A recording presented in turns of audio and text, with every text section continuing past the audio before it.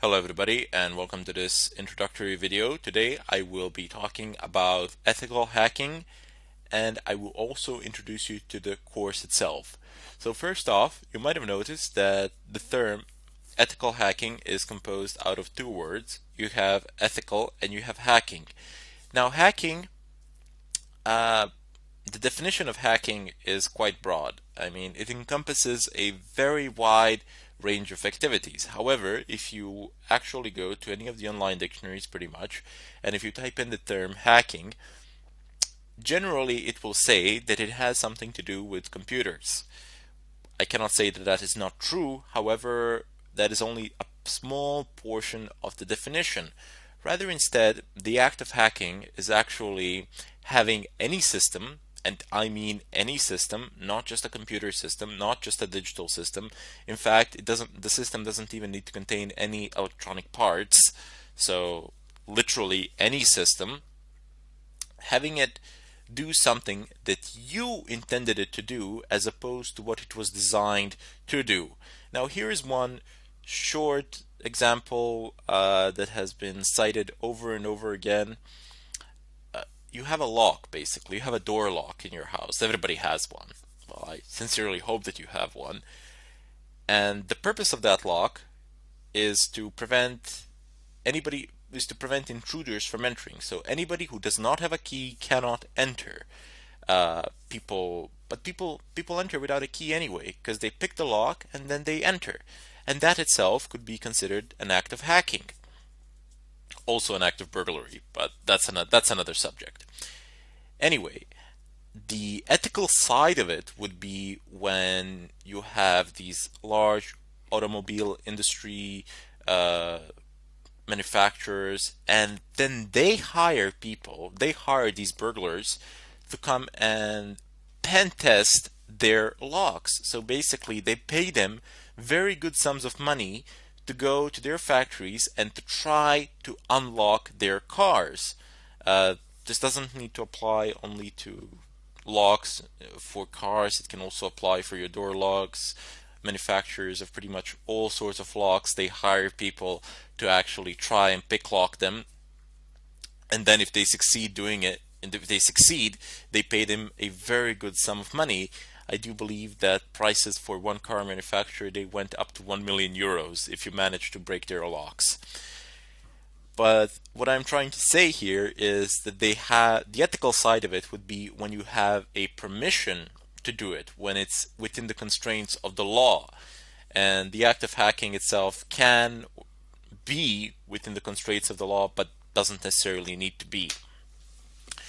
Anyway, we will not be focusing on those types of locks today or during this course. During this course, I will teach you how to penetrate networks, how to exploit systems, how to break into computers, how to compromise routers, etc. You will be, after you've finish this course, after you've absorbed all the information in it, you will gain the ability to do some serious damage. Now, because of that, I wish to give a disclaimer here. So first off, I do not encourage any sort of illegal activity. Furthermore, I strongly advise against it, and I am against it. So you do not have any legit need to do anything that is against the law with the knowledge that you're going to get during this course, because you're going to get some pretty good knowledge and you can abuse it very easily. It's not that difficult to abuse it. The opportunities are everywhere. They're endless because people tend to use insecure systems, or they use secure systems but they don't know how to operate or configure them, and then in turn those secure systems become insecure. But what I'm trying to tell you is there really is no need. I mean, if you want to do it for the money or something like that, you can make the same amount, if not more, in a perfectly legitimate way. People will pay you to actually test their networks and to see if you can find any vulnerabilities in them and then report them, perhaps even fix them. So, however, if you do decide to do something against the law in any country, I am not responsible for it. That is what I want to say. I do not claim responsibility for it, as I have already stated that I am doing this purely for educational purposes, and I do not advocate the use of this material for any sort of illegal purpose. Now, I hope you understand why I had to make this disclaimer, and this is not what I said. These are not just empty words. I really do stand by it, and that is my philosophy as well. In any case, during this course, I will show you numerous examples, methods. You will need some prerequisites over which I will go in the next tutorial. But you're in for a ride, so sit down, be patient. That is a very important thing in this line of work. Patience, because everybody out there, if you are looking at this tutorial now, if you've typed in the term ethical hacking, I'm guessing that I'm guessing at some point of time in your lives, like myself, you have seen a movie that involves some sort of hacking with computers, and you see this terminal and you just see them typing in something there, and it just basically works. It works within 5 minutes or something like that. Let me tell you something. That has nothing to do with the real world, or very little to do with the real world. In the real world, people spend countless sleepless nights trying to do something, trying to obtain access, trying to bypass a password protected file or something of a kind in a server, trying to escalate privileges, trying to inject in a SQL injection or something of a kind. And they not only spend countless sleepless nights doing it, but they also spend a long time planning, preparing, and getting a general idea of what they can do, how they can execute an attack, etc. These are not things that you will be able to do within 5 minutes after you sit and open up your desktop computer or whatever. You will need time, you will need patience, but above all, you will need to be curious. Curiosity is one of the first steps here, and obviously, since you've actually chosen to listen to this tutorial, to go through it, you do possess it already. You just need to build on it a little bit more, and you'll be where you want to be. In any case, I hope to see you in the next tutorial, and I bid you farewell. Thank you very much for getting started with the complete ethical hacking course with me, Jerry Banfield, and with Ermin Kraponik, who does most of the lectures in the course. We're honored you have chosen to take this journey with us, to learn about ethical hacking and penetration testing. I think the most you can get out of this course is motivation to learn and try out these things yourself. What you see in this course are valuable skills that people need worldwide and are willing to pay for your help with. We hope that we've given you the opportunity in over 25 hours of HD video to learn these skills effectively in this course, and we hope that you enjoy the community of students that we've all built here together. Over 30,000 people just like you are taking this course and are hoping to learn from it. If you connect with other students in this course, you can find amazing opportunities, other people to work with, to learn with, and maybe even to work online with or build a career together or make a new friend. All that gets started if you click on Add a Discussion, and if you'll introduce yourself. Tell us what you're looking to learn out of the course. Even if you don't find even one video helpful, just introducing yourself can give you the chance to start meeting and connecting with people in the course, and you never know what can come out of it. Thank you very much for getting started, and we hope that you love this course. Hello everybody, and welcome to this tutorial. Today I will be talking about some of the prerequisites that you will require if you want to follow this course through. One of the first things that you need to be familiarized with is your working environment. So for myself, I have chosen to use two Linux distros. One will be Fedora 20, which is the operating system that I'm using anyway, and also I will install a virtual machine. That virtual machine will be Kali Linux. Basically, it is a Linux distro which contains a great deal of pen testing tools, so it's very useful in that sense. Don't worry about it. I will explain this process in great detail, how you can set the virtual machine up, how you can install it, and so on and so forth. However, should you be using Windows, that is definitely not advisable for this kind of activity. Primarily because since I'm doing this in an environment that I own, it doesn't really matter to me if I'm anonymous or not, but in the real world, all the pen testing that is done in the real world, you're always trying to anonymize yourself. You're trying to be as invisible as possible, as much as possible. You do not want them to figure out where the attack is coming from or anything of a kind. You want to wipe your trail or something of a kind, and Windows is really not good for those sort of things. So there your anonymity level will be very low, and most of the tools that we're going to be using, they are native to the Linux environment. They were made for Linux. So some of them might not work under Windows. I have not tested them all out, but most of them will. So you can still use Windows if you like, because you're not hiding from anyone.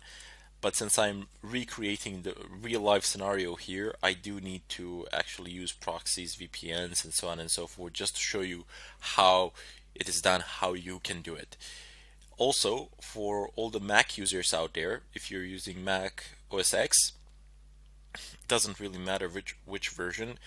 Most of the stuff should work like no problems. The procedures are fairly simpler.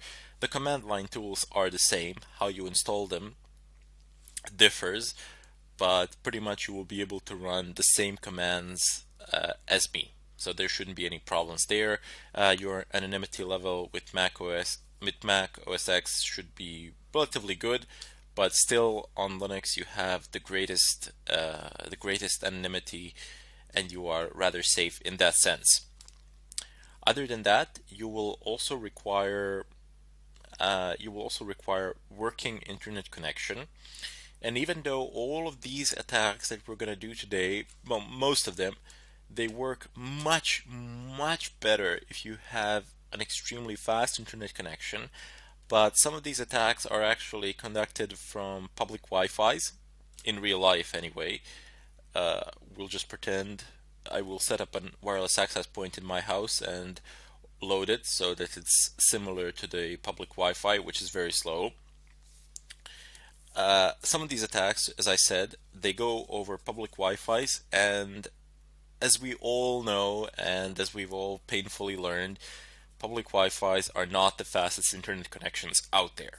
So primarily because you have a lot of people that are connected to them, and there's a lot of data going through. They're not the safest networks out there either, but as I said, if you want to absolutely anonymize yourself, and that is what some people do, they actually go out and hook up to a public Wi-Fi, or they go to a bar or something of a kind and conduct their attacks from there. Now, before they do that, they need to figure out whether the bandwidth of that Wi-Fi can sustain their attack. So they need to minimize it, they need to downsize it, and that is how they become absolutely anonymous. Anyway, the third thing that you will absolutely need, so these three things, these are the basic requirements. Everything else will pick up on the way. I will show you how to do it, no problems there. But these three things, I can't really show you how to. I can, but it's a bit pointless how to go to your ISP and hook it up to the internet and hook your telephone to the internet or something of a kind. But in any case, the third prerequisite is a working wireless card.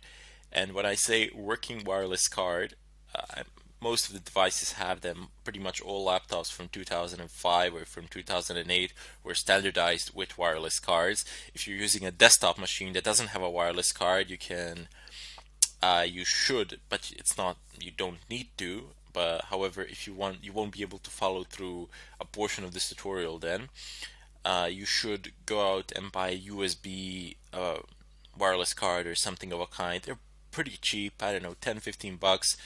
So they're not that expensive and you can get them pretty much anywhere. Anyway, as I was saying, what I mean by a functional wireless network card is that it is recognized by your operating system. So if you are using a Linux distro like I am, you need to make sure that that the kernel of this Linux distro actually has the necessary drivers for the wireless card that you are using at the moment. If you're probably using Atheros or Broadcom, Atheros should be fine. Pretty much Linux kernels support a large amount of Atheros devices, if not all of them, in terms of network cards, so that should be fine. There were some problems with Broadcom, but that's as far as I'm informed, that has been solved, so no big deal there. If you're uncertain how to check whether your wireless card functions under your Linux distro, well, just try connecting to a Wi-Fi. If you can connect to a Wi-Fi access point, if you can connect, obviously it works. If you can't, it doesn't work. But don't just hop to a conclusion that it doesn't work. Maybe it's just turned off or something like that. But do not worry, I will show this in greater detail in the follow-up tutorials where we actually go over the installation process and all of that. Now there are a couple more things which we need to go over before we head over and start the installation. I would just like to go over some basic some basic terminology that you will need in order to be able to follow this course, in order for you to be able to follow the future tutorials. In any case, I bid you farewell and I thank you for watching. Hello everybody and welcome to this tutorial. Today I will be talking about some of the basic terms which you will need in order to follow this course through. So first off, you have three main categories of people. There are white hat hackers, gray hat hackers, and black hat hackers. Everything that we will be doing falls into this category here. So white hats. Those are people whose activities are within the confines of the law. There are people such as pen testers, ethical hackers, people like you and me, and so on. Then you have gray hat hackers whose activities are bordering between legal and illegal. It's a bit of a shady area there. In addition to that, you have the most known category, which is black hat hackers. And usually, and unfortunately, every time somebody hears the term hacking, it is associated with people from black hat world. There are people who conduct all sorts of illegal activities or conduct activities without any regard for the law and, I don't know, extract information from certain servers, credentials, your credit card information, take services down, usually to extract some sort of financial gain. In any case, down below you have footprinting. Now, the act of footprinting is basically information gathering. You're conducting some sort of reconnaissance work. You are figuring out the IP of the server, figuring out which ports are open, and with that you can conclude which services are running there. But it doesn't necessarily need to be confined to the digital world. The act of footprinting can also be when you go to the company itself. You just walk in. It doesn't necessarily need to be a company. It can be pretty much any building with a servers in it. And you have a look around. You try to gather some information there on site, or you go and you dig to their trash cans. Go behind the building, jump into those trash containers, and get some information from there. Also, people have been known to go onto parking lots to see who the employees are, who works there. All sorts of things. So this is just general information gathering in regards to your chosen target. It doesn't need to be confined to the digital world. Anyway, down below you have certain types of attacks. you have DOS and DDoS. Basically the same thing implemented in a different way. DOS stands for denial of service, usually called childish attacks because they were relatively easy to implement, and they still are, provided of course you have enough machines, but that's the domain of DDoS. In general, what happens here is that you perform a certain amount of requests, more requests than a server can handle, and then server begins dropping connections. For example, Apache web server, I believe by default it can handle up to 10,000 connections or so. And if you can make more than 10,000 requests, basically everybody else making any sort of requests will not be able to access the website because their connections will be dropped simply because Apache will say, okay, I have too many users, I have more users than I can handle, all the other connections will be dropped by default, thereby making the site inaccessible even though you haven't really broken any codes, you haven't really broken through any firewalls or stole any passwords or anything of a kind. But when you're DOSing something, it's just you. So all the requests, everything is coming just from your own computer. And that is not always the most efficient of ways. In fact, it generally can only work if there is a flaw in the way in which requests are processed. However, that is why you have DDoS attacks. When you have multiple computers, multiple connections, and they are all making simultaneous requests to a certain server, and this is really difficult to fight off. I mean, you really need to have a clever configuration of your firewall, and you need to have quite a good firewall as well. Usually you would need a physical one to prevent these sort of DDoS attacks, and by physical I mean a router firewall or something of a kind.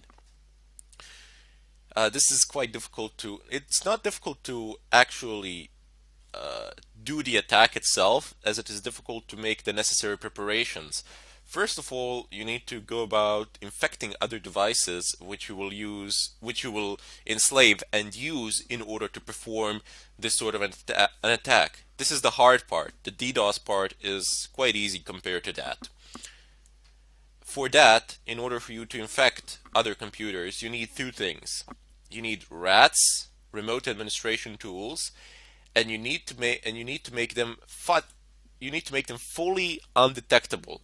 That is what the term FUD stands for.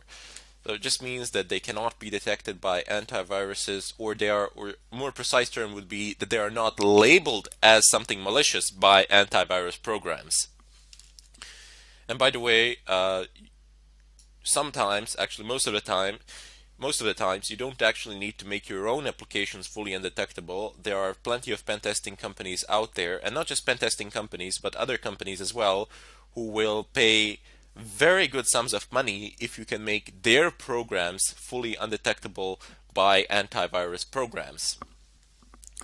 Down below, the RATs, remote administration tools. Now, they themselves are not some sort of hacks or anything of a kind. You just basically put them on a USB stick or something of a kind, send them in a mail, share them in a zip file, and in such a way, that's just one of the ways to infect other computers, other devices, enslave them, convert them into your slaves, into the slaves of the main server, wherever that might be, wherever you might set it up.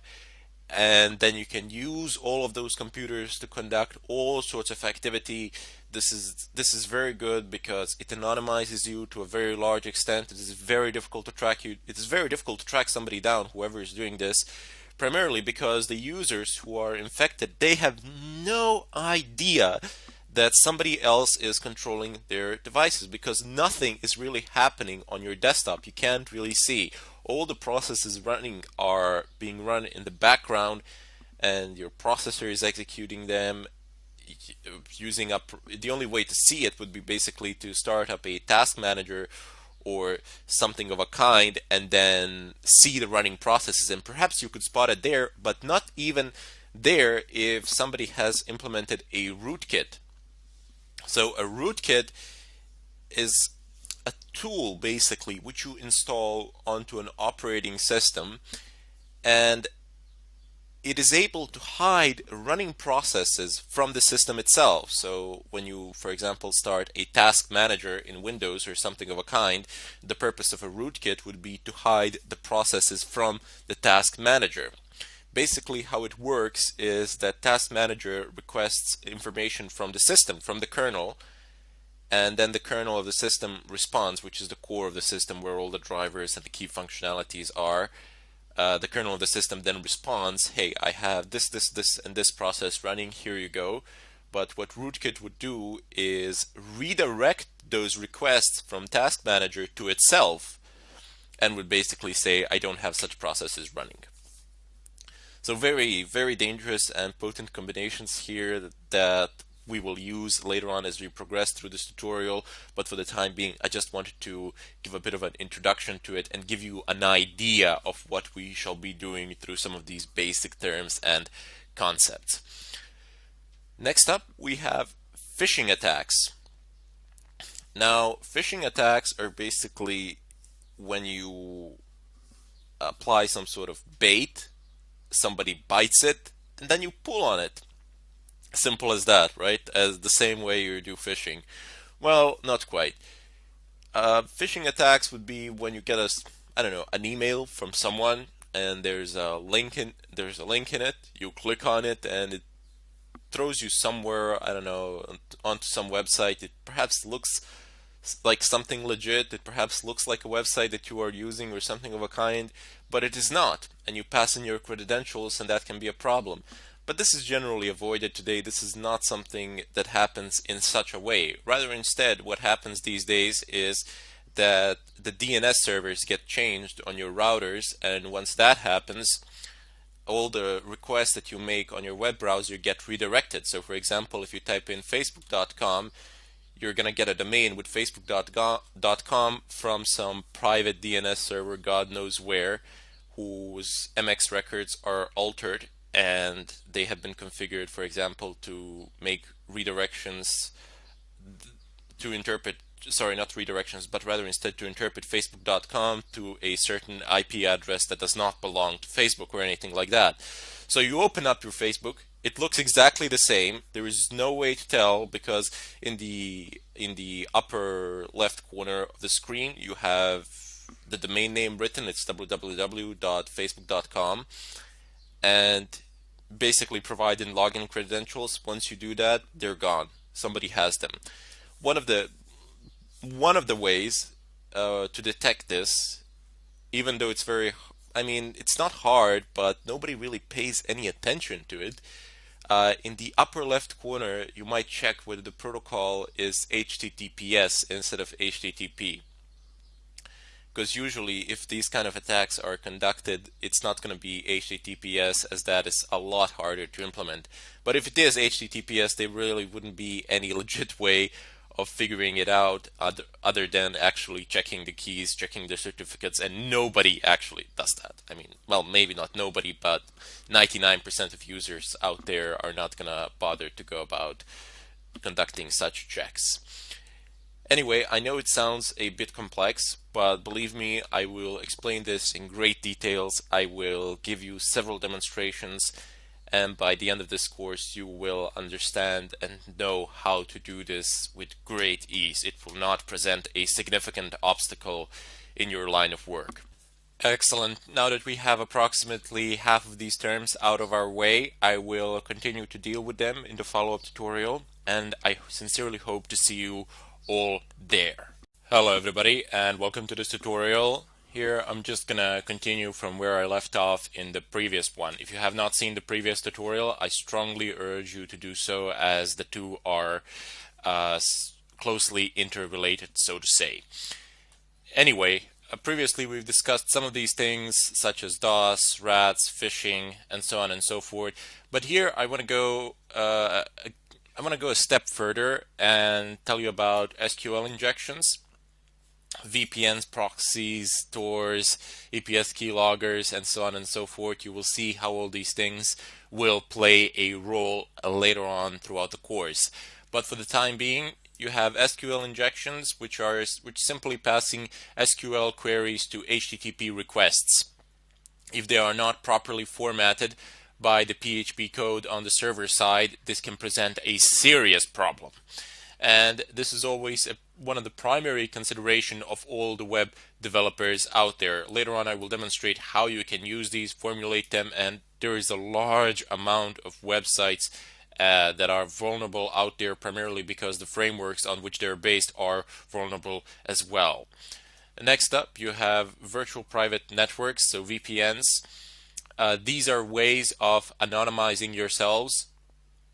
Basically, if you have a VPN provider somewhere, and if you want to anonymize yourself, you will route all your traffic through this VPN provider, and all the traffic between you and the VPN provider will be heavily encrypted. So any other server out there that is receiving requests from you, it is actually receiving them from VPN.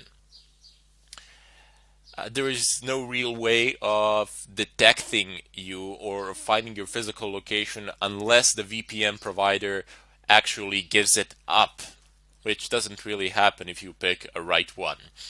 Down below you have proxies. Now proxies are a less reliable way of staying anonymous, but you should always make it your common practice to use SOCKS 5 proxies. I will explain what these are. I will introduce them when we do Proxychains and when I explain to you how you can actually stay anonymous while conducting these sort of activities.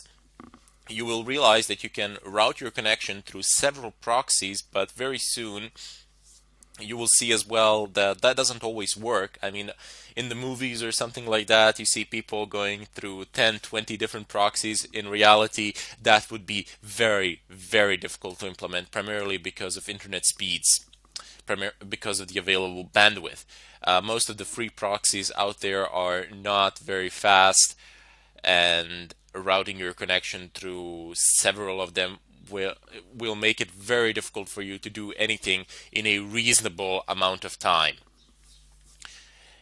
There are, of course, paid proxies, but when you pay a proxy, you leave a digital footprint somewhere, so you can be traced. Down below, you have Tor. Now, Tor is absolutely free, open source, and it is much faster than proxies. It's not faster than VPNs, but it is faster than proxies.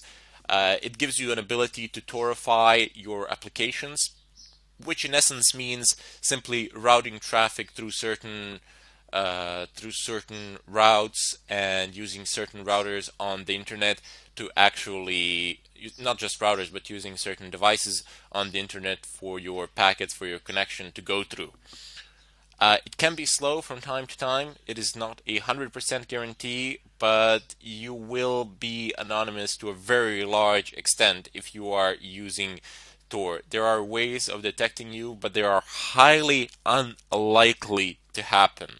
Like 99.99% of time, you will be almost 100% anonymous, which is a very good way of functioning. Also, you have the Tor browser, which allows you to access dark web or the hidden web, however you wish to call it.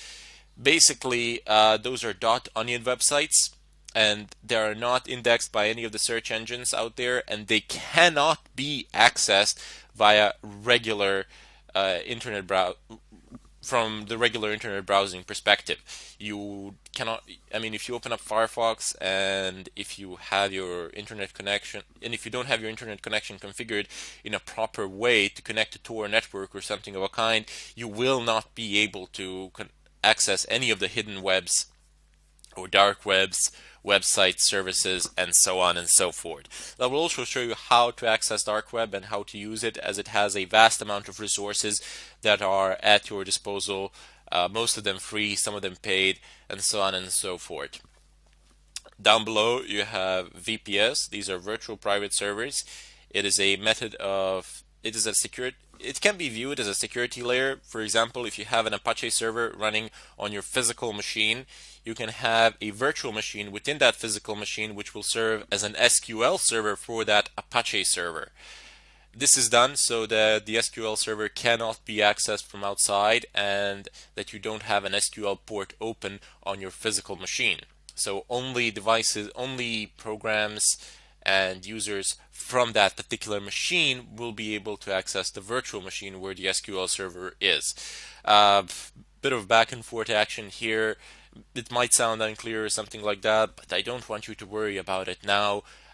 When I show you the examples, when you get into it, you will understand it. I guarantee it to you. So no problems there. Here, I'm just introducing you to the terminology and giving you an idea of what is to come. Excellent. So we also have keyloggers, which are tools that are used to steal credentials, and not only credentials, but also used to extract information. If you manage to deploy a keylogger on a machine, you can configure it to record all keystrokes and then to send them to a mail address, to an FTP server. Today, keyloggers are advanced to the extent that they have like 100 options or so, configurable to the fullest of extents, and you can do pretty much whatever you want with them. I mean, they have their basic functionalities still. Basic functionalities is still there to record the keystrokes, but not only do they record the keystrokes, for example, they can extract existing information as well. You can configure their behavior, how the stealth level of the keylogger, how will it hide, where will it go, where will it be installed, what sort of information do you want to extract, do you want to monitor particular folders for activity, and do you want to record it. You can configure them to take screenshots, you can configure them to use the camera on the device on which you have deployed a keylogger to take a picture every 5 minutes or something like that. That wouldn't be the brightest of ideas, because obviously somebody would see that you're taking a picture. But those are just examples of what you can do with them, and later on we will actually download the genuine keylogger, install it, deploy it. We'll show you methods of deployment and how you can configure it as well. Although you should be very careful from where you download your tools, such as keyloggers, remote administration tools, rootkits, and so on and so forth, primarily because you never ever want to download a uncompiled binary file that is not open source, because you have no way of knowing what's in it, and you absolutely never want to run it on your computer. You might get what you want, a keylogger or something of a kind, but your computer might get infected with exactly the same keylogger that you plan to deploy somewhere, or with exactly the same rat that you intend to deploy somewhere. So that's not a very bright idea. You should use verified sources of such tools. I will show a few of them later on as I go over to the internet and download them. But I'm just making it very clear here that you should be very careful with these things. And one of the foolproof methods of doing this is actually configuring a virtual machine and doing this sort of activity on that virtual machine. So even if you get infected or something of a kind, it doesn't matter. It's a virtual machine. You can reinstall it anytime you want, very fast. Pretty much no information will be lost there. More importantly, the primary file system on your main physical machine will not be accessed from the virtual machine. Anyway, down below you have the terminal. So terminal is basically an interface for you that allows you to control your operating system. Now, Linux terminal is very powerful. We will be using it extensively. You will need to familiarize yourselves with it. I will familiarize you with it. I will teach you how to use it. To some people, it might seem a bit difficult or a bit tricky at first sight. There's there are a lot of commands to type in, how to memorize them all, what to use where, and so on and so forth. But believe me, there is a certain logic to it, and once you figure it out, everything just flies. I know by heart about 30% of possible commands out there regarding Linux terminals, and the rest I simply figure out with -h or --help. the system pretty much tells you everything you need to know. It helps you out to a great extent, and you are able to figure out a lot of things from just understanding the basic logic, how it works, and so on. Now there will always, of course, be arguments. I don't know, there'll be people saying, well, why would you use terminals? Why wouldn't you just use GUI tools or something like that? The simple answer is because they are not as nearly as powerful as the terminal tools are.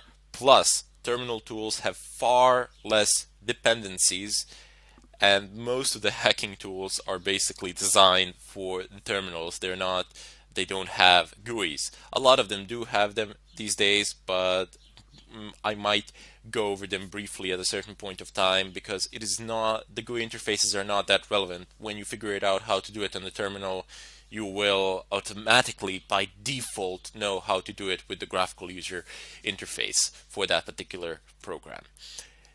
Anyway, down below you have firewalls. Now, firewall in Linux is configured through IP table commands.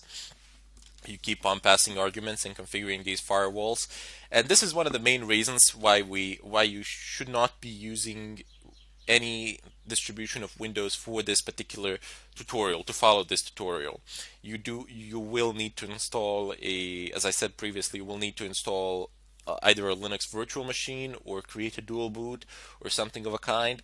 I will of course show how to do this and demonstrate it in great detail. But the firewalls are one of the main reasons why we can't use Windows for these sort of purposes. Linux firewall is open source, and it has a ridiculous amount of options. A ridiculous amount. I'm not kidding here. You can do with it pretty much whatever you want. You can you can close open ports, forward connections via ports or via IP addresses. You can just forbid certain protocols on certain ports, or forbid certain protocols for certain IP addresses, do all manner of forwarding and redirection, and so on and so forth. This is all available for free with a Linux firewall, whilst in Windows you will have some of these options, but most of them you won't, unless you, for example, buy a certain package or something like that, which is not something that we really want to do here. We want to keep this budget friendly, and we want to have a powerful firewall which can do pretty much whatever we want it to do. Now there'll be two ways of configuring this firewall, and if you are afraid of messing it up, don't worry about it, because most of the configurations that we will do will be short-lived configurations, so to say, primarily because all the configurations made to the firewall from IP tables command, unless specified otherwise, will be temporary, and they will hold until the next system reset. There is a way to circumvent this, of course, and to configure the firewall rules in the configuration file directly, and thereby making the changes permanent, which is also one of the ways of doing it, but I don't generally prefer it. I prefer to have a script somewhere which you can run at any time, and it will configure your firewall by default. This is primarily because you won't have your tool set on a USB stick or somewhere online or something of a kind, and you have these quick scripts which you generate, and then they perform these tasks for you in an automated fashion. It's really simple. I will show you how to make these scripts. You do not necessarily need some advanced programming knowledge or anything of a kind. Basically, what these scripts are a list of Linux terminal commands, which we will do anyway. So basically, the script would consist out of a list of those commands, and then you just change the mod of the script to be an executable file, run it, and all those commands are passed to the system, and those tasks are finished in an automated fashion by default.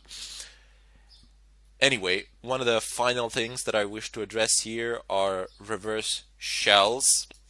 So there are hundreds, if not thousands, of reverse shells out there that you can use. I will pick a few that we will use depending on the framework, depending on the environment, of course, that we want to infect. But in essence, what reverse shells are, as the name itself says, you have a program with which you infect another device, and then that program opens up a reverse connection from that device back to you. So you can keep on passing commands, you can keep on controlling the system even though you are nowhere near it. There are different types, of course, today with routers and so on and so forth. With such firewalls, you do need to do a lot of extra configuration, and there are problems that need to be solved and addressed. You will see how when you are trying to break into a single computer, sometimes you need to break into the router first. Usually, you need to break into the router first, unless you're performing these phishing sort of attacks or there's a web server or something of a kind running in the background. But attacking a private device, a private computer, which is usually what people do as preludes to bigger hacks because they want to extract some sort of information or something of a kind from, let's say, a company's employee that's a network administrator or somebody like that, they will one of the basic vectors would be to attack a home router, change the DNS settings there, and try to steal credentials in such a way, or put the computer in the DMZ of the router, demilitarized zone, so that the router is no longer effective for that device. Rather, instead, it just forwards all traffic to that device regardless. So that can be, those are just some of the types of attacks that you can do, but reverse shells will depend on the choice of the environment that you are trying to infect, and will depend on the choice of your attack route as well. In any case, I hope that you got some basic introduction to these terms. I again repeat, if you didn't figure it out all immediately, don't worry about it. We will do all of this in great details with a lot of examples, and you will understand that it's not complicated. Do not allow fear to dissuade or stop you. Just keep on going in spite of it, and if you can just stick in till the end of this course, you will, I guarantee it to you, you will understand it with just a bit of focus and a bit of curiosity.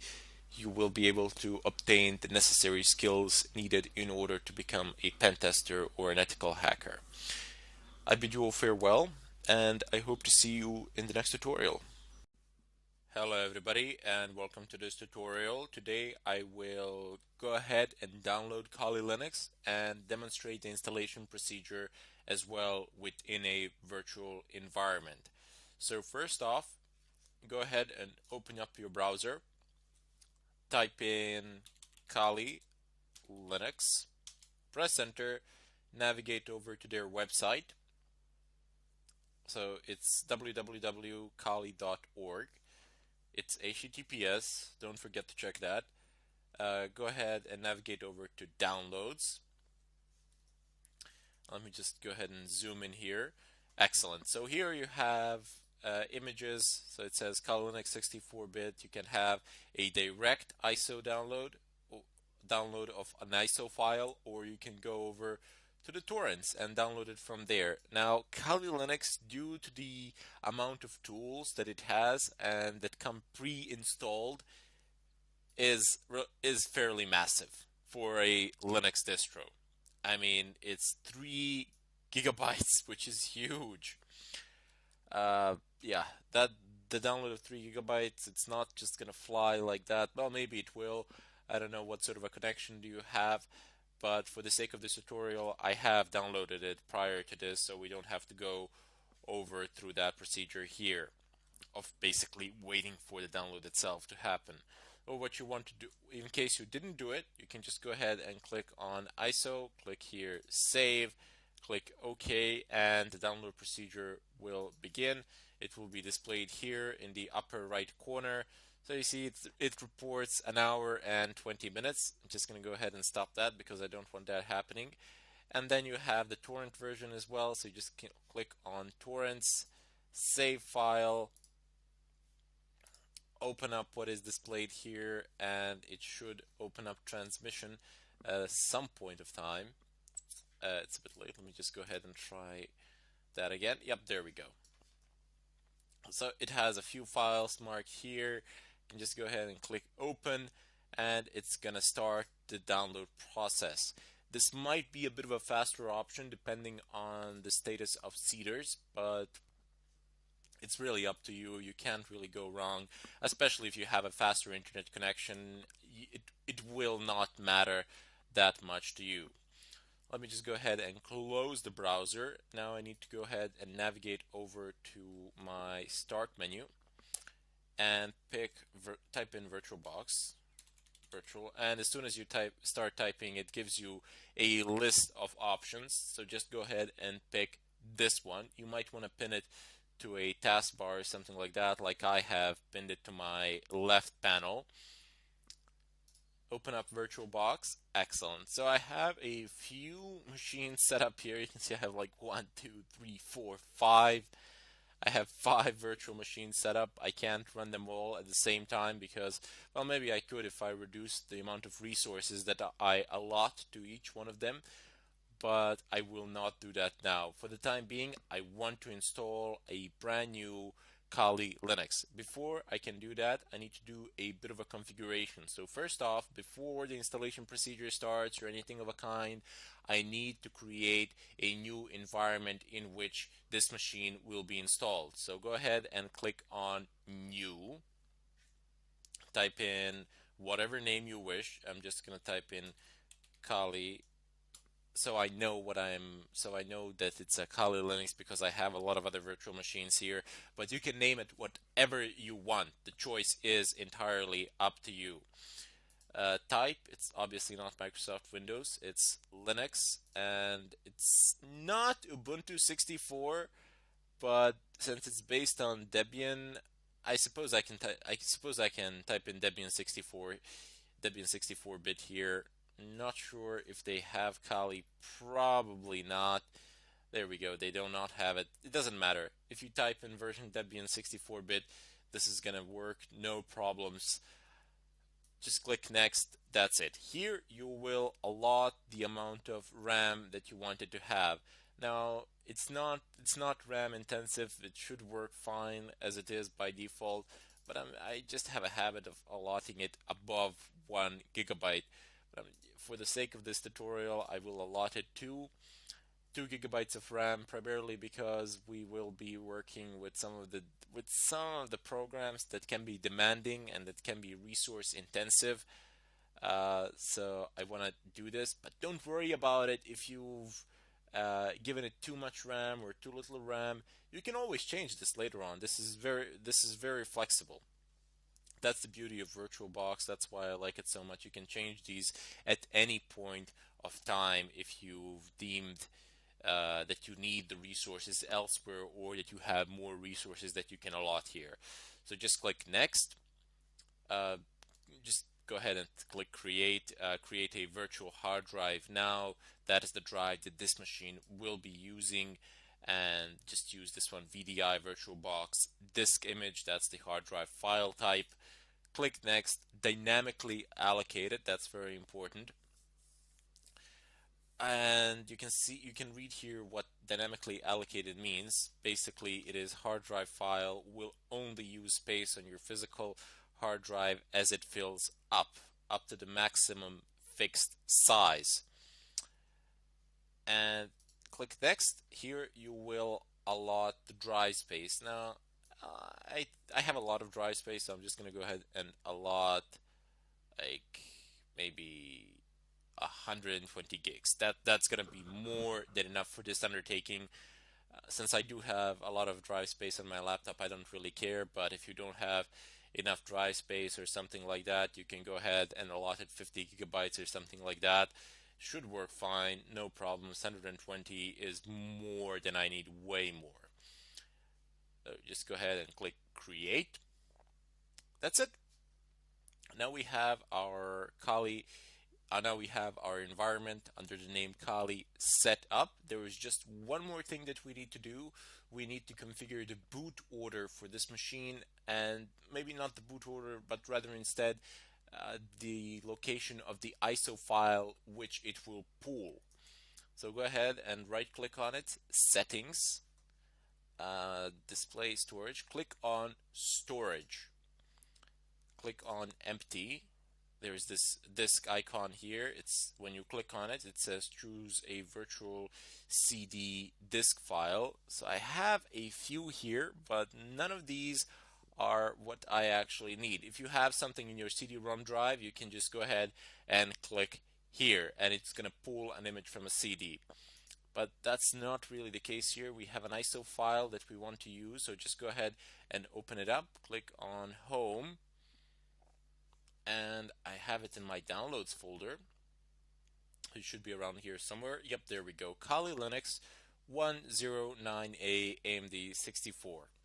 I do believe that I'm slightly behind the latest version, but we're going to fix that with updates, no problems. Open it up. It says Kali Linux 109A AMD 64.iso, and that is the type of file that we're looking for, .iso. Open it up. There you go. It's now inserted. You can see it here, the blue marcation in the center. It's marked, and Kali Linux is in the tray. So click OK. Double click on Kali, and it says starting. Now it's running. You have a few options here to utilize. You can have live AMD 64, live forensic mode, USB persistence, live USB encrypted persistence, or just go ahead and install it. So what these options are, you have live, which is basically when it runs from a USB stick or something like that. Those are the live boots, can be USBs, CDs, or something of a kind where the system is booted from an external device, and that is what people usually do when they want to access certain services which are protected by the current operating system. So when you bring it down and when you plug in your USB and boot the system from the USB stick, your system, it will not recognize any of the file permissions previously set by the system that was installed there on the hard drive of the machine because it is down. And then you can, I don't know, then you can delete stuff that the system would not allow you to delete. This is one of the ways that people have used to actually delete Internet Explorer in Windows, more as a joke than anything else, just to prove that it's possible. And this is also one of the ways in which you can pool the password files in Windows and decrypt them as well. So we will deal with that a bit later on when we get into more advanced stuff. But you have failsafe mode, live failsafe mode. Well, every system pretty much has a failsafe mode. Today it's basic boot, and it just loads the basic things, and this is practically guaranteed to boot every time you boot into failsafe mode, unless you've messed something up that is in a very, very, very, very serious way. Failsafe mode will boot almost always. Forensic mode for investigators and such people, we're not going to be dealing with it in this fashion because we don't want the live, we want the installed version. And then you have live USB persistence. So this is a very nice feature that you can have. For example, you can have an operating system, Kali Linux or many other distros, installed on a USB stick, and you can have a rather large USB stick, like, I don't know, 256 gigs or something of a kind. It doesn't need to be that big, it can be a lot smaller, but the bigger the better, primarily because of this persistence flag. You can work, and all of your work will be saved on that USB hard drive, so you can make permanent changes to a live CD. Well, generally not to a CD. This is a USB. I do believe that there is a way of doing this with a CD as well, but nobody does that anymore. Just have a USB stick and you'll be fine. You see the first version, the live one, it means when you take it out, when you shut it down, it will forget any and all changes made to it. But when you have live USB with persistence, you can have those changes remembered. You can write them down, so next time you boot it, they will load. And here you have another great option. It's live USB encrypted persistence. So what this means is basically that all the information contained on your live USB will be encrypted, and if you happen to lose it, nobody will be able to access your data. So provided, of course, that you have something sensitive there worth protecting. And of course, I mean, you would still lose the data, but you would ensure that no one can actually access it or anything of a kind. So if you lose it, if you have some passwords or something like that stored there, oh well, no big deal. You know, it's encrypted. Nobody's going to be able to break it, provided, of course, that you have a long enough encryption key. In any case, in the follow-up tutorial, I will go ahead and proceed with the installation. Notice that we will need to install a few more things because look at this, I'm resizing the screen now, and once I go past a certain size, I can no longer increase the size of my screen, of my virtual screen. Rather, instead, I'm just increasing its edges. And that is because we need something called guest additions for VirtualBox. Guest additions enable full screen displays of virtual machines. But more of that to come in the next tutorial, and I hope I'll see you all there. Hello everybody, and welcome to this tutorial. Today I will continue with the installation of Kali Linux within a virtual environment. You might have noticed that I have two screens on which it is written Kali Linux, and they are exactly the same, except one has a bigger font and a zoomed in picture, so to say. So over here on the left side, this is my virtual machine, the window that I'm moving now. This is the actual virtual machine, and the window on the right side, that is just a zooming in app that I have installed in order for you to be able to better see what I am about to show you here, primarily because I don't have guest additions installed on the virtual machine, and you cannot install them until you actually install the operating system first. Therefore, I can't zoom in anything, I cannot perform any operations of a kind, and you can see that the font on the left side is rather small and a bit difficult to see. Therefore, I will perform the work there on the left side, and you can monitor what I am doing on the right. There is no difference between left and right in terms of actions, only in terms of font size. Anyway, I'm just going to go ahead and scroll down to install, press enter, that is what we want, and the installation procedure is underway. By the way, if you boot into live version, the password for the default password for root is just root in reverse, so TOOR. Just a bit of a brief mention there, a bit of extra info that I wanted to throw in there, might come in handy from time to time. Anyway, pick whatever language is suitable for you. You can also pick the uppermost option where it says C, no localization. So if you want a greater degree of anonymity or something of a kind, you can even pick that. But for the sake of this tutorial, there really isn't any need. And even if you do pick a language, I mean, a lot of people pick English. So that will not footprint you or anything of a kind. So just press enter, and here you can actually choose a country, territory, or area. Well, I don't know, you can choose whatever you want here. I'm just going to go ahead and click UK because it immediately offers me a British keyboard that I use. So that's very nice in terms of settings. But again, you could have chosen no localization, and you would not be asked any of these things. Well, for keyboard you probably would, but for the country, area, or anything of a kind, you would not. In any case, even if you don't pick the right one here, it doesn't matter. Later on, after the installation, you can configure it any way you like. But it's very nice to do it straight away. It saves a bit of work later on. Anyway, the installation is now underway. I'm just gonna unbind my mouse. Seems to get stuck in a loop there. Basically, you bind and unbind your keys by simply pressing the right control key. That is how you control the mouse. Oops. Let me just move this a bit so you can see it a bit better. Expand. Nope. There we go. Anyway, there's some auto configuration going on now. Nothing really noteworthy, so to say. Let me just change this a bit. There we go. And you can pick a host name here, unless you have some sort of specific preferences, or you actually have a registered host name or something of a kind, which you do not want to use here, by the way. You can just leave it as default. You can type in you can leave Kali, or you can actually write whatever you want your computer to be called. So I'm just going to leave it.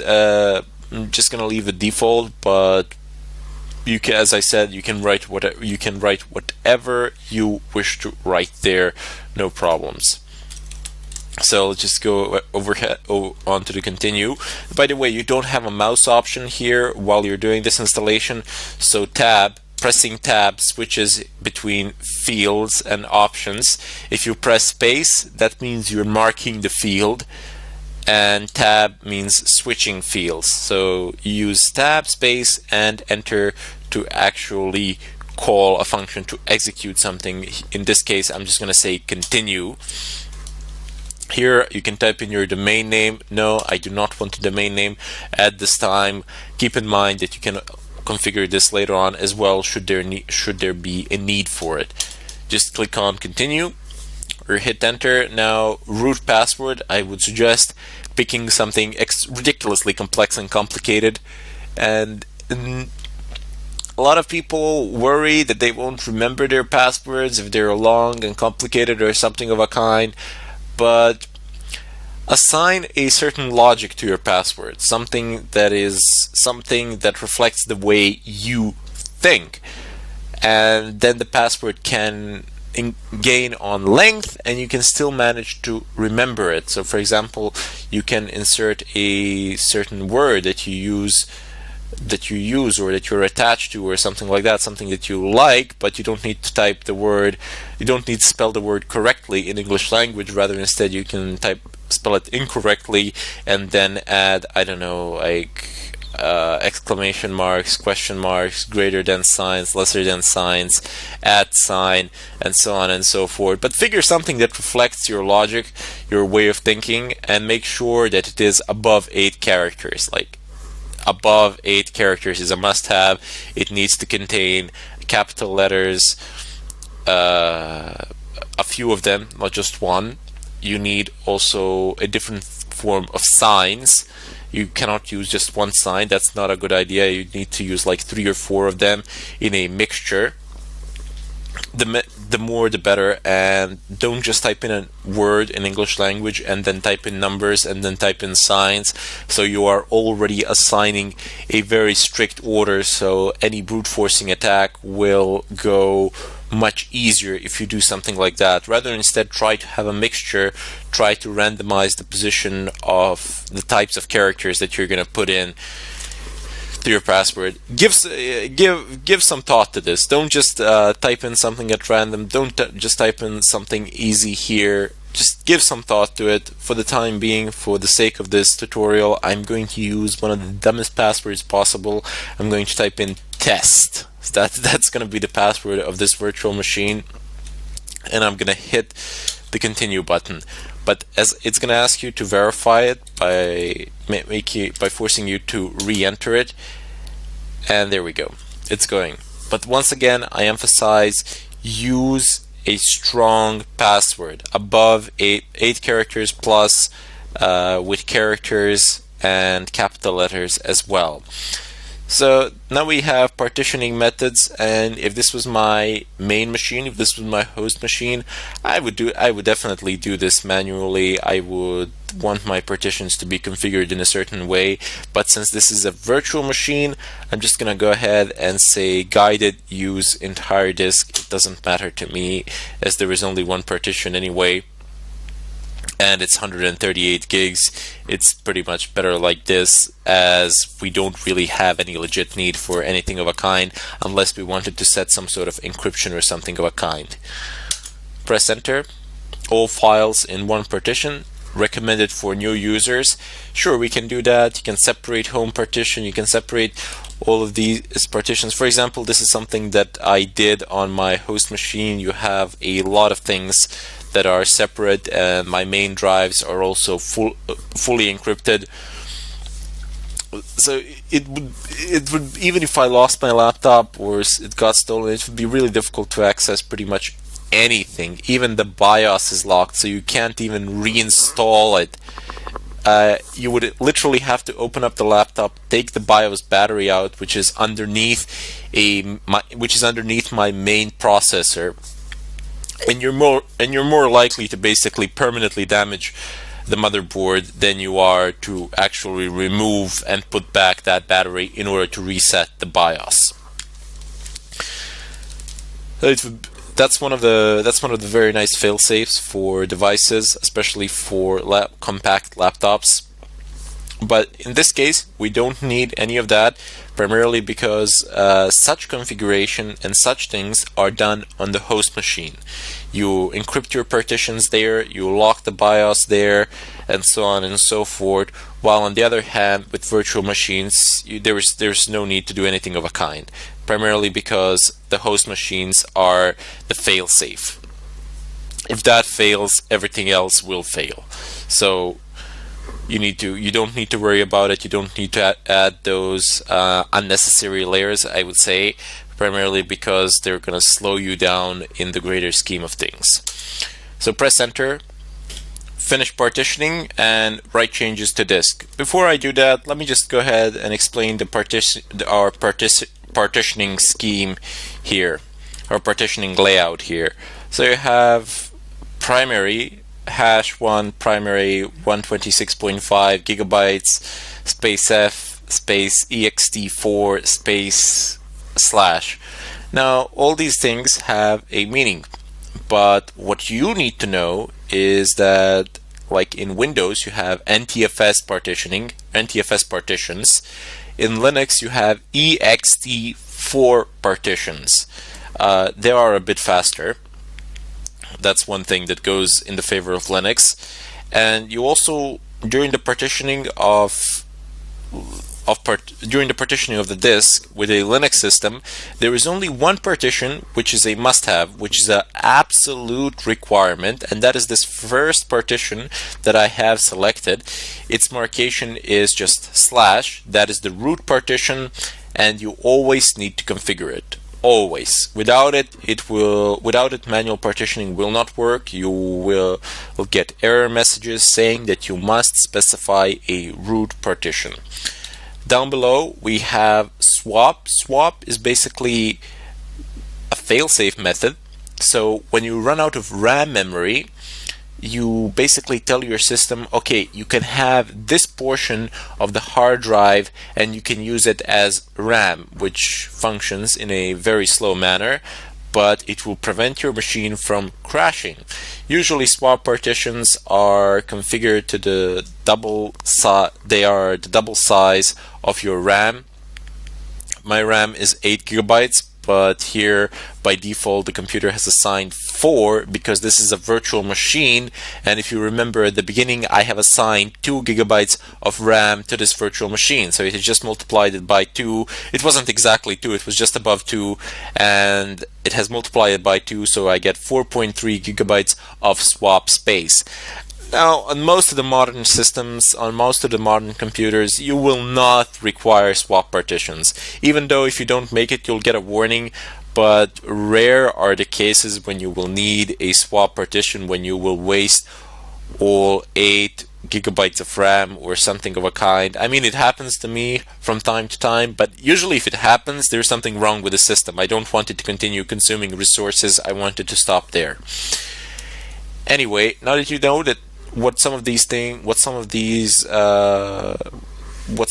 options here mean, you have markation for the disk here. It's SDA, but we'll get into that later as we configure the system. So you also have some other options here. It says configure encrypted volumes, configure logical volume manager, LVM, configure RAID. and you can go back to guided partitioning. So these are all very nice options that come for free, and you might think, oh well, that's no big deal or something of a kind, but believe me when I tell you, these things in proprietary operating systems, they cost a lot of money, while here they are free and generally work better. What we will be interested today will not be RAID, because we don't actually need it. You can configure encrypted volumes as well. I will demonstrate at a later time encryption methods. You don't need to encrypt your volumes in a virtual machine, but you can encrypt certain files or folders if you don't want to grant access to them. However, my hard drives here on my host machine are encrypted, so I am pretty safe in that regard. Then I'm just going to go ahead now to the bottom, press enter, and finish partitioning and write changes to disk. Excellent. So now, oops, let me just move this a little bit so you can see it. Basically, it is asking me for a confirmation. So if you continue, the changes listed below will be written to disks. Otherwise, you will be able to make further changes manually. Now, it is informing me of the changes to be made and telling me basically that all the information will be lost should there be anything there. And you can see that by default it is set to no, so that you don't press enter by mistake and erase pretty much all the data on your disks, because this installation, this ISO file that you're installing, it does not know that it is being installed on a virtual machine on which nothing pretty much exists and there is nothing to be lost. So write changes to disks, yes, go ahead and continue with the procedure. It is now, the installation process is now underway, and this is gonna take a while, I can tell you that much. So while this is going on, I just want to go ahead and pause the video here and finish this tutorial. In the next tutorial, once the installation is complete, I will actually get into Kali, start configuring it, and introduce you to its interface. In any case, I bid you farewell, and I hope to see you all in the next tutorial. Okay, so if everything went fine, you should get this sort of an output, like I got it here, the one that I am selecting now. You can see it on the screen. So this is something that you should get. It didn't last that long, maybe 5 to 10 more minutes, something like that. I really don't know. I'm not sure. I didn't exactly time it. That's just my approximate estimate, nothing more. So now that that is done, we can go ahead and clear the screen and then go into the downloads folder, and we will have something like this. It will say Kali Linux 2.0.0 VBox AMD 64.ova. Let's go ahead and double tap on it and see what happens. Nice. Okay, so it says that it allots 1 CPU, 2 GB of RAM. I sincerely hope that you have enough RAM on your Mac. If you have 4 gigs of RAM, I mean, it should work still. You can always resize it later. It's no big deal. But yeah, so if you just have 4 gigs, you might want to resize it later. I will show you how to resize it. But if you have like 6 or 8, or well, I don't think that you're gonna have 6. If you have like 8 or 16 or something of a kind, or something like that, then it is completely irrelevant. You will be able to function like so without any problems of whatsoever. And just go ahead and click on import, and it says importing. Okay, well, these downtimes and waiting, this is murderous, but gotta wait through it. While this is going on, let me just tell you that during the past few days I have not found the MacBook Pro battery lacking. It is fantastic. It does last for quite a while, which is amazing. Ah, come on, my good man, come on. Why are you giving me like 12 minutes to just import the image? It should be faster than that. Oh well, I guess I shall segment this video and make it like make one tutorial of multiple parts, so I will merge them together. So let's just call it here, and then I will merge the next part with this one as soon as the 11-12 minutes have passed, most likely 15, so you don't have to sit here and hear me rumble until this is done. Okay, so once it is done, you will get a screen like this, and it says Kali Linux 2.0.0 VBox AMD 64. If you're wondering where this is on the file system, I am guessing it should be in the same place as it is on a Linux machine. So let's go ahead and type in cd and just cd actually revert back to the home directory of the current user. So that's users Udemy here. And let's do ls from here, and there you go. You see how it says now VirtualBox VMS. If you go to cd VirtualBox VMS, and there you go, you can see this Kali image. It is here, it is functional, it is working. So if well, whether it's working or not, we actually have to check that. Now, if you have only 4 gigs of RAM available on your Mac, just go ahead and go into, just right click here and then go into, for me right click is just 2 fingers touching the touchpad, and then go into settings. You can go into system if I'm not mistaken, and then you can move this pointer left to reduce it and right to increase the amount of RAM. You can only do this while the machine is powered off and not while the machine is powered on. And this is very nice. Oh, I can actually use 16 CPU cores, which means I have 4 actual and 8 virtual. No, I have 4 actual and that would be 12 virtual cores, which is very nice. If my guess is right, because this is a quad core processor in it. But 16 CPUs means that I can run 15 virtual machines here at once. I know, right? It will probably like overload the system or load it to its maximum, and the system would be rather slow, but hey, I could actually run 15 virtual machines and 1 actual, which is very nice. So all of this, we're not going to need it for now. For the time being, I just want you to go into system and then go and be able to adjust the size of RAM just in case you have just 4 gigabytes available on your Mac. But if you have more than 4 gigabytes, you can just leave it at default and not touch it at all. So let's go ahead and power on for the very first time our Kali Linux machine. Just double tap on it and pray that it starts and works. So this is a first install, Kali Linux to Linux. I'm just going to go ahead and select that one. It says loading, please wait. I'm so hoping that this pre-built version already has guest editions installed. That would be so nice. But if it does not, no big deal. We will be able to install them ourselves. Okay, it says failed with the vulnerability assessment. Don't worry about that. You can install it additionally and configure it, but I mean, there's no real need for it at the time being. This is just a virtual machine anyway. Okay, boot, come on. Anytime. Any moment now. And there we go. So username should be root, and the password should be Tor, so T-O-O-R. Let's see if this is the same setup as the live Kali Linux, where the default password is T-O-O-R.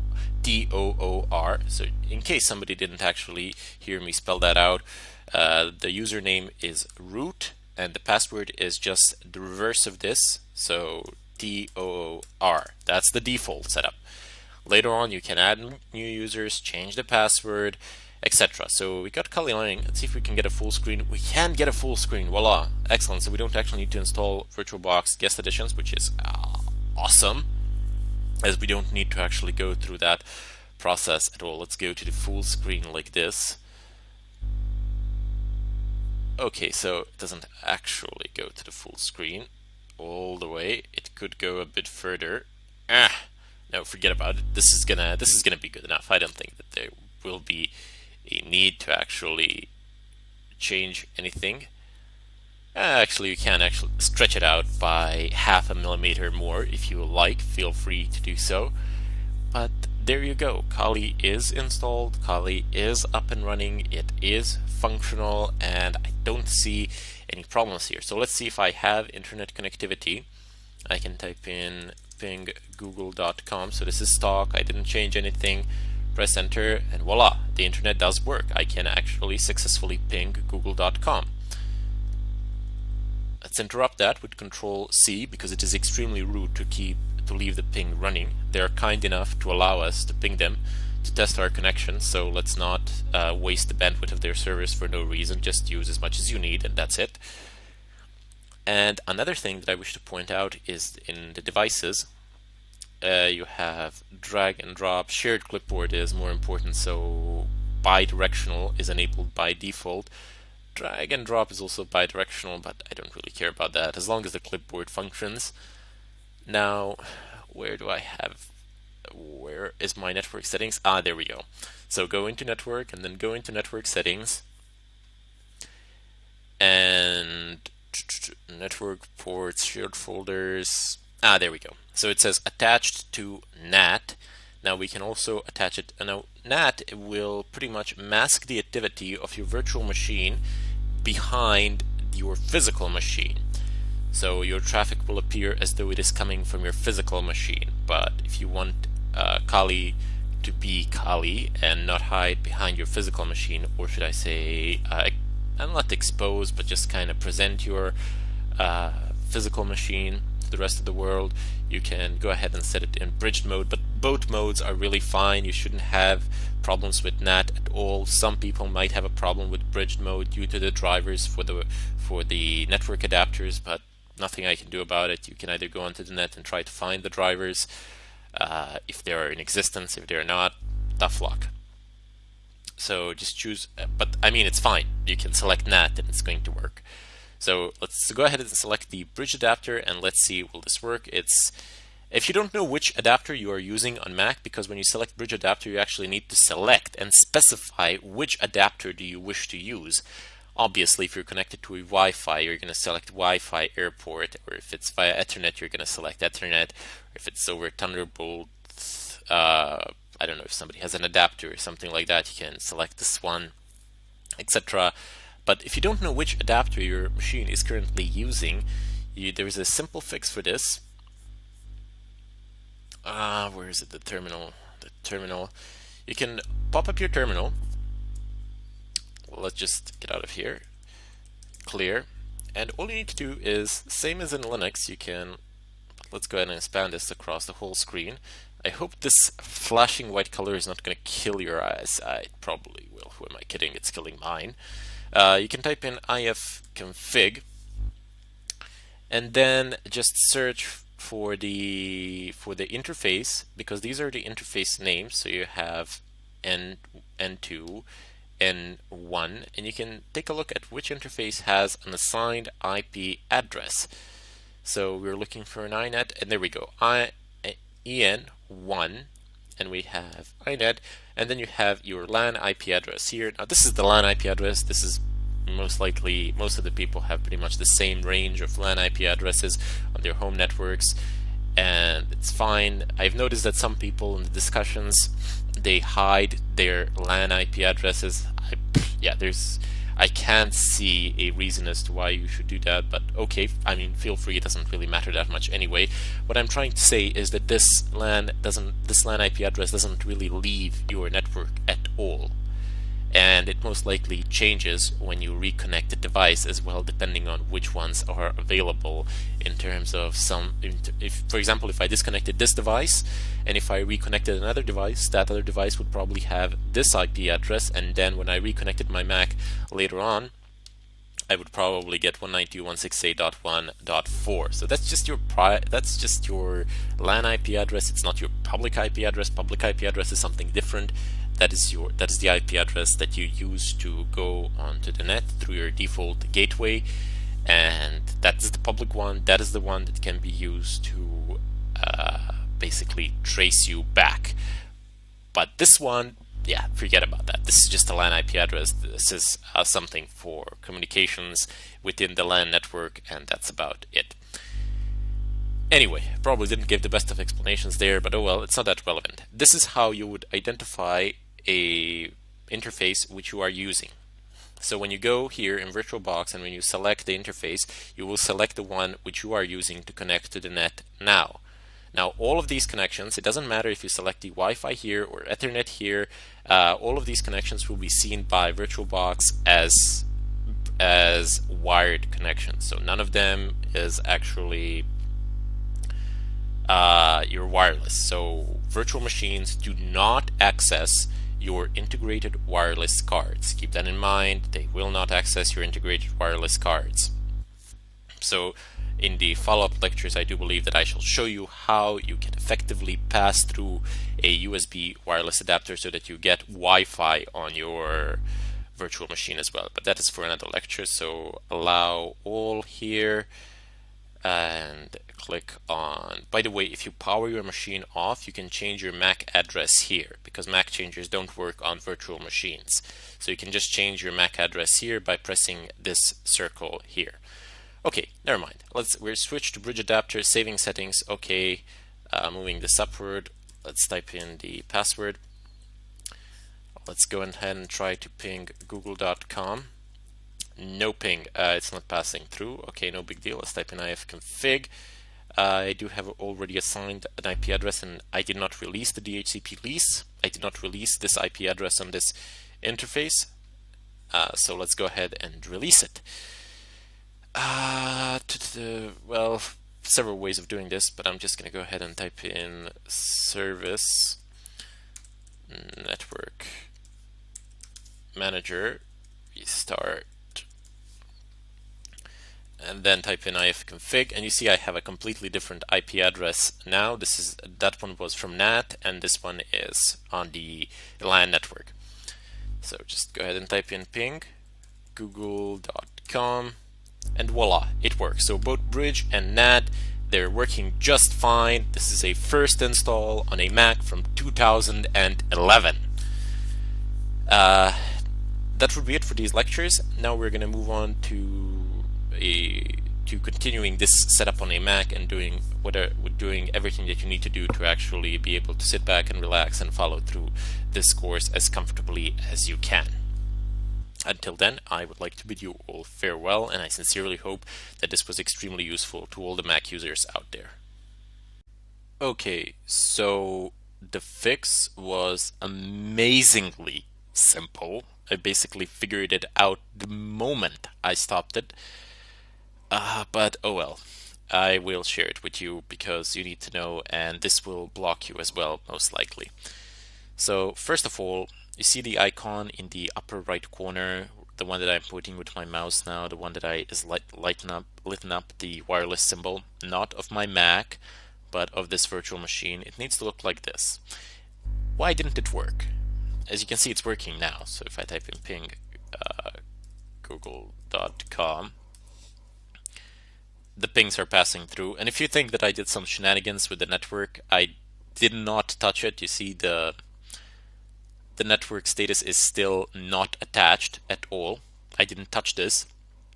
What I did basically, what happened here is pretty much what does happen sometimes when I switch from my wired to wireless connection.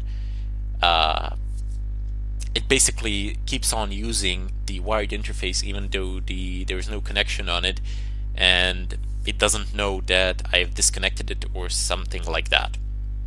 It still sticks to the IP there, and it attempts to send packets through that interface, but it simply cannot. It's not possible. Therefore, what you need to do is the following. So just clear the screen and type in ifconfig eth0. You see this is the Ethernet interface, and you need to type in ifconfig eth0 down, and then you need to basically type this command in. Where do I have it? There we go. So systemctl space restart space network manager, enter. Just restart it. That's all you need to do. And I can type in ifconfig again. The interface is back up now, but you see that it does not have an IPv4 address at all. There is no IPv4 address here. Rather, instead, the IPv4 address is here. As you can see, it's 192.168.1.10. And there you have it. It's there. It's functioning. I can use it. So if I type in ping google.com again, it works. It's passing through. I'm going to stop it, and let's try to open up Udemy one more time. There we go. I'm not using my Mac connection at all here. I can actually turn the Wi-Fi off on my Mac, and I am still going to be able to do this. Here, let me open Udemy Facebook. It's going to open it up. Maybe it's going to be a bit tardy, a bit slow, but it's a virtual machine. So yeah, forgive it. There you go. I mean, it will open the site. It's just a little bit slow. There you go. It's open. I just wanted to demonstrate, even though, look, my Wi-Fi is off on my MacBook Pro and I don't have any connection now on it. I'm going to turn it back on. But that's it. So look, this is the very first time in my entire life, I mean literally in my entire life, that I've used a Mac. Sure, I come from a long background of Linux, and I have used it extensively, and I have suffered with it extensively until I've learned it. But this, for me, is the very first time that I've used a Mac. Sure, the Linux does give me a bit of an advantage to a Windows user, but still, keep in mind, this is the very first time that I've used a Mac in my entire life. And I have managed to get this to work. This was the first try in front of everybody live. As you saw, I encountered stupid problems. I encountered stupid errors. None of them were too complicated or complex, but they were just kind of stupid. I mean, I didn't know how to unzip a file on a Mac. Basically, it was that stupid. So I went onto the net and I researched for Homebrew, and I figured out that there is something called Homebrew, and there's Mac ports, and I've researched extensively on Stack Overflow, on Buffer Overflow, actually Stack Overflow. I've looked through the Apple's forums, I've looked everywhere, and I've figured out whether they're safe or not. And then I went through all these installations, and as you can see, they were kind of slow. I wasn't sure what I was doing. I was inching and moving and figuring it out together with you, and I wanted to do it this way because this puts me in your shoes. This puts me in the shoes of somebody who has experienced problems, and this basically like this, I can do it from your perspective, and you see it does work. There is no need to install anything on a Mac. You don't need any additional drivers on it. Nothing. You just need to download the extensions for VirtualBox. That's it. Plug a USB in. Your Mac won't see it. You won't be able to use it on your Mac. If you want to use it on your Mac, you can go and download the drivers for it if you really want it, but I don't think that there's no point to use it on a Mac. I mean, you already have a wireless card in a Mac. And I've just downloaded the extensions from Oracle VirtualBox, plugged the USB in. There was no activity on it until I booted up the Kali Linux virtual machine, which took control of the USB, and I was able to utilize it here in the VM. So first try, things were hairy, but I managed to go through it all and managed to set it up without any problems of whatsoever. So it does. This is a proof that it works on a Mac without any problems. This is Yosemite, latest updates. Sure, the Mac is a little bit old, it's 2011, but it's running Yosemite on latest updates, and basically there's not that much different from Mac from 2015. I mean, sure, you have a better display, but that doesn't affect your USB. You have a bit of a different hardware inside, but again, doesn't affect your USB port pass-through. That's pretty much the same. Maybe the only thing that can be different from this Mac and from the one in 2015 is that one that was produced in 2015 will be a lot faster than this one, perhaps due to flash storage and perhaps a better processor, better RAM, and so on and so forth. If you have any questions, if you get stuck anywhere along the way, you are of course free to post your questions in the discussion section. I, as always, will be more than happy to help you all out as much as I can. But the very first thing that I would advise you to do is to actually just take a deep breath, walk away from your computer, come back, take a look at the lecture one more time, slowly see what I've done. I haven't skipped any of the steps. I at least hope that I didn't, and try to redo the process. Also, there are many forums that are your friends. You can go to Apple forums, you can go to Linux forums. One of the Linux forums that I would recommend is linux.org, Linux Questions, and then you can go to Stack Overflow as well. They have a really nice section. They have some really nice sections there as well. Anyway, I really hope that this has helped you out a ton and that you have managed to get it to work on a Mac. As you can see, it's not really that much different from a Windows installation or from a Linux installation. Well, it's a little bit different from a Linux installation, but it's not that different from a Windows installation at all, and I have chosen the simplest possible way of installing a Kali VM within Mac. So I didn't even perform the installation with an ISO. I just downloaded a pre-packed version for VirtualBox so that you wouldn't have to bother with any of those things. I bid you all farewell, and let me know in the discussions what you think of this. Was this helpful, and would you like to see more videos in regard to Mac, and what sort of videos would you like to see with Mac? Anything that's doable or that makes sense, I will take into consideration and perhaps try to do. Till then, I bid you farewell.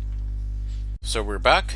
The next portion, the next step that I wanted to put in a segmented section, not only due to the time limitations, but also because this is the portion where if you do this, you run a risk of basically damaging your system.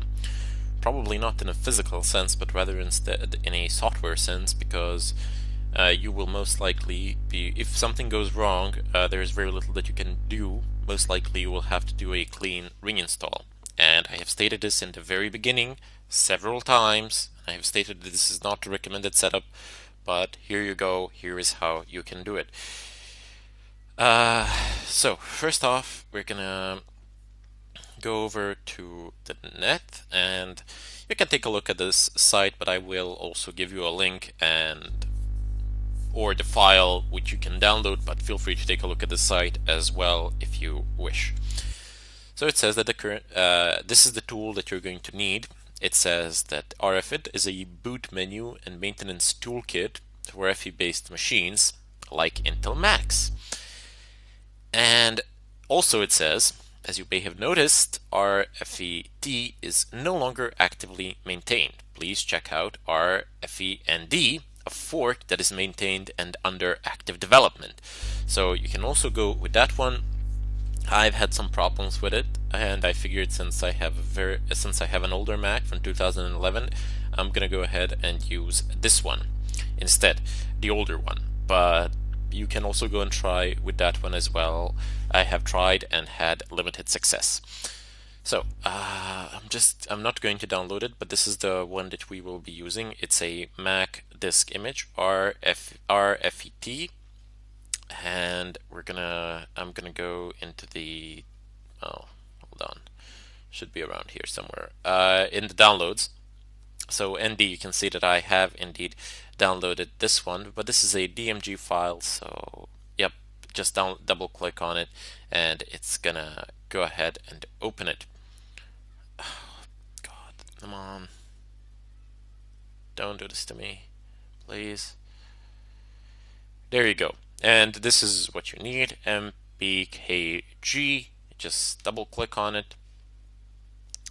And it's going to take you through the installation procedure. I already have it here, but yeah, click till the end. That's it. And this might actually mess your system up, so keep it in mind. There's nothing special here. It's just continue, license, continue, agree. You can just go ahead and click on the install here, and then the installation goes through and the rest. So there's no special options or something like that you need to select here. It's basically click and go.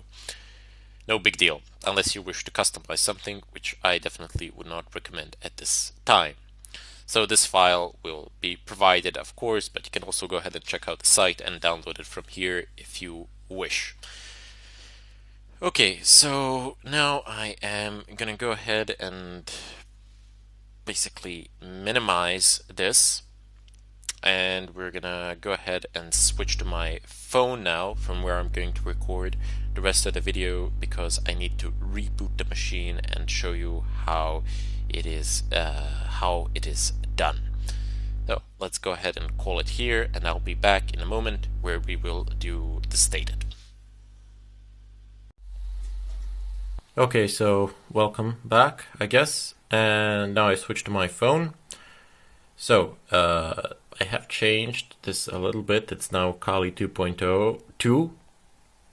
Completely irrelevant to you. I've just renamed it to something more appeasing to my eyes, but it's not gonna affect you in any possible way. So you can do that too. You can redo the procedure, and at the beginning you can label it as Kali 2 if you want. I've shown you where you can relabel the devices with the disk utilities in Mac, but it's completely irrelevant. Just I would suggest that you go ahead and follow through. I'm a perfectionist, so yeah, it was kind of just stabbing me in my eyes. Anyway, let's go. So over here you have I have a power cord attached to MacBook. So something I advise you to have during this. A USB that we've just made. It's plugged in directly, not through a hub or anything like that. This is a USB hub, so I didn't use a USB hub. I did try doing it via USB hub. Seems to work fine, but on some forums they suggested and advised against it. Now that you have all of this set up, I advise you now to go ahead and shut your machine down. Not reboot, shut it down, like completely. So let's go, and I'm pretty sure you can see the letters, but even if you can't, all you need to do is shut the machine down, quite literally. Okay, yes, I would like to reopen the windows, and please shut down. Okay, let the seeding stop. Just seeding Kali Linux upon download. Okay, so anytime.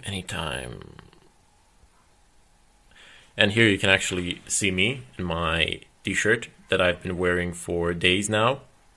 And behind me, the rest of my place, I guess. In the reflection of the screen. After this, I'm gonna go ahead and answer all your questions on Udemy, and I'm gonna hit the shower and bed. So, down here, I have a power button. It could be in a bit of a different place for you, but basically all you need to do is power the machine back on. So, power button, very important. Keep an eye on it, know where it is. You're going to need to press it again later on. So, let's go ahead and power the machine back on. Okay, you can hear the CD and the boot and whatnot. It's going, you can see in the left corner, my finger is now, the USB is blinking, and this is a non-standard Mac boot. You can see that it says RFET. So let's go ahead and select what we need. Okay, let me just zoom in a little bit so that you can read the letters, because they are a bit more important now. So we got bootfE. Now we need manager. No, this is not gonna work. I've tried it. If it works for you, great. If not, just go ahead and select the one that I have selected. It says bootfE bootgrub64.fe, and that is the one that I shall boot now. So go for it. You get this GNU grub version 2.0. I'm gonna go ahead and say boot persistent, even though it's not going to matter in a sense that it usually does. But we will still have a persistent partition there. So let's go ahead and say boot persistent. More me. Take a good long look if you like. Down here, it's just reading, loading. Fine, whatever. Just go for it. I mean, you can feel free to read if you like, but it doesn't really matter. Just something that the system is doing, and then it's informing us of what it is actually doing. And going through. Come on. Oh man, there's a lot. Okay, so there will be a catch during the boot up procedure, where we will need to play around with the power button a little bit. Don't worry, we won't need to open up anything or do anything like that. So you see, it just boots. Well, it doesn't actually boot. It just there's a black screen, and then there is a flashing USB. I am sincerely hoping that you have a USB that flashes. If you don't, after the black screen appears, give it 10 minutes and do the following. If you have a flashing one, well, just wait for it, like I do. Okay, the flashing seems to have stopped, and you can see that the machine, see this light here, it's not in standby mode or anything like that. If you come close to the machine, you can still hear the fan spinning. And I'm gonna go ahead, maybe you can hear it here as well. Look, the power button, so it's right here. Do a short press on the power button. So a very short press will do.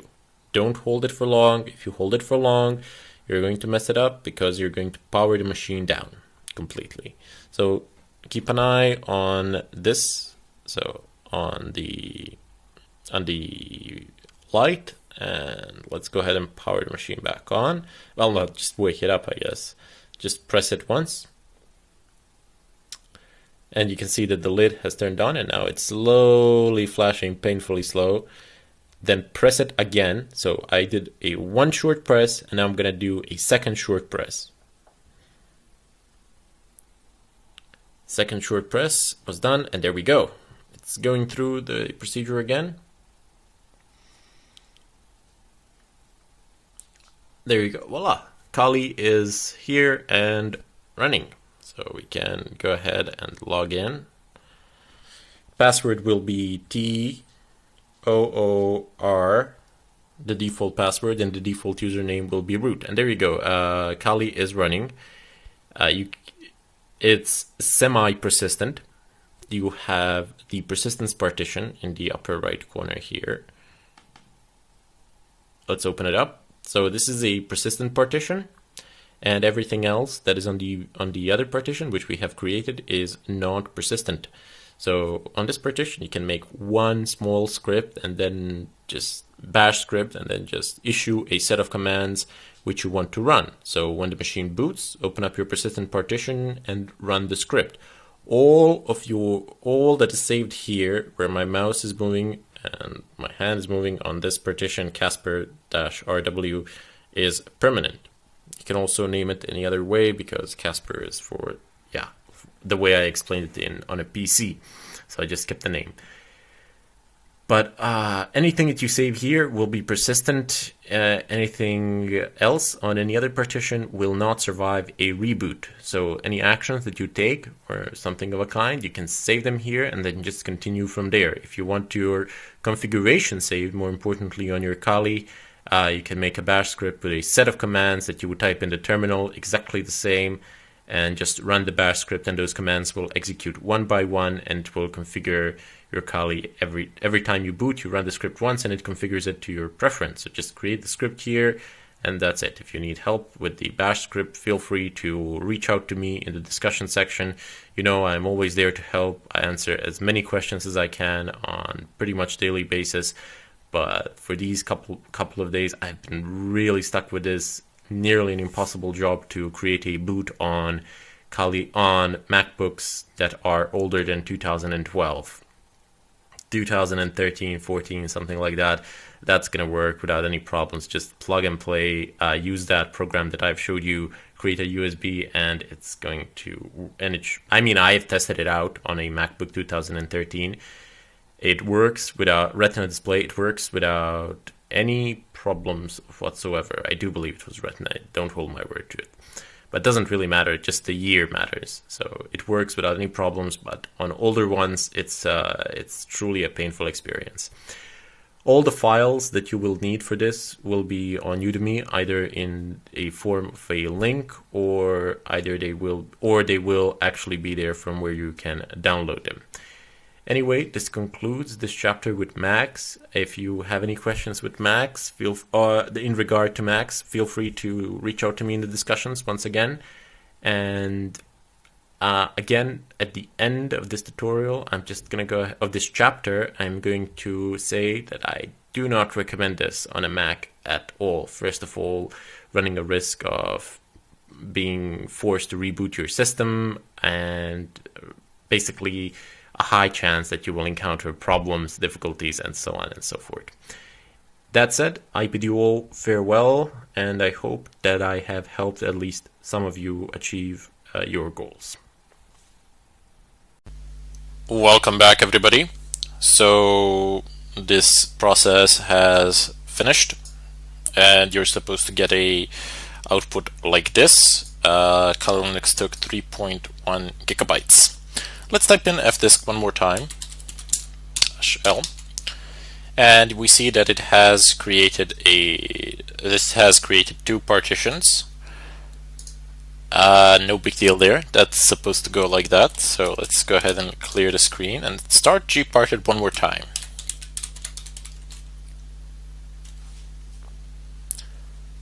Wait for it to start.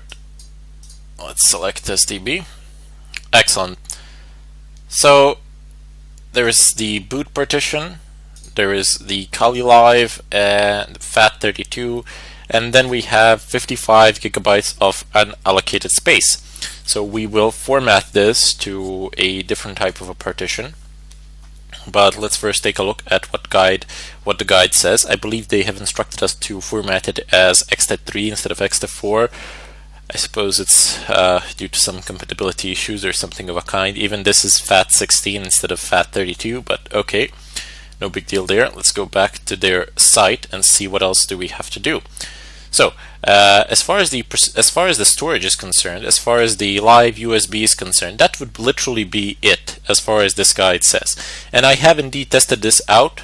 At this point of time, there is nothing else that you need to do. You can just literally plug your USB into your machine and set your physical machine to boot from a USB in BIOS.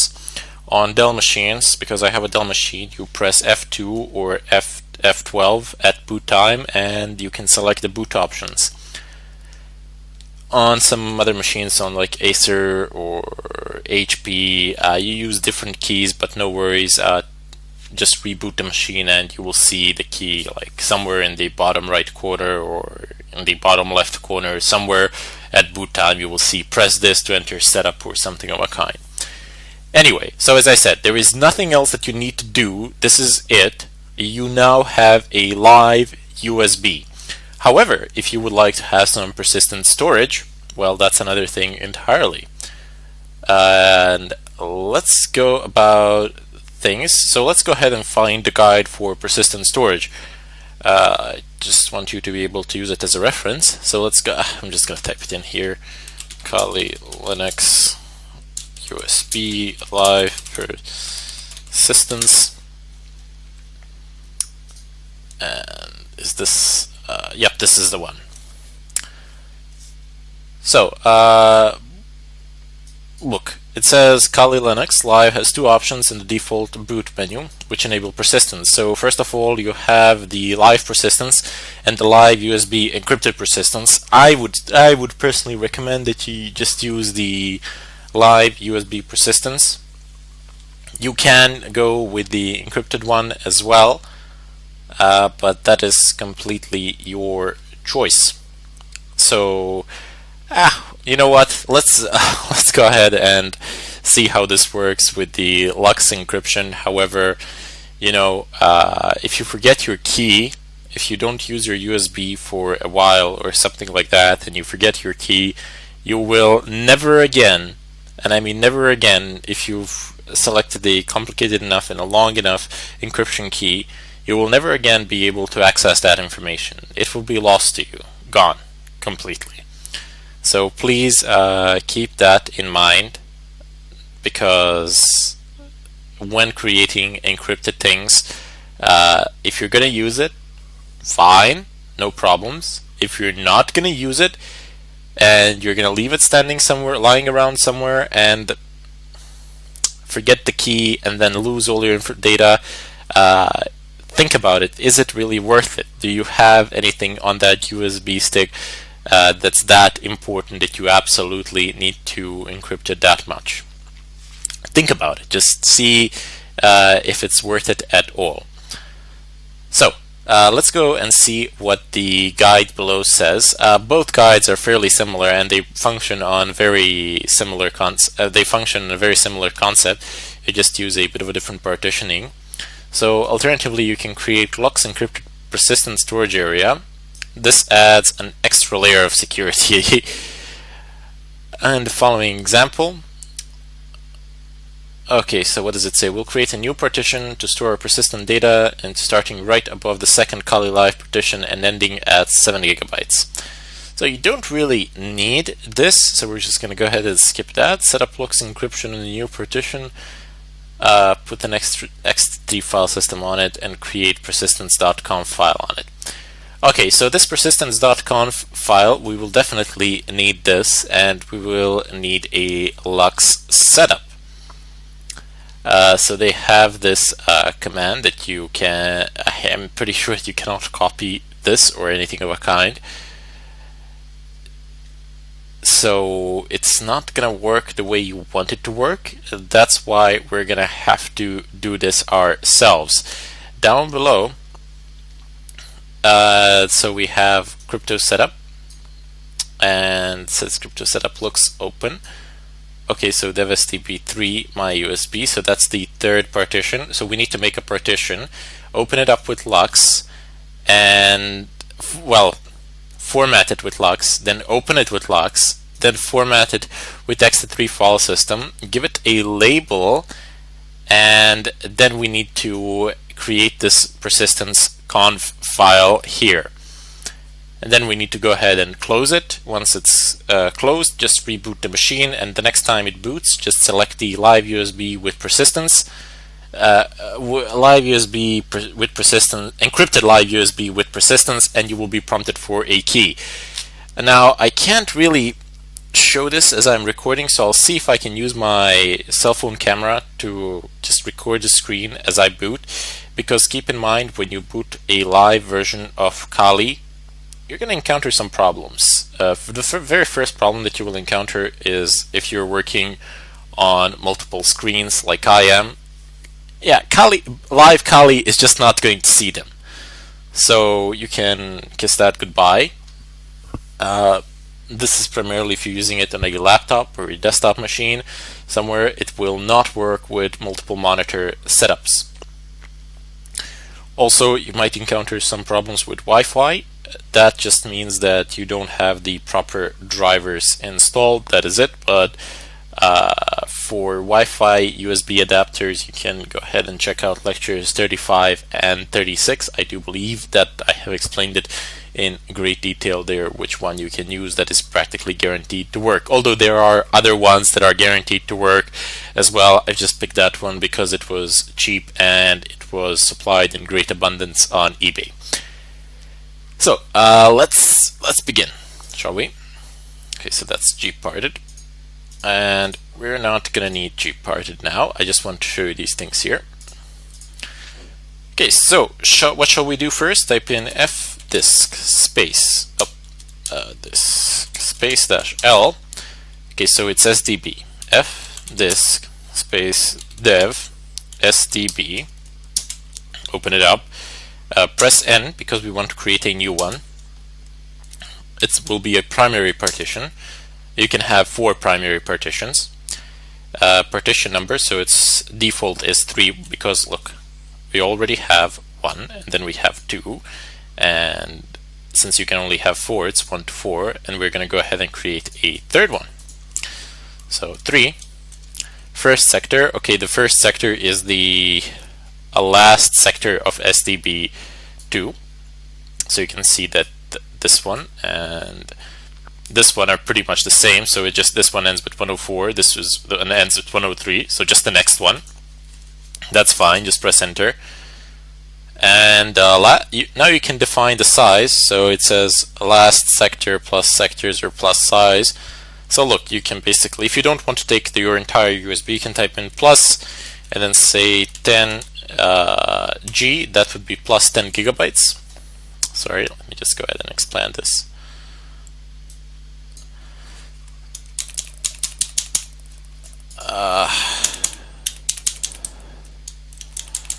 What is the problem now? Okay, sorry, it seems to have gotten stuck. So new primary 3, enter. Excellent. So now I can say like plus 10 G. That would be plus 10 gigabytes, and that would be the next partition. Or I could actually specify the amount of sectors I would like. But I would just like it to basically take the rest of available space. So this is the last possible sector that it can take, and this will be the occupied sectors there. Should be roughly around, I don't know, let's see, maybe 40 gigs, 50 gigs, something like that. Doesn't really matter, it's just going to take the rest of the space that's available. Just press enter and use the default one. It says using default value. Now press W to write. And okay, so warning, rereading the partition table, failed with error 16. Device or resource busy. The kernel still uses the old table. Okay, so let's go ahead and type in df space -h.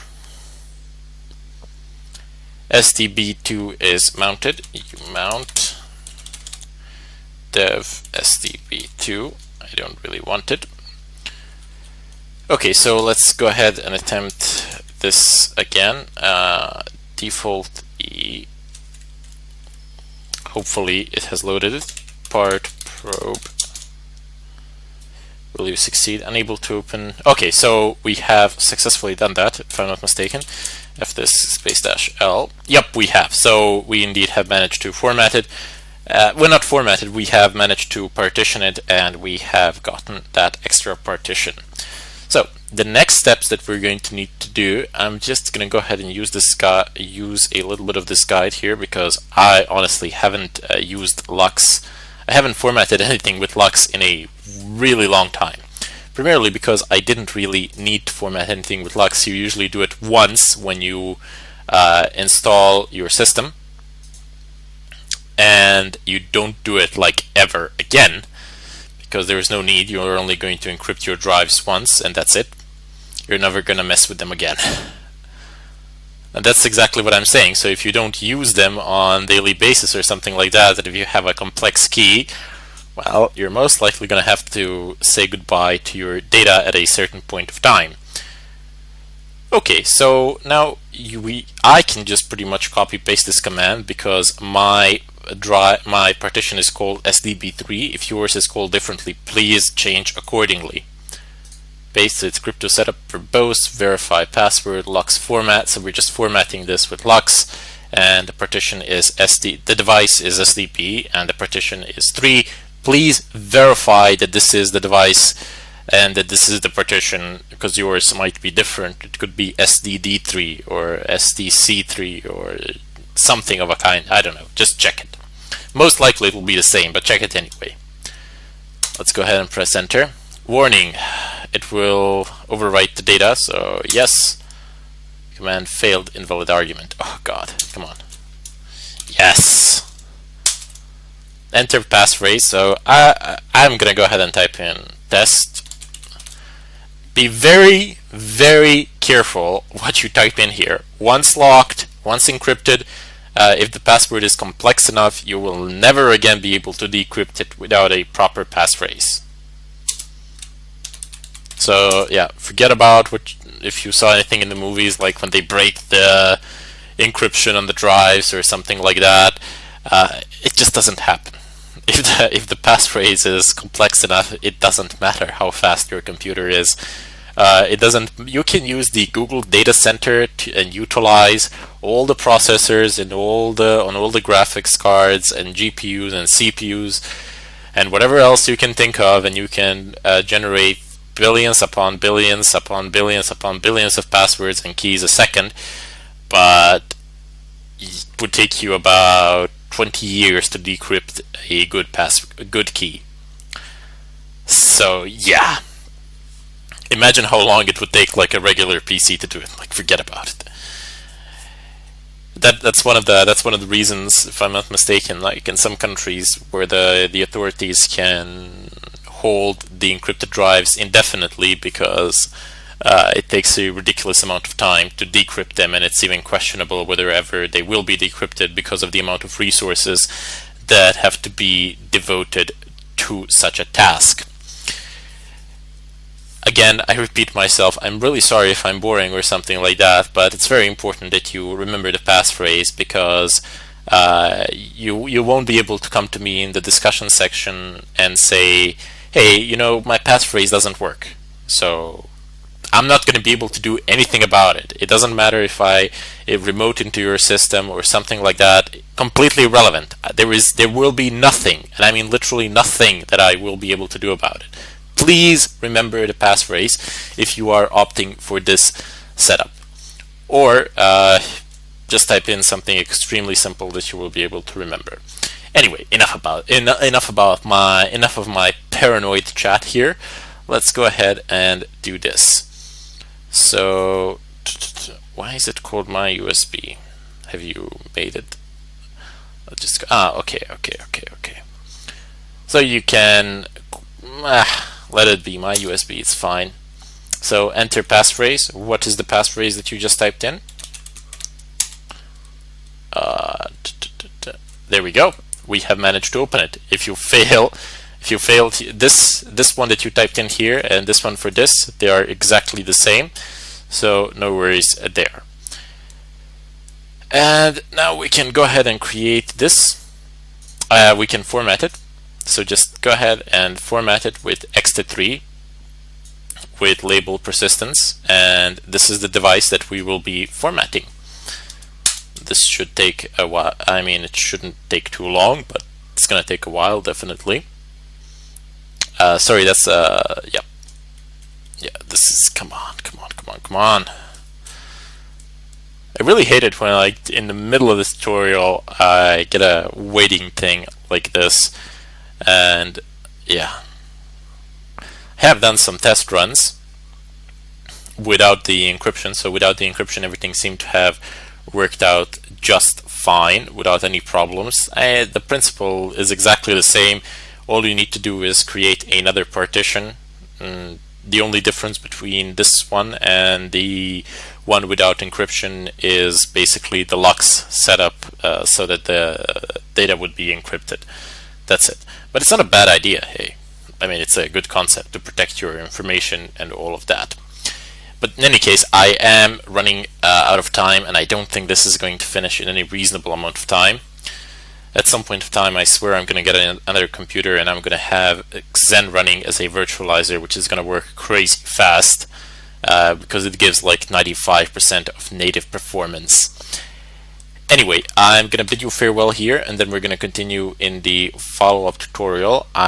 Before I leave, I sincerely hope that the guide that I have chosen is simple enough, and the setup is simple enough. If you would like me to create instructions for other distributions, as I have said, feel free to, just let me know in the discussion section. Bye.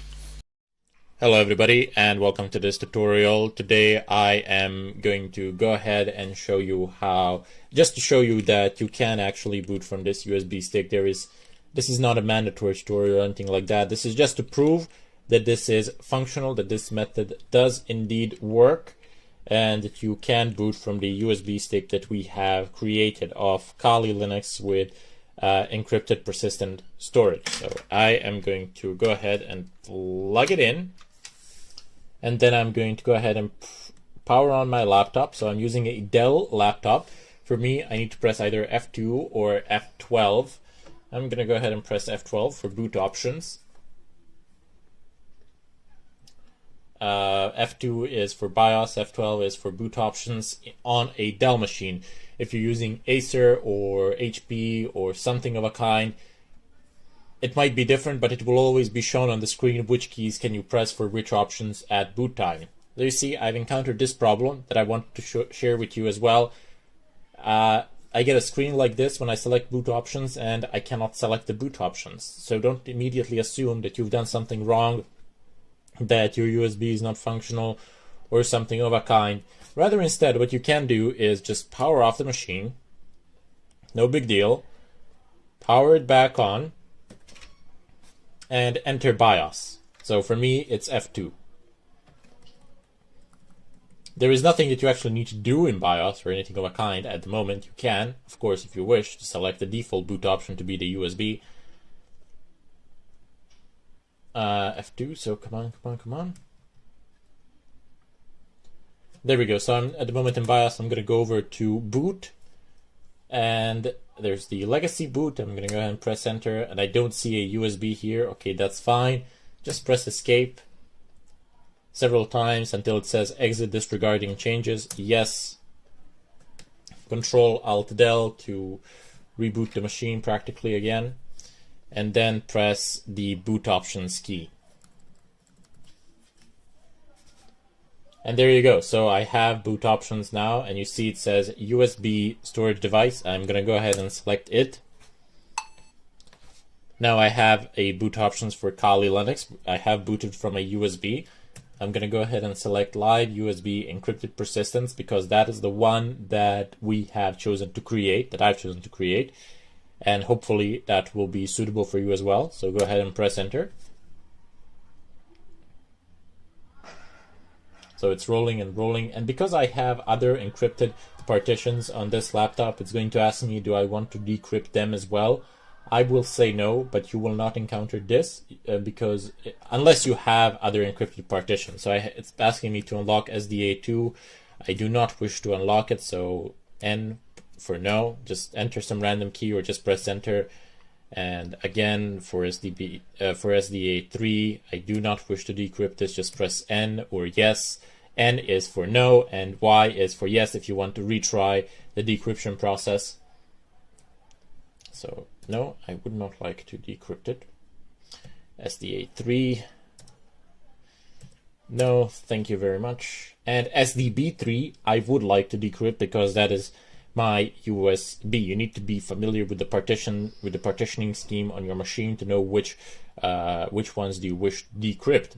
Take a look at the output of fdisk --L as shown in the previous tutorials to figure out how your USB partition is basically. Is it dev SDA or is it dev SDB or something of a kind, or it can be dev SDC and so on and so forth depending on what it is. So it's telling me now, please unlock disk dev SDB3. I'm gonna go ahead and type in my decryption key, press enter. Don't worry if you can't see anything while you're typing. It's perfectly fine. That is the way it is supposed to be, so that somebody from behind could not actually see that you have so that somebody behind could not actually see the length of your key. A security precaution which I really like in Linux. This is not the case in Windows, unfortunately, where the length of pretty much anything that you type in, any passwords, is revealed. So I have my system now. My wireless is working. It says wireless networks available. I'm not going to connect to any of them because there's no point. The only thing that I'm going to do now is create something on my desktop, a file, and then reboot the machine so that you can see that it is that I do have persistent storage. So what do? Let's go ahead and right click on desktop, create new folder, name it whatever, press enter. So you see this folder that I'm moving around in this, and it's now sitting in the center of the desktop. That is the file which we have, that is the folder which we have created. Let me just go ahead and open it and create a new document, empty document, which will be named something. And if I open up something, I will write, I can't actually zoom in here, but it doesn't matter. I know that the image quality is poor on this cell phone, so here's what I shall do. I will do it like this, so you can see that there is something in the folder. It's complete. The contents are completely irrelevant. The only reason why I'm doing this is so that I can show you that this file will persist through reboot, and I can take the USB stick out of the machine and it will still be there. So all I've typed in is characters A on end. Let's go ahead and save that. Close. So I have a folder, whatever here. If I open whatever, I have a file called something. When I open that, I have these letters A on end. So let's go ahead and close this. And now I am going to reboot the machine, or better yet, let's power it off. So power off. Now the machine is going to shut down completely. I'm not even rebooting the machine, I'm literally just shutting it down completely. And here I've plugged the USB stick out. It's out of the machine. The machine is powered off. You can literally see that there is nothing plugged into it. There are no cables or anything of a kind. And let's go ahead and do this. There's the USB. Okay, let's plug it back in. Let's boot the machine. Gonna go ahead and enter BIOS again. The key that I'm pressing is F2 for Dell. Yours might be different, just reminding you once again. Anytime now, my good man, anytime. So let's go over to boot. Legacy, okay, I still can't see the USB here, it's just perfectly fine. Exit disregarding changes, Control Alt Del, and I'm gonna go ahead and press F12 for boot options.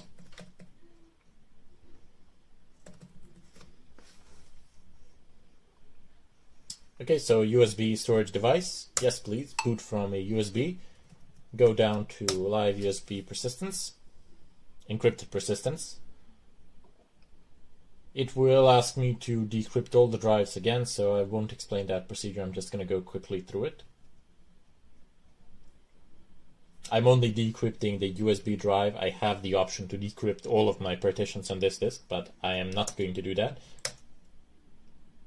because that would kind of beat the purpose of this whole exercise.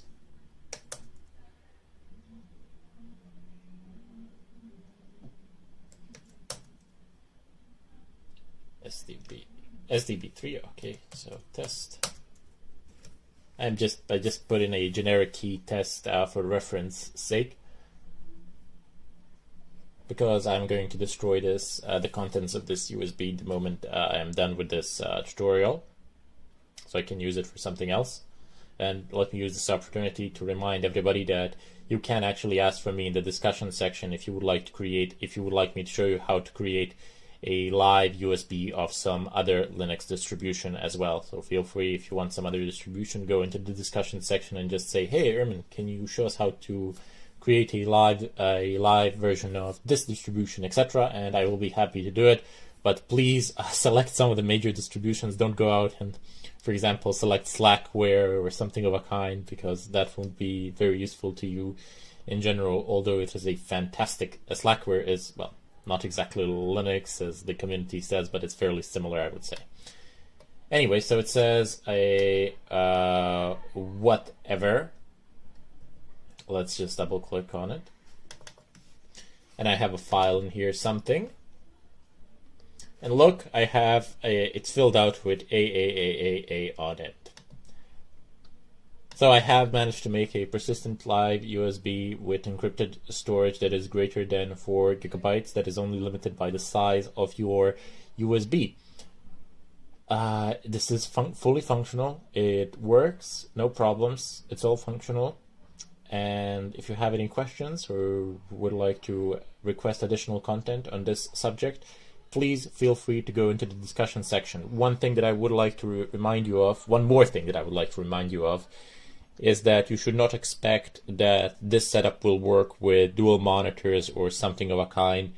You can set it up through a bit more complex procedure or something of a kind, but generally it won't work. These things were made just to be booted off laptops and to be used on such a laptop. Anyway, I bid you all farewell, and I hope to see you in the follow-up tutorials. Welcome all to this tutorial.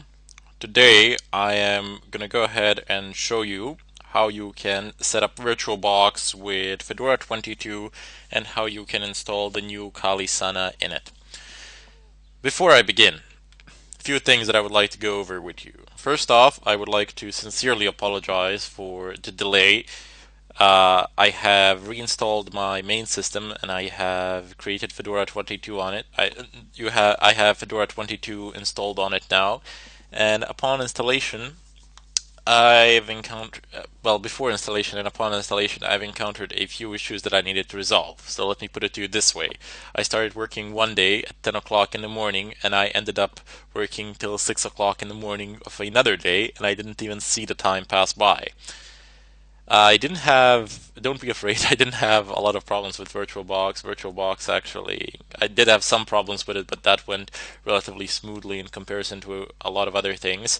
Namely, my sound, it just didn't want to work out. It just didn't work. I first thought it didn't work well with Fedora, then I thought it didn't work well with KDE, so I installed the GNOME and all the other thing, and I worked with GNOME then, desktop environment, and then I went back to KDE, and it was just a painful experience all around until I've actually realized that the VLC had problems in Fedora 22.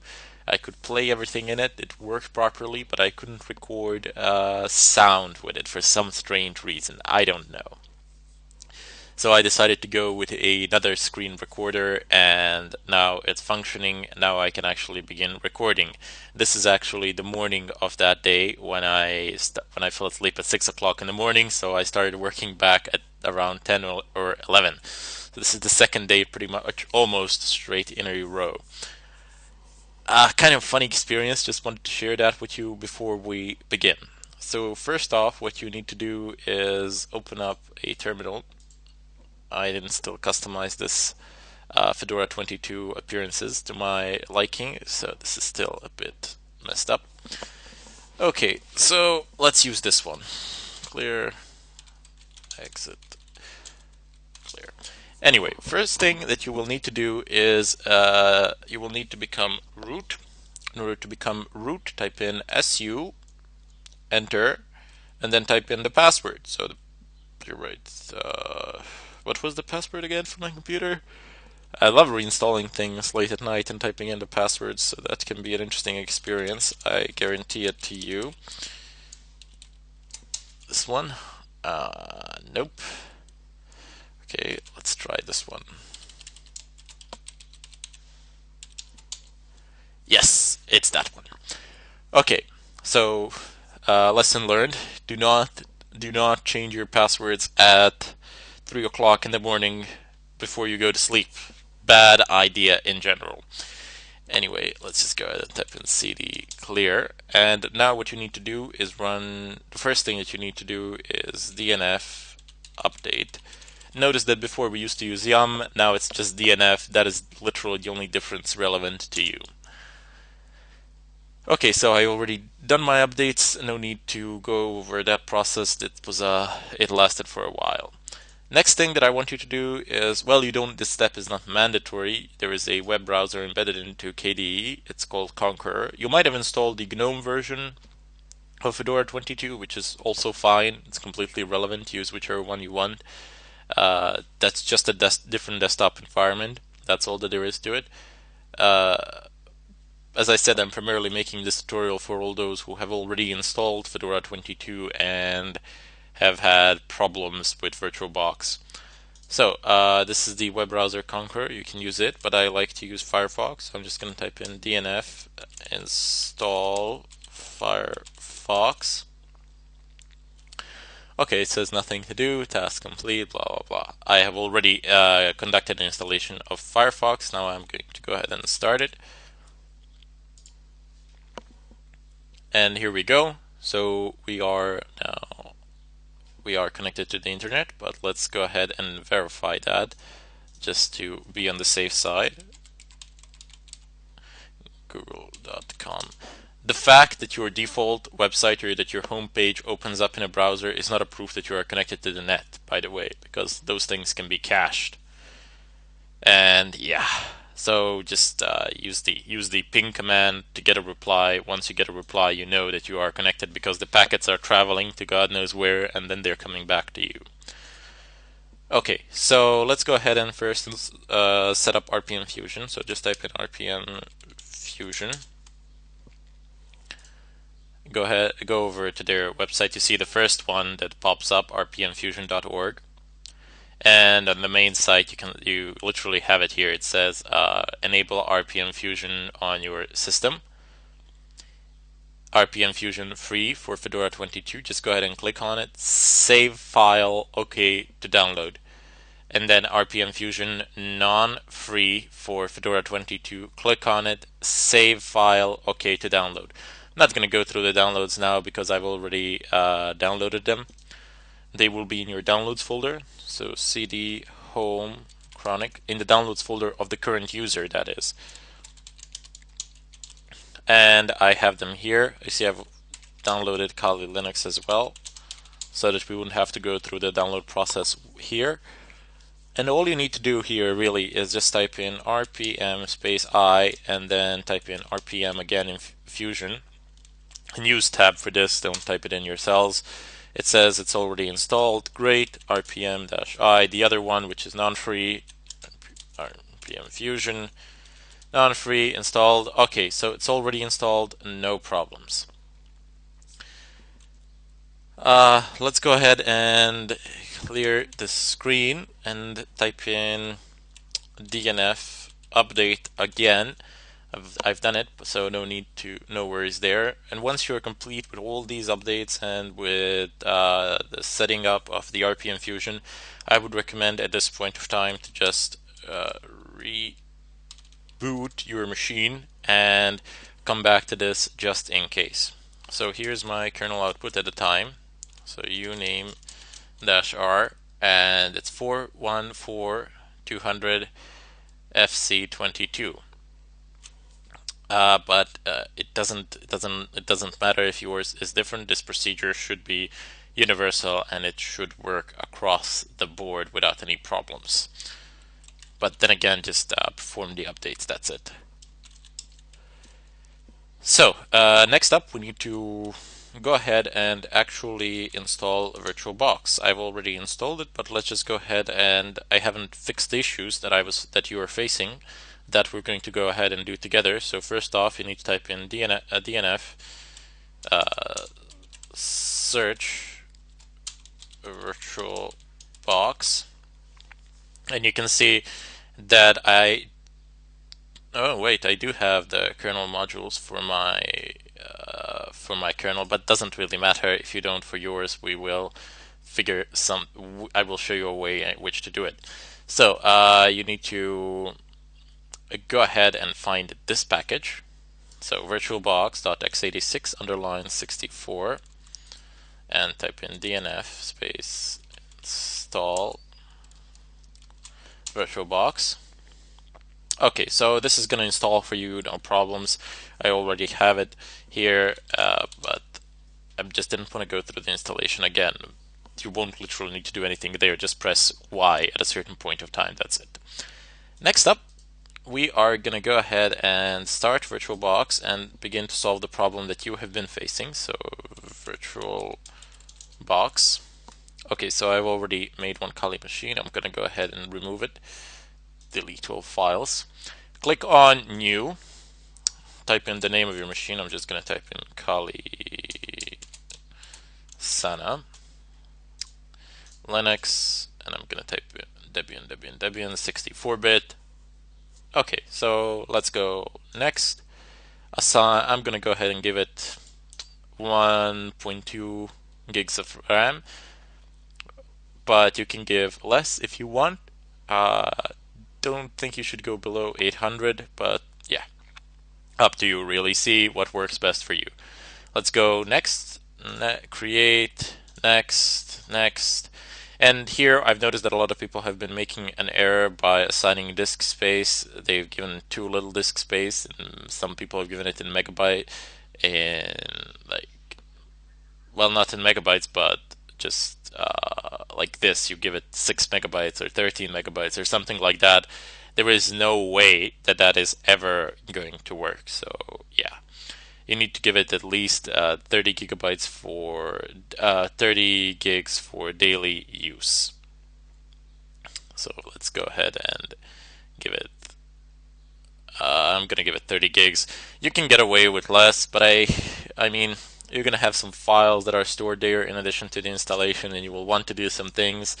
So I do believe that 30 gigs is an optimum amount, one of the optimum amounts. Sometimes I like to give like 128 just in case, but that's just because I have a lot of space to waste. If you're in a tight budget in terms of disk space, you can give it 30 gigs, and you should be fine working with no problems or anything of a kind. So let's go ahead and click on Create. That's it. We have now created a Kali machine. But now we need to go ahead and download the Kali Sana from the net. So let's go ahead and open up our web browser once again and type in Kali Sana. Why am I typing in Kali Sana? Just type in Kali. That's all you need to do. Open up the first website that comes along. It's www.kali.org. It's HTTPS. And go into downloads, download Kali Linux, and there you go. It says Kali Linux 64-bit ISO and torrent version 2.0. I would advise you to go and get the torrent version, because I've noticed that a lot of people have had corrupt ISO files due to slow connections and the breaking of connection. So just go ahead and download the torrent one. A safer way to go about things. Anyway, just go ahead and click on it, and the download will begin automatically. There is nothing else that you need to do there. Once the download is complete, it's like, it would take me about 10 minutes to download it, so I'm not going to go ahead and do it now. Rather, instead, I have already downloaded. As you saw a moment ago in my downloads folder, it's already there. So I'm just going to go ahead and right click on this and go into settings, go into storage, controller IDE, click on the empty one, click on the blue disk image here, choose a virtual CD DVD, navigate over to your downloads folder. Down home, chronic, downloads, and is this the right one? Hold on. It is. There you go. So this is the ISO file that I need, that I want. You can see it is right there, .iso. And let's just go ahead and click on OK. So this is a normal setup that we've done before. Nothing really strange or new about this. Just go ahead and double click on the machine, and you're going to get this error message. So failed to open a session of the virtual machine Kali Sana, and then you're going to get this error from VirtualBox as well. The VirtualBox Linux kernel driver blah blah blah is probably not loaded. And I'm sure that all of you have seen this message a lot of times, and this was problematic for a lot of you. You couldn't go past by this. Try to help out people by manually installing the kernel drivers. But really, what we can do, because I didn't have Fedora 22 and I didn't really see this, didn't know that you can actually do this as well. So you can just basically follow through what the suggested solution from the VirtualBox is, and that should in itself solve the problem. Basically, it's instructing you how to install the kmods for the system that you're running this on. So let's go ahead and expand this, and we need to type this in part that is marked with blue letters. Literally, you can just copy it and paste it, and just well, this is an error on my part. You should not copy the quotation marks. So just Control C and then Control Shift V. And since you are using a Fedora 22, just replace yum with DNF. If you type in yum, it's going to automatically redirect you to DNF, so no worries there either. And this should work, and if this doesn't work, you always have the one below. This is the one that I have actually used, so I'm going to go ahead and go with it because this one below is a more general way of doing things. Don't know why I even grabbed the first one. But this is what we have been doing before. This is what we have been attempting to do before, but you couldn't find the proper versions, the system couldn't find the proper versions, and it was a pretty big problem. So instead, we're gonna go ahead and use this one, which was gonna help you install the proper ones, or a meta package, so to say, which one size fits all, so to say. And let's go ahead and press enter. Okay, so this is done, and now we're gonna copy this one below. So you see, there's nothing extremely technical about this. I mean, you just basically copy paste things. That's it. The system tells you what you need to do. Okay, so now that that is done, I'm gonna go ahead and click on abort, and I'm gonna click here on OK, close the VirtualBox, start the VirtualBox back up again, and then double click on Kali Sana. And as you can see, it is booting. So I am here in the boot menu, and I am free to choose whatever I wish from this option. Now in the follow-up tutorial, you're just going to go briefly through the installation process of Kali Sana, and that is going to be it. I hope that the solution provided here does work for you. As you can see, this is a fresh install of Fedora 22. I have updated it. I have imported the RPM Fusion repositories, and then I have installed VirtualBox from the RPM repositories and followed through what the suggested solution to the error was, and as you can see, it is working without any problems of whatsoever. So in the next tutorial, I also promise to show you how to install and run Kali Sana. I mean, it's not a terribly difficult thing to do. It's pretty straightforward. So we will go through that as well. But until then, I bid you all farewell. Hello everybody, and welcome to this tutorial. Today I will introduce you to the Linux terminal and show you some of its basic functionalities. So in Kali Linux, terminal icon is located in the upper left corner, this black thing. So just click on it, and there you go. You have the terminal up and running here. By default, it opens up a root terminal in Kali. So if you want to, usually people want to configure it, but if you don't want to configure anything else, this is perfectly fine. You don't actually need to do anything else. However, 99% of the time, people will configure the terminal to suit their own needs and purposes. For example, I will almost always increase the font size so that it is clear and visible, and that I have a better overview of what I am doing at the moment. And it also reduces eye strain according to some articles. Anyway, so just go ahead and right click anywhere on the terminal itself, not on the bar but on the terminal itself, and then you have show menu bar. Now we can see it here. Go ahead and click on edit. You can click on profiles as well and create new profiles here by just clicking on new, giving it a name, and then configuring it in the preferences. However, we're going to be configuring the default profile since there really is no need to create any additional ones. Go ahead and click on profile preferences, and here you have a great deal of options. One of the first ones that you will see is that you can use a system fixed with font. So this is not good. You see, this is very small. You do need, I always need to change that. If that's fine for you, you can keep it like that, but I always change it. And I have monospace 20. If you click on it, you can change the font size here. If you wish, you can change the font that you're using, and that would be it as far as this place is concerned. You have some other very simple options here. It says show menu bar by default in new terminals. I generally dig it. I think it's a good idea since you always need to do something like open up a new tab or something of a kind, but you don't need to. You have the cursor shape here. It says block, I-beam, underline. Just want to show you how it looks like. You can view the terminal as the changes are applied. So you have a block and you have an underline. I prefer a block. You can use whatever you wish. It will not affect you. It will not affect you in any technical sense, that is.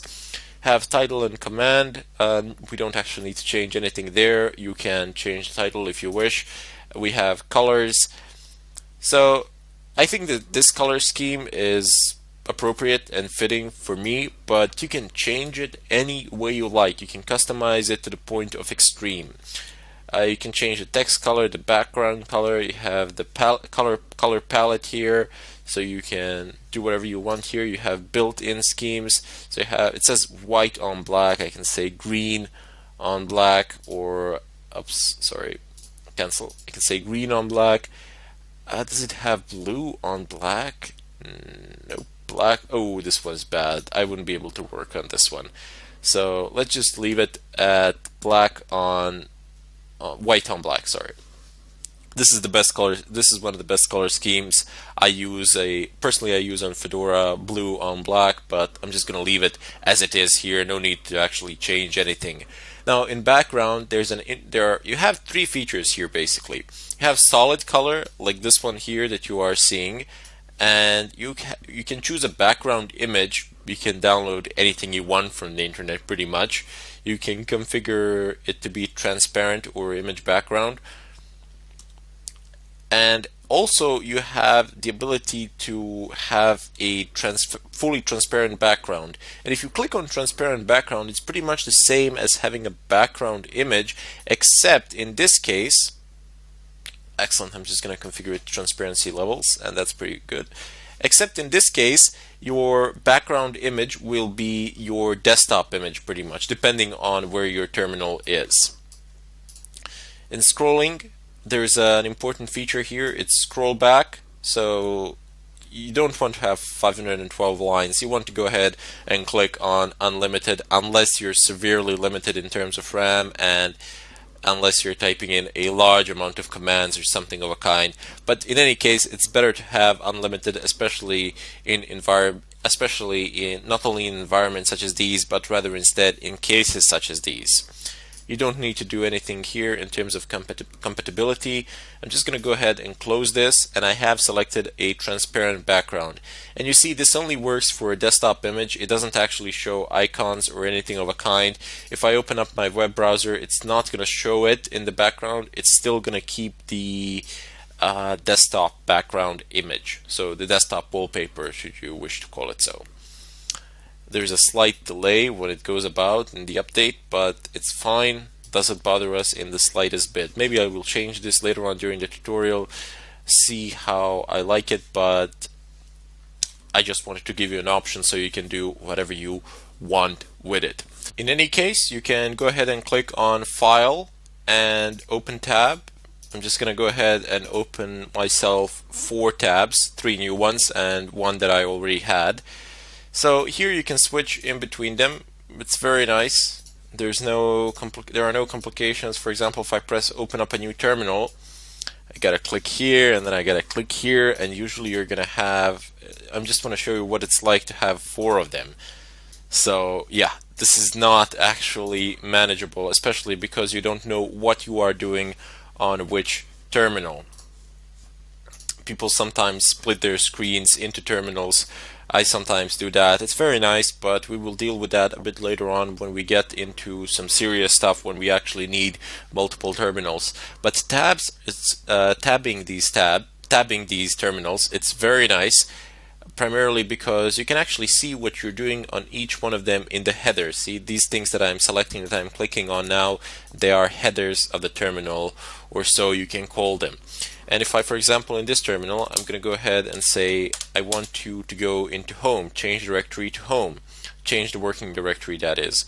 And if I change it here to var, and if I change it here to var logs, and if I want to go here to TMP folder. Excellent. So on each of these tabs, in their headers, I can see where I am. So this one, it's home. This one is TMP. I don't need to click on it to know. This one is log, so I can know what I'm doing in every particular terminal. And even though you can have a program running or something like that, it's still going to write it out in the header, and you're going to get some extra information there. It's very nice, very useful, and it's going to help you out a lot as we progress through this course and as we get into more complicated stuff. Anyway, I just want to introduce you to the Linux terminal. We have done some work with it before during the installation of VirtualBox and VirtualBox guest editions. But basically there, I've just given you the command and you're gonna basically just rewrite it or copy paste it, and that's gonna be it. But here I will, in the follow-up tutorial actually, I will start explaining the fundamental Linux terminal commands, the most common ones, the basic ones, and there you will be able to see the logic of things and how this Linux terminal works and functions. Because once you actually learn that, it gives you a huge amount of power. All the power of an operating system rests on its terminal, because it's a direct interface to the kernel of the system, and it's a lot faster than the graphical interface. Now, one more keynote that I would like to make here. Once I teach you how to use the Linux terminal, and once you get into habit of typing in commands, you can use them for a wide variety of purposes. You not necessarily need to use these things for pen testing or something like that. You can use these commands for network administration, or you can use them in order to troubleshoot problems with the system, and so on and so forth. So you get a far wider spectrum of options in terms of jobs or something of a kind, as opposed to just learning something that you can only use for pen testing and nothing else. In any case, I bid you farewell, and I hope to see you in the next tutorial. Hello everybody, and welcome to this tutorial. Today I will go over a few basic commands which you will need in order to follow this course through. Now, these basic commands they're used in order to navigate within the terminal or through the file system, to figure out where you are at the moment, to copy things, move things, get listings of files, folders, see the contents, remove them, change the ownership of files, or change the modes of files. You will see shortly what I mean. So first off, we have cd, which is change directory. So if I just type in cd /home, I am going to navigate over to my home directory. CD stands for change directory. As I said before, you are literally changing your working directory. If you type in cd :, you will always go one step back. So : is always the previous folder. Bit of a shortcut there. You will use it fairly often. Next up, we have ls. ls shows you the listing of the current folder contents, but you can also use ls / for example home, and you get the listing of a specified folder as well. Typing ls in and of its own will give you the listing of the current folder, as opposed to typing ls and then a path to a folder which will give you a listing of a specified folder. In addition to that, you also have ls-l, which will give you a long listing. So it will tell you who the owners are, the size, the date, the type, the permissions, and so on and so forth. However, one of the more common usages of ls is -la to show the hidden files as well. You might notice that I am not using ll like I generally use in Fedora, because /ll command not found. I guess I could install it here as well, but it doesn't really matter. It performs fairly similar function as ls does, but it's a bit faster to type in. So I'm just going to go ahead and clear this. Next up is pwd, which prints working directory, and you might find this a bit confusing, but / in all Linux Unix-like system, it simply refers to the root directory, to the beginning, to the root directory. So your main, from where all the files are located, and from where everything begins, so to say. But let me just make it a bit clearer, I'm going to navigate over to home and then do pwd. You can see that I am in home at the moment. So print working directory does exactly what the name itself says. It prints your current working directory.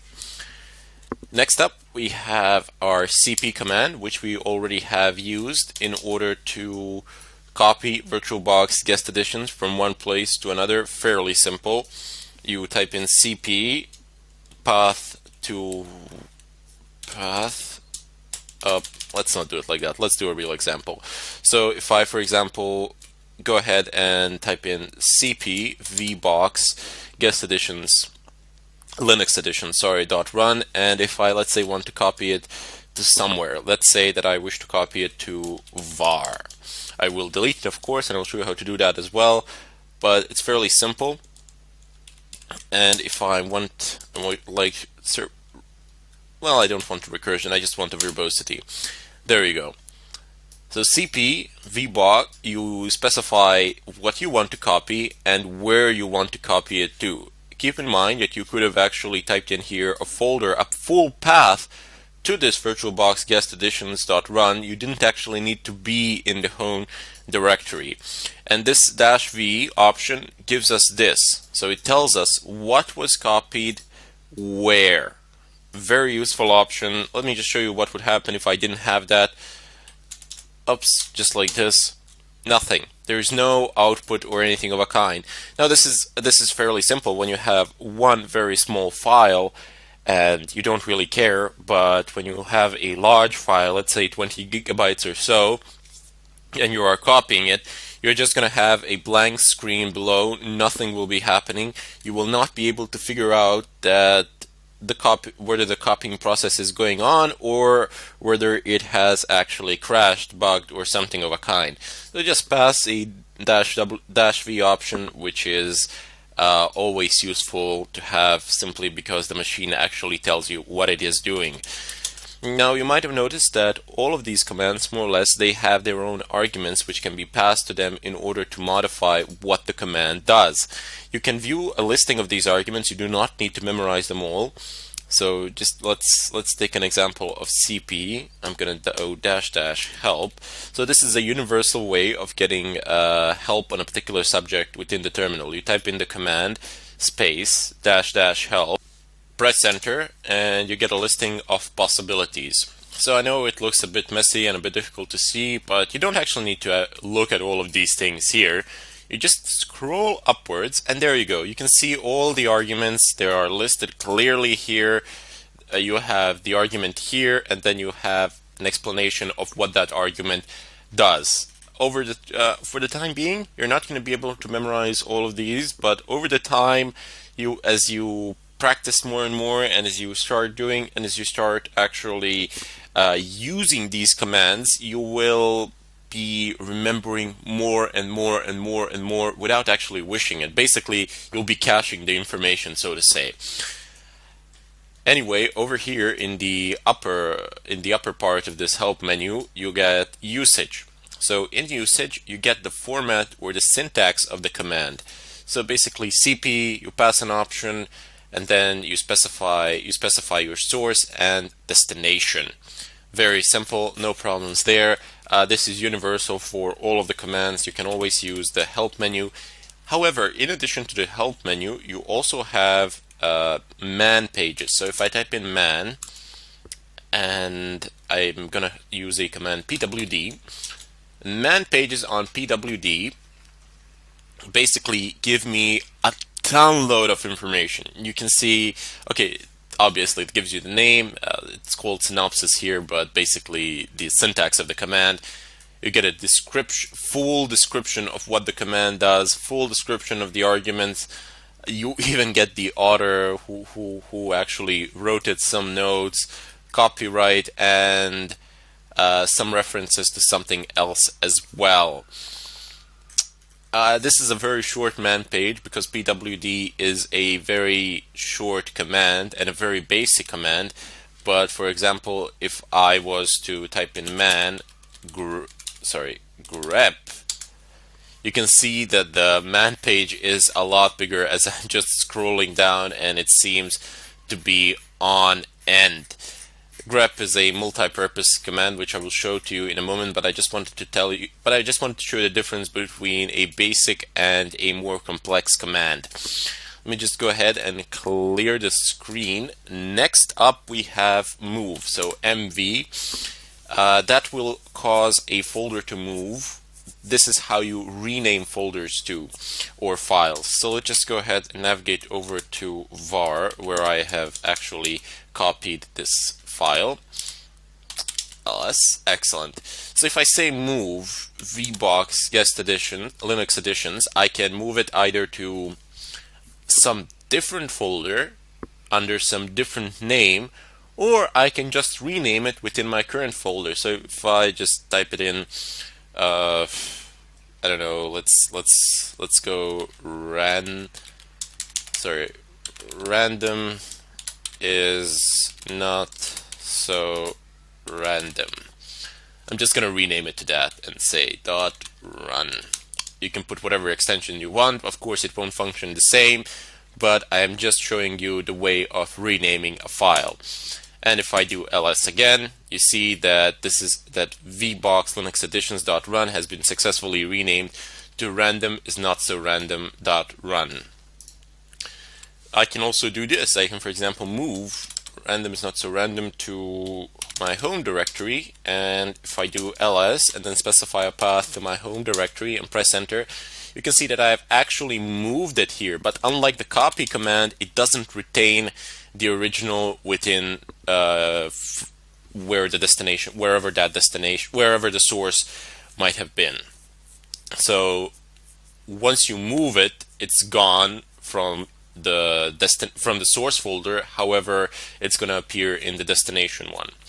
Also, a tricky way when you delete something with move, when you move something over something else, it's so difficult to recover, if not impossible. Also, be very careful with deleting files in Linux, because once you delete them from the terminal, you will not be able to recover them, basically. There are some complex procedures that might give you the fraction of what you wanted to recover, but if you remove it from the terminal, it's very, very, very difficult. It's not like Windows or something of a kind. When you delete something in Windows, you can always recover it. Basically, you didn't even delete it, nonetheless something else. You just don't see it. But here, when you delete something, it's gone permanently. So take great caution, take great care, but don't be afraid. I mean, over a certain period of time, these things become second nature to you, and you will take it into consideration without even thinking about it. So let's just go ahead and clear the screen. Next up, we have cat. Now, cat gives us. Let me show you what cat does. So, oops, I cannot cat the random. Because it is not there, of course. So let's just navigate over to home and let's cat. Random is not so random. And you see what it does. It actually shows you the listing of, this is a bit of a longer file. So it shows you all the entire contents of that file, whatever that might be. This content is not pretty at all. You can't basically read it like this, but doesn't matter. Let's just create another file, and I'm just gonna cat it.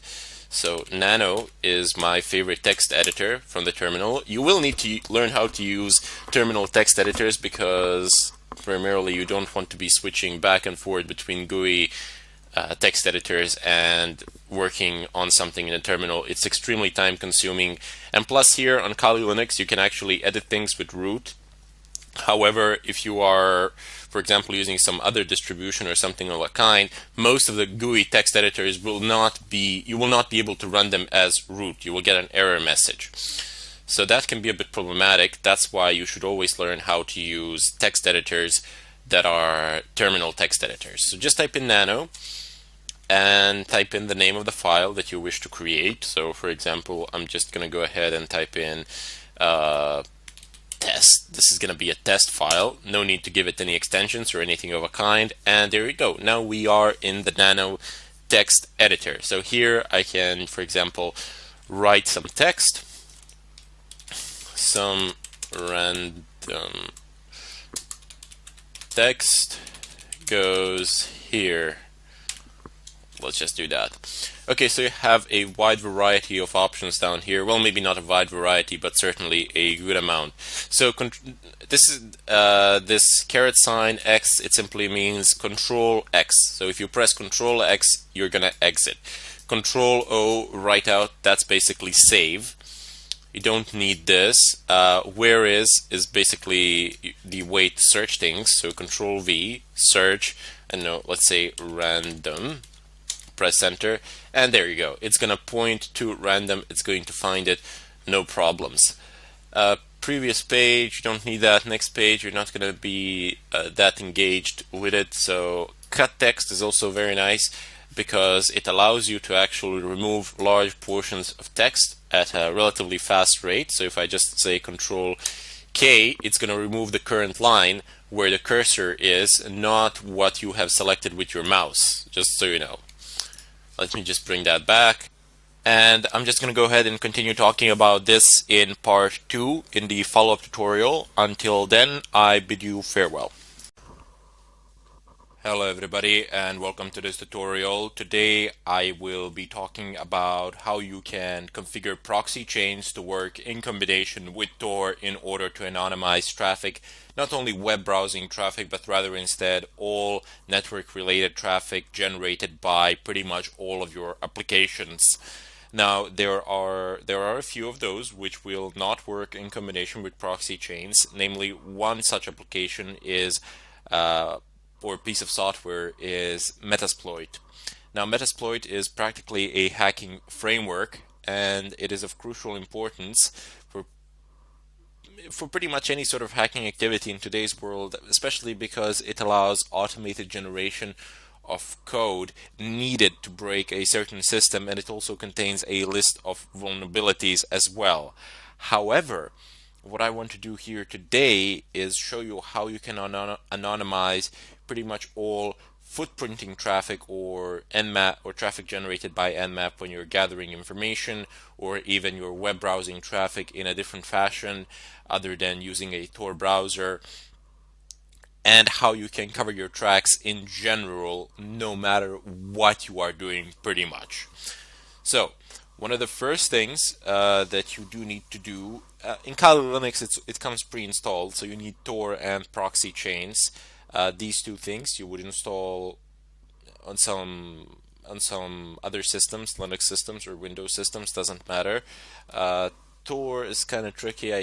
I have seen versions where Tor is not installed by default, and I have specified in the previous tutorial, I do believe, how to install Tor, no problems. But yeah, what you would need to do here is simply configure and not install anything. So let's just navigate over to the etc proxychains configuration file, nano/etc proxychains.conf. Press enter, and there we go. We are in the configuration file. Let me just expand this actually.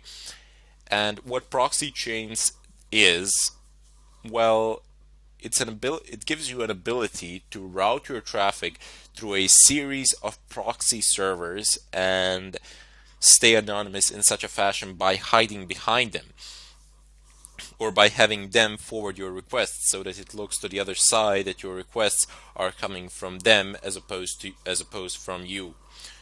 Surprisingly enough, there are a large amount of free proxy servers out there that you can use, but they're not very stable. You know, they go up and down and they're not very fast. So for specific targets, they can be useful, not for brute forcing, not for any form of brute forcing attacks.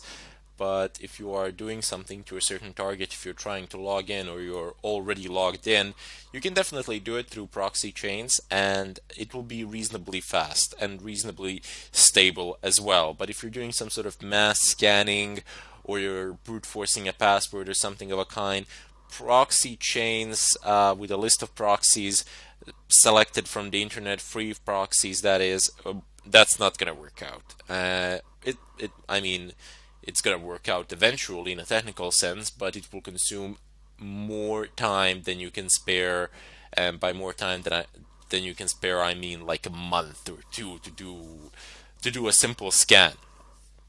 So that's not an option there. There are other ways of doing that. But for the time being, I just want to show you how you can use Proxychains, how you can configure it actually, because it's really useful. I use it fairly often. A lot of people do, and it's a fantastic piece of software. So first off, you have types of proxies here which you can use. You have HTTP, SOCKS 4, and SOCKS 5. Now there are fundamental differences between these protocols. You always want to find yourselves a SOCKS 5 proxy, as that is the best possible one that has the ability to anonymize all sorts of traffic. HTTP, well, as the name itself says, it's for HTTP traffic, and SOCKS 4 is very similar to SOCKS 5, but it does not support IPv6 protocol, and it does not support UDP protocol. So this can be, the SOCKS 4 can be rather problematic. You always want to make sure that you're using SOCKS 5 wherever and however. Anyway, down below you have these options which we will go over. So basically how you enable these options, you don't need to type in some complex lines of code or anything of a kind. Basically just delete the hash and that's it. Save the file, the option is enabled. This hash presents a commented outline, meaning that the system reading this file will ignore it if there is a hash. If there isn't a hash, it will take it into consideration and interpret it accordingly. Anyway, what we have here are statements which allow us to specify how we want our traffic to be routed. So first off, we have dynamic chain. Dynamic chain is an option which you will find people using the most. It is most commonly used option, a preferable one, and honestly I think it's the best one, primarily because it's the most stable one. And here's why.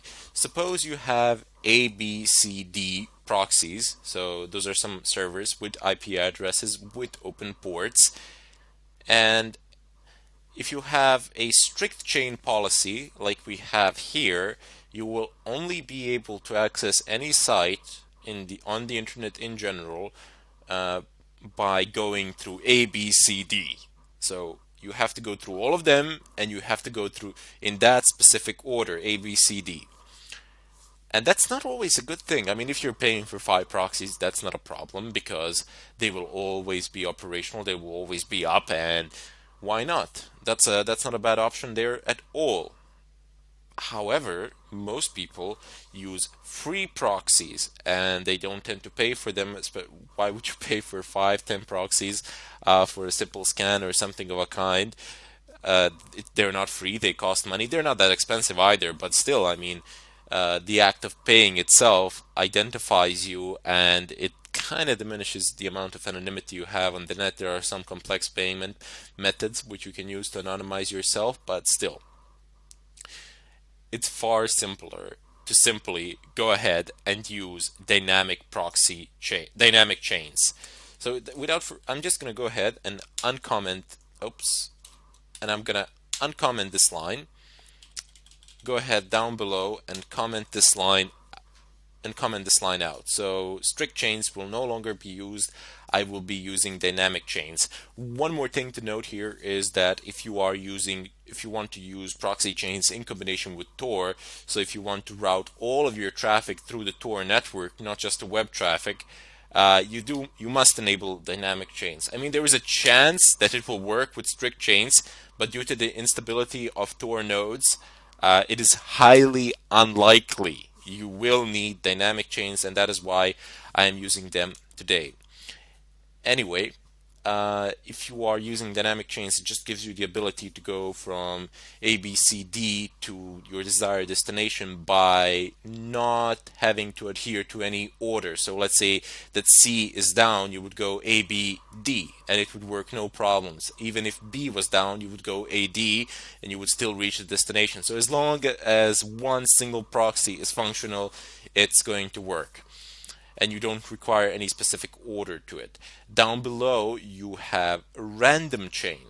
Now random chains are in effect basically the same thing as resetting your services. I mean, if you're resetting your Tor, you will be assigned a new IP address. I mean, Tor assigns you a new IP address every 10 minutes or so anyway, but with the random chain, you can specify a list of IPs, and then you can tell your computer, okay, I want you to connect to this point, and every time you connect, every time you transmit a packet, I want you to use a different proxy. You can do that as well. That's one of the options, definitely. You can say, okay, go use this one 5 times and then change it to another one or something of a kind. There are a lot of options to specify there.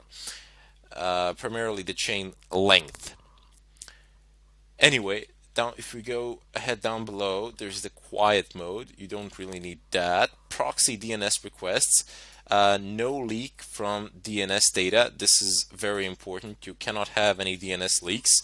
Let me explain to you what DNS leaks are. Even though somebody cannot get your particular IP address, they can get the IP address of the DNS server that you are using.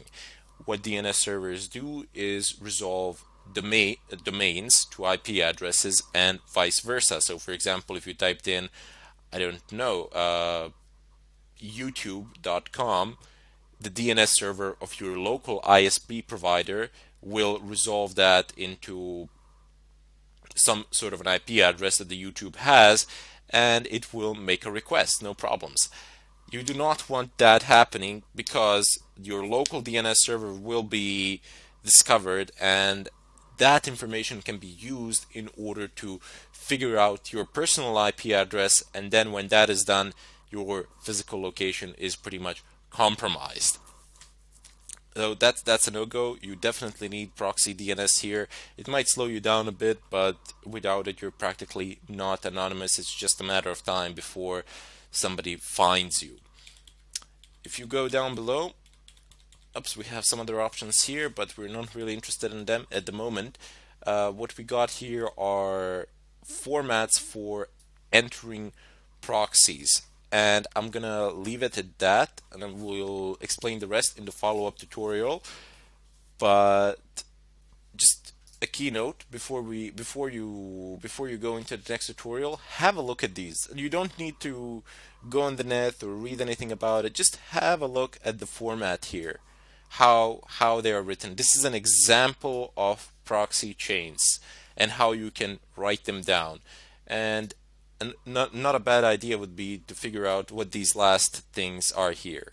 So you have a type of proxy, you have an IP address, figure out what this number is, what this name is, and what this word here is.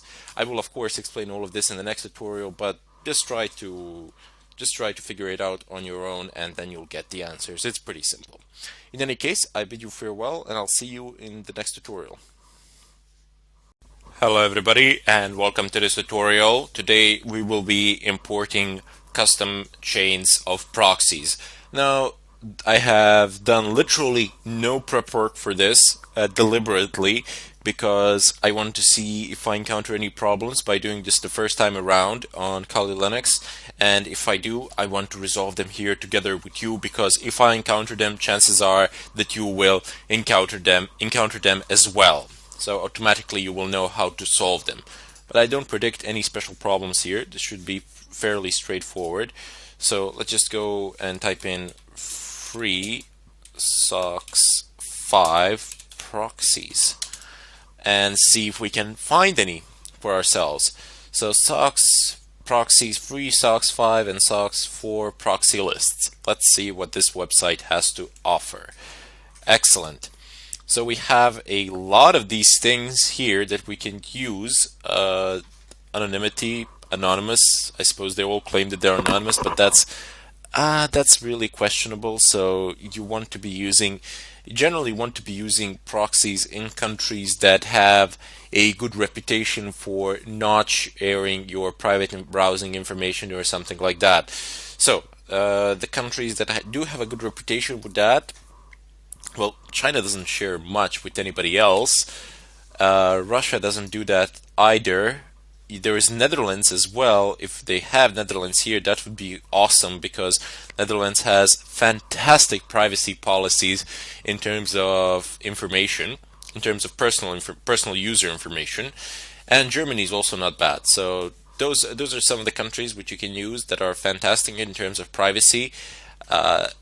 They will not share your traffic with pretty much anyone, or so they say, or so they claim. But yeah, who will you trust? That is completely up to you. But again, it doesn't really matter that much to you, primarily because most of the work that we're doing here, or should I say all of the work that we're doing here, is white hat, and all of it is legal. So you can use any of these to simulate a real attack, and even if you can reverse tracks and find yourself, it's still okay, as long as you are using some sort of proxy to give real-time circumstances and encounter real-time problems. Also to circumvent firewalls and so on, because if you want to see Netflix or something like that, you will need a proxy in the United States. Most likely you won't be able to do it with a proxy, or you will be, but you will need a really good one. Rather, instead you will need a VPN. Anyway, without further ado, you have an IP address here, which we will need. You have a port number here. We won't need this, we won't need this, and we will need a version. So we'll need a version. I'm so surprised. Okay, there are multiple pages for this. So actually, let's see if there are any proxies from Netherlands. Nope, Netherlands is not even listed here. It doesn't exist. Okay, never mind. I'm sure that it does exist on some other websites. I have seen them, and I am inclined to use them primarily because they're good policies. But for our purpose today, it's truly irrelevant. So let's just go ahead and select the first 5 from the list. So I need to copy this, open up my terminal, and let's just make our screen convenient so we can do a ton load of copy pasting. There we go. Just do this, and let's grab the Firefox browser. Just expand it accordingly. Excellent. So I have everything that I need. I have port number, version, and the IP address. I need to expand the terminal a little bit to gain on size. Excellent. Clear the screen for any inconveniences. Nano slash Etsy. Etsy. Etsy. Proxychains.conf. Make sure that dynamic is selected and that everything else is commented out. Go scroll down to the bottom, and let's go. Now we need to specify our proxy chains. Go ahead and start typing. Anything special we need to know here? Nope. Type of host, port, user values. Nope, doesn't specify anything special. Let's just go ahead and type in. You don't need to use capital letters, just so you know. So SOX 5. This first one, is it? Yep, it is SOX 5, and paste the IP address. Bit of a longer IP address. Let's just go ahead and add tabs here to be on the safe side, so that all is neatly done and sorted. So it's 33169. 33169. Press enter. So SOX 5 tab. What is the next one? And the next one is 9480. Paste it, tabify it, and the port number is 1080. So 1080.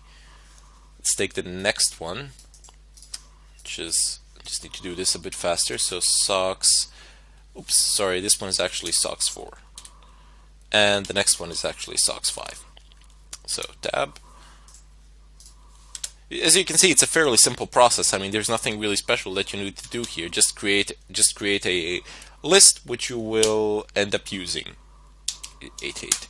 I can assure you that like more than half of these proxies do not work. Not because I can see some information on the screen that you can't, but rather instead because I've had experiences with such proxies and they generally do not tend to work. But enough of them works for you to be able to anonymize yourself to a good extent. So it's the next one is 1806. 1806 and 0. Make sure you get the ports right, because if you get a wrong port, your connections will be dropped by default on that IP address, and you'll think that the proxy is malfunctioning or something like that, but it's not. It's just you typing in a wrong port. So again, we have SOX 5 and an IP address here. So what is the port number? 1080 again. You will see that some port numbers have been standardized and they are just rolling, they're repeating. You don't need to do that much thinking there. Press enter. I just want to separate them from these, and let's go ahead, control, oops, no, sorry. No, I can just save it, doesn't matter. Nope, I don't want a different name. Conf, excellent. Messed up that with the name. Okay, so let's exit Nano, expand our beloved terminal, the holy grail of power. Type in pretty much the same thing as we typed in the previous tutorials.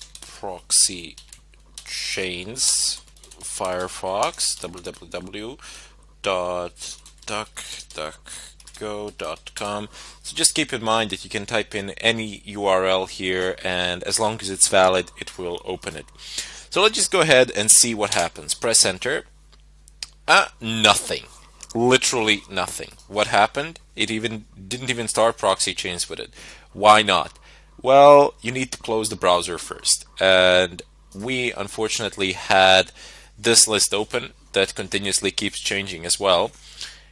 And that's a problem, because you cannot have Firefox open and then start it again through Proxychains. You need to close it completely.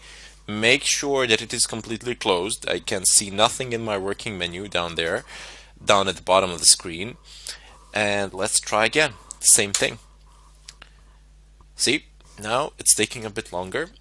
As soon as you see that something flies through with Proxychains using proxies that's really fast, you know that something is wrong, because there's no way it's going to be fast. So what do we got here? Timed out. Again, we have timed outs, and it's a dynamic chain, so it's trying to go through all of them, but it's skipping those that are not functional. And you never want, I mean, at the beginning stages, a long time ago, I was like, I'm going to use 50 proxies and I'm going to be completely anonymous. No, I wasn't even able to load the basic of sites. Or issue even the basic of requests with that. You need to keep it low in terms of proxies depending on their speed. Excellent. So hopefully one of them is going to pass and one of them is going to work. This is one way of looking at it and trying to figure it out. Another way is just looking at the screen and see what's happening here. So I'm just waiting for at least one of, yep, there we go. One of them said okay. But it needs to go and try all the others out as well before it can actually verify what is it that it's going to use in order to open this side up. Hopefully it's not going to take too much time. So you see, we have all of these timeouts and only one of them was okay. Which one was okay? DNS response duckduckgo.com. There we go. It should be open now. No, it is not. This was just a DNS response. Is not exist. Have I mistyped this? DuckDuckGo? No, I don't believe I have. Okay, it's formulating a request again through different series. Come on, please succeed. Excellent. This one didn't succeed. Well, now it has. DNS response is duckduckgo.com is 50.18.192.250. Have you opened it? Please tell me you have. No, you have not. Okay, we gotta wait a bit longer. And this is the sad reality of using proxies. If I have used one or two, this would have been a lot simpler, but I just wanted to make a point here and show you you're not gonna get anywhere if you're using a lot of free proxies. And imagine scanning like 100 hosts using Proxychains like this, and this would be the amount of time that it would take to even load a basic website. Imagine how long a scan would take. It would take forever. Okay, so finally, it is requesting information on port 443. As you can see, all of the above communication was attempting to get a response from the DNS server. We still haven't even look, by this is how much information has been processed before we even started to load the DuckDuckGo.com. As you can see by the port names, it's 53. The 53 are DNS ports. And if we go down below, you can see that finally I'm looking for port 443 somewhere around here. I swear I saw it a moment ago. 1080, that's a proxy port. This is a proxy port as well. 53, again, DNS resolution port. Yep, there we go. 443 has begun here. It's still loading it. I wonder, has it opened it? Yep, there we go. It is up and running. The site is functional, but it has taken us a lot of time to open it using a lot of free proxies. So stick to 2 or 3 at max and it should work.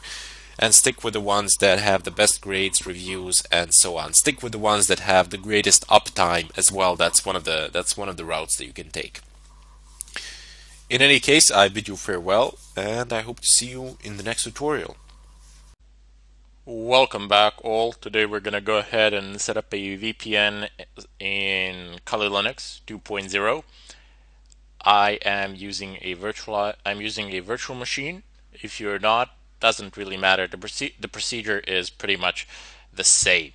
So it doesn't matter which operating system is running as your host. I'm running a Fedora as my host, but doesn't really matter if it's Windows or Mac or whatever else there might be out there.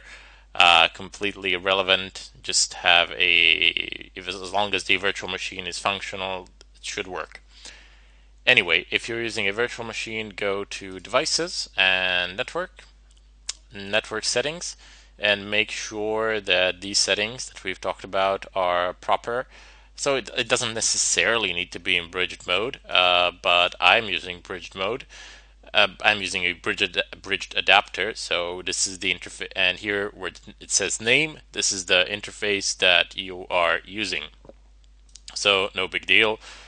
Just take a look on your host system which interface you are using and then select it here. If you don't know and if you're too lazy to check it, try. There usually will have maximum 3 or something like that, maybe a little bit more. Just try one after another if you can't really bother to check.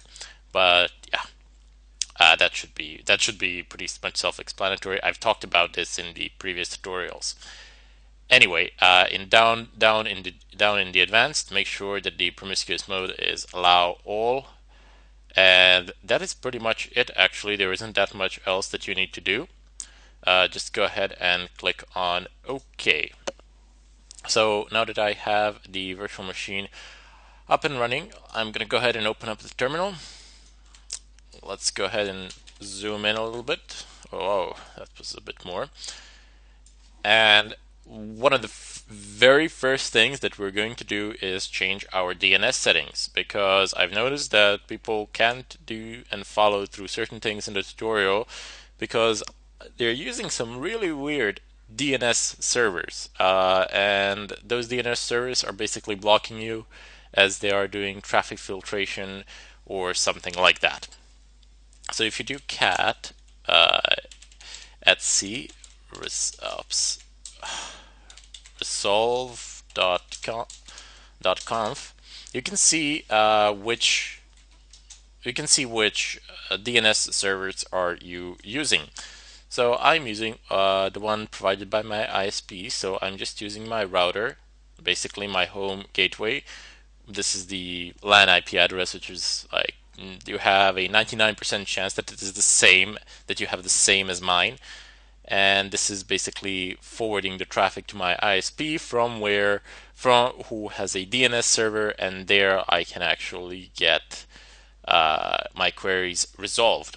But we don't really want that, because there's a lot of not always, but certainly in a lot of cases there's a lot of filtration on those DNS servers. So we will change that let's go ahead and just clear the screen and type in Vim is.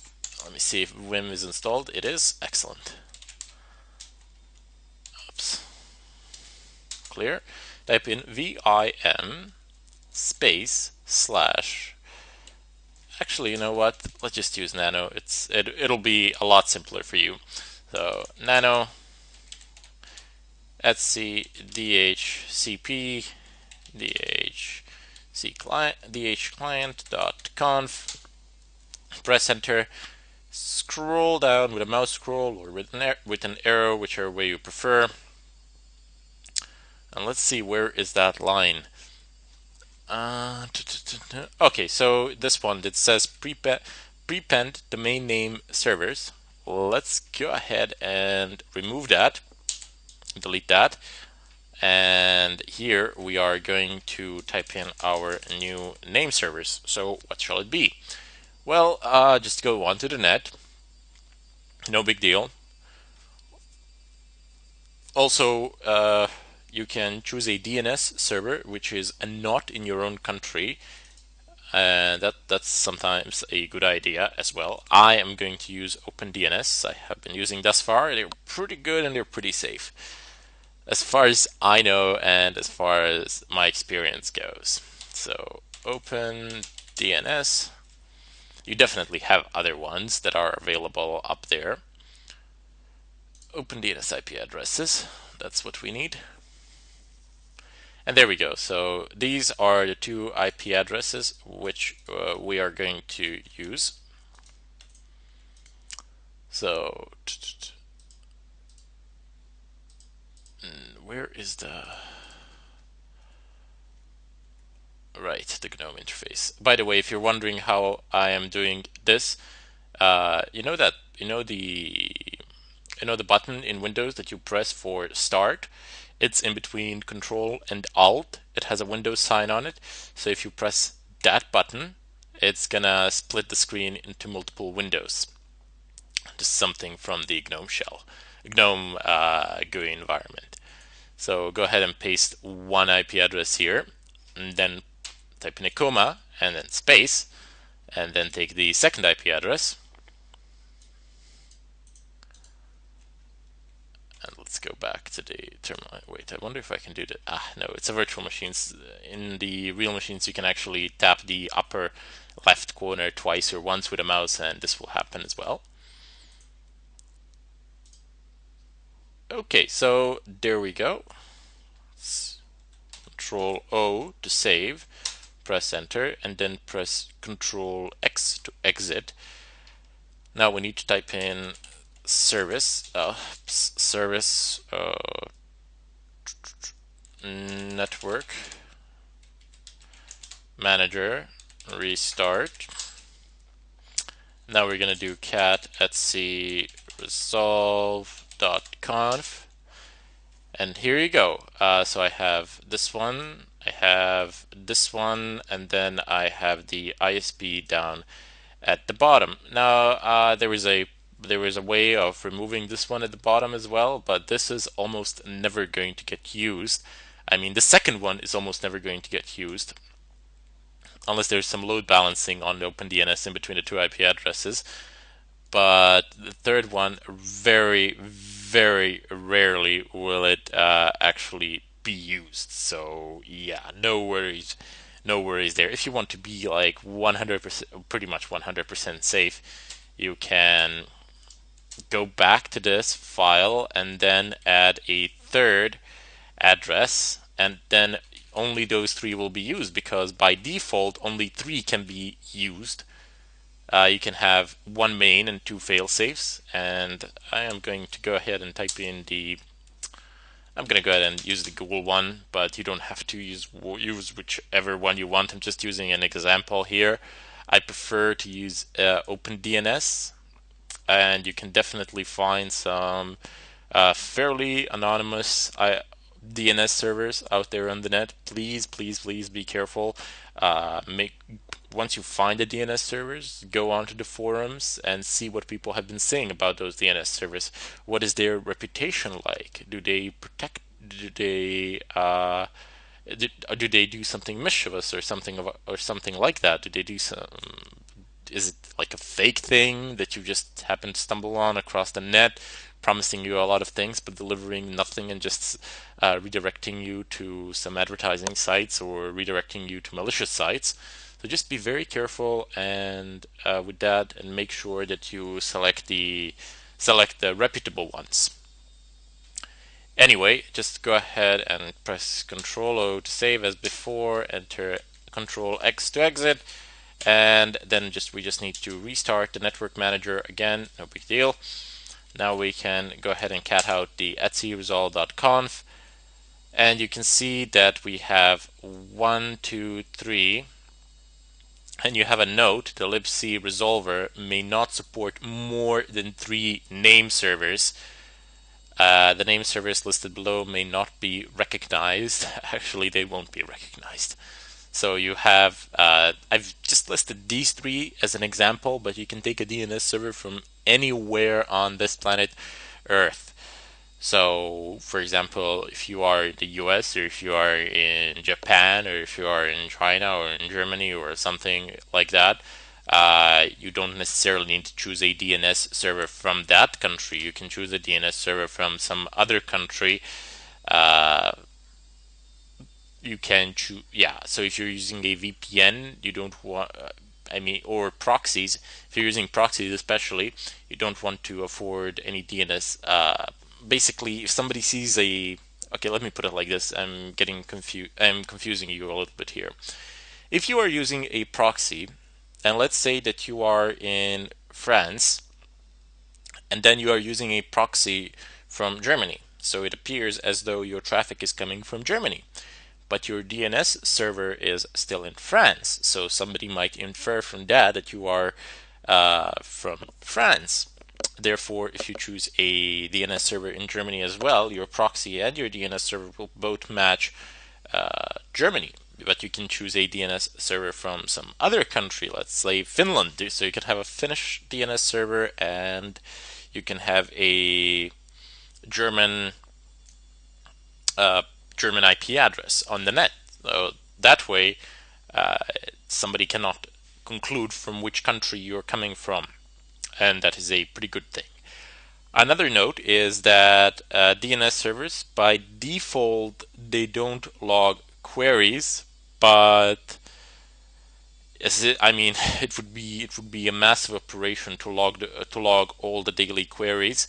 Maybe somebody does it. I don't know. I cannot guarantee it to you. I know that the DNS servers by default, you can install a DNS server and configure it, and you will see that by default it doesn't log queries.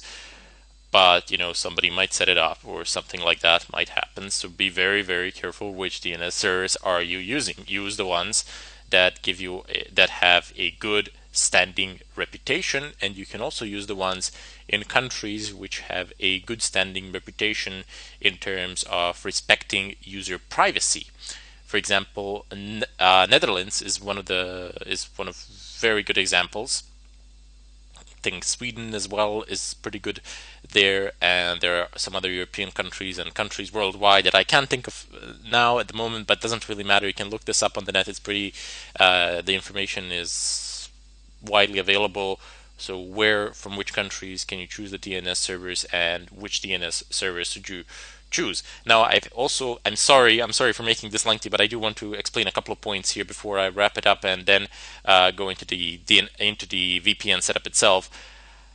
I've had people before who stated that they've had problems when they changed the DNS, and then they've changed the DNS, and then they've used the VPN, and the DNS leak test still shows that their DNS is in the US. Well, yes, because the DNS server you've selected is actually from the US. So if you just choose another one from another country elsewhere in the world, it will just show that the DNS is in that country. So you don't actually have a DNS leak. It's just that IP address on that DNS server is physically located in the country of your origin. So if you just choose another one, you will be fine.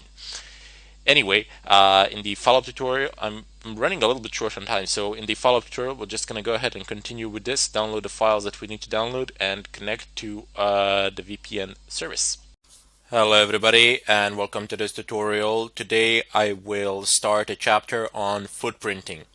So I have explained what the act of footprinting is before, but now we will actually go ahead and conduct a few scans to see how it all works and introduce you to the tools that we will be using. So first off, we need to find ourselves a target to scan. Of course, I could just scan myself or something of a kind, but that would not be a realistic thing really, because I already know what the results are going to be, and plus on top of that, I'm not scanning long range over the internet or something of a kind. I would be scanning within my own local network, so the speeds of the scan would not be realistic, as it would be a lot faster than say when you conduct a scan over the net, some distant and remote server. So what I did was I went online, and you can do the same, and I found on the official Nmap website, they have a section devoted to actually allowing people to scan them to test their tool out. Now I'm selecting the permission. There is a written permission here that you can actually scan this website, and they basically say, you can scan it to test it out. A few scans a day here is fine, but do not scan 100 times a day or use this to test your SSH brute force password cracking tools, etc. So that's definitely something you don't want to do, but you can run a few scans on this site per day, and according to them, that's perfectly fine. You are not breaking any laws or anything of a kind. I'm just emphasizing one more time that you do have a written permission right here on the site, which is fantastic because it gives us an opportunity to actually simulate real-time circumstances and see how Nmap behaves. Now, Nmap is an unescapable tool of pretty much any pen tester out there. Many people say today, that it's pointless to port scan, doesn't do you much good, and so on and so forth. Well, perhaps in terms of exploiting the services running on the ports themselves, it doesn't do you that much good, but just by seeing which ports are open and which ports are closed, you can, to a fairly good extent, determine what operating system or what platform is being used on the other side. And then you can find weaknesses of that same platform. Of course, there are some other ways in doing this. I will show them to you, like banner grabbing or something of a kind. But let's just see how Nmap really works. Now, Nmap is known to basically trigger quite a lot of alarms, quite a lot of firewall red flags, so to say. And you want to make sure that your Nmap scans are as quiet as possible. Now there are tools to actually figure this out, but I will show you here how to actually do it via terminal. There's also something called Nmap.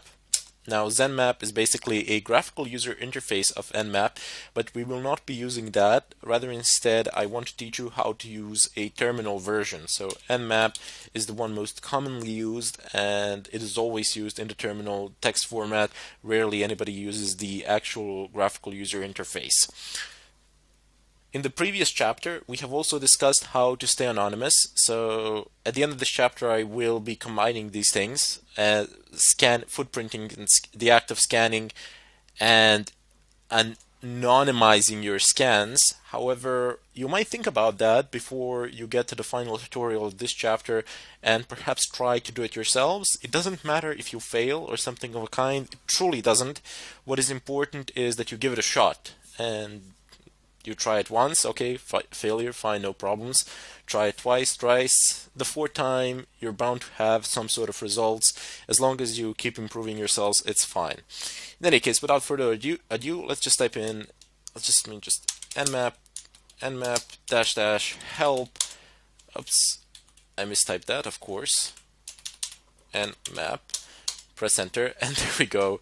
There are a lot of options here. A ton load of options. Way more options than we actually need for some sort of basic things. However, eventually, over time, you will come to understand that all of these options are not here for nothing. They are here because they were needed at some point of time.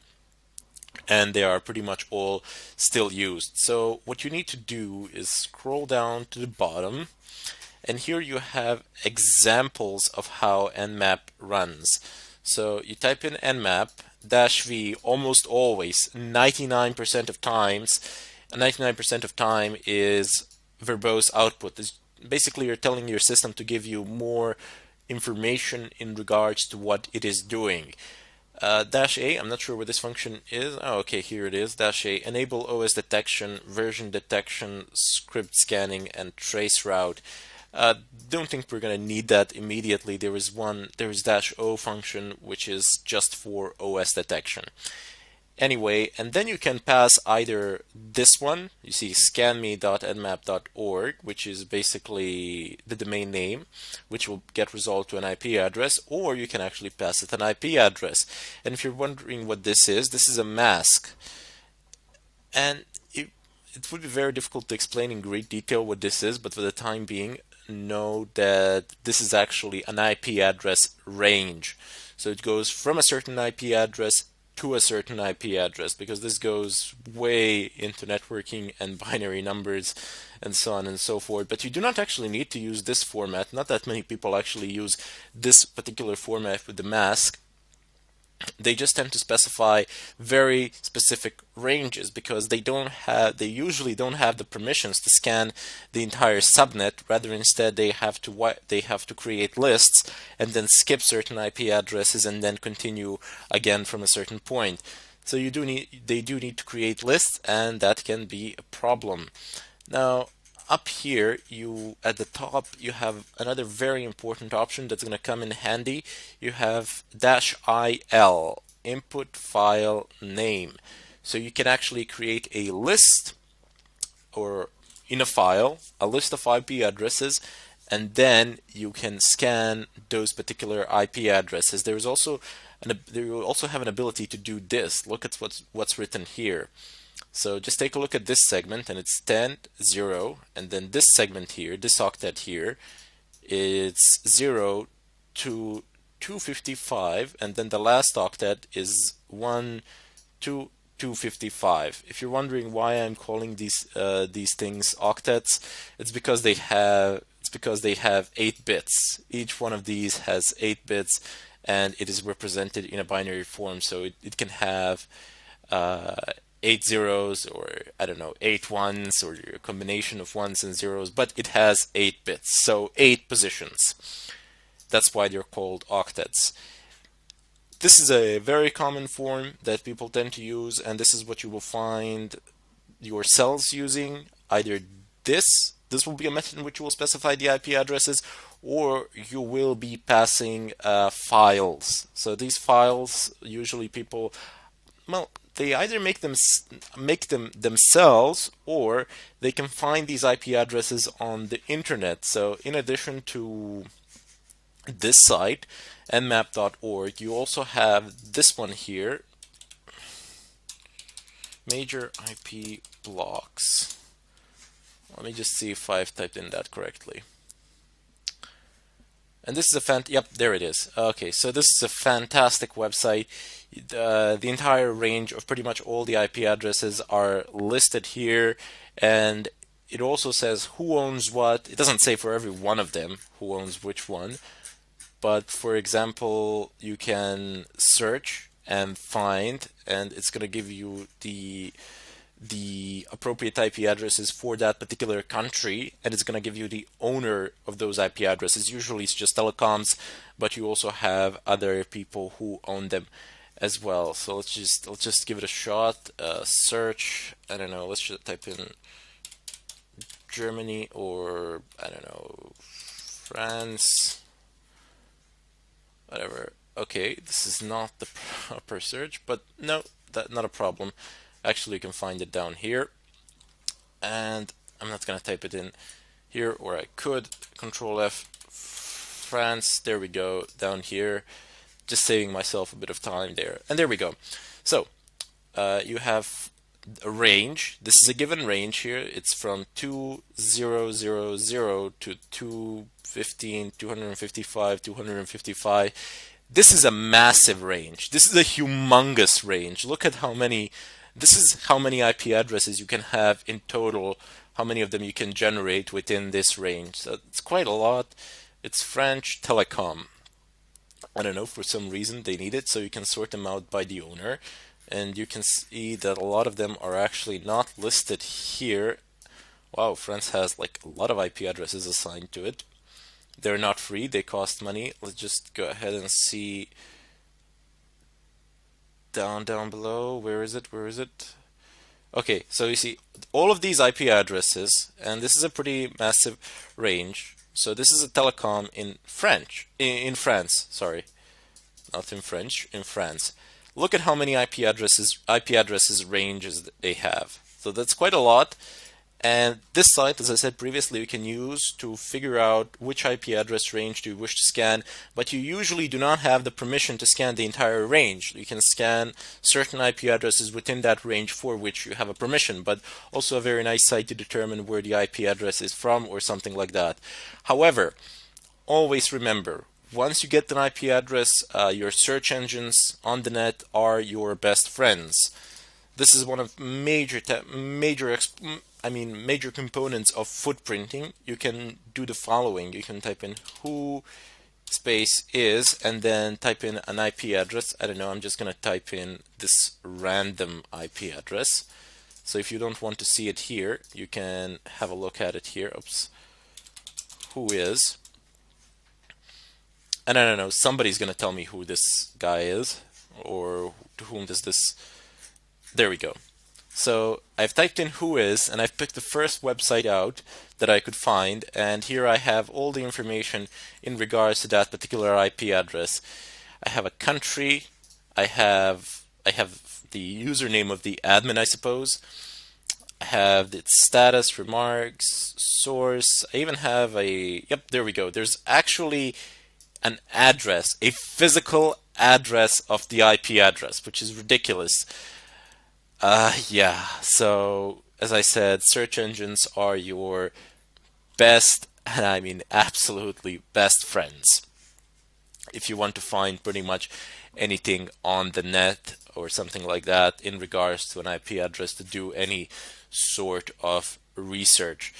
So those are the two tools that I have showed you. Actually, three of them. Well, one tool and two websites that you can use. The one tool, one website, and one search method, which you can use in order to determine where the IP address is from or who is using it, and even to determine its physical location. Although its physical location can be assigned to a telecom, and that telecom can assign it to a city and to a specific region in the city or something of a kind, and then you can find it on Google Map, on Google Earth or something of a kind, but usually those things are not that precise. What is precise, however, is that the IP address belongs to a telecom or something of a kind, and they keep rotating them in between the cities. So if you have, let's say, 100,000 IP addresses that you've scanned, and if you wish to sort them out by the city, you will get like 70 to 90% accuracy depending on for which country did you do it. Can be problematic because you're going to miss out on some things, but if you don't need 100% accuracy, you can get your sorting done pretty well. There are databases which you can update. I will show you these things. They're called GeoIP lookups. But before we do that, you also have something called NS lookup, and I'm just going to use this generic name here, scanme.nmap.org. Let's paste it. And there we go. I've basically said I want to look up files on scanme.nmap.org, and okay, this is my DNS server, which is basically my router. You see it says port 53. You know immediately that it's DNS because all DNS traffic runs on port 53. And then we have the results. So this is the domain name, and you get the IP address down below. So this is also one of the ways in which you can get the IP address of a site with a domain, because once you know the domain, you don't actually know the IP address until you look it up or something like that. But there's a far simpler method. You don't need to use NSLOOKUP. Oh, by the way, NSLOOKUP also works in reverse. So just type in NSLOOKUP, and you can type in the IP address. So I'll just go ahead and press enter. Okay, so this has run through a process of some sort down below. These are authoritative answers from it says name servers. Basically what that means, they're DNS servers, and they're giving you responses and telling you to whom the domain belongs to and so on and so forth. But look, ignore this part, and for the time being we can also ignore this part until we get into DNS, into spoofing the DNS and changing it and so on and so forth. What I want to show you here is that you can actually get a domain name by typing in ns lookup and then the IP address, and here where it says non-authoritative answer, you get the IP address and then you get the name, which is the domain name. However, you might notice that there is a problem here, that this IP address does not match this one. Well, guess what? It actually does. Try looking at in reverse. So it's 74, 74 here, 207, 207 here, 244, 244 here, and 221 here, and 221 here. So when you do an NS lookup, and when you pass in an IP address, it's going to do a reverse lookup in the DNS MX records or something of a kind. It's gonna query the DNS servers, and the DNS servers are gonna give it a response. But in the MX records, this is basically how things are written. You write an IP address in reverse, and then you put this in -addr.rpop. But this part really is not that interesting to us. This is more interesting to server admins who configure the DNS servers or something of a kind. In any case, for the time being, but don't worry, we will get to DNS servers in the later stages of this tutorial once we are done with these things. In any case, what is important for you here is you've typed in an IP address, you've used a tool called NSLookup, and you have gotten a domain name in return. And now you can start doing some other things as well, but we will be dealing primarily with Nmap as a tool in order to scan networks and to retrieve information from them. But this, what I've showed you now, is some basic information retrieval and some basic external sources that you can use. In any case, I'll see you in the in part 2 or the second tutorial of Nmap introduction, and there we're going to actually conduct some scans and see how it all works. Thank you for watching, and I hope to see you next time. Hello everybody, and welcome to this tutorial. Today I will do some actual scanning, and for that I have picked a domain outside of my local area network. You can find this on the Nmap official site, so it's scanme.nmap.org. This domain they have given, and you can feel free to scan it. Well, not as much as you wish, because 100 times a day is not okay, but a couple of times a day is okay, and you can test out whether your Nmap works and how it works. So I need to take this domain. You cannot use Control-C or Control-V in the terminal, primarily because Control-C is the universal interrupt and Control-V will simply not work. You will need to use a mouse and manually do it. In any case, we need to trim this down. We don't need any of these things. We just want the domain name to remain. And now I'm going to go ahead and type in nmap space, and there we go. We're going to now scan this domain. However, if I just press enter like this, it's gonna conduct some scanning. It will do the job, I assure you, but it will give us no output of whatsoever. So this will be continuously empty until the scan is actually complete. Now, on short scans such as these, that's probably okay, but if you're conducting a scan that can last up to a day or something of a kind, it's pretty worrying to see that there is nothing here. I mean, you're not sure whether it's working, is it bugged or whatnot. That's why it is always better to pass a V option for verbose output. I have a preference to pass a double V option for extra verbose output, pretty much. So it tells me pretty much everything that it is doing and how it is functioning, and I can see it as it goes on. And I can see that some ports are open a little bit earlier prior to the completion of the scan. I'll just go ahead and start the scan, and you can see immediately before it finished the scan, it has told me that the port 22 and the port 80 are open. Now, by default, Nmap will scan for 1000 ports. you can tell it to scan for more ports, no problems. You can tell it to scan for the maximum range of ports. It's 65,000 something. I'm not exactly sure what the end number is, but it's 65,000 something, and you can find this on the net if you wish. You can pass an option to Nmap to do a full port scan, so all of the ports will be scanned. Although rarely anybody does that, it's time consuming. Usually you have an idea what sort of services you want to target, and then you scan for the ports on which those services are likely to run. For example, port 22, that would be SSH, and port 25, that's SMTP. If you don't know what that is, it's a mail server. 80 HTTP, and you have a ping echo as well on port 9929. And now the states of these ports are rather clear, so it's open, open, open, and you can also get a state closed because it says here not shown. 996 ports closed. They are closed. And when it says filtered, well, usually there's a firewall setting which is dropping the packets. It's not closing the port perhaps, but it's definitely doing something to the packets coming on that port. It's perhaps blocking them from a certain IP or something of a kind. There can be a lot of options here. In any case, the general meaning of this filtered flag here is that the Nmap cannot determine whether the port is open or closed. Usually want to stay away from those ports, or you can do some extra research and find out how you can access them. Maybe they require a particular app or a particular protocol or something of a kind to be accessed, and that's why Nmap cannot actually figure pretty much anything out of it. That can be a bit problematic. I would definitely, as I said, advise to stay away from them. Stick to the open ones and see what you can do with the open ports here. Now, Nmap also has a option to create grephable output.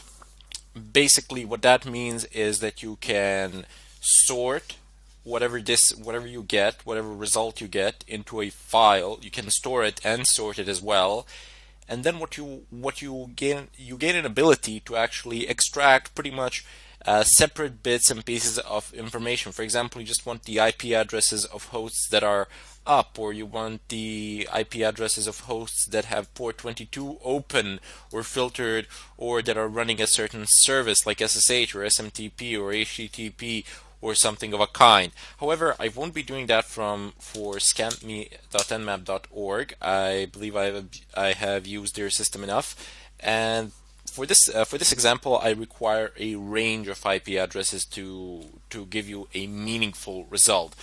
So what I'm going to do is scan my local subnet, and if you don't know what yours is, well, it's most likely configured as mine is, but if it's not, just type in, well, let's just clear the screen first, type in ifconfig, and you will get a result here for ETH0 or for whatever interface you are using. Just take a look at this IP address that has been assigned to this interface. So the lowest and the maximum value of the final octet here, or the first octet here, will be the range of your local subnet. So from 0 to 255. Let me just show you how that looks like in case you did not understand here. Type in Nmap, and then for a grephable output we need OG space dash, and then we need to give it a range of IP addresses. So 192.168.1.0-255. So it's going to scan for all the IP addresses that have this and that go from 0 to 255. Now keep in mind that I can customize this range any way I want. For example, here where it says 1, I can type in dash 267. So it's gonna use this octet and this octet in combination, and it's going to scan for all possibilities, although that might take a lot of time because that's a lot of IP addresses. Anyway, I'm not just done yet. What I need to do is actually cause a redirect.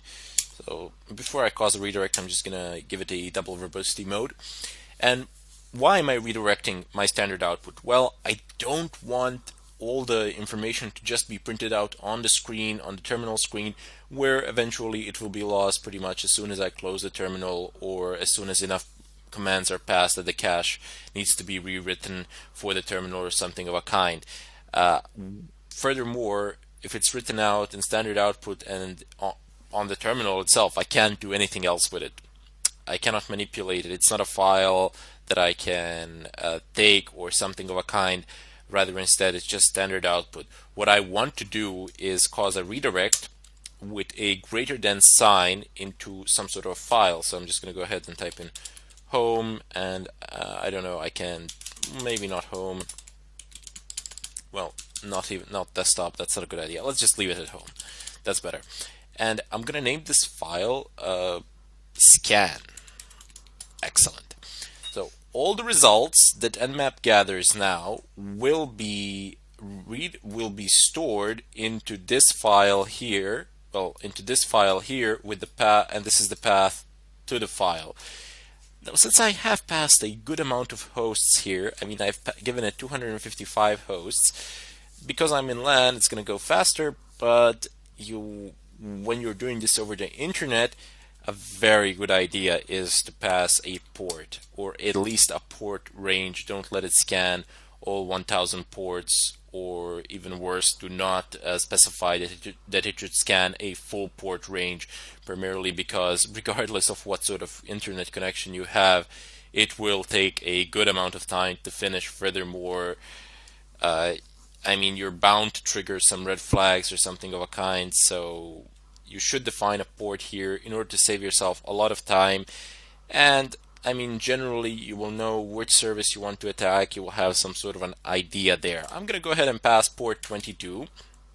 That is the port that I wish to scan for. And press enter and hope to God that it works. There we go. It is functioning, but even it finished rather fast. But even though I passed the double verbosity mode, everything here is being redirected here.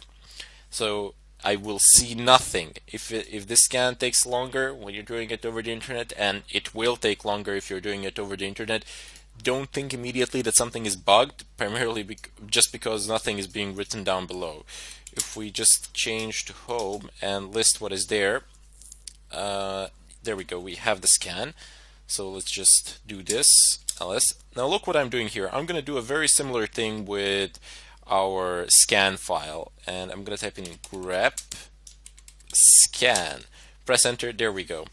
I have now passed the ls command to list pretty much everything within the home directory, and then I have piped the output of ls to grep. Basically, pipe means just pass it. I've passed the output to grep, and what grep does is basically pull whatever you specify here. It just pulls it from the output. I've told it to pull whatever is in there that has a name scan, or that has a string scan within it. So I could have had a name like AAA scan BBB. It would still pull it, no problems. This is one of the ways in which you can make sure that the file is located within a certain folder, especially in situations where you have hundreds of files in a single folder and you just can't go through them all manually. Use a grep if you know the name, or if you know partial name, in order to figure out what is where. So I'll just go ahead and clear the screen, and let me just show you what is located within our scan file. So let's scan, press enter. And there we go. So we have pretty much all the hosts within my LAN network, within my local subnet. They're all down, of course, because I don't have 255 computers or devices within my home network. Rather, instead, you see what it has found. It has found this is the router IP, the router that I'm using for this test. And it says port 22 filtered TCP SSH. Excellent. That one has an open port of 22. Also, its status is up. And I also have on 100 status is up, 22 is closed. On 102 it's up, it's filtered, and so on and so forth. So let me just go ahead and quit this, and I'm gonna do a very similar thing here because I want to leave it on the screen so I can explain it to you. The less command is very nice, but when you exit it disappears. Cat, however, just prints everything within a file to standard output, and it stays here. pretty much for the duration of the terminal. The reason why I did this will become apparent quite soon. So what you want to do now is type in cat scan as before, and now we want to pipe the output of scan to grep in order to pull something out of here, some sort of useful information. Let's say that I want to pull all the hosts that are up. I want to pull all live hosts. I want to see their IP addresses. And when I type in grep, what is the universal markation for all the hosts that are up? Well, you have a flag here, next status, and then flag up. Let's just go ahead and type in up. Press enter. Excellent. Just to give you a bit of clarity. There we go. You have these flags which are up, so I have all the hosts here that are currently up and running, that are alive on the network. But this is not what I want. If I wanted to pass these IP addresses to a program, to another program or something of a kind, I wouldn't be able to pass this whole line because it would make no sense if the other program is requesting only the IP address of the host. Because you can do one Nmap scan to see which hosts are alive, and then once you figured out which hosts are alive, then you can do a more detailed scan on those particular hosts, and in such a way you would save a lot of time. So we have these hosts here, but we want to pull these IP addresses, and I'm afraid I just can't do that with grep. Perhaps I even could, but I mean it would just be too complicated and too complex, and it really wouldn't be practical. That is why Linux has something that is called awk. So AWK. It's basically used for formatting text and pulling out certain parts of a file that you have deemed that you need or something of a kind. Now, you can make a separate tutorial on awk. You can have hundreds of hours, and there would still be features of it that you would not know. I would strongly advise you to familiarize yourselves with awk. Take a look at the man pages for awk. However, for the time being, and for the purposes of this tutorial, we will be using some basic awk commands, which pretty much everybody uses, and which are a necessary part of pen testing, primarily because you need to do stuff of a kind that we're going to do here. So cat scan, print everything to standard output, grep up. So grep all lines that contain the word up, and then what I want to do here is eliminate this part, leave this part in, and eliminate this part. So how shall I do that? Well, the first thing that we need to specify is a field delimiter.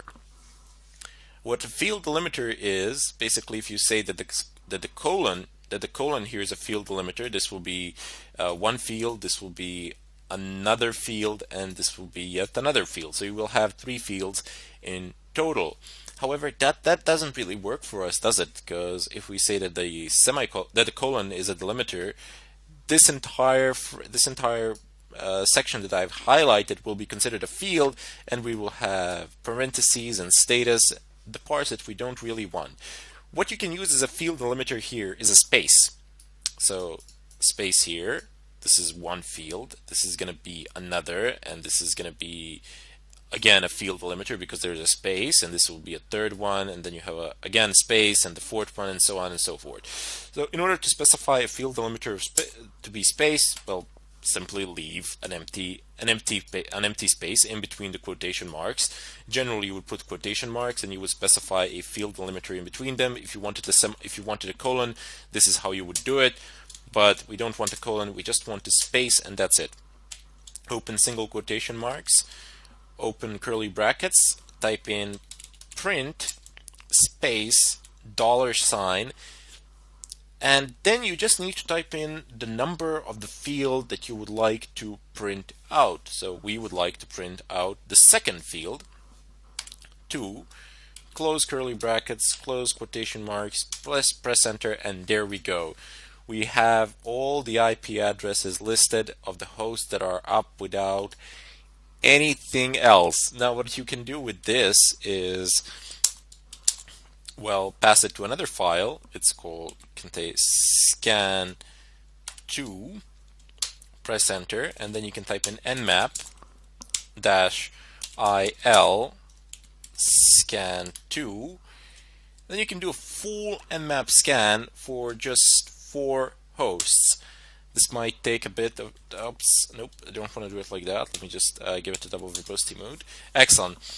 So now you can do a full scan for just 4 hosts instead of doing it for all 255 hosts. Just figure out which hosts are alive, and you don't need to do that with port 22 or something of a kind. Just do a ping sweep, and that's going to be it. You will be able to figure out which hosts are alive, perform detailed analysis of those particular hosts, and you can see I'm already receiving information here. It says port 21, that's not the best of ideas, but this is my home router that I'm using for these testing purposes. It is filled with holes, and don't worry about it. I'm going to switch it as soon as I'm done with the tutorial.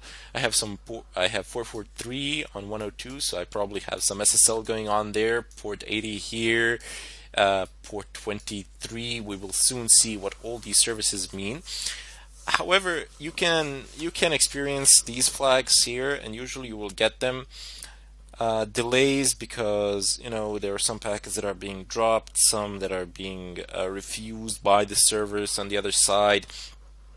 You can also have time limiters and so on and so forth. So here you can see the scans and what they have revealed thus far. They've given me detailed scans, and they can tell me pretty much everything that I want to know in regard to the local area network. It even gives out the MAC addresses, which I'm going to cover up and you won't be able to see them. But in any case, you see how much information do you get and how much time you can save. Now I am going to call the tutorial here, and we will move on to the next one. I hope that you've enjoyed this one, and I'll see you next time. Hello everybody, and welcome to this tutorial. Today I will begin a chapter on wireless hacking. So first off, you need to know that there are different types of encryption. There is VEP or WEP, and whoever still is using WEP doesn't really deserve to have wireless, just saying. Primarily because it's practically as if you had a free password or an open Wi-Fi.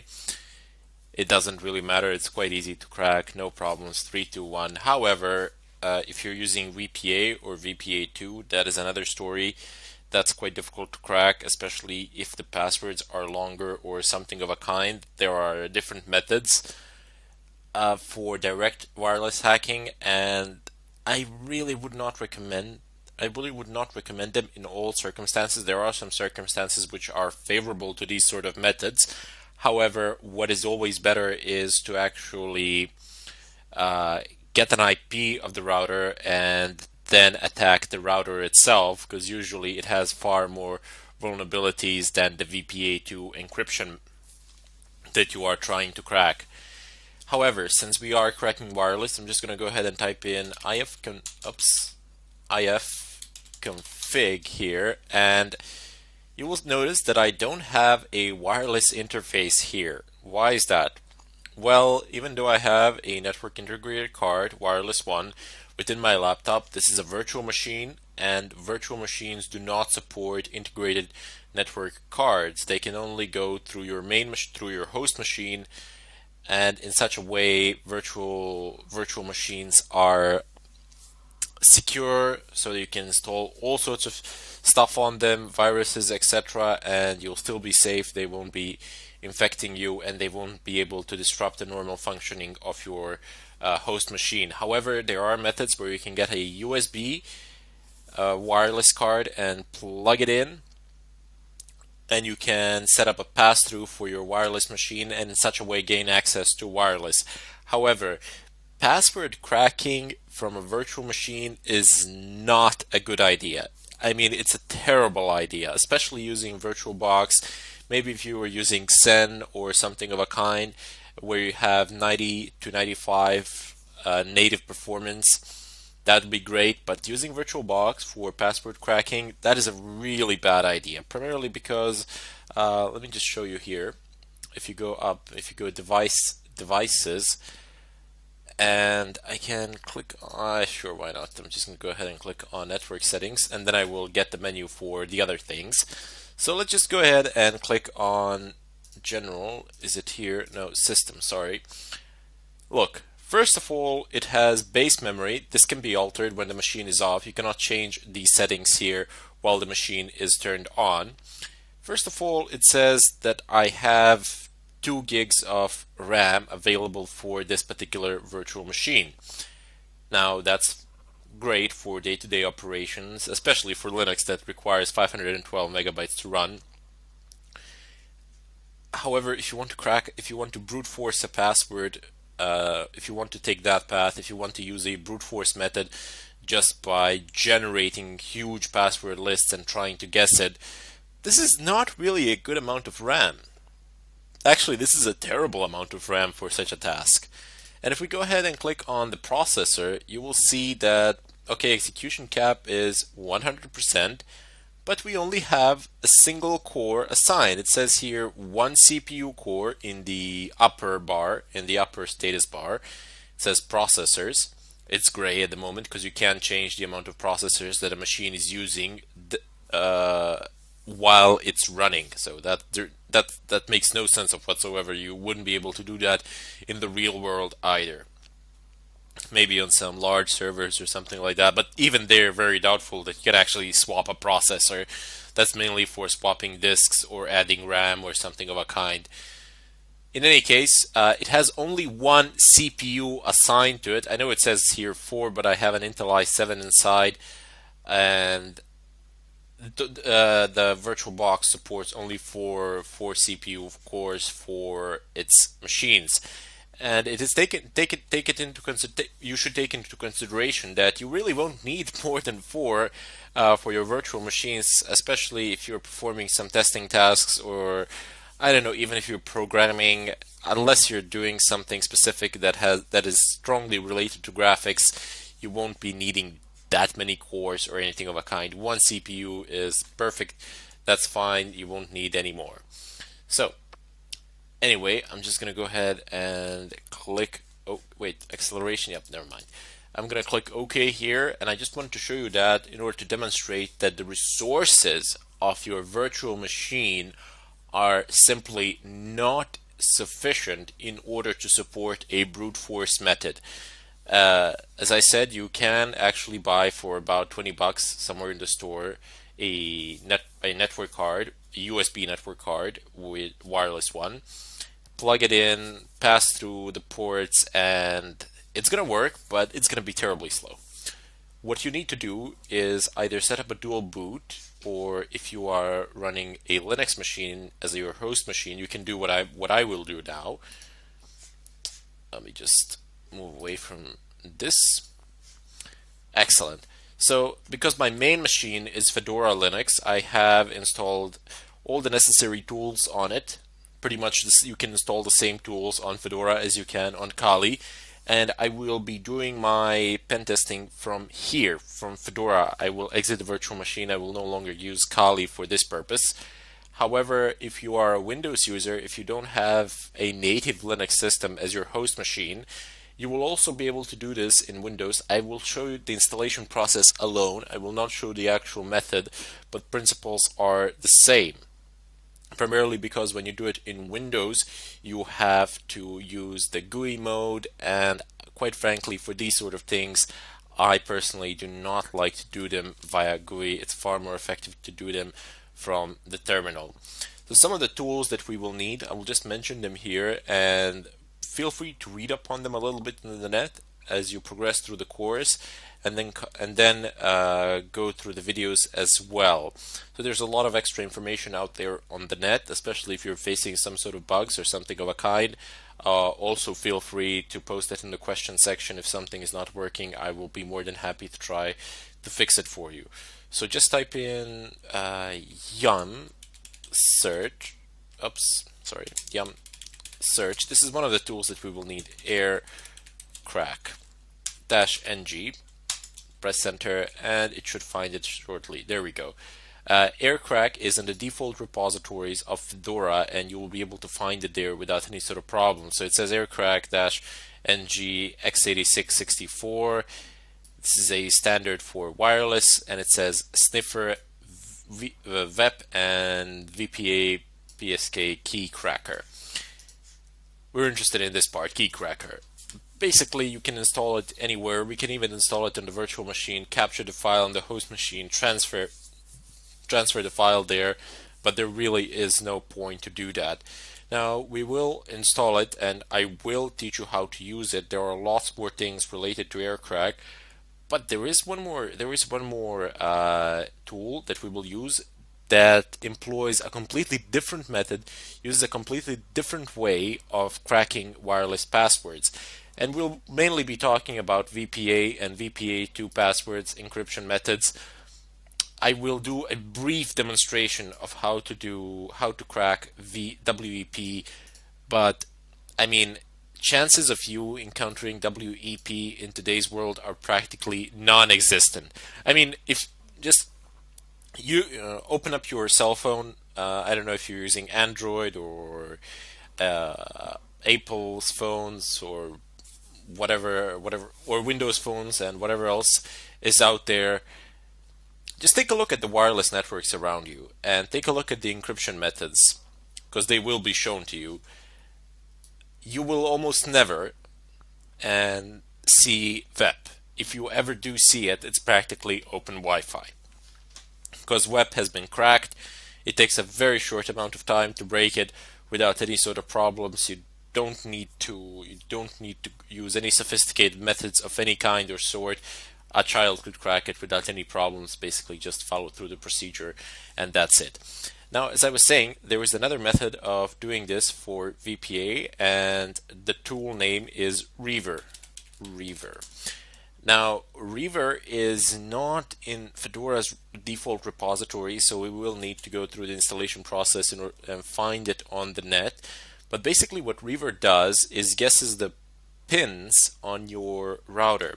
So most routers these days have pin authentication, whereby you press a button and everybody around you can connect to that router, basically. These things have been invented primarily for Windows users. Very rarely will you find a Linux with support for pins, primarily because the method is highly insecure. I mean, that is really one of the downsides of wireless. If you're using pin authentication, you should definitely disable it on your home routers, as it enables malicious attackers to basically take your Wi-Fi, get your IP address, and from there move on to more serious things. I will show you how to disable these things as well on one of my routers that I have here. I think I have a TP-Link or something like that. I will plug it in later on and show to you what it does. But in any case, as a part of the Aircrack package, you will get a few other programs which we will use, and later on there is one program in Aircrack package that enables you to perform a DOS attack on wireless networks around you. So you will be able to pretty much de-authenticate whoever you want, whenever you want, as long as two conditions are met. The first condition is proximity, that you are close enough to the network, and the second condition is that you actually have to scan in monitor mode with your network card and figure out what is going on around you, what is the MAC address of that access point, and what is the MAC address of the person you want to jam. This is not that difficult to do. This is easy. Both MAC addresses are public information.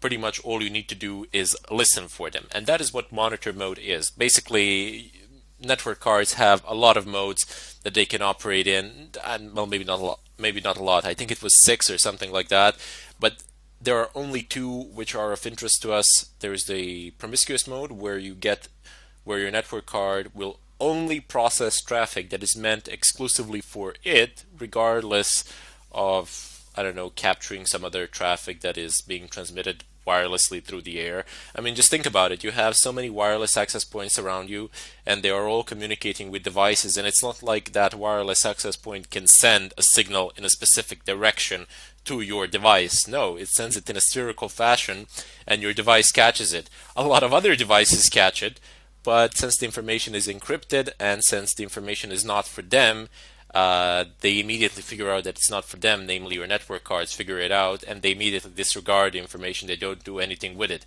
However, if you put your network cards into monitor mode, they will actually take all of this traffic, process it, and see what they can get from it. Some of it is encrypted, most of it is encrypted, but some of it isn't, like the MAC addresses, which can't be encrypted, and that's the bright side of it all. You can take it and you can jam whoever you want. You can deny wireless access to pretty much everybody within range with just having your laptop, and no extra devices are needed. This is all pure software. You don't need any extra devices. Of course, it is necessary that your network card supports monitor mode. There is a compatibility list on the net. I will show it to you in the follow-up tutorial, but for the time being, I just wanted to introduce you to the chapter and to see what we shall be doing. So before you, I would advise, you don't have to, of course, and you will be able to fully follow through the next tutorial without doing this, but I would just advise typing Aircrack-ng on Google or whatever your favorite search engine is, and type in reverb.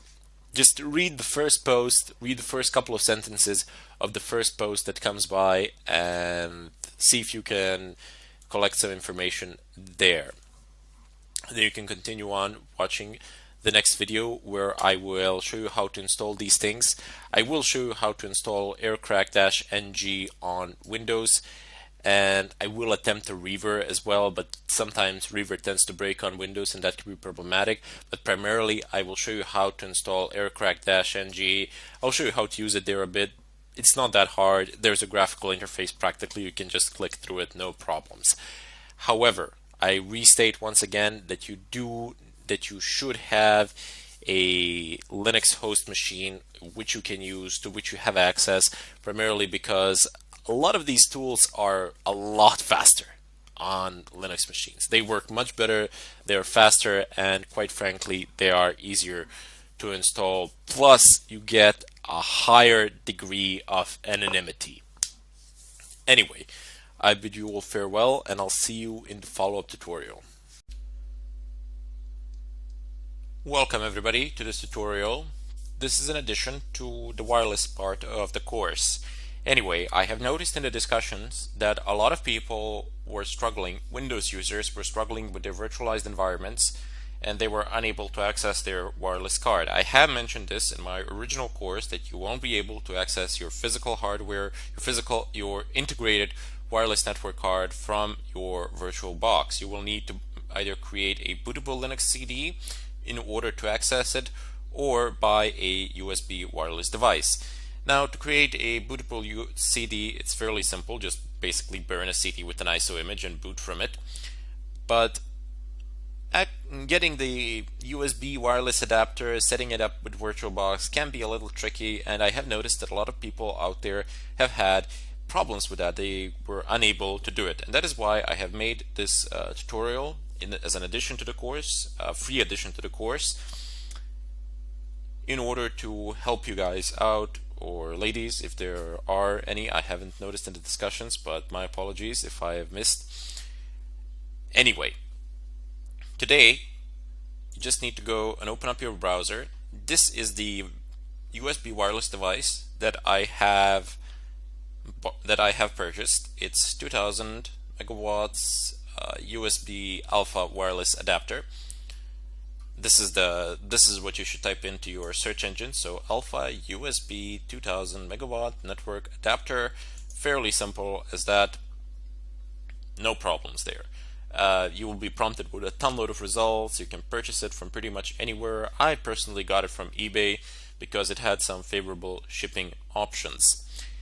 But you can get it from anywhere. The prices are pretty much the same. Have a look at different sites, see if you can get it a bit cheaper, something of a kind. It's around $28 pretty much wherever you look, but feel free to have a look around.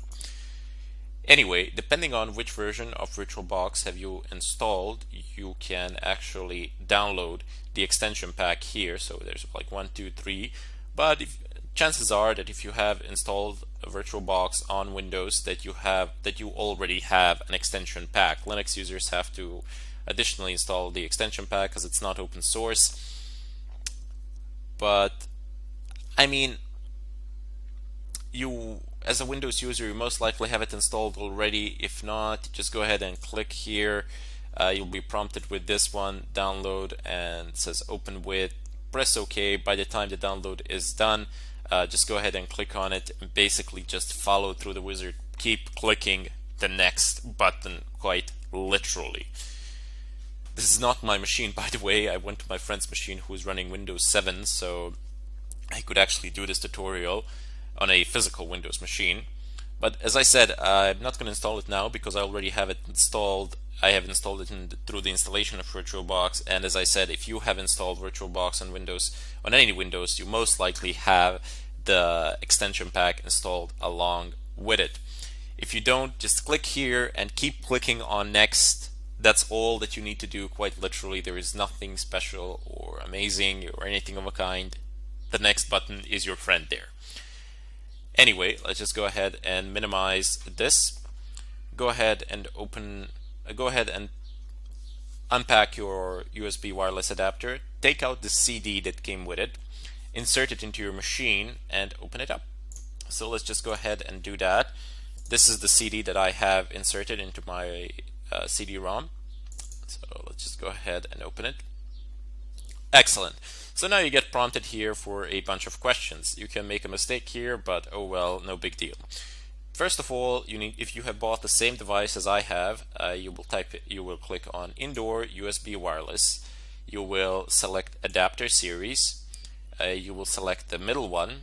You can read this from the bottom of your wireless USB adapter.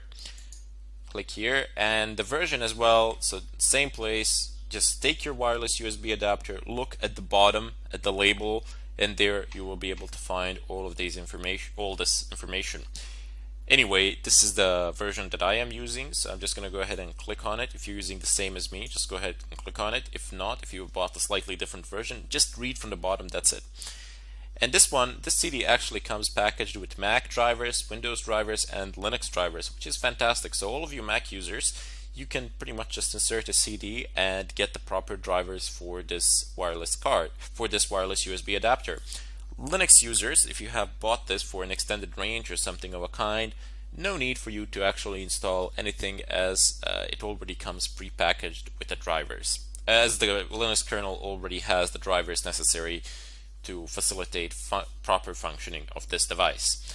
Anyway, I'm going to go ahead and click on Windows drivers. Now it offers Windows XP 7 and 8. There's no Vista, but for Vista, if you're using it by any chance, try the XP or Windows 7. One of those two is bound to work. I am on Windows 7, so I'm just going to go ahead and select Windows 7. If you're on Windows 8, just select Windows 8. Nothing too complex there.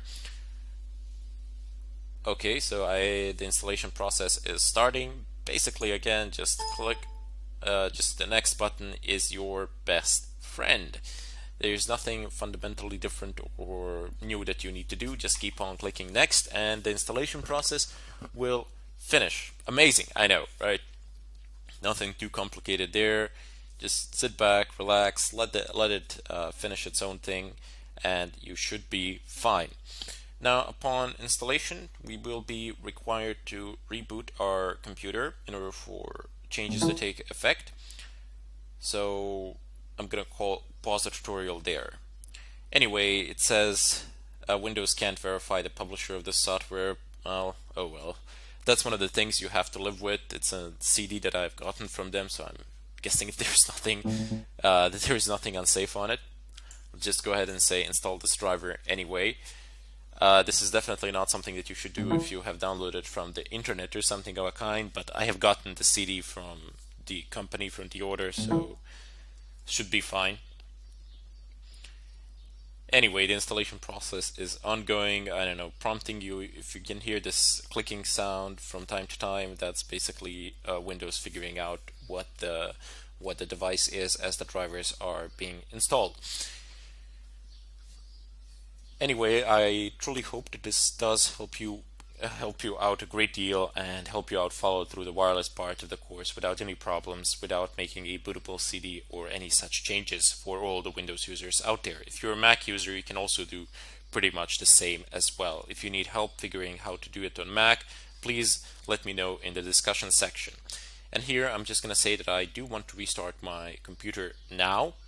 So I'm going to pause the tutorial here and I will continue upon when I return. In any case, I bid you all farewell.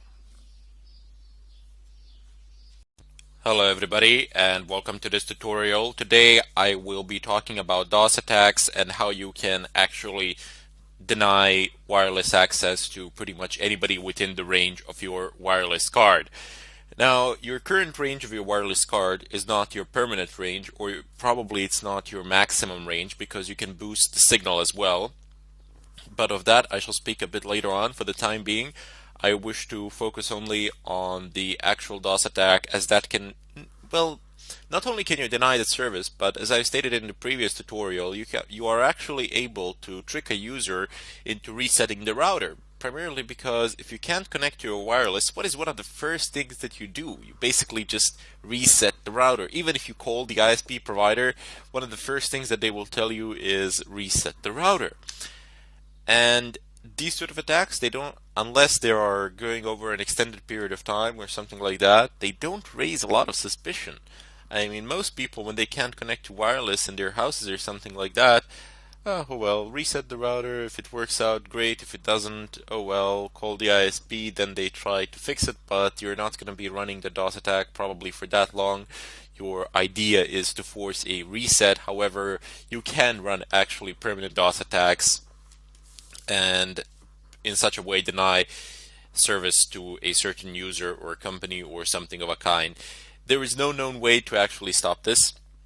There are, as I've stated in the previous tutorials as well, you can use some paint or that doesn't allow signals to pass through, or you can use some tinfoil or something like that on the walls, but you are effectively limiting what you can do with your own wireless in such a way, and that's not really the best of solutions.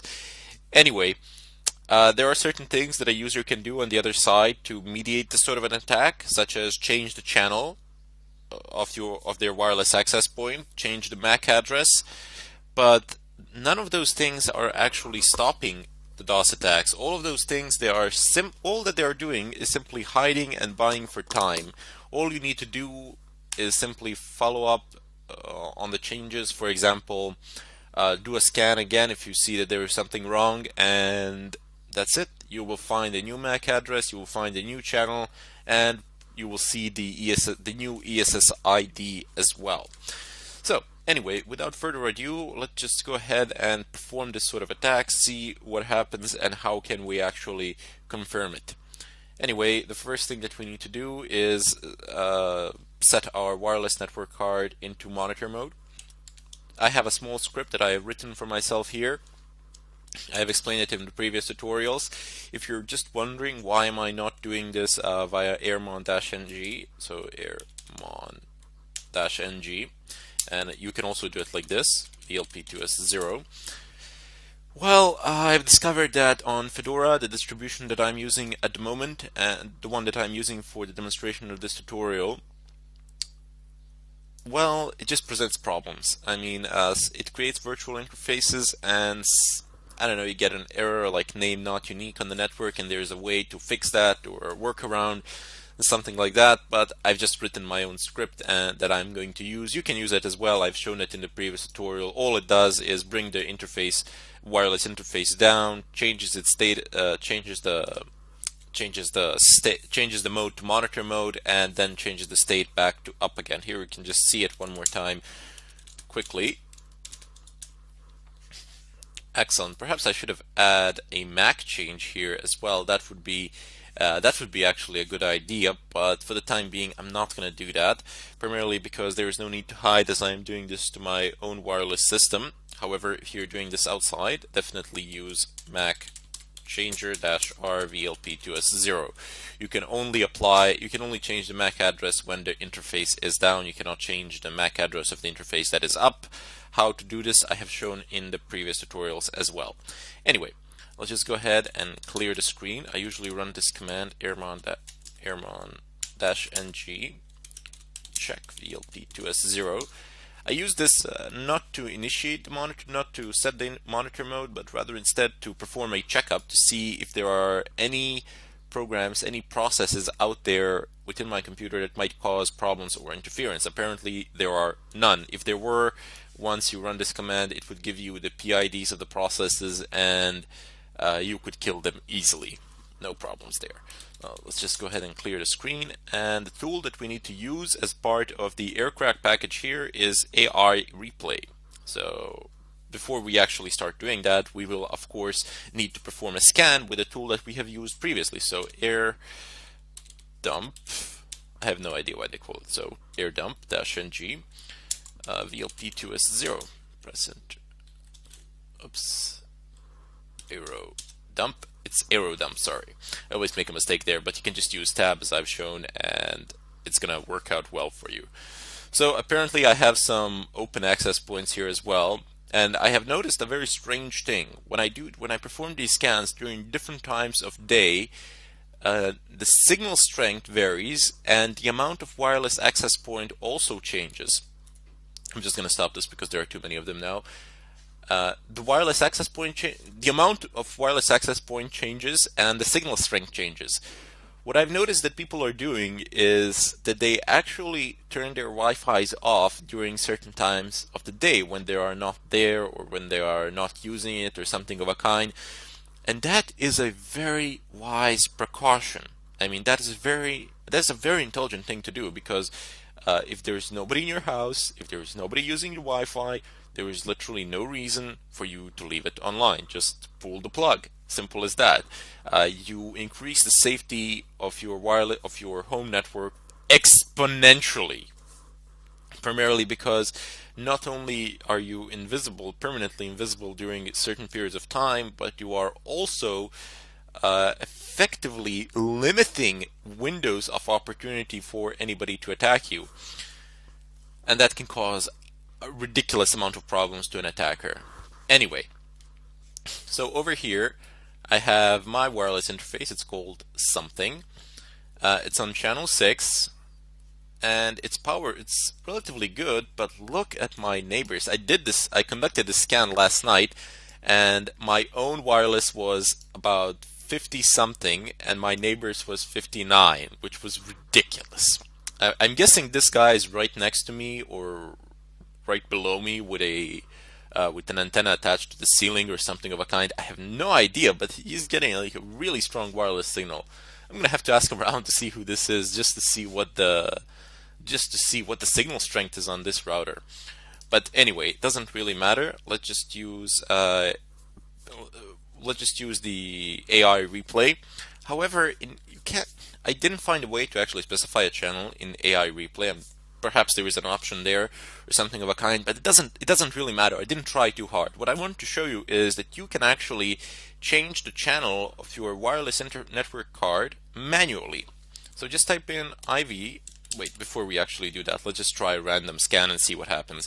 So AI replay -ng, and here we're going to need to specify -0. So -0 is from the list of arguments that I do believe that I've showed previously, but doesn't really matter. So you see in the help menu you have deauthentication, you can use -0 instead of that. Fake authentication, you can use -1 instead of that, and so on and so forth. You don't actually need to type in the whole command, rather instead they've enumerated them, so it's a lot easier to actually use. Anyway, we're going to say -0 and space, it says count. So how many deauthentication request do you want to send? You can specify a number. It can be a very large number here, or you can just say 1 for a single deauthentication for capturing the WPA2 handshakes. Well, you're probably going to need more than 1, but doesn't really matter. I usually have a tendency to place a 0 here. 0 tells it simply do it continuously. So you can just do it until you feel satisfied or until you've achieved your purpose, and then Control-C to actually cancel it. No big deal there. Anyway, after that we need to specify a -A option. which is the BSID. And then in addition to that, we need to specify the interface that we're going to be using. Press enter, and there we go. So it says here on channel 3, but I know for a fact, and you can scroll up, you can see here something, it says channel 6. So this is not going to work. It says no such BSSID available. Please specify ESSID, so the name, perhaps the name of the network. Yeah, that is due to this channel problem. So this is channel 3, and my wireless interface card is functioning on my wireless access point is actually functioning on channel 6, while my wireless network card is functioning on channel 3 in my laptop. What we need to do is manually configure the channel of our network card. So IW config VLP2S0, which is the name of our interface, and then channel, and then just say 6. So it's very simple. It's like English language. You have a command. So IW-config, the name of your wireless interface. Just type in the argument that you want to change, which is channel. Same thing with mode. So just type in mod here and change it to whatever you want.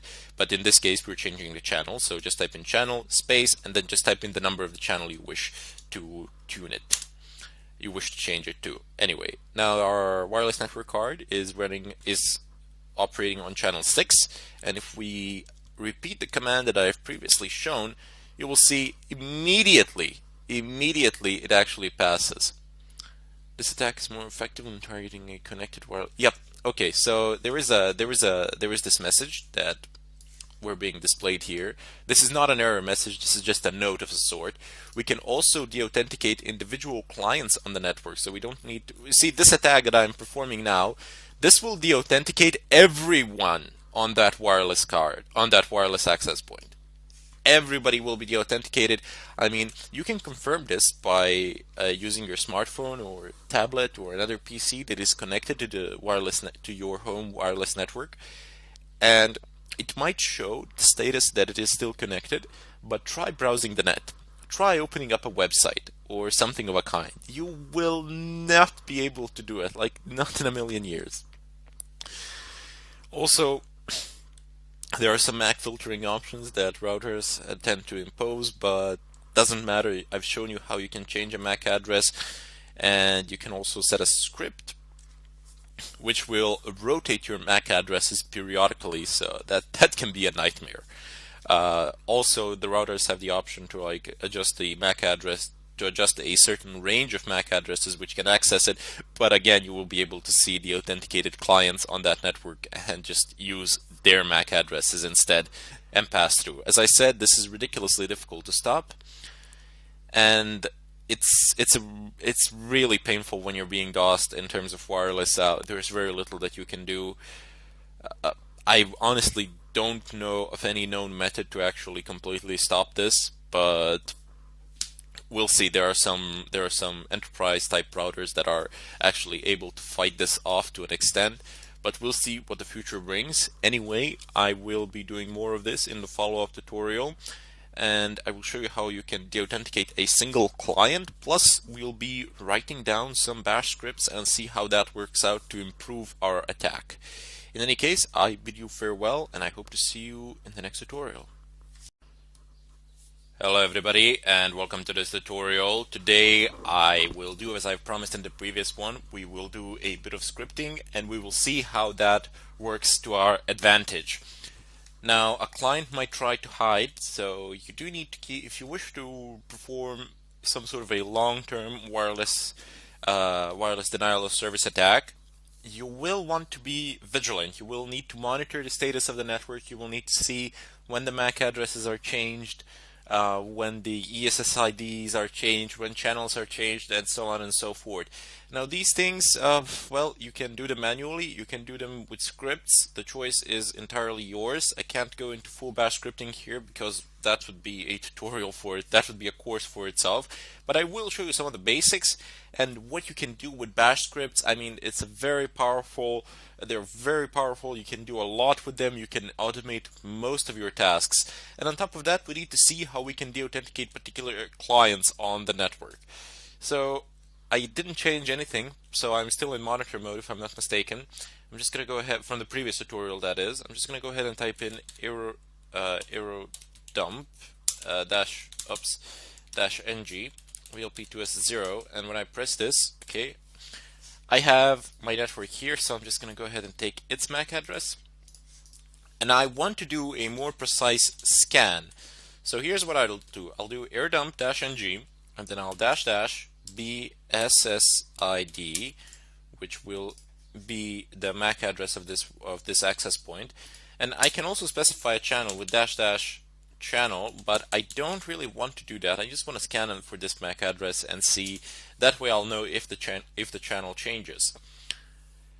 The scan is now in progress. I am at some point of time, I'm sure I'll get a client here or something of a kind. Let me just de-authenticate it and authenticate it on my cell phone. I'm just going to turn wireless on and off, and then I should get the signal. Because there's no activity. If I was browsing the net on my phone or something like that, it would show up immediately, but I am not doing anything, and there we go. Simple authentication will show transition of packets between this between the BSSID of 90F652C1BB18, and station is basically a device which is connected to that particular access point. Now I will go ahead and stop this here. And before I continue, you can see in the upper left corner it says channel 6. And you have seen that these channels change. I mean, it's been going from 1 to 14 if I'm not mistaken. And when these channels here change, your wireless network card is put into functions in accordance with these channels and functions on these frequencies. So that might disrupt it, and you might need to, for a DOS attack, you might need to manually reconfigure your wireless network card. As I've showed you before, just use iwconfig and set it to whatever channel you want. Anyway, client, as I said, can change the MAC address, can change the SSID, can change even the encryption method, and can change the channel. So how can you know for sure if somebody changes all three of these?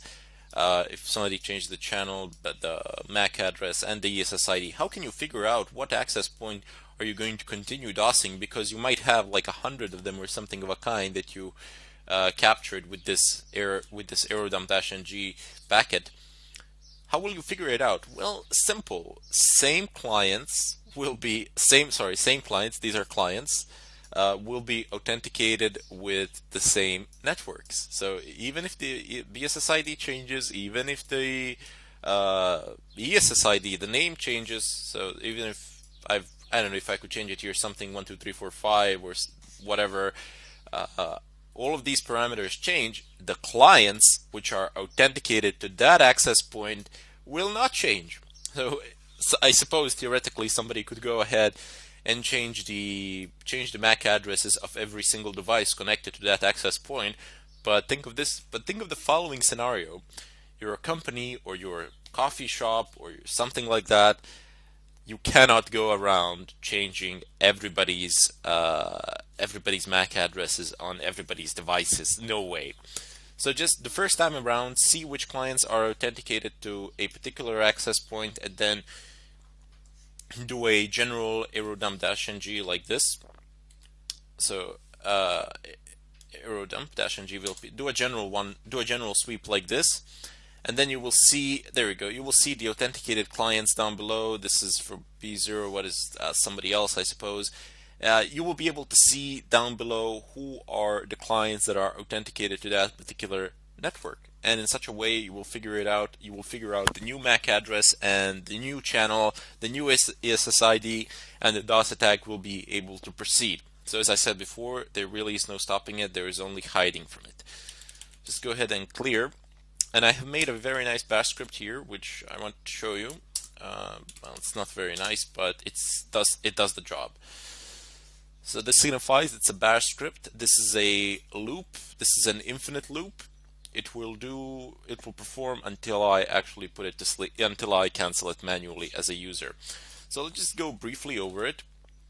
It says airplay -0 space 5. So I want to send 5 deauthentication signals packets, and then -I to this MAC address from this interface.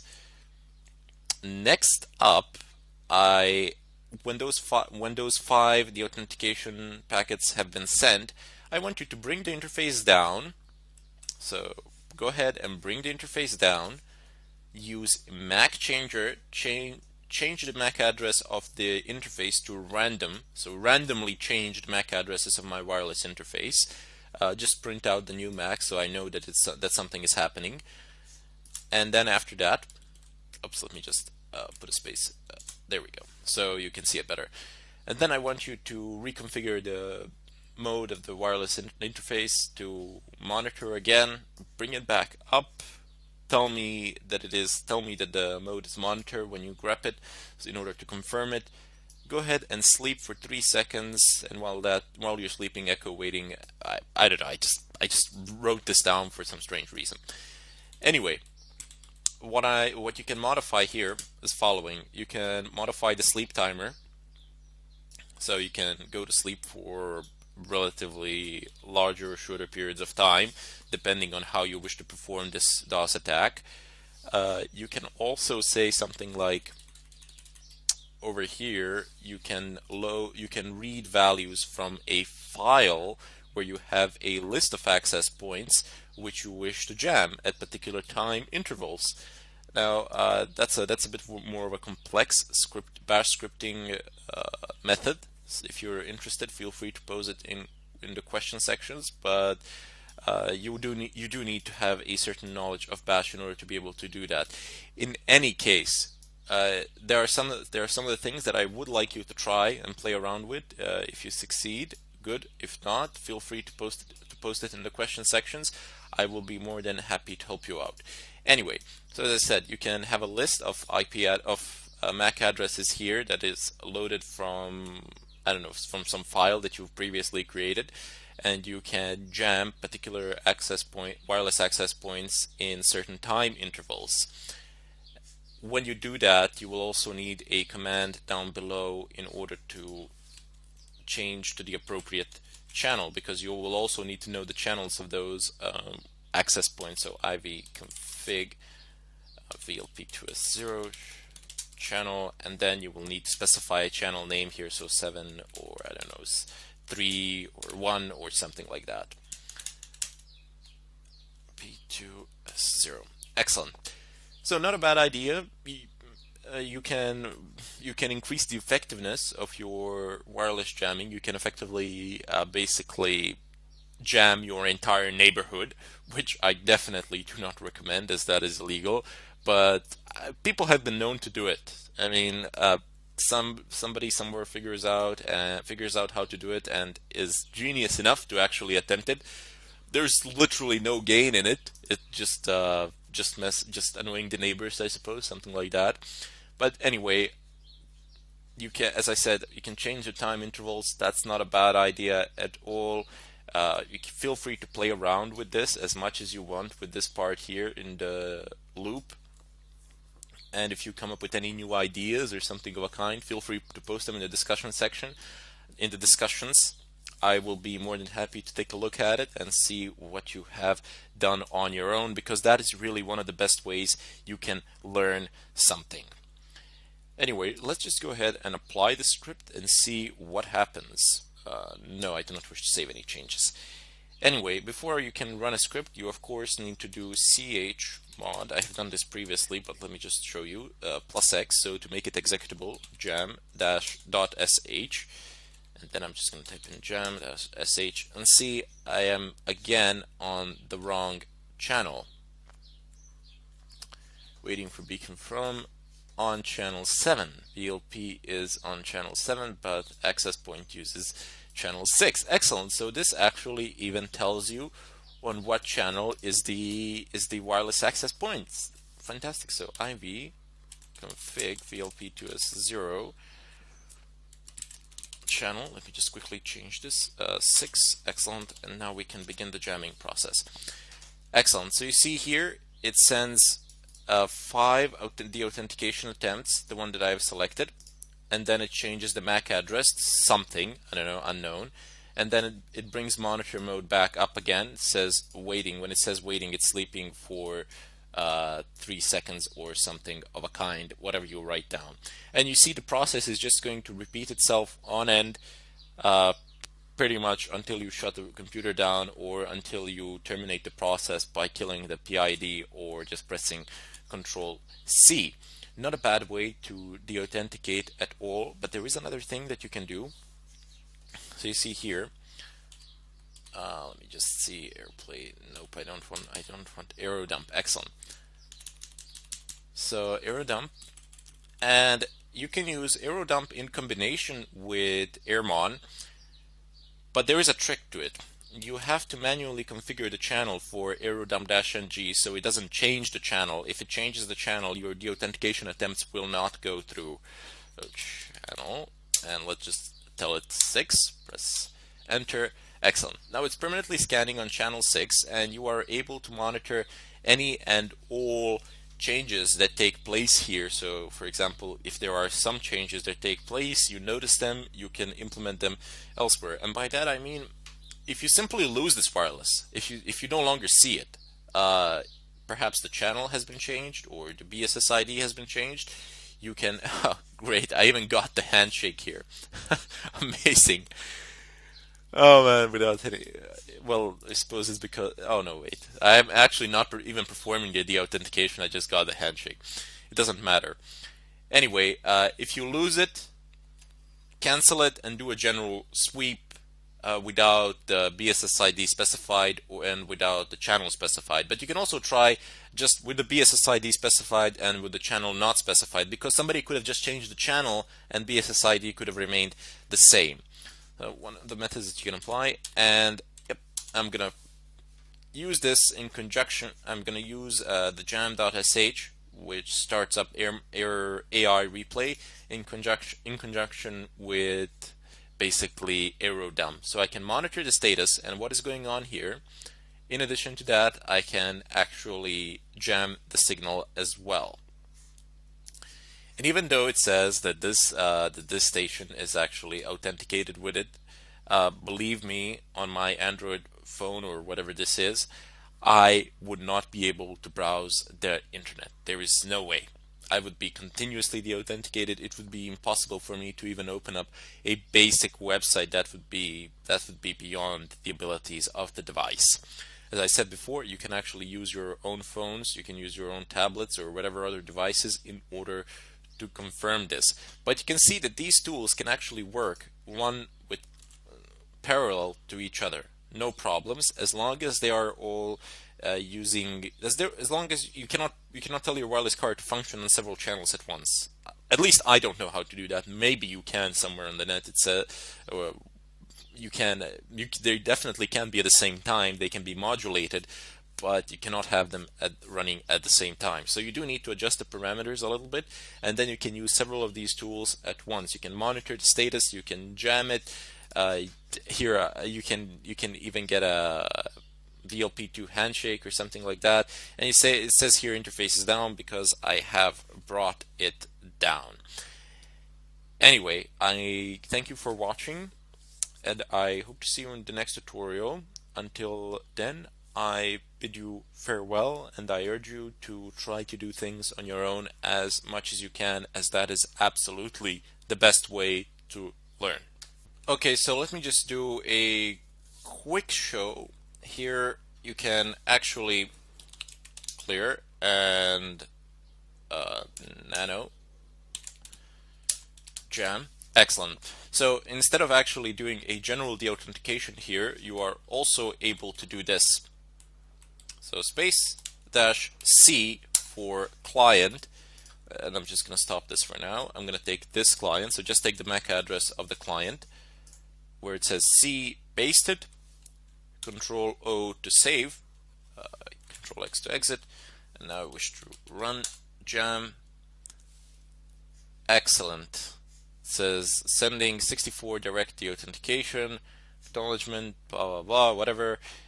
This is all verbose output from the program. That's all that it is, and it says which client in specific is it actually de-authenticating. that can be a pretty big problem. As you see, I'm gonna do aerodemp-ng channel 6. Okay, it says interface VLP is down. Okay, so sometimes it's not gonna actually work out, as I said before, primarily because I'm bringing the interface down, but the scanning is actually in progress. And even though the station might show here as actually connected or something of a kind, try browsing the net. As I said before, try doing anything with it on the internet. You won't be able literally to move because nothing will be able to pass through. That's gonna be a pretty big problem. As I said before, you can confirm this with any of your devices. You won't be able to do anything with them. I just wanted to show you how you can actually jam a particular client.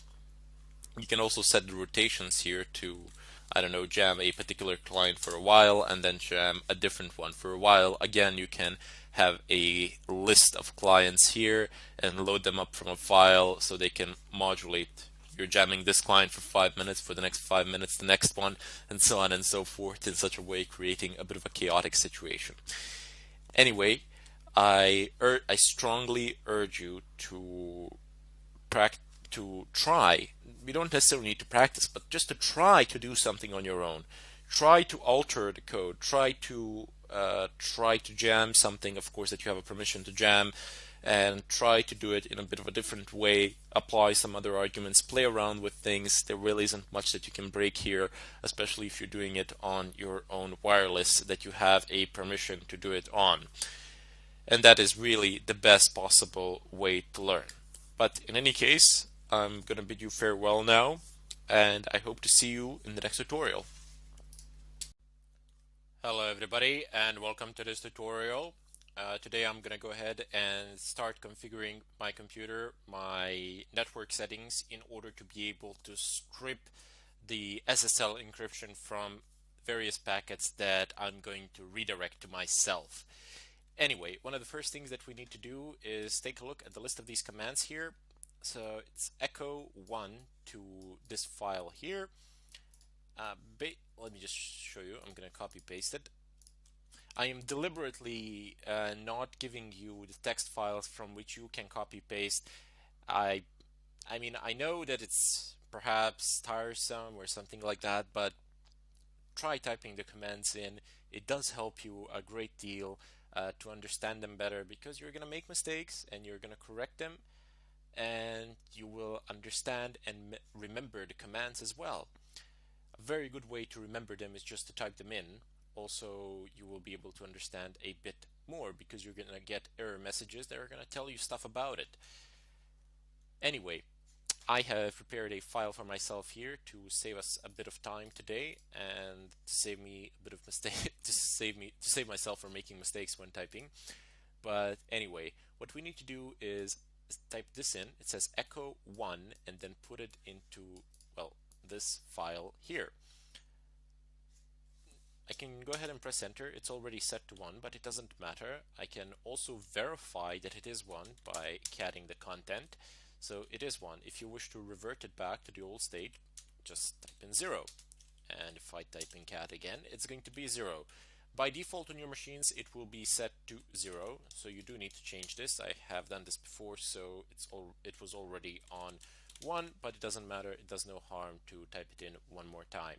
Now there is this rather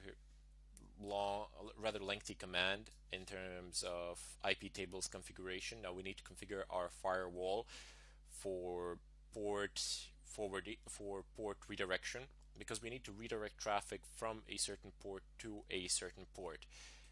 So from port 80 to the listening port of the SSL strip. And IP tables, as I mentioned before, is a fantastic firewall, completely open source, and it can be used to conduct extremely complex operations, and it can be used for the simplest of things. And the wonder of it is that it's free and that it's very good. Anyway, type in IP. There's also a graphical interface, but rarely people use it on very rare occasions. I don't think that is the general approach. Usually people prefer to just type the commands in themselves. Anyway, IP tables, space T NAT. So NAT is a table for network address translation. -a. That stands for append. I could also type in here I for insert or D for delete, but we need append, and to chain pre-routing. Excellent. We're going to specify a protocol, so it's going to be TCP destination port. This you can also type in here. You can also use dport argument, but I don't know. I suppose for some strange reason, I've opted for destination port. It's a lot easier to understand when looking at it. It's practically written as though it was literally English language. It is English language, but it's, I mean, how would you tell somebody to redirect to a certain port? You would tell him redirect to port and then type in a port. You use the same syntax you would use when telling somebody, a real person, to redirect something. You would use the same syntax to actually tell the machine as well. So it's fair. They've made a great effort to make it as simple as possible. Although at first glance it can seem a bit complex. So it's TCP. The destination port is 80, and now I need a command that's going to be passed. So J, and I want to redirect the traffic. So just type in redirect space --2 port 8080. Now port 8080 is going to be the port on which SSL strip will be listening on. Go ahead and press enter. There is no output, there is no confirmation, nothing. The exit code is 0, so nothing happens here. And if nothing happens, that's great. It means it has worked. Not necessarily, but 99% of the cases it means that it has worked. However, I do like to run a verification. And I'm going to go ahead and type in IP tables -t nat space -l to get a listing, and I want pre-routing. I'm going to see what I've done there. Excellent. So you see it says redirect TCP from anywhere to anywhere with the destination port of, we see DPT, it's short version here. So the destination port is port 80, which is HTTP. Redirect ports 8080. Excellent. I've already inserted, I have a bad feeling I've inserted this rule 3 times by now, because I've done some test runs in order to not make any mistakes during the tutorial to save us all time. But it seems to be effective. It seems to be working. So let's just go ahead and clear the screen. Keep in mind that while you're doing this, you're going to encounter a lot of problems. There's going to be error messages. Things are not going to work. You're going to need to reinstall some things, install additional libraries perhaps, or something of a kind. Don't sweat it. That is all standard procedure. It happens to everybody quite literally. You just need nerves of steel to go through it. Now I've written for myself here, find a target. Now you can use, I know what target I'm going to attack, but you can use Nmap. And before you use Nmap, just type in ifconfig. Clear ifconfig p8 p1. Excellent. So I just want to get a listing for the interface that I'm using, because you need to be using the interface that you are using to connect to the internet. So this is the IP address that is assigned to me. Usually the default gateway is simply the lowest one, but you can check the default gateway by typing in route, press enter, and there we go. Gateway 192.168.1.1. That would be the IP address of my router within a LAN. Now, looking at this, I'm guessing that it is assigning IP addresses from 2 to 250 to 254, or yeah, 254, because it can't assign 255. 255 is the broadcast. Anyway, so from 2 to 254, it's going to be assigning IP addresses. I can perform an Nmap scan of the network. So Nmap, and I'm going to go ahead and type in 192.168.1.1/24. So please scan the entire subnet, or I can just do this /2 to 54 to save myself a couple of IP addresses here, 2 IP addresses less. And I want double verbose output. This might take a while if you're doing it. This will reveal all the hosts that are up on the network that Nmap can reveal. I've also told it to scan on all ports as well. However, I mean, yeah, you're going to have to do this basically if you're in a real life situation, and it's going to keep on scanning, and it says, okay, host down. I only have one host that is up here, that is up and running, which is my Windows machine, and I'm not going to go and sift through all these up. I'm just going to go ahead over to my VirtualBox and open up my Windows 8 machine. There you go. So it says scanned hosts, never mind.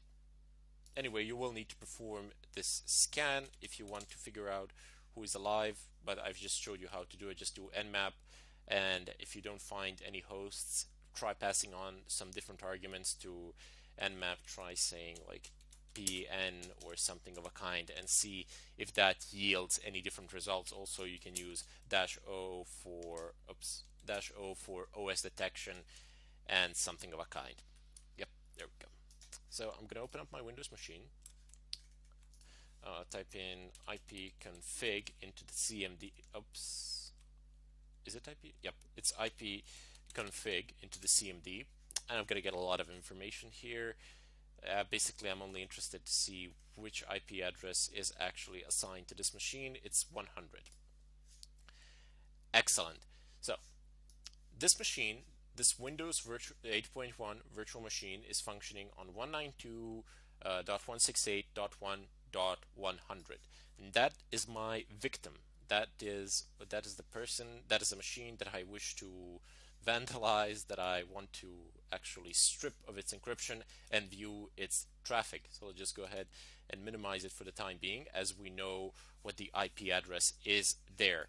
And if you're wondering why I have all these terminals open, we will need 2 terminals to perform this attack and a third one to view the results of the attack, because we don't want to stop the attack while we are viewing the results. Anyway, second part, in the follow-up tutorial, I'm going to go ahead and go over ARP spoof. Since we have completely prepared our machine, we have found our victim. Now we need to do the ARP spoof, and we need to conduct an SSL strip, and then we need to have a live report of the log as well in order to figure out in order to pull out some of the valuable information from it. Anyway, I bid you all farewell, and I hope to see you in the next tutorial. Hello everybody, and welcome to this tutorial. Today I've decided to do something a bit more fun to ease the path, so to say. And we're going to be doing some sort of thing that people generally do for April Fool or something of a kind. Basically, you get to modify the browsing information of anybody that you can spoof, whose ARP you can spoof. And what this means is that you can actually affect how they view websites. For example, you can flip their images, you can flip all images on a website upside down, or you can insert text, or perhaps you can add extra words to Google search, or I don't know, you can do some crazy things like change language settings to something ridiculous, like there are these fictional languages. Something from Star Trek, I do believe that I found it on the net, a small script that actually changes your language settings to Klingon while browsing the internet. Can you just imagine reading anything, trying to read something, or trying to translate it back or something of a kind? That wouldn't really be fun. Anyway, even though this is primarily for fun, this part anyway, you still, of course, would need a permission unless you are on your own wireless or something of a kind. Anyway, let's just go. I have a small instruction script for myself here, just so that I don't mess anything up during this procedure. I have already done it, and it seems to work to a good extent. Some of the scripts, they won't always work, but good amount of the time you will be able to achieve what you want. Anyway, first of all, we need something called Squid, and Squid is a proxy. So let me just show you. Apt cache search Squid, and I'm gonna say 3. Also, you might have noticed that I am back in Kali Linux. And Kali Linux comes with a lot of these tools pre-installed, so I don't need to go through a lot of hassle or something like that. And the configuration is a bit simpler as you have a setup predefined here. Also, I don't need direct access to wireless for this sort of an attack.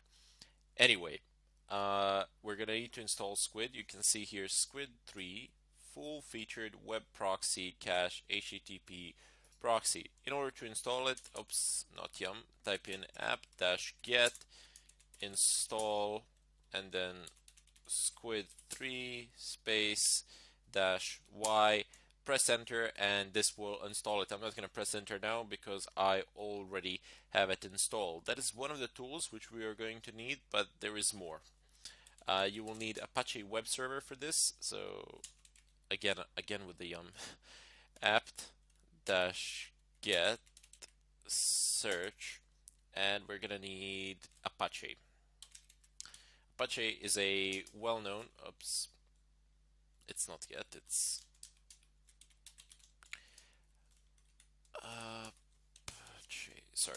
Apache is a well-known web server used by the majority of the world today.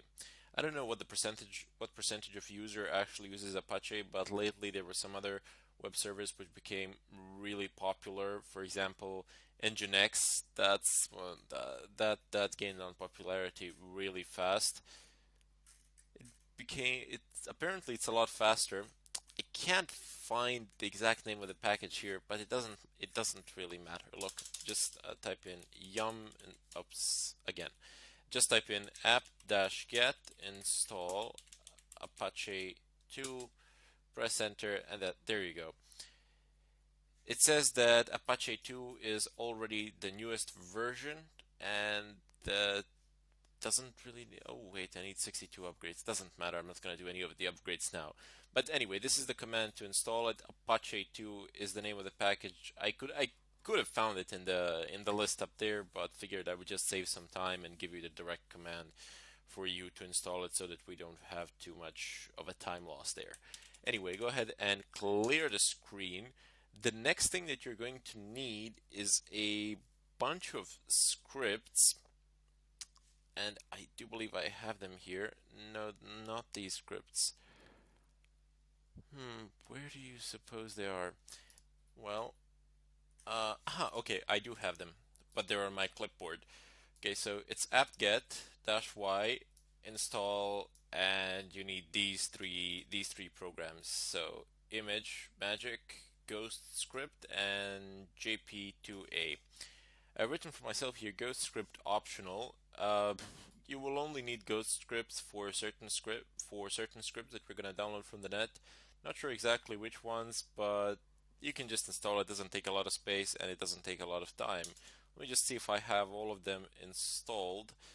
And yes, I do have all three of them installed here, so no problems there. But if you don't, just go ahead and run the same command, of course, and you will have it installed, no problems. Just go ahead and clear the screen. Anyway, those three tools we are going to need in order to actually perform this attack. So let's just go over them one more time. It's Squid, Apache, and these last three scripts that I have showed you. Not three scripts, sorry, I keep on calling them scripts. They're well, this one is a script interpreter, and this is actually just, I don't know, this is just a program for manipulating images on the web or something of a kind. Anyway, so these three as well, and then we will be able to perform this attack. Make sure that you have them all installed. You don't need to configure anything. We will do the configuration in the next tutorial, but make sure that you have all three of them installed before you start watching the next tutorial, because there I will actually go into the configuration and we will see what we need to do in order to prepare some of the things we've already done if you kept the configuration from the previous tutorials. But if not, you're gonna need to do a few things here. Anyway, I bid you all farewell, and I hope to see you in the next tutorial. Hello everybody, and welcome to this tutorial. Today I will open up a chapter on attacking your home routers, and not only home routers but routers in general. Why is this important? Well, routers are the first line of defense for any major network out there. And if you can break into them, you generally can do pretty much whatever you want on the network. You can actually exclude people from the firewall rules on the network and access them directly as well. That can be a painful experience for anyone on the other side. You can also change the DNS settings. You can set up proxies or something of a kind, redirection of traffic. You can serve them whatever information you want, because for all intents and purposes, you are able to decide on what is what. So when a router requests a URL, you can tell it, well, it's on this IP address, or it's on that IP address, or you need to go here, or you need to log in here before you can go there, or whatever. It provides for all sorts of shenanigans. Now, before we begin, I would like you all to go ahead and open up your web browser. You will need two websites, nmap.org and Exploit Database. I have opened up both of these websites before, but we haven't actually went over them. We haven't actually used much from these websites, from all the vast resources that they have to offer.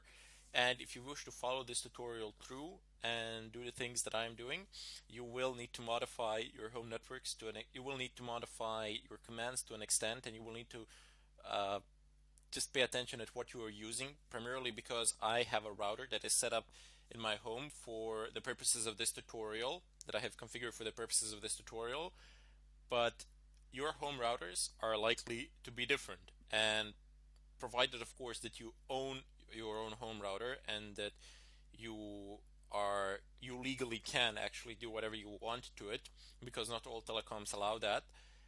You can then feel free to play around with it and see what you can do. You can lock it yourself, know the password, but then you can try to break into it. That's one of very good exercises. Sometimes you won't be able to break into it. There simply won't be any vulnerabilities out there, and you won't have a suitable target for social engineering or anything of a kind. But more often than not, what you are able to do is pull credentials from the router without actual authentication. These are also some of the exploits that usually are referred to by link traversal. And by modifying the URL requests of the HTTP of the web server of the router, you are able to pull certain information from it which ordinarily would not be available. Now, a key thing to mention here is that it is a lot easier to break into the home routers as opposed to breaking into the routers of bigger companies whose networks are protected by such firewalls. Primarily because those routers in the companies, they are maintained, somebody takes care of them, somebody takes care of the updates, and so on and so forth. While on the other hand, the home routers, be honest with yourselves again, and how many of you actually conduct upgrades of firmware on your routers? And usually if there's one exploit, if you don't update it, it's going to stick around there for a long line of years to come. Also, if you're wondering why should you attack home routers as opposed to attacking, for example, companies, organizations, or something of a kind, well, if you are conducting a pen testing exercise, if you are providing a pen testing service, and if you are attempting to prove that a network is vulnerable of a certain company who has hired you, you might not be able to attack it directly, but you might be able to attack the employees' home routers, where you can actually gather information on them and later on utilize that information in order to break into the routers on the main network within the building of the company. Anyway, as I said, if you have a permission on your home router, feel free to play around with it. If not, then don't. Feel free to buy a router somewhere for $20, something of a kind, and you can set up a pretty decent lab at home. If you want to figure out what your home router's IP is, as before, just type in route, and after route, nothing really, just press enter. You will get default gateway. It's 192.168.1.1. If you go ahead and copy that, I'm just going to start Nmap scan of it. Nmap, and then paste this. Give me full verbose output. So while it's doing that, let's just go over to our browser. And here I actually already have it up here. I've tried it. If I just reload it, you see it says here a username and password are being requested at this IP address. This site says, and whoever made this router is a true genius, because it immediately gives me the brand, not only the brand, but it actually gives me the model number of the router. I mean, this is a technique called banner grabbing, so, or at least it falls into that category, I would say. I can just see the model number here in a clear text, quite literally. And of course, when I know this, I don't need to perform some complex Nmap scans to figure it out. Rather, instead, I can just do this, copy, cancel, go over to the exploits database, click on search. It says here free text search, Control V, search, and there we go. It says CRF vulnerability. Let's see what this one has to offer. It says introduction, TP-link, something, description of the vulnerability, and look at the description. You can easily change the default user's admin password by the default router page listening on port 80. In here, you can the get will change the password for you, and the post request method is not needed for changing the router pass. Excellent. So through a simple GET request, you can change the default admin's password, which is a bit ridiculous. And here's the exploit, and here is pretty much everything that you need to do. That's it. Nothing else. Here it's completely described and how to implement it and so on and so forth. But keep in mind that just because there's only one vulnerability with the exact specific name of this router, that does not mean that that is the only vulnerability that applies to that router. Always, this is a good practice. Open up another window, type in the model number, and type in vulns. There we go. Press enter.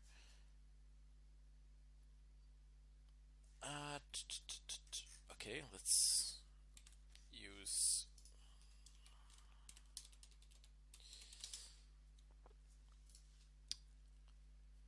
okay, I have CSRF vulnerability listed here, but let's see this one. What do we got here? Excellent. So here is another one. It says default admin credentials, web interface default. If you request, there we go. So this is again a modified URL request. Let me just show you what I mean. I would of course do this in a different manner, but for the purpose of this tutorial, I'm gonna do this manually. /rom-0. Because I'm a genius who typed a dot. Excellent. So it says problem loading the page, unable to load it. But see what I got. I am able to download the ROM0 file and save it to my computer. From that point on, I just need a program which would read through it and interpret it for me to be able to read it and get the credentials from it.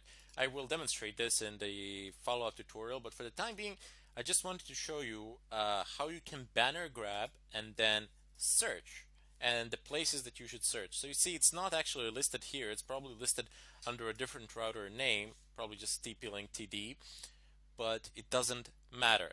So in the follow-up tutorial, I will show you how we can break into this router of mine that I have set up for this tutorial by utilizing the ROM0 download vulnerability, let's call it so, and actually reading from it. We're going to need some tools here in order to be able to interpret it. In any case, I bid you farewell, and I hope to see you in the next tutorial. Hello everybody, and welcome to this tutorial. Today I am going to go ahead and start using the tools which I have previously mentioned, DNS Chef and Set Toolkit. Now Set Toolkit will allow us to, well, it's actually called set, but here you're gonna invoke it with the command set toolkit. Anyway, we're gonna use it to clone a website, and we're gonna use DNS Chef to redirect all requests to that website from the machines which answer to our DNS servers to a particular IP address. Now, if this sounds a bit complex, or if you didn't understand exactly what I said, bear with me for a moment here, and soon you will realize very fast what I meant by it. So let's just go ahead and bring up this DNS chef command here. You can do this manually as well. You can actually configure a DNS server to run locally and to conduct IP to hostname to IP resolutions. But that's a bit complex, and there's a lot of configuration involved. It's a lot simpler to just use the DNS chef tool. And here you have these arguments, which I've mentioned just now, where a domain name gets resolved to an IP address. So basically, you give any IP address that you want here. Basically, that will be of your own web server, so your own IP address within LAN. And here you have a fake domains. So you give a name of a real domain and specify an interface. Now here's what I mean by this. Here, where it says fake IP, this can be your IP within LAN on which your Apache server is running, your web server, or you can give it your public IP address. So if you give it your public IP address, you're going to need to do some configuration on your router in order to let all traffic pass to your web server. However, this is not really advisable.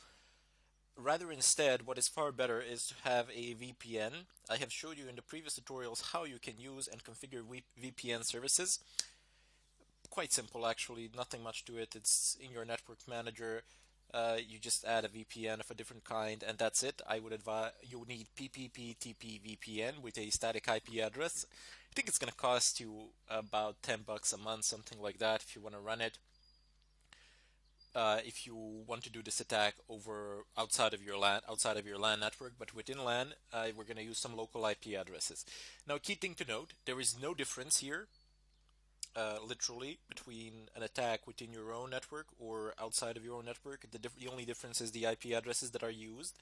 And a second thing, this will pretty much work with every single website out there. However, there are some caching problems with browsers, so that can present some difficulties here, but we'll see how it goes. First of all, we've infected a router with our own DNS. We've changed the DNS settings there, and now we're going to run DNS chef. Now, the interface specification is simply the interface that you are using. If you're not sure which interface you are using, you can check that with ifconfig, as I've showed you in the previous tutorials. Or you can actually type in all zeros. So instead of 192, you can type in a 0, instead of 168, a 0, instead of 1, a 0, and instead of 102, a 0 as well. This thing this should work as far as I see, but as the tutorial progresses, I'll see how it goes. I did give it a shot a couple of times before this tutorial, and I had some problems. Hopefully you will not encounter the same. I've had some problems due to the configuration that I am running in the background, but I had to change a lot of things. But none of those things, you won't need to actually do any of those things, primarily because you're going to be using your home computers where you don't have these crazy things that I have here as well. Anyway, enough of that nonsense. I'm just going to go ahead and run this. And in case you didn't figure out what these IP addresses are, let me just type in ifconfig, and there you go, ETH0. That's the interface that I use to connect to the internet, and that's the LAN IP address that I have been assigned, 192.168.1.102. That is the same IP address with which we have typed into our router to be our designated DNS server. But this is randomname.com. Okay. That's not going to work, probably because randomname.com, okay, it might exist, but I honestly don't know.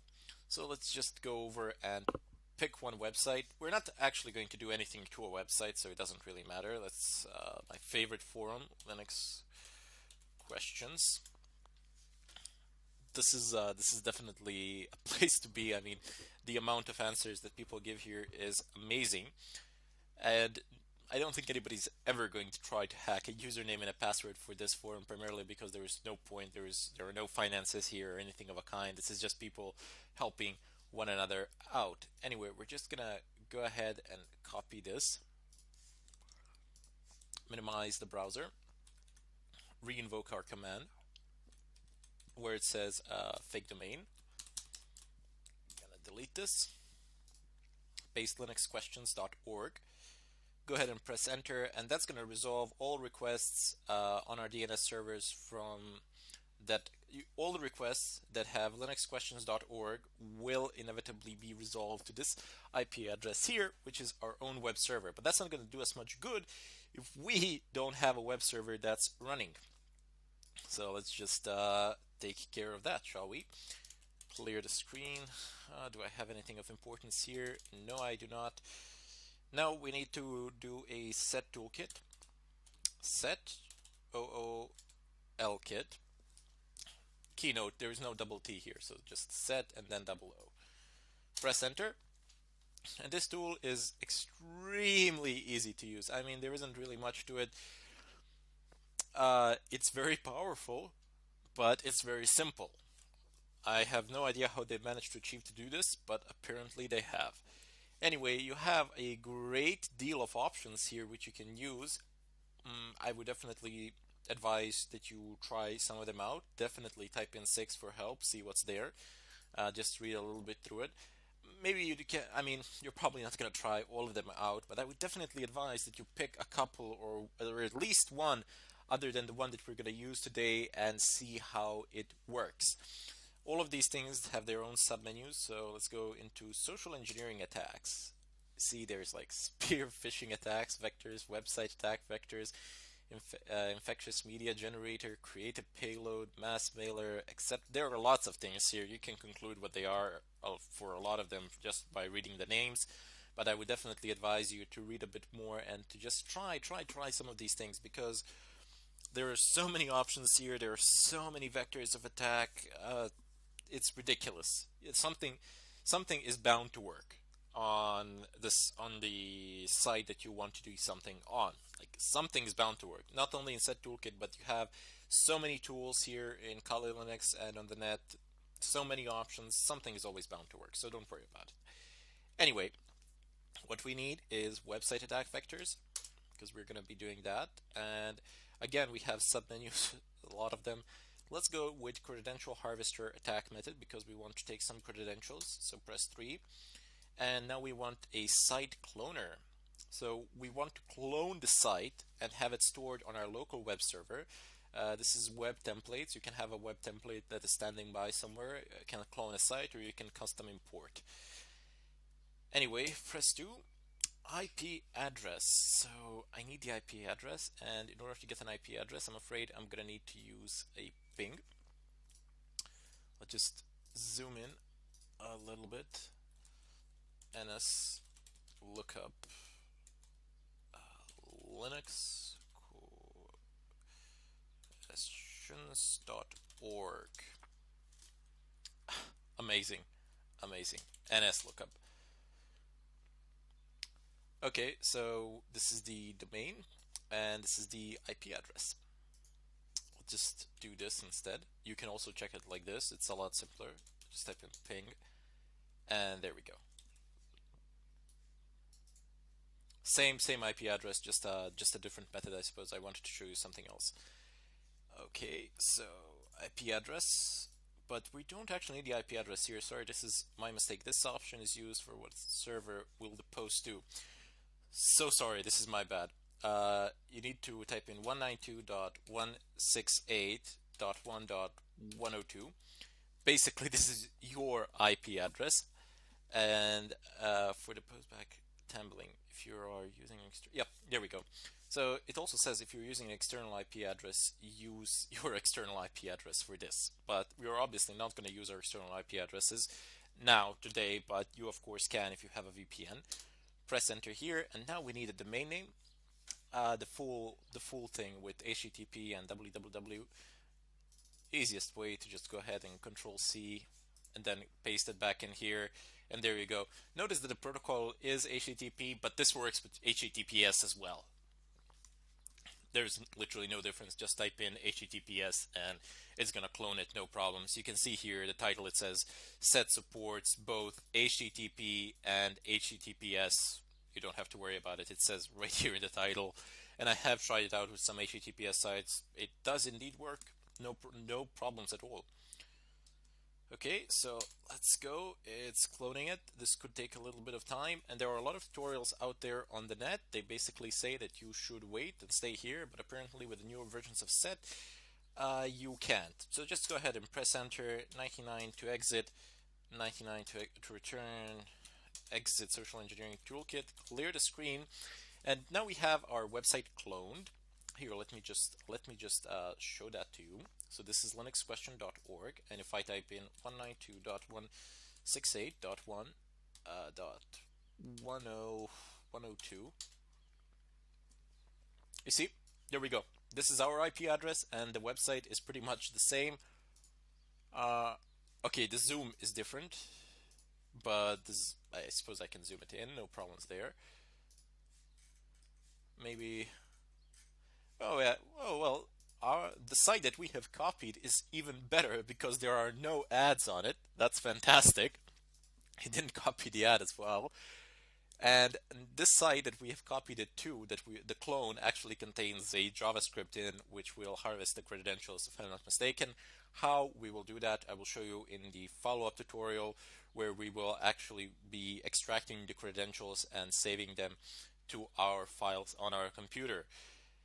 Now, this sort of attack is very important, primarily because some of the previous attacks which I have showed you, they are specific attacks, and this one is a general attack. This will work on pretty much anything out there. And it can be used in combination with SSL strip as well. So imagine if you can use SSL strip remotely somewhere to strip the encryption request, to strip the request for encrypted sites.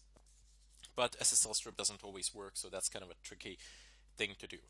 Anyway, I'm gonna leave everything running like it is, and I bid you farewell, and I hope to see you in the next tutorial. Hello everybody, and welcome to this tutorial. Today I will begin a chapter on SQL injections. Now, before we actually begin the chapter itself, and before I get into the injections themselves, before I do demos with this attack method and demonstrate in great detail how you can perform it, I do need to explain a few things first. So what is an SQL injection? In general, what do you think it is? Well, basically, as the name itself says, you're just injecting SQL queries into your HTTP request methods or somewhere else on the site. What you are doing with this, you are effectively pooling the database information that exists behind a web server basically there's a website, and that website pulls the information from a certain database in order to be displayed on that particular website. That is a way in which usernames and passwords are actually verified. You type it in, the web server takes it in, your website takes it in. Actually, not the web server itself, rather instead the web app that you have on your web server takes in your user credentials. It compares them to the user credentials which are stored in the database. If they match, you are logged in, you get logged in. If not, you get denied, your access is denied. However, more often than not, user credentials, especially passwords, within the databases are encrypted. And that can be a problem, especially if they have MD5 hashes. It's not easy to break. There is a possibility always, but it can take a longer periods of time, and if somebody's using like a crazy long password or something of a kind, yeah, that's not gonna happen. And you might think now, oh well, why do we have to do this? Why should we do this at all? Because if we can't get the user credentials, then what does it matter? It does matter. It does matter to a great deal. First of all, you can get encrypted user credentials, and then you can use multiple computers to decrypt them in a shorter amount of time. That's one thing. That's one way.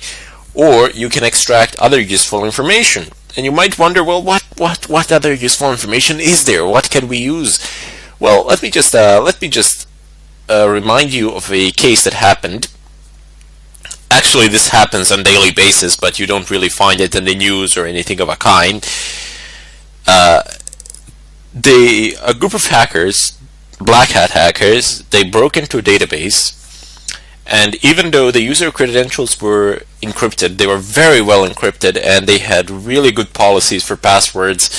So it really wasn't likely that they would ever get decrypted, that they would ever log in as those particular users.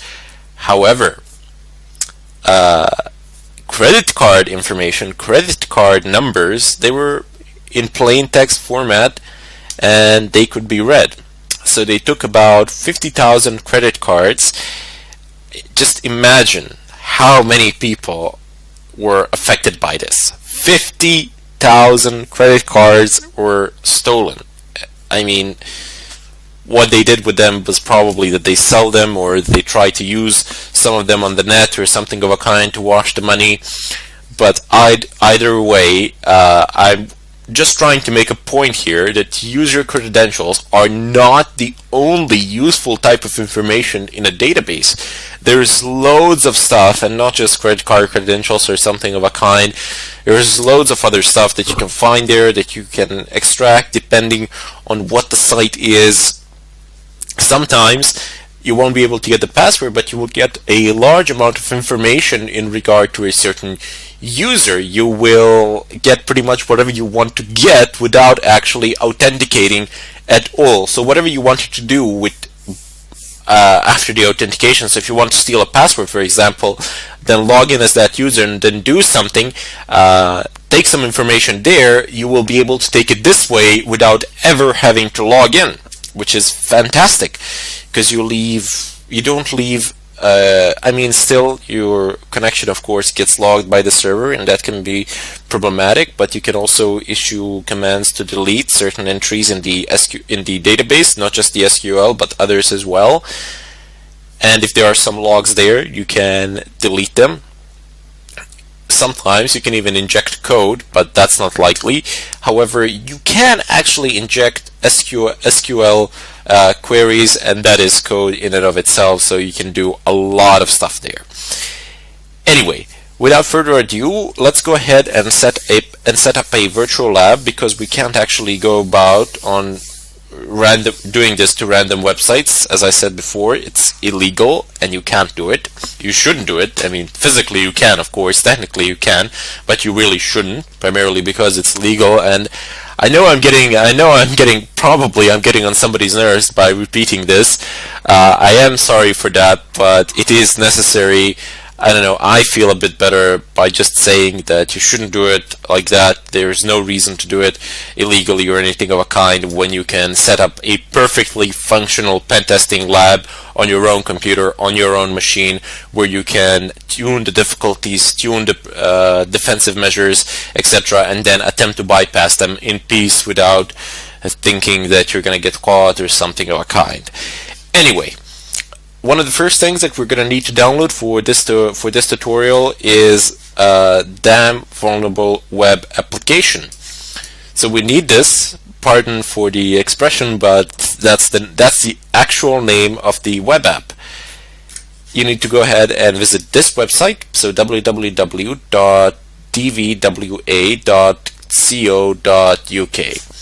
Go ahead and click on download. I think I've downloaded it like 5 times by now, because surprisingly somehow I've been managing to mess up my recordings. Save file, press OK. Go ahead and navigate over to your downloads folder, or you can just go ahead and directly open it from here. So one more time, click on the arrow in the upper right corner, click on the zipped file. You will see there's something here. Just click extract, and once you click extract here, files will be extracted to your default folder. Click quit. Your default folder for downloads is actually download. So go ahead and navigate over to your home folder. There we go, and go ahead and click on downloads. There we go. So it says DVWA. That's the file which we have extracted. I'm pretty sure that I've extracted it here.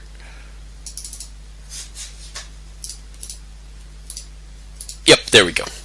Anyway, so it's DVWA 1.0.8. I have extracted it several times. and not sure where the files are going anymore, but it's going to be in the downloads folder. If you don't want to open it from here, from the browser, just go ahead and navigate over to your downloads folder, and there you go. You have a zipped file. I have 3 of them, 3 exactly the same files. Double click on it, click extract again, and click extract here, and that's it. No problems there. If my existing one just got overwritten, that's why I was a bit confused. I didn't have 2 of them.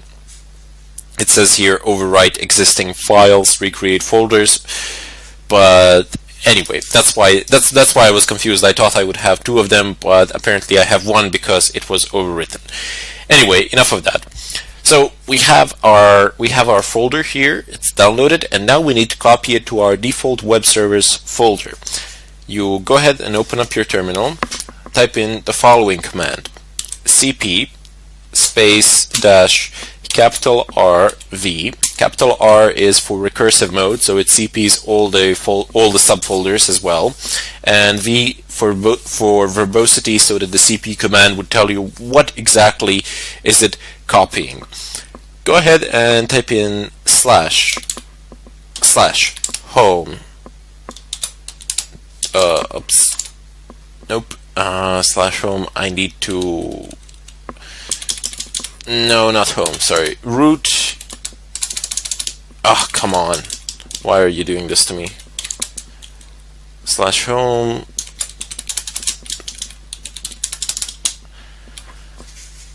I am amazing. I am truly amazing. Let's see where this is. Type in a directory. Oh, it's in home test downloads. Okay, sorry.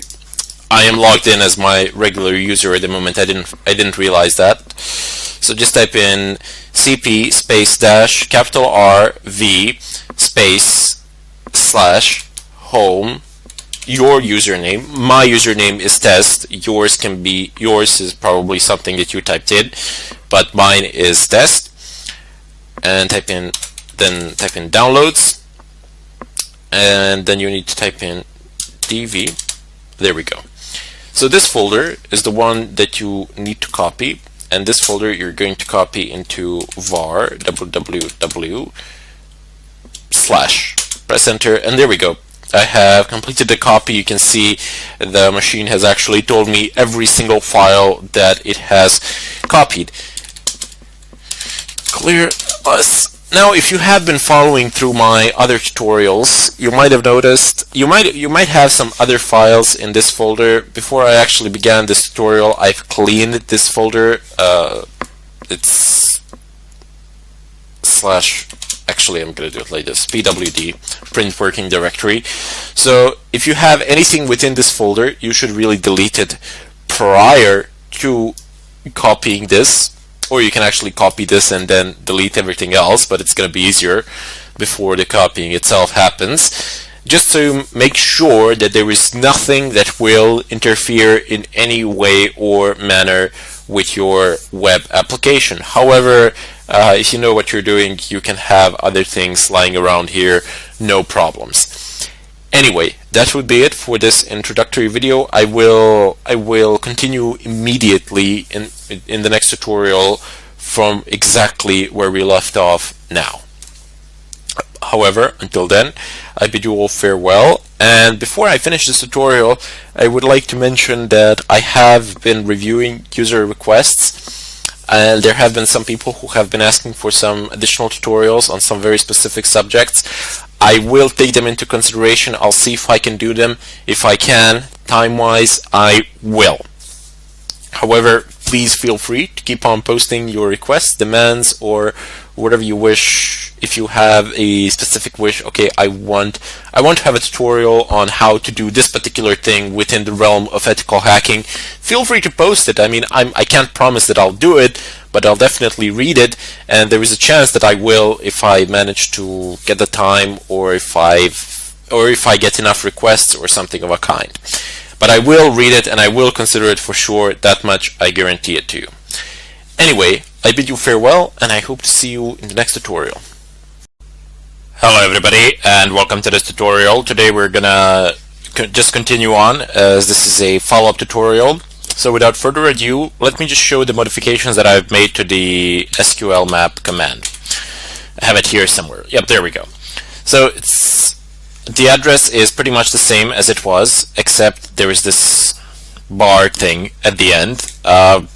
It was in the address of the site. I've removed it. I have literally no idea why, but it's supposed to be there. I'm sorry for that. Anyway, in the cookie section, you will also need to make some modifications.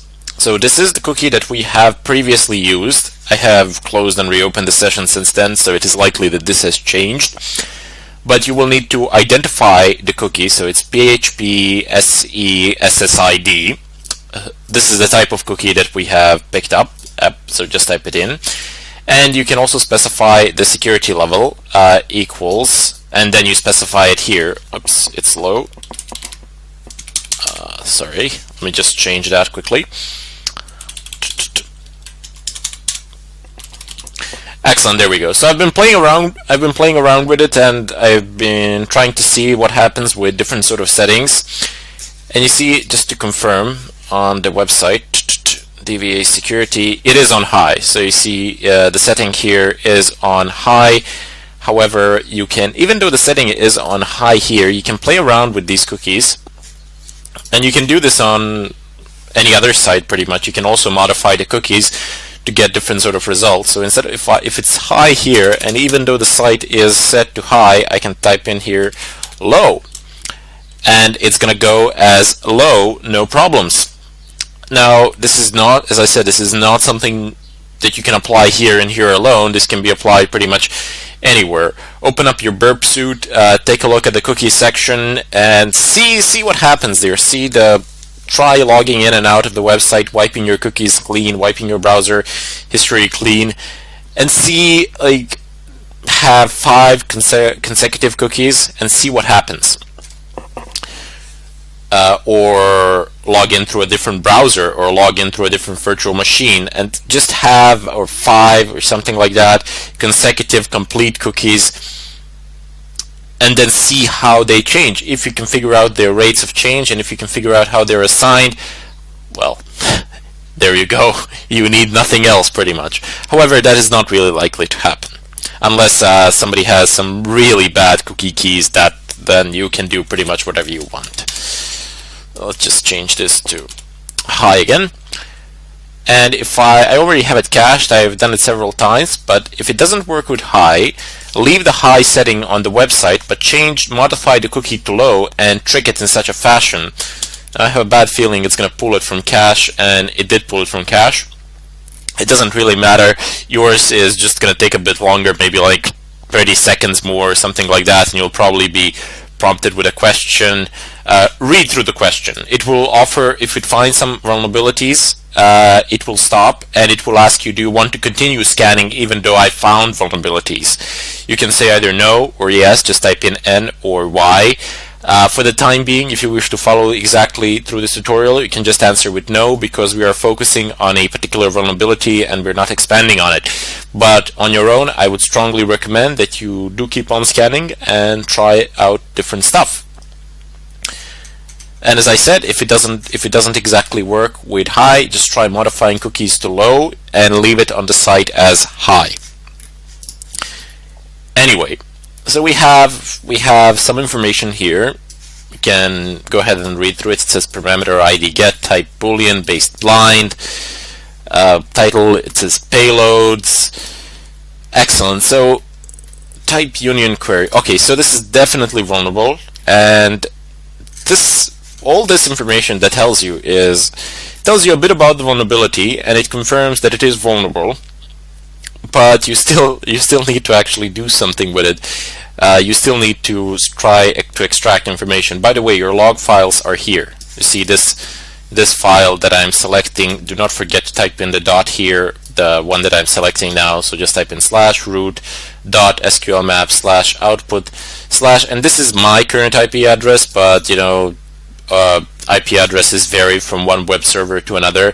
So just use the one that is written out here in order to access the logs. There will be all sorts of files there, but you can just go ahead and use the file named quite literally log, open it up and see what's written in it. Basically, you will have this here in it, no problems. Anyway, now that we've established that it is vulnerable, I have a few commands here that I have written out for myself. Yep, there we go.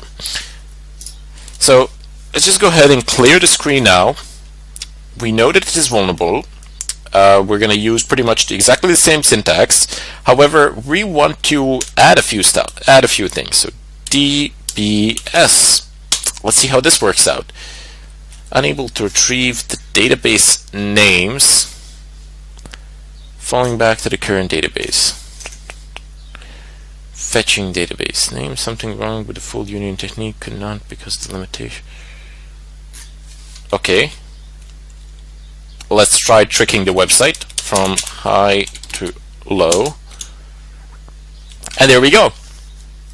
It's right there. So once again, you see I've just modified the cookies themselves. I haven't actually modified the site. If I go back to the site, if I click on security, it is on high. You see, this has not changed at all. I'll just go back to the SQL injection blind. Go ahead and open up the terminal. And it says here available databases. So we have DVWA, information scheme, MySQL, preference scheme, and so on and so forth. Let me just, there we go.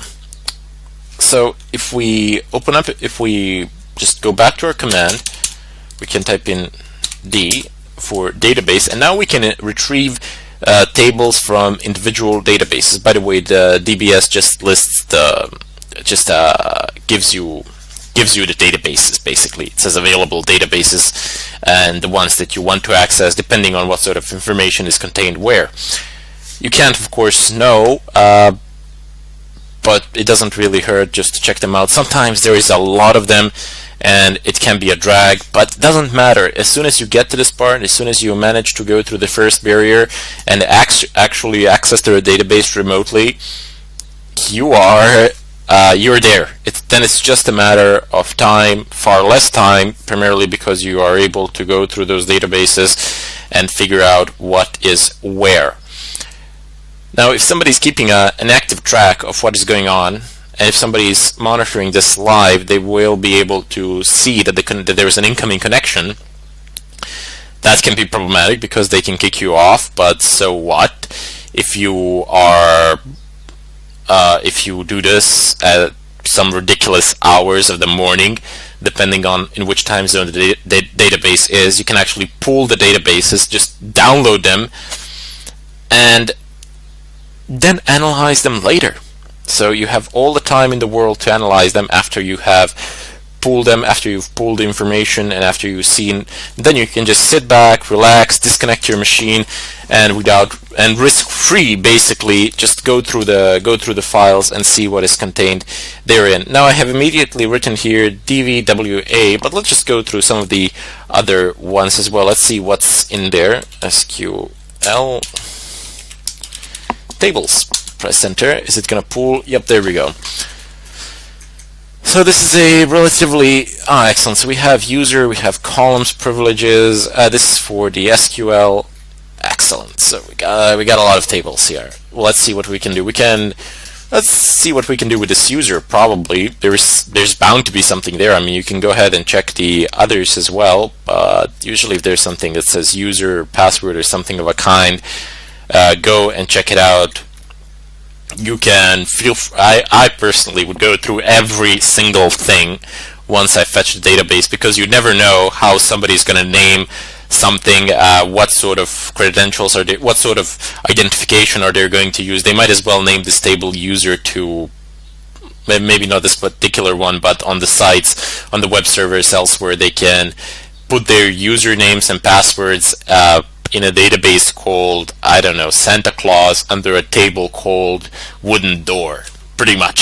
So once you have it, invest a little bit more time and go through these tables. Go through all the databases, go through all of their tables, and go through all the contents of the tables. try to figure out, try to see, even though some of it is encrypted, fine, okay, store it, maybe decrypt it later, but go through all of it, have a look at what is within those databases, because as I said, a lot of things can be just named differently and you might skip it thinking it's nothing. Okay, so let's change it, just change the paste a little bit. Let's say T and for table, and let's say that I have one table user and dash column, press enter. Let's see, what do we get? Do you want to use common column existence check? Sure, why not? Let's see what happens. Please enter the number of threads. This is a pretty small one, but the more threads you enter, the faster it's gonna go, but the risk of detection is higher, I guess. I don't know. Let's see if we can support 4 threads on this virtual machine. Apparently we can. I could have probably told it more, but it doesn't really matter. This is gonna run for a while, and then we're gonna see the contents of the table. Basically, we'll see the columns and we'll see what's actually written in them. Anyway, until I will pause the tutorial here, I will let it finish, and then we'll pick up where we left off in the follow-up tutorial. Until then, I bid you all farewell and wish you a lot of luck with this. Hello everybody, and welcome to this tutorial. Today I am going to open up a chapter on brute forcing methods, I would say. And these will include, here I will include how to crack hashes, how you can actually attack a website with a brute force, how you can perform a brute force attack on a website in order to try to guess the combination of usernames and passwords. But more importantly, you do need to know that there is a way to crack those hashes and how you can crack them. So basically I will go over a couple of tools. One of them will be Find My Hash, which is an online tool. Also another one which is extremely popular, it's called John the Ripper, and then we'll jump into Hydra, which actually enables you to attempt multiple usernames and passwords on a website, and in such a way brute force them. If it manages to guess them, you will log in, although it does require some rather painful parameters, so we'll see how that goes. It can be a drag with parameters sometimes, because you need to figure them out in a website, but usually everybody pretty much gets the hang of it. They try it a couple of times and eventually it works out. Fortunately for us, the very first tool that I'm going to try today is rather simple, plain text, plain tool, and it's called Find My Hash. Find My Hash -- help. You will see even the help menu doesn't have that many options, so these are examples, these are valid options. Look at this. So it only has 3 valid options. It says if your hash cannot be cracked, search it on Google and show all the results. Note, this option only works with -h, one hash input option. For files, you can have a file of hashes, so there are a few things to take into consideration when creating a file of different hashes. So it says one hash per line, nothing in between. So you type in one hash, you press enter, you copy paste the next one, press enter, and so on and so forth. And all of them have to be of the same type. Up above, straight in the beginning, you have types of hashes which are supported. So MD4, MD5, I don't know, Ghost, Shot, 512, and so on and so forth. So these are the ones that are supported. Any other, I'm afraid it's not going to work with this program. Here you have the general syntax, and the general syntax you can disregard this portion of the syntax. You don't need to type this in. You can just type in Find My Hash and then the rest. Now let's just go down. Excellent. Clear the screen. Also, another thing to take into consideration, that you have a lot of websites out there which you can use to attempt to decrypt your stuff. Here I'm using like md5lab.com, and I've issued it to, and I've requested that it decrypts a certain hash. The hash that I've actually asked it to decrypt is hey223 ! And this is it. Now, it is highly unlikely that you will be able to decrypt this on your local computer, primarily because it contains 3 sets of rather, you have letters, you have numbers, and then you have these signs as well, which is an exclamation mark. If it was hey 223, it would probably break it, but with exclamation marks, it's going to be a bit more difficult. Anyway, I'm just going to Control C this. I want to save this to see if it actually manages to finish later, so I can show you. Hey 223, and because you should always remember that you have a ton load of resources out there on the net that you can utilize, and those machines are probably a lot faster than your local machines as they are server machines. So if you can find something for free, great. If you can't, oh well. Anyway, let's go and type in find my hash. Oops. Find my hash. And we're going to say it's going to be empty5, as this is a really common one. This is I do believe that this is the one used in the database that we've previously cracked. So if you extract hashes such as those from a database, you can crack them via this algorithm, in this fashion. So -h for hash, and now we need to go ahead and create a hash.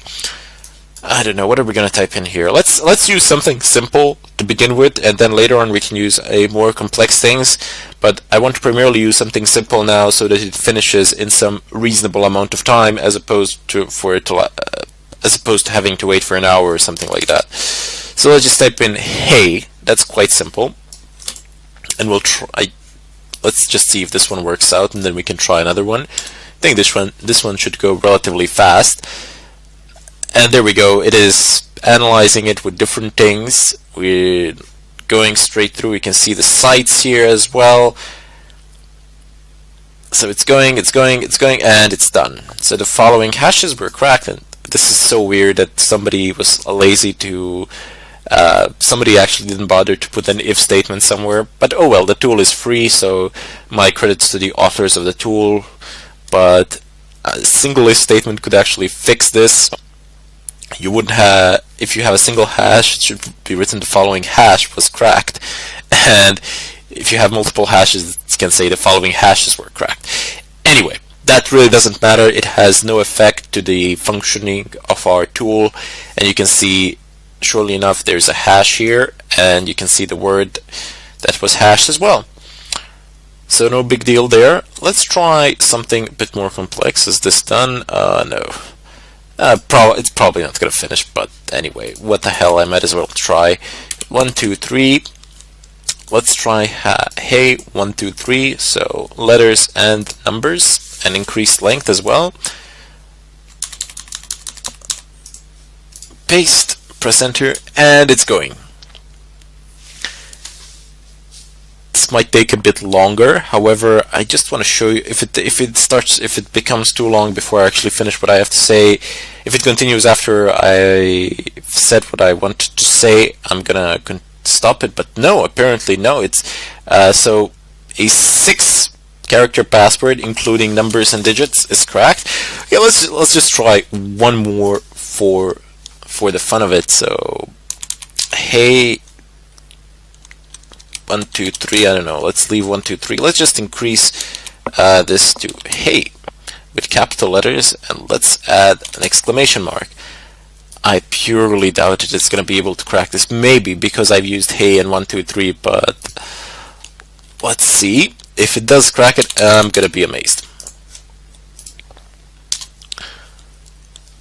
Because just adding those strange characters that you generally don't see in passwords or usernames, like exclamation marks, asterisk signs, greater than, lesser than, etc., you really make it a lot more difficult for any sort of brute forcing software to actually crack it.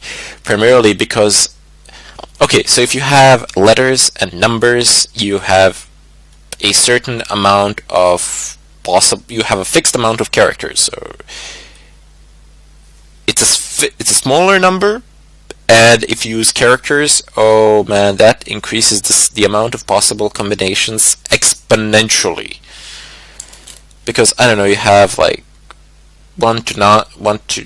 you have 10 possible numbers, and then you have the English alphabet plus English alphabet But if you have all these numbers and all these other signs like quotation marks, single quotation marks, double quotation marks, parentheses, brackets, curly brackets, percentages, ampersand signs, slashes, backslashes, pipes, yeah. The amount of combination is staggering, and yeah, it's unlikely to be cracked. Just like with this one that we're doing now, we are unable to crack it, even though it's fairly simple. It just has an exclamation mark here. But people, as I've said, generally, in a significant amount of cases, definitely above 50%, do not use these sort of markations in their passwords, primarily because it's hard to remember. And a lot of people don't tend to log in these days into anything. They just stay login, or Firefox remembers their passwords, or Chrome, or whatever, and they don't want such passwords. I mean, this exclamation mark is not a general thing, trust me. People generally don't put it. It would usually be, hey, 1, 2, 3, and that's gonna get cracked.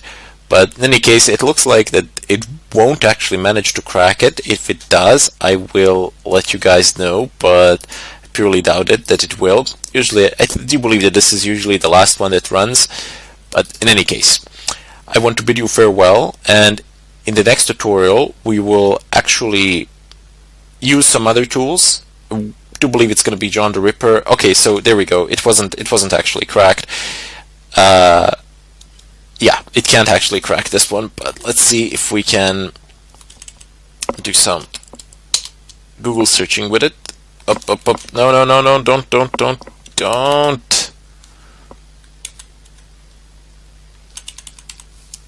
Let's see, how does the syntax for this one go?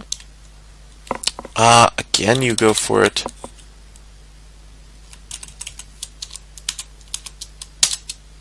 The hash wasn't found in any database. Maybe Google has an idea. Google doesn't have any results. So sorry. Okay. So yeah, you're not going to be able to crack this hash. But what you can do is basically copy it. This is one more thing that I've done here, but here's what you can do as well to duplicate the procedure. Just copy it here, and then see what Google has to say for real. So there's an md5decoder.org, and that seems to be the only site with this particular hash. And this is in some foreign language, but it doesn't really matter. Control F, hashes are universal in all languages. Apparently, nope, this is not where we need to be. But if you have a website like md5lab.com, you can copy paste it there. I can't copy paste it actually here now because there's this cracking process underway. But if you are using this site for the first time, you're gonna get a prompt here. Just copy paste the hash and click on decrypt. Maybe they will have more luck than you. Anyway, in the follow-up tutorial, as I said, we'll try out some other tools and see how our luck serves us there. Until then, I bid you all farewell, and I hope to see you there. Okay, so let's just continue up with this follow-up tutorial on John the Ripper. We have obtained root access, and we needed root access in order to have access to etc passwd and etc shadow, where the passwords are stored. Now we need to go ahead and type in as root, remember, on shadow. Yes, my typing skills are amazing. So just type in unshadow /etc /passwd and /etc, which one was it? Shadow. Excellent, and we need to store this into some sort of file. You can name it whatever you want. You can actually smash your keyboard if you wish. I'm going to go ahead and name mine pass. Press enter. If you do ls, you'll see that there is a pass there. There is indeed a file named pass. So let's just go ahead and type in cat pass. Press enter, and there you go. I have lots of things here, lots of hashes. Actually, maybe not lots of hashes, sorry about that, but you have root, then colon, and here you have a hash, encryption, Then down below somewhere, if I can just find it, there we go. So it says test again, colon, and then you have an encryption there.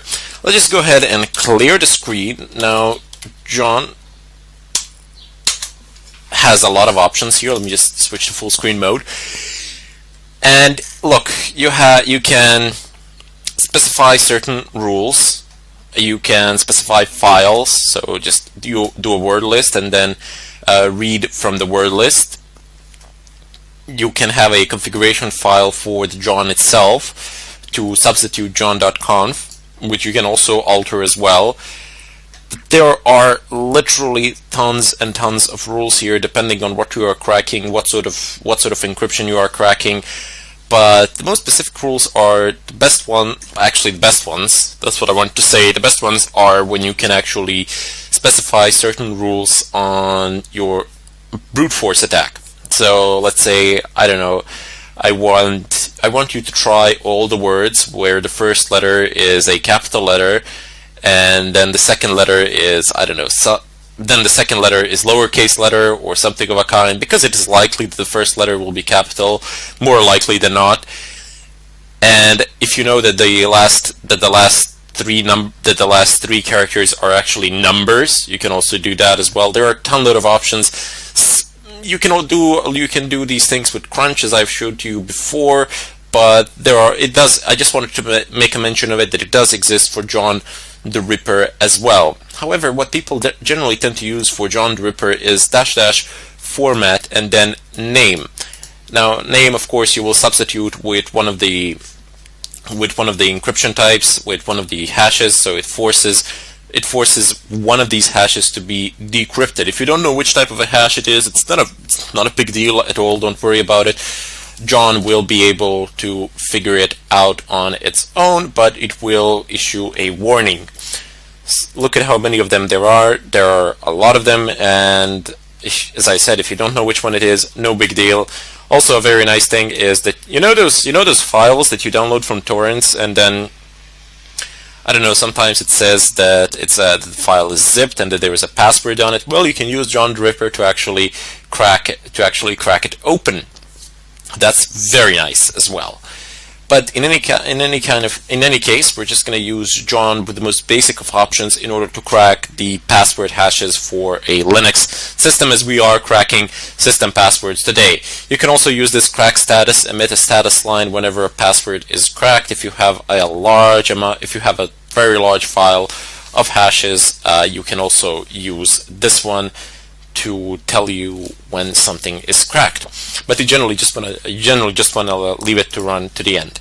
Anyway, let's just go ahead and clear the screen. Use John. So just type in JOHN space. It's called John the Ripper, but the command to execute it is just John. And then type in the file that we have previously made. So pass. Press enter. And for you, it's going to say, I don't know, something like passwords cracked or something like that. For me, it says loaded 2 password hashes with 2 different salts. So, yep, there we go. It says no password hashes left to crack because I have cracked them previously. But it doesn't matter whether you find them here or not. What you want to do is be able to see them later on, and that's the command that is of importance to you, regardless of whether you see them here or not. So they will be printed out here. It will say username, password. However, that is not what you want. What you want is John -- show. Oops, sorry. Excellent. So you type in John, then you type in space once the John is done completely, and then space -- show space, and then the name of the file for which you want to crack the hashes. And then it says, look, root : test something here, test 11. I'm sorry. It says root : and this is the password for root. So you see here, the root account : the password for root account is test, and you can just disregard the rest. And the the password for our regular user, test. I really should be using something different here other than just pretty much naming everything test, because it can get a bit confusing. That's one of the things that I would suggest to you that you change. But in any case, this cracking process can take a while, so keep that in mind. John the Ripper is not perfect, and of course its performance is dependent on the physical capabilities of your machine. If it's something rather complex and difficult, it's gonna take a lot longer than this. Although there's always that factor of chance that you will be able to figure it out in a relatively short amount of time. In any case, it doesn't cost you a lot to simply give it a shot, because you always have a chance. And this is the format that you will get for the files. Make sure to save the files somewhere so that you can always review them later on with John --show command. I just wanted to reiterate once again, it makes no difference whatsoever that I wasn't shown passwords here, because it says no password hashes left to crack. Loaded 2 password hashes with 2 different salts. Doesn't really matter. All of this you will see except this last line, and then instead of the last line you will see something like this. But again, it doesn't matter to you at all, primarily because that's the terminal output. That's the standard output. You don't want to just have it there in the standard output. You want to have it somewhere where you are always able to access it, and that's why after you've cracked them, clear the screen and use John show and then the name of the file in order to list them here, because like that they are stored for good on your computer, where you can review them at any later time. You do not want to be memorizing these passwords. And once again, do use something different other than test. You can see I was confused there for a moment, primarily because I use these things. Anyway, I bid you all farewell. And in the follow-up tutorial, I'm going to go ahead and jump into Windows and see what we can actually do there, and how can we extract and crack the passwords in Windows or bypass them completely. Until then, I'm gonna call this tutorial here, and I hope to see you there as well. Okay, so we're just gonna continue from where we left off. Yep, I still have the terminal up and running. And now we need to go on the net. So here's the address. Okay, so you no longer need this one. You just need http://ha.ckers.org, slow loris. You need to go ahead and visit this website. This is the official website for this exploit, for this Perl script. There isn't that much information on it, but there is enough for a script of this kind. I would strongly recommend that you don't necessarily need to read through all of this, but skim it. Just go and skim it. See what's in there. See what the developers have written. See how it works, what it is for, in addition to what I've already stated. You might get some deeper insights into how this attack actually works. One of the bright sides of this attack is that it doesn't actually require a lot of bandwidth, not necessarily anyway, but the more you have, the better. Okay, so let's scroll down. This is the part that you really should take a look at. These are the servers, web servers, that are affected by this sort of an attack. And down below, these are the servers that should not be vulnerable to this type of attack. Okay, change here. I have a slight correction for myself here. These are not the servers that are vulnerable to this type of an attack, but rather instead that are probably vulnerable, or that are likely to be susceptible to this. Same applies here. These servers are on these servers, it is not likely that this type of an attack will work. You see, for these two, it's actually verified by user community that it doesn't work. You can still go ahead and try it if you have the permission, but it is unlikely that it will work. Anyway, here you have Apache 2 point something. That's important because a large amount of servers out there run on Apache. And what I'm pleased to see here is that Light PD doesn't seem to be affected by this, and Nginx also doesn't seem to be affected by this. More importantly, Nginx. If you don't know what Nginx is, it's spelled, for some strange reason, it's spelled Nginx. It's an alternative to Apache. It hasn't been quite around for that long, like Apache, but definitely long enough, and people have been using it as a substitute for Apache. It's said to be faster, but I can't really confirm this. Anyway, that's a bit of extra information that I've just dumped in there somehow. Doesn't really matter. It says here also that there are requirements for this script to actually run. But if you're running it on Kali Linux in the latest version, as I am, you shouldn't need to install anything extra. If you do, refer to the site and see what else is missing. But I don't know, I've tried it. I've tried it on the Kali Linux that I'm running, and you are running the same system back at your place. You shouldn't need to install anything of a kind. Anyway, if you just keep on scrolling down, just a keynote here for anybody out there that wants to do this on Windows, you can, but you need to set up CYGWin. Yeah, this is, I mean, it's definitely doable, but I wouldn't really recommend it. Anyway, you go down further and it says download.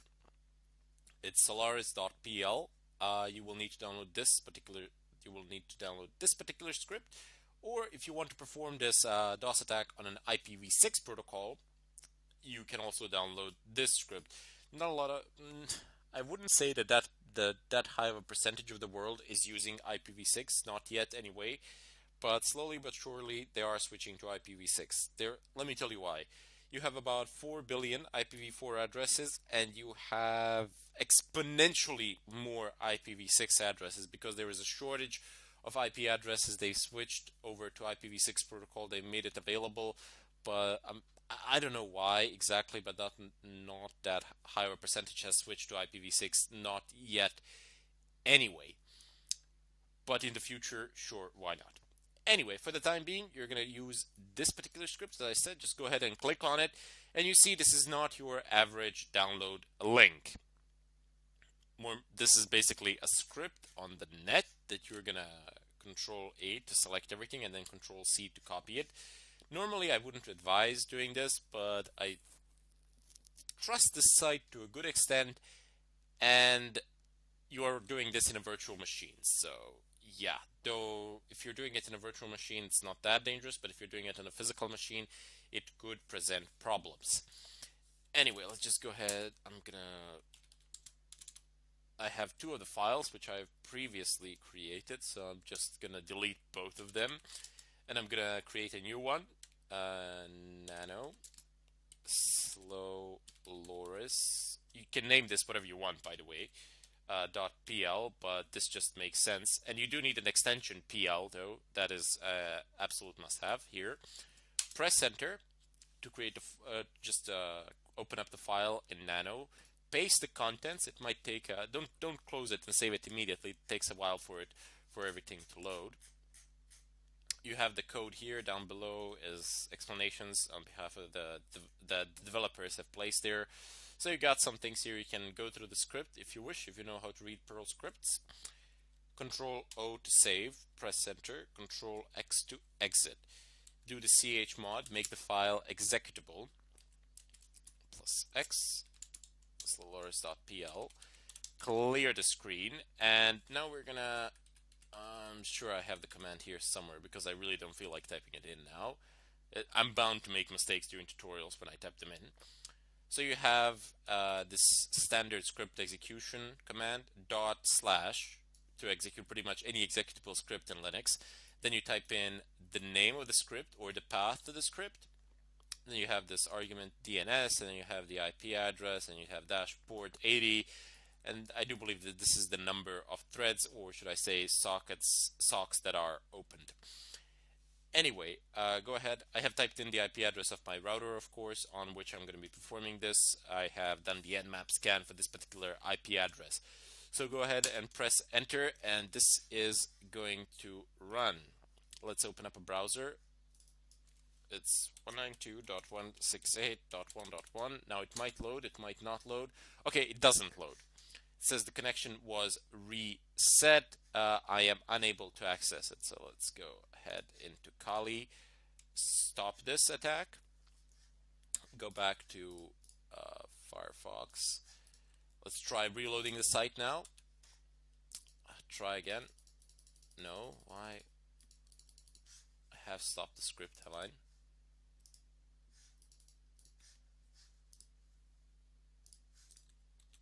Excellent, there we go. So I just reload. I didn't press try again. I just pressed Control R on my keyboard to reload the site, and you can see that now I can type in, as opposed to before. You can see that the connection was reset. So let's just go ahead and cancel this. And while I'm running the tutorial, let me just go ahead and do this. Ping Google, so you know that I have internet connectivity, that I am not disconnected from the net completely. Not Q, but Control C. So pretty simple to execute. No, you don't need to invest that much thought into it. If you just conduct a scan, if you see that it's vulnerable, then you can perform an attack. If you see that it's not vulnerable, then of course you won't be able to do it. Now, a key reminder before I finish this: all of these tests I'm doing on my router. So on this particular web server that I'm running on this router, as you can see, it does have a list of servers on which it is likely to run. But if you do try it on some other servers that you of course have permission to do so, it might not run.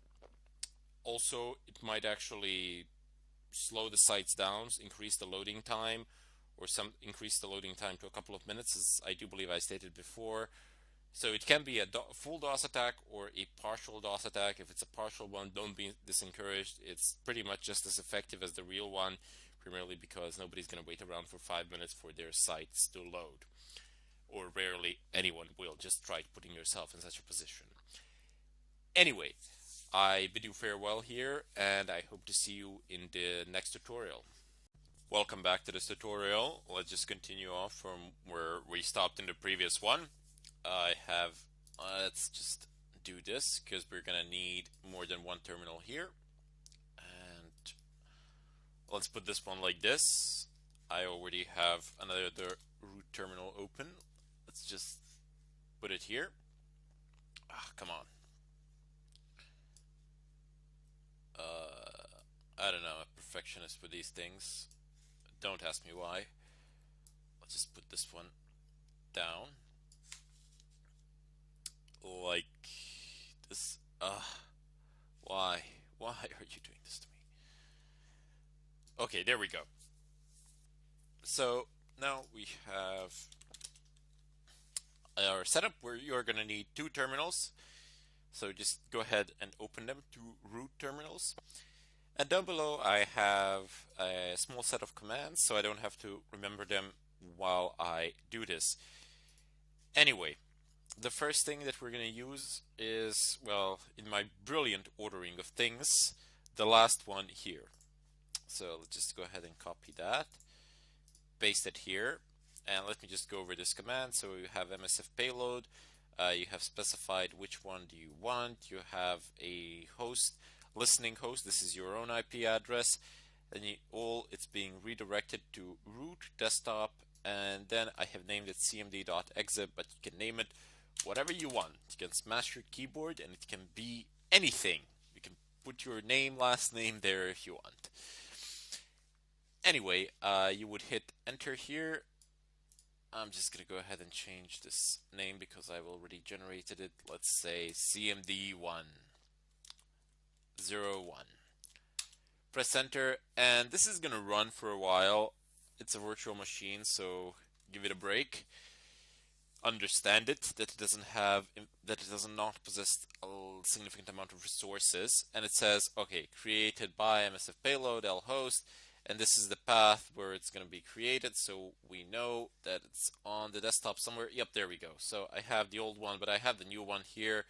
This is the cmd_01.exit. You can't actually run this file on Linux without wine, but we don't actually want to run it on Linux. It doesn't make any difference.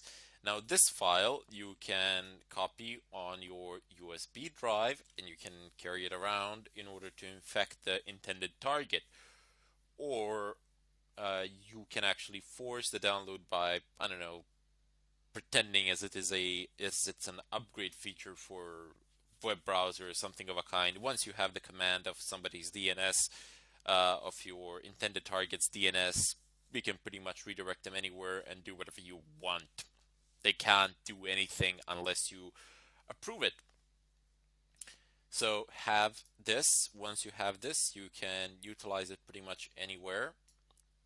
Will it be detected or not? That is another issue indeed. Sometimes it will, sometimes it won't, depending on the system and its upgrade. So this will work for Windows systems. I think it's going to work universally across pretty much all of them. But don't hold my word to it. I have tested it out on Windows 8.1. It does work there.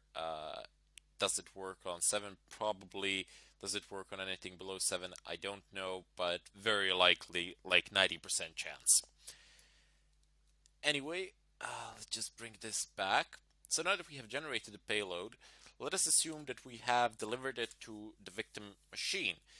As I said, just use the previous tutorials, and there you will find you can combine any of those techniques to pretty much deliver this to pretty much any machine out there, as long as you can either redirect their traffic through you by hijacking, by creating an evil twin of a Wi-Fi, or by messing around with their DNS settings, poisoning their traffic, etc.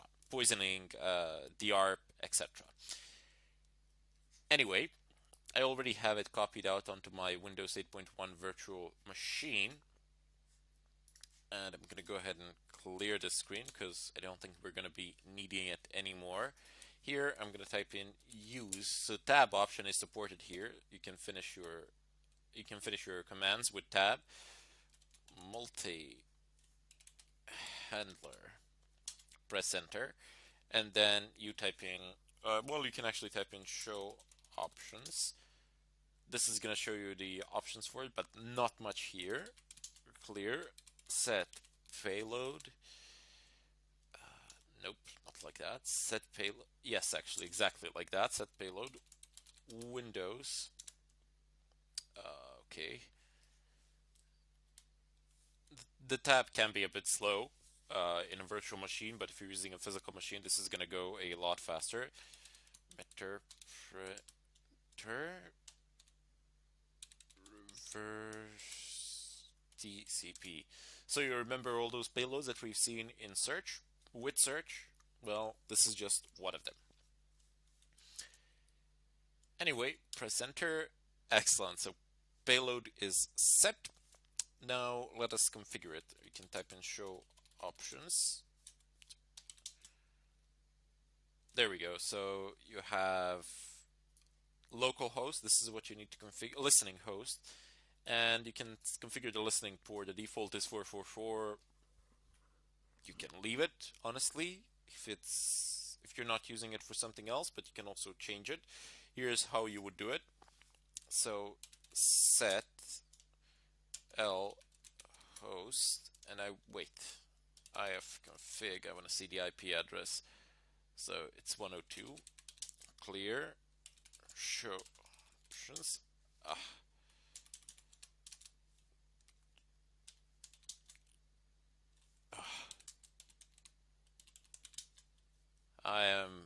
Oh wow, my keyboard skill is amazing, right? Anyway, now that we have this, I just want to keep the screen up there so you can see the options. Just type in set, very simple, plain English language. What you want to set host to listen on, set L host, and that is going to be 192.168.1.102.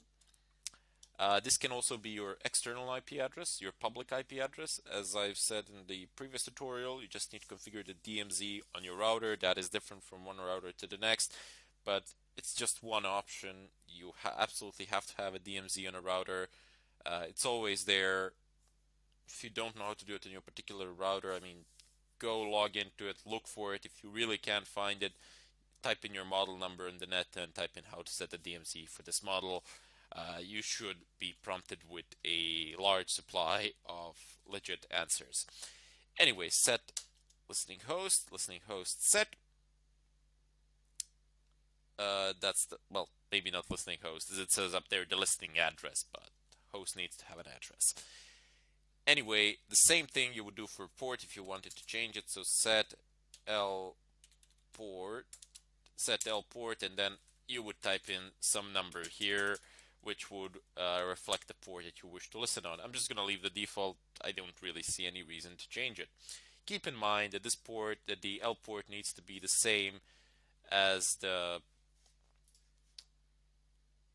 Actually, no, it doesn't need to be the same. You can just leave it like that, but also it can be set here. Doesn't matter. Yeah, you would actually be able to set it here as well. If you set it here, then it needs to be the same as here, but if you didn't, you can just leave it as it is. No problems, no need to conduct any changes there. Depends how you configure, depends how you use and configure these commands. Then you need some options or don't need some options, etc. But I just decided to go at it this way. So we've configured the host, and I'm gonna go ahead and clear the screen. Show options. I want to confirm that I have set it, and there you go. So it says lhost, and then there's an IP address. I prefer clearing up the screen, but if you prefer to see the stuff that you have configured and then run some commands, feel free to do that as well. You don't need to clear the screen as much as I do.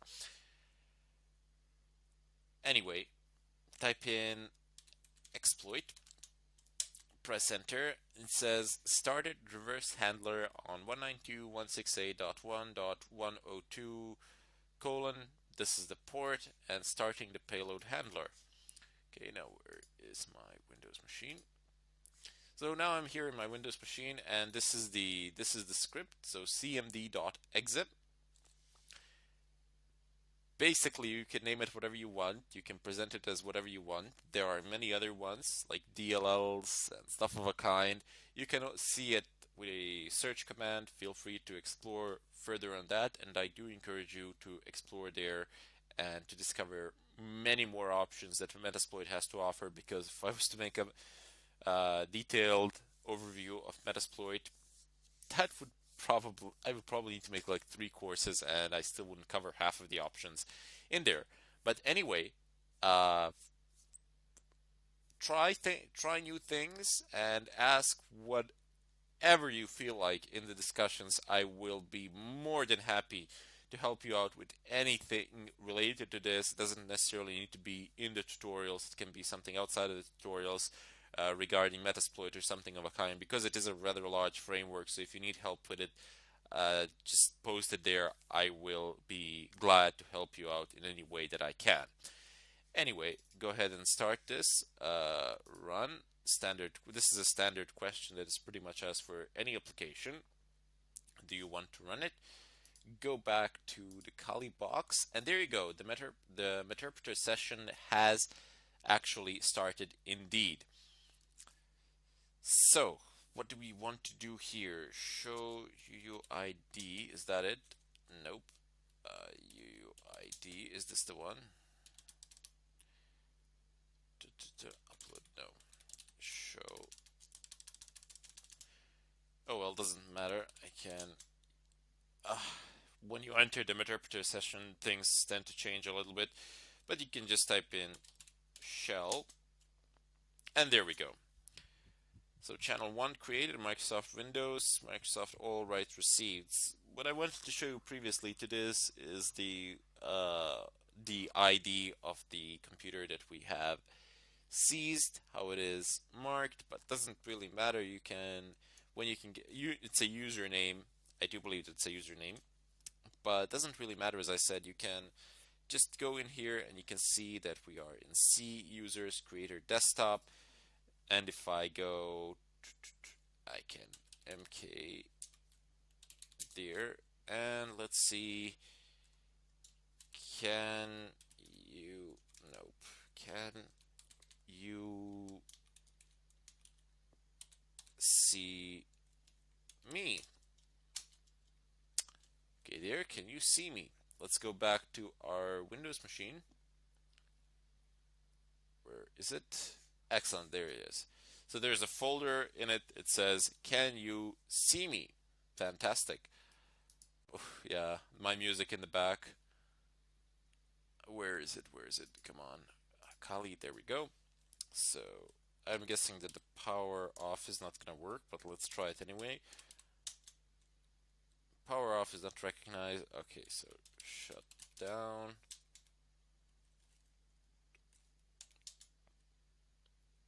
Okay, so you see what the problem is here that I have encountered. Immediately, you're using one operating system and you've just been prompted with a command line of another operating system. That can be problematic. Why? Because those two command lines are completely different. Let's try reboot. No, it won't actually run. Let's try help. Let's try help shut down. And I get more options that I really wanted here, but let's go. We need to, this is a simulated scenario and we need to actually, it's clear? No, it's not. In Windows it's CLS. But it doesn't clear the current screen, so that's kind of weird. So you see, Meterpreter shell is not exactly what you expected it to be, but you still have a full access to the machine that the current user has that has ran the script. Now, in addition to this, you can apply some other scripts if you want to run them as well. You can run whatever you want, just make a file or something of a kind and do whatever you want. Let's go Notepad. Again, my music. Excellent, so we have Notepad that has started here, which is rather interesting. And yeah, this is not what you want at all. Let's see if this is, let's see if another trick will work. Note. I can, oh, okay, I can do this. Echo. Anybody there? Then I can reroute that to, I don't know, blah.txt.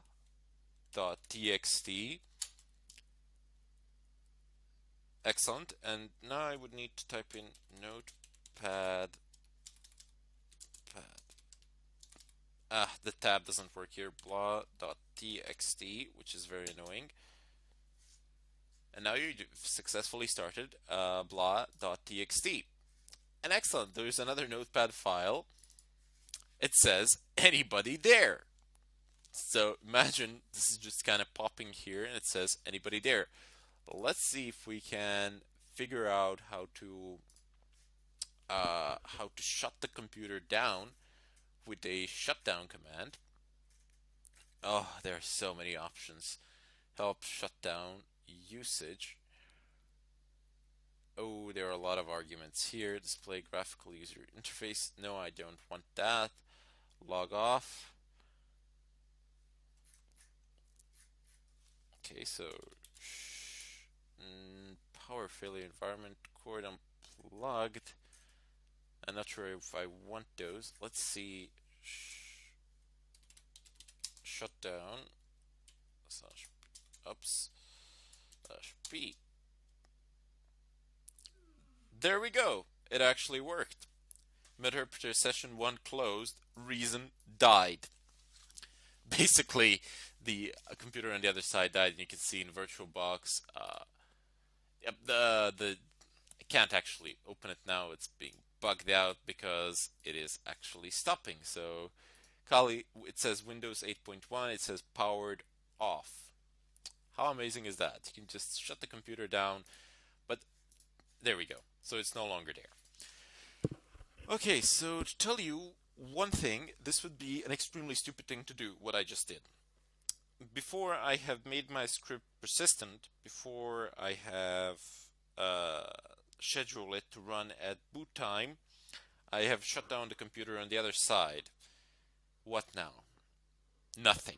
You have to redo the process again. You have to hack back in, or wait until somebody's a genius on the other side actually decides to click on that file for like no reason of whatsoever. And you generally wouldn't put that on desktop. I've just put it there as an example, but you can put it anywhere you like. Doesn't matter if they download it from the net. It's going to go into their downloads folder, but doesn't matter. As long as they run it, it's going to be fantastic. And once again, you do have a way of deploying this because you do have a way of directing the traffic of your intended target. Anyway, I bid you farewell, and I hope to see you in the follow-up tutorial where we shall expand upon this further. Welcome everybody to this tutorial. Today we're gonna go ahead and do quite an important lecture on functions. So functions is something that we are going to need for the creation of our keylogger, and you will soon see what they are. Basically, you create a function to group code, and let's say we create another function outside of our main function in which everything gets called and everything works through the main from the main function. But we can also create functions outside of main and then call them within the main function. Why will we need this? Well, as I said, we need to group certain parts of the code and create different functionalities for our program that we are going to incorporate later on in the process of the creation of the keylogger. Now, here's a simple example. Suppose you need a function to add two numbers. Do you want to really write a plus b every time you need? I mean, okay, a plus b is a really simple example, but suppose you needed addition, subtraction, division, and multiplication. So those could be four functions, and they could get called whenever you would need to divide or add numbers or something like that. Functions can do extremely complex things. They can do pretty much anything you can imagine, and you can separate your code with them and reuse it basically. So if you have a function that is intended for one purpose, you might be in need of that purpose at a later point of time during the creation of your program, so you can just reuse that particular function. Let me show you this in a practical example, and it will be a lot clearer. So up here above the main, we will declare our functions, and down here we will define them, so to say, when we will write the proper code for them. Functions have a return type. So for main, it is an integer. You type in return 0. This instruction return 0. It terminates the program, but 0 is a integer, and you see here in front of the function, you will always have to specify the return type. So one of the main reasons, by the way, that I'm not perhaps using strictly technical terms that a full-time programmer would use is because I primarily learn in terms of C++ and in terms of other programming languages only the things that I needed for my purpose, which is pretty much the ethical hacking part, and that is what I'm trying to impress upon you as well. This is not a way to make games or something like that. This is purely a way to create pretty much malicious code, which we are not going to abuse, which we are going to use for benevolent purpose. In any case, it won't be an illegal purpose. So yeah, just want to throw that in somewhere. Anyway, let's go ahead and start writing our first function. This function will return an integer as well, or even better, let's go ahead and make this function return a double. So you just type in double, and you can type in, let's call this function sum, and this function will take two double values. So double A and then comma double B. functions do not necessarily need to receive these values.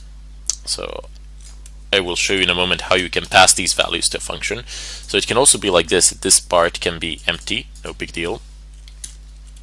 It all depends what it is meant to do.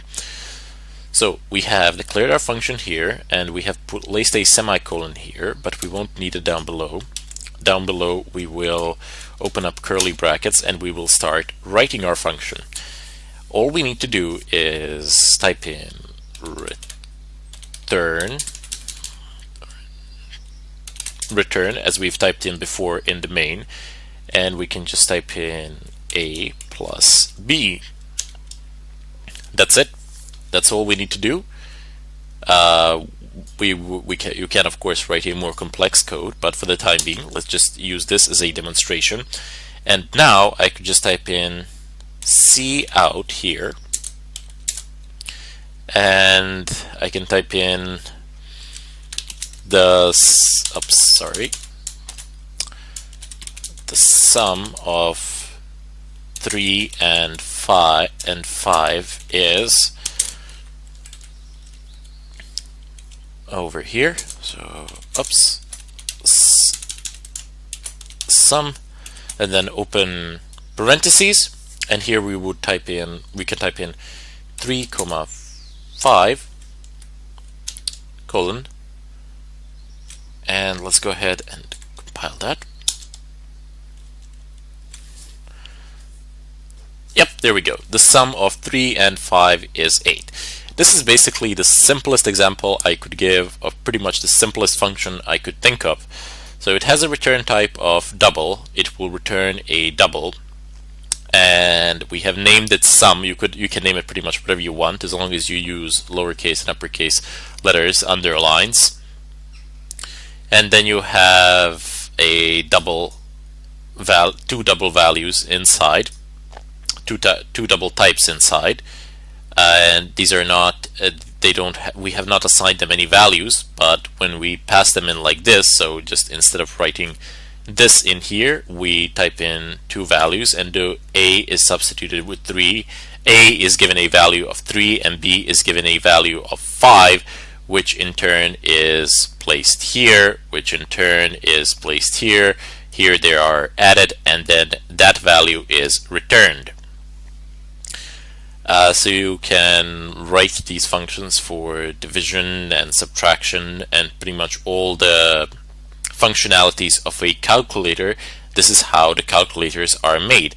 You have a series of these functions for every one of those options. Here, actually, let me just show you a calculator here. So, come on. Please? No? Yes? Okay.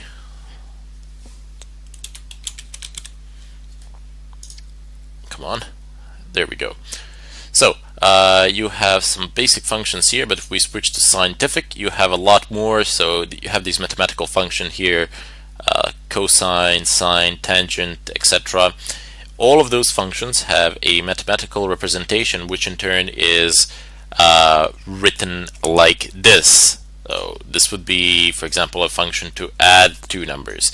You could also write more complex mathematical functions if that's something that you would be interested in, but we're not going to do that now, primarily because we don't need it.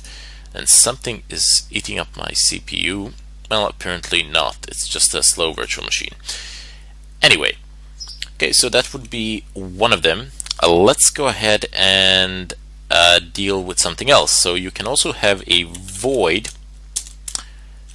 function which can do something for you, but it doesn't necessarily need to return a number or anything of it doesn't need to necessarily return a value. So let's call this one, I don't know, let's call it welcome, and we're not going to give it any arguments, but we definitely can if we would like to, and we might do that a bit later on.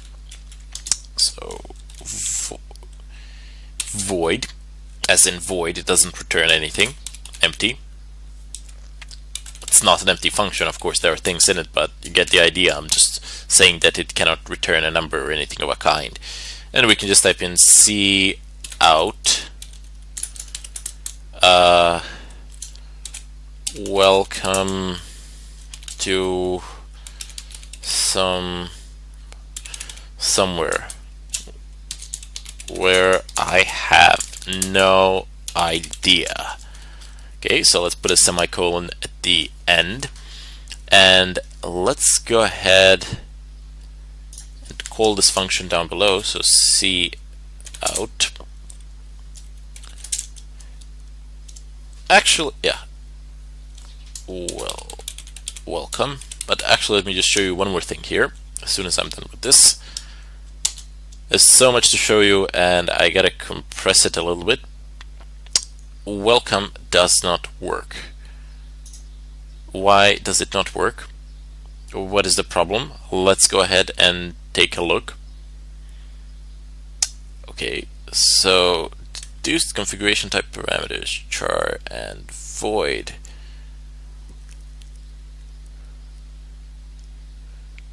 Cannot convert welcome type void to the type. Okay. So we are, this is a bit of a more complex error, so we're not gonna actually deal with that, but if I was to start explaining it, that would be hilarious, because it would take forever.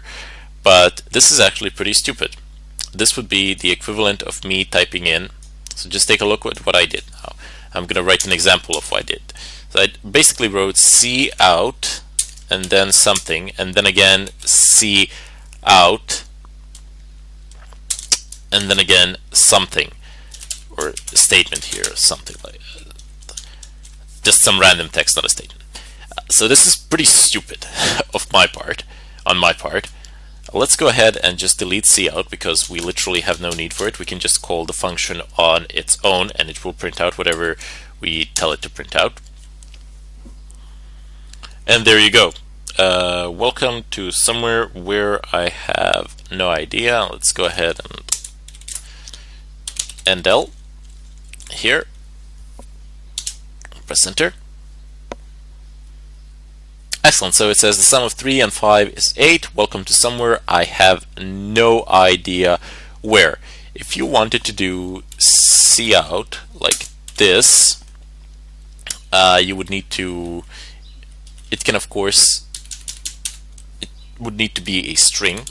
So a function that returns a string, and string is also another type of a variable which can contain, basically, as I said, spaces, can contain lots of letters. We can pretty much type in whatever you want, and this thing would return x. Let's call it x, who cares? And we're going to give it a string x, and we're going to give it a string x. And before we actually output it, we will ask the user kindly cout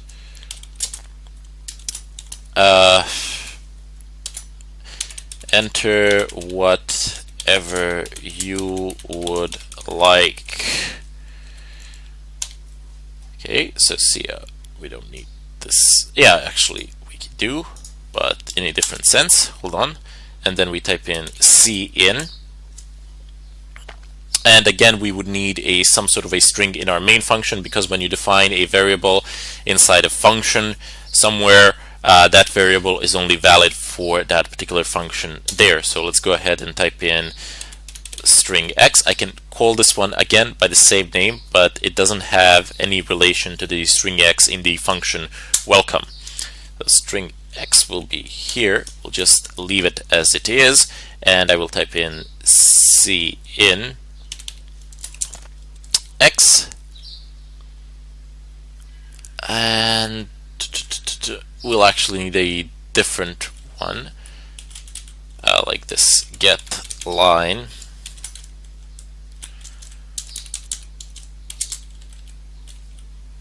Okay, so this should work. getLine is one of those functions that's embedded into C++ and that we use in order to insert a whole line, not just a single character.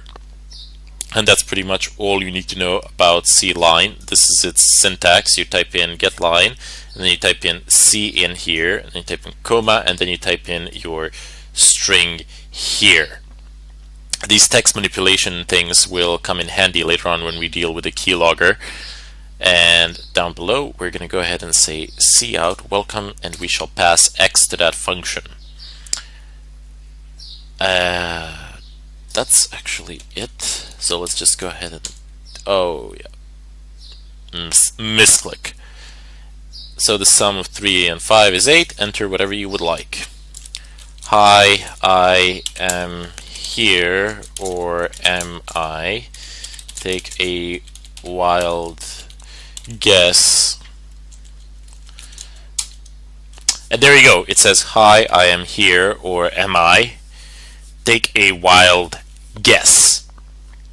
So there are several new things here. Basically the getLine, which you just need to see the syntax of it. That's pretty much it. You don't need to completely understand it. There is a whole background to this function, and you have these sort of functions, which are basically just with return types, and you type in the name, whatever you would like, pretty much, and specify the return type in front. So this return type is a string. It will return a string x, and that x will be given to it by the user input. So this is like an echo. You input something, and it just gets printed back on to the screen. Fairly simple, not a lot of complications.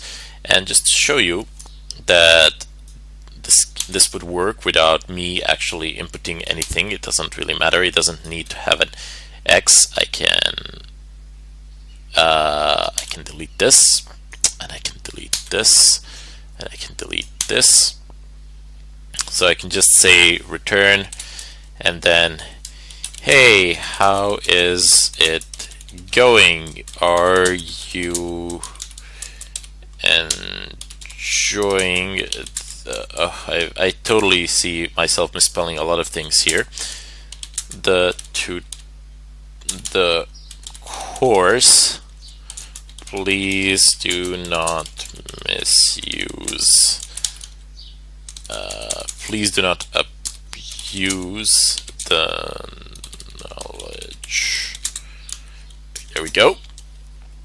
And this is like my subliminal message that is supposed to be like hidden in here somewhere, that you shouldn't do any harm with it. Okay, so let's go ahead and start up the keylogger, the program. Oh yes, of course. Sorry. So cout. We need something to print it out because we've removed the cout from the function completely. And there we go. And there we go. Yeah. Hey, how's it going? Are you enjoying the course? Please do not abuse the knowledge. And that is this particular function here. It says just return. That is all that there is to it. Now you also have these things. Char. So char is, let's say C. This would be a single character, so it can be, just put single quotes there. It can be whatever character you would like it to be. So let's say character A or something like that. You can type in cout C, and if I just go ahead and recompile it, oops, there you go, just A, no big deal. So we have char, and we have a string which we can use in order to play around with more complex things, because we will need the string, I assure you of that. There will be a lot of text with the keylogger, and there's no way of doing it without strings or chars. Anyway, I bid you all farewell until the next tutorial. Welcome all to this tutorial. Today I will talk about pointers and files. After that, we will go straight into actually writing the code for a keylogger. We will begin writing our keylogger. So you are only 2 subjects away and 1 tutorial away from writing a real keylogger that will actually record keystrokes. Please keep in mind that initially I will try to either create it myself or just find one on the net that is really simple. I mean, the most basic of the basic, so that you can only record keystrokes. And then we will try to expand upon it. We will keep on adding functions to it, and we will see how far we will actually go. Anyway, let's go ahead and take a look at this. So one of the things that you will need to know are, well, basically need to know what pointers are. Basically, they store memory addresses of other variables. That's it. No big deal there. The way you would use pointers in the most simple of example, in the simplest possible example. Later on we will do more complex examples as we start programming the keylogger, but for the time being, let's just keep it simple. You would type in, let's declare a variable first. Let's create the variable num, and let's assign it a value of 10. So now we would like to create a pointer that points to this variable. How do we do that? Well, we basically just, we take a look at this and let's disassemble it. So this is of type int. This is an integer. The variable has a name of num, and it has an assigned value of 10. Okay. In order to create a pointer that points to it, it needs to be of the same type. So int, and then we add an asterisk, and then we give it a name. So we can name it whatever we like, pretty much. I'm gonna go ahead and name it PTR, so as in pointer. PTR as in pointer, and then afterwards we need to tell it, we actually need to tell it to actually point to this variable. So how do we do that? We type in PTR equals, and we need to type in an ampersand sign num. Ampersand sign num, that's the memory address of num. Okay, so let's delete this. PTR. Let's do that like this. Come on, are you serious? There we go. Now let's go ahead and write a cout instruction. Cout, and let's go ahead and output num, and go ahead and do this. I'm gonna put 2 colons here just to separate these 2 values, and then we will output the value of PTR. So theoretically, what we want to do is for these 2 values, when they get outputted, we would like them to be the same, but in this case they won't. You'll see why. There you go. So num is 10 as it is supposed to be, and you get this ugly thing here. This is a thing. Okay, so it's not a thing, it's a number, a hexadecimal number, regardless of the fact that it has letters inside. 0x, that simply specifies that this is a hexadecimal number, and then you have hexadecimal numbers can go like this: 0, 1, 2, 3, 4, 5, 6, 7, 8, 9, and then A, B, C, D, E, F. Yep, there you go. F is the last. If I am mistaken here by some crazy chance, feel free to hang me in the discussions. Anyway, that would be the memory address of num. It's not particularly useful to us now, and it's definitely not useful to us when we read it like this. It's garbage, let's put it like that.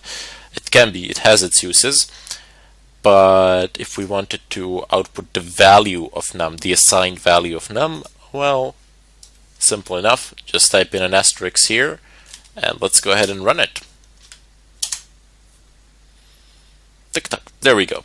So it's 10, and then you have : 10. Simple as that, no big deal. Now this is a very basic example. As I said, later on we will go through, we will see some other examples of how pointers are used, and hopefully as we go through the process of the creation of the keylogger, you will be able to solidify what you have learned thus far and learn a lot of new things. Okay, let's go ahead and delete this. And we don't really need this either for the time being. Let's go ahead and deal with files. Now, why do we need files? What on earth are we going to use them for? Well, if we're going to make a keylogger, we will definitely need to know how to use files, because hey, if you have a keylogger on somebody's system, you will be storing those particular files. Where will you store the keys? So where will you store the keys that are typed on the keyboard? Well, to a file. And if somebody presses, I don't know, ABCD, ABCD will be written to a file somewhere. You see how it stands to reason that we need to know how to actually write to a file using purely C++ and nothing else. This is a very simple process. It's not very complicated. It's very similar to cout and cin.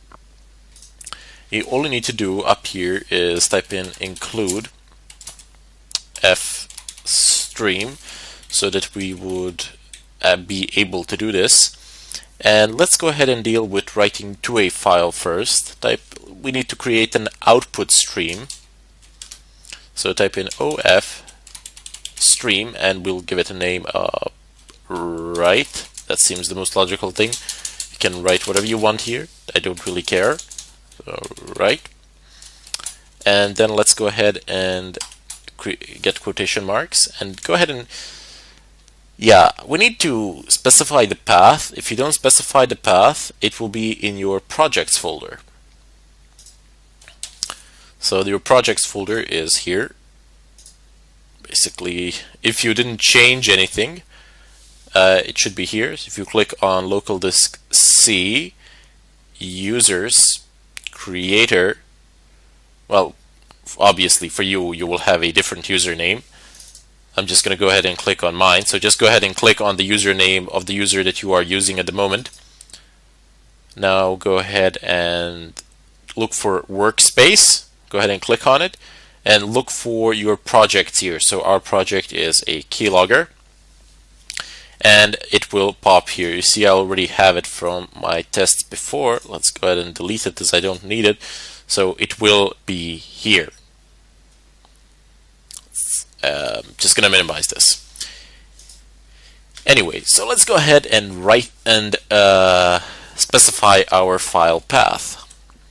So type in C:/ backslash. Now backslash is an escape character used to escape the quotation marks. So you need to type in 2 backslashes if you want to see your backslash in the string that is printed out in this sentence, in this statement, whatever you wish to call it. So C:/ users, and then I'm going to do // again, creator. And this is where I would like to create this file in this particular folder. Just see. Okay, yeah, we will create it here. You need to pay attention. You gave it a path, and you need to make sure that you can actually write there. If you can't write anything there, you won't be able to create the file or anything of a kind. By the way, what we have written here is the equivalent of this. So this is how the system. This is how it will be for the system, because we have entered backslashes here, so that the backslashes could be interpreted as such. As I stated, backslashes are escape characters, so if you need some character to escape these quotation marks and be interpreted as a command or something of a kind, then you would type in a backslash. Let me show you what I mean by that. let's comment out this line just to make sure there are no confusions here. So if I type in cout, and if I open up quotation marks, and if I type in random text goes here in case you did not know. And if I type in a backslash here, and if I type in n, that stands for a new line. Backslash n is for a new line, so we're escaping it. And let's go ahead and add something else. Random text goes here in case you didn't know. In case you did. In case you did write something.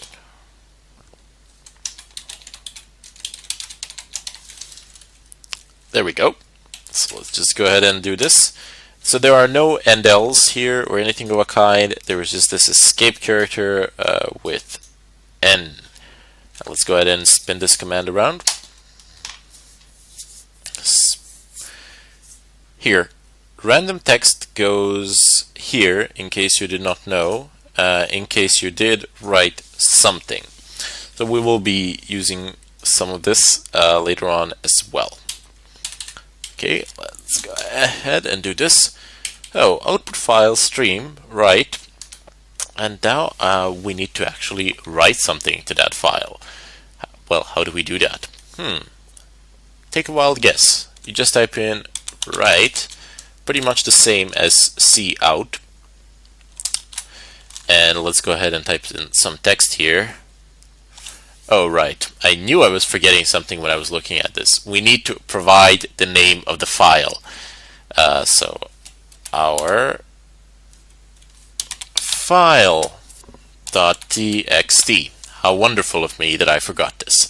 Oh well, things happen when you program. You will encounter more than one problem by just forgetting things. Right, so what shall we put into this text file? Let's type in this. Windows is awesome. I like working in it.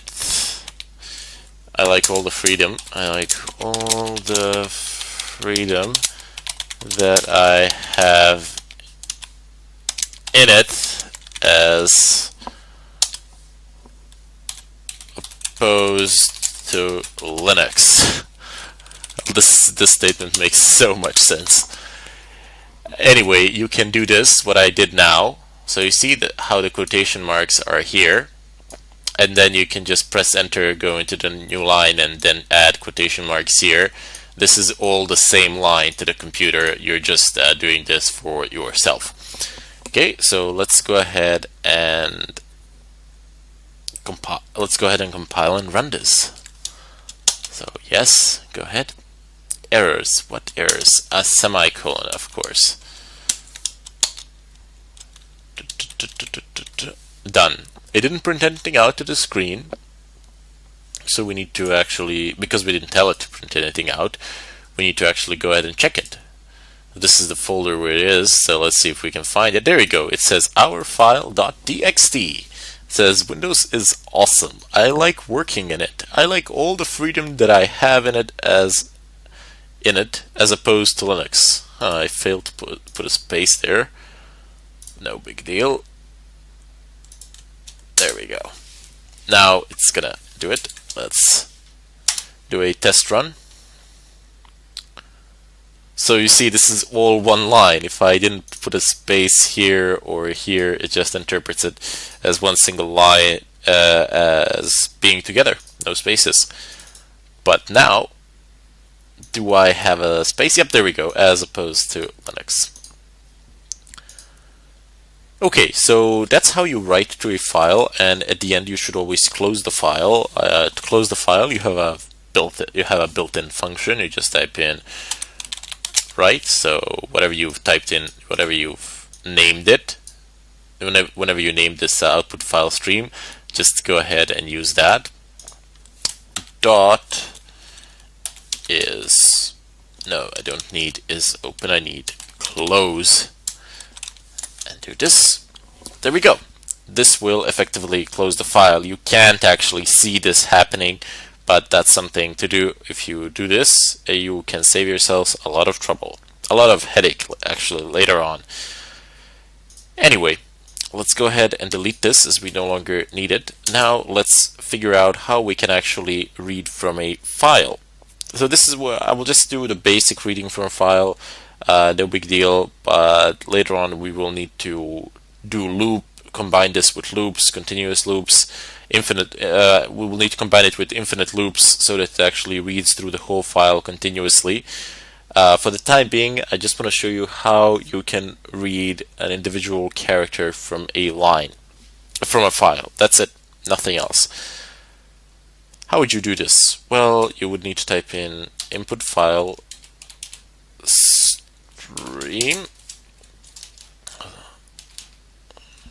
stream, and let's call it read. We can call it again with the name of your choice. Let's give it a path again. C users to our file.txt. There we go.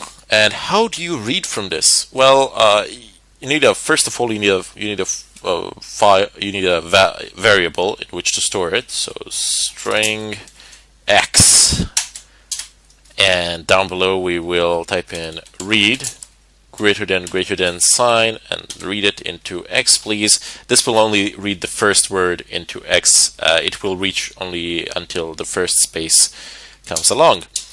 And we will type in now C out. Okay, and X. Please output X. Let's go ahead and run this. Windows. So that was the first word and it interpreted. Nope. Where is it? You see, Windows is the first word, and then we have a space here. I will later on show you how you can read the whole file regardless of its length, regardless of how many spaces there are, regardless of the length, and so on and so forth. But it's not very complicated. You need to create a loop and know how to handle it. We will of course do this because we will need to read from a file and then write to a file as well for our keylogger, because that will be the place where our keylogger stores the information, and then we need to figure out what we want to do with that information, whether we want to send it somewhere or not. Usually we will decide to actually send it somewhere. Anyway, I am gonna bid you all farewell here until the next tutorial, and in the next tutorial we're actually going to start creating our first keylogger that will be really simple, really primitive, and we'll see how that works out, and then from that point on we can start adding some features as well. Anyway, goodbye. Welcome all to this tutorial. Today we're going to actually start building our keylogger. I will make the basic and the most primitive of keyloggers. It will have some inherent logical flaws, such as maxing out the CPU. What I would like you to do is go into the discussion section and simply suggest what sort of abilities would you like me to give to this keylogger? How to hide it, for example, somebody would say, oh, well, I would like to hide it, and somebody else could say, well, I would like it to be able to have an emailing function of a sort. Another person could say, well, I would like it to have an FTP function. I would like it to be configurable in this way or in that way, and I would like it to use it for this purpose or that purpose. Make sure that it's all legal when you ask me about it, because I will not assist with anything that is against regulation. So I'm giving you the freedom, the choice to ask me, and I can't promise that I will fulfill your wishes, but I will try. I will have a look. If there are lots of suggestions, and I hope that there will be, I will pick a few and I'll see what I can do. But you don't have to worry about it. I will add more functionalities over time as well. Anyway, let's go ahead and begin doing this, begin writing the code. So the first thing that we're going to need are two header files, so windows.h and winuser.h, because we want to be using some functions for which those are the requirements. Anyway, so let's go ahead and type in char c. We will declare one character variable, and let's declare another one, which will be c1. A char can have, as I said before, a letter within it, but we can actually assign a number as well. So let this be a, and let this be 67, I believe it is. This is the ASCII table. I will show it to you in a moment. And let's go ahead and write cout c, and oops, and c1, and let's see what we will get. Can you guess it? Oh yeah, well, no, okay, that's fine. Can you guess it? So this is a, and we are assigning a numerical value to a character type variable. If you do this, this will be taken from the this is actually a numerical representation of a character from the ASCII table, and 67 corresponds to the lowercase letter a. So assigning a like this and assigning 67 like this, it's pretty much the same thing. Let's go ahead and see. Go. And let's have a look. Oh well, total miss there, by the way. It's not 67, but you can see that it's not 67 here either. It's a capital letter C. So you are not expected to know the ASCII table by heart. Here I have one on the net. There are like 100 of them. Feel free to look for it. We just go one step back. I just typed in 190 ASCII table. 190 because I want to get an extended one, but you don't need to type in 190, and go ahead and click on it. What was I referring to when I wrote 190? I wanted to have 190 numbers in it, 190 characters minimum. So I was hoping that Google would help me out there. Anyway, lowercase a is 97. And 67, as you can see, is the capital letter C. Interesting, right? Capital letter C is 67. That's where I missed it. And the lowercase a is 97. So let's go ahead and change it. 97. Press enter. Wait for it. And there you go. A. No big deal. Not a bigger error. It's all fine and dandy, and it all works out. So as you can see, there's 0, 1, 2, 3, 4, 5, 6, 7, and so on to 255. You have each character has a numerical representation. The first you see the one that I'm selecting now, where it says characters. Down below it says 00 null and then null character. The third colon is a description where it says null character, start header, start of text, etc. Those are descriptive values. Those are not the values, those are descriptions, and on the left side those are values. So let's go ahead, and you can find representations of ASCII tables all around the net, so no worries there. They're all free to look at as much as you want. You don't need to pay anything extra there. That's public domain basically. Anyway, let's go ahead and delete these assigned values because we don't need them or want them at the moment, and we don't need the cout statement either. What we need to do now is create an infinite loop, and we could have created it because we want the keylogger to be running continuously, so we don't want it to stop until the user actually stops it. So let's go ahead and do that. I will type in while 1. This is one way of doing it. This is another similar way of doing it, but if you want to create an infinite loop with a for, you type in for, open, semicolon, semicolon, and this will create an infinite loop with 4. So just something, just a new piece of information that I wanted to give you. Also, we will need a loop within a loop, so we will need nested loops here. We'll need to use them in order to accomplish our goal. Our second loop will be defining the range of characters that we are interested in.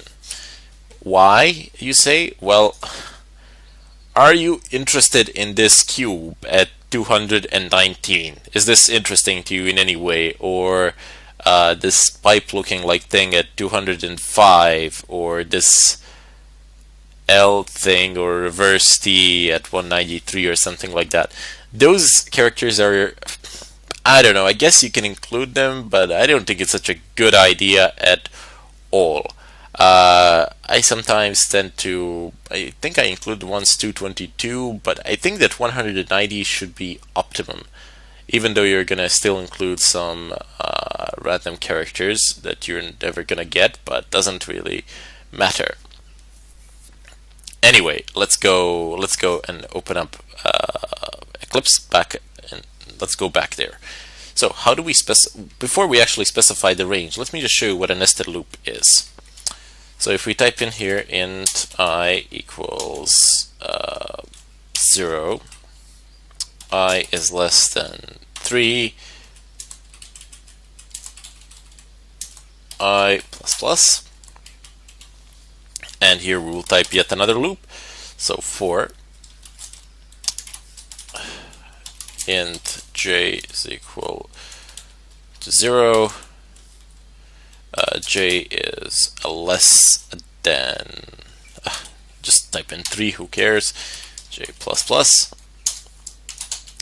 And for the sake of orientation, I'm going to put these curly brackets here, so type in cout. I am second, and then I want the value of j to be printed out as well, and then I would like a new line. Thank you. And now we'll go outside of the second loop and we will go into the first, and we'll type in cout. I am first, and here we would like the value of I. And L. There we go. So no big deal there. Anyway, the logic of this is following. This for loop will begin. Once it begins, it will start to evaluating the conditions laid out within it. If it evaluates the true, so if I is indeed less than 3, it will start the execution of whatever code is within the curly brackets of the for loop. And here we have another for loop which is nested here. What that means is that now the program will simply start executing this loop, and it will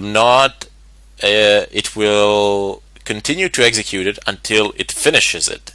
So what happens here is that this for loop starts evaluating this condition here, and for as long as this condition here is true, it's going to keep on printing this. When it becomes false, when j becomes greater or equal to 3, it will stop, exit the second loop, and enter the first loop again.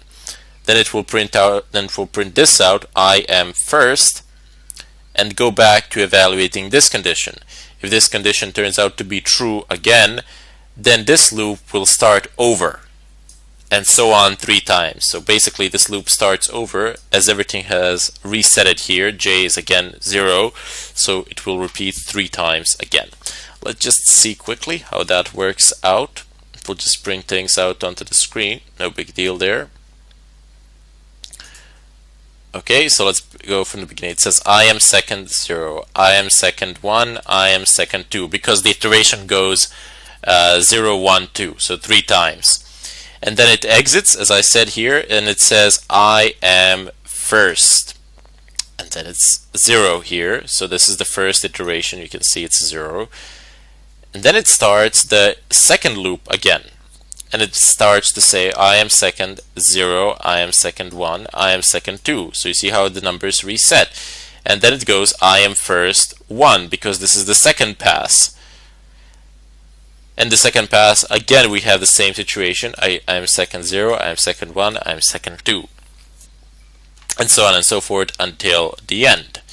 Hopefully this is clear. If not, well, you have the discussions. I gladly answer queries there.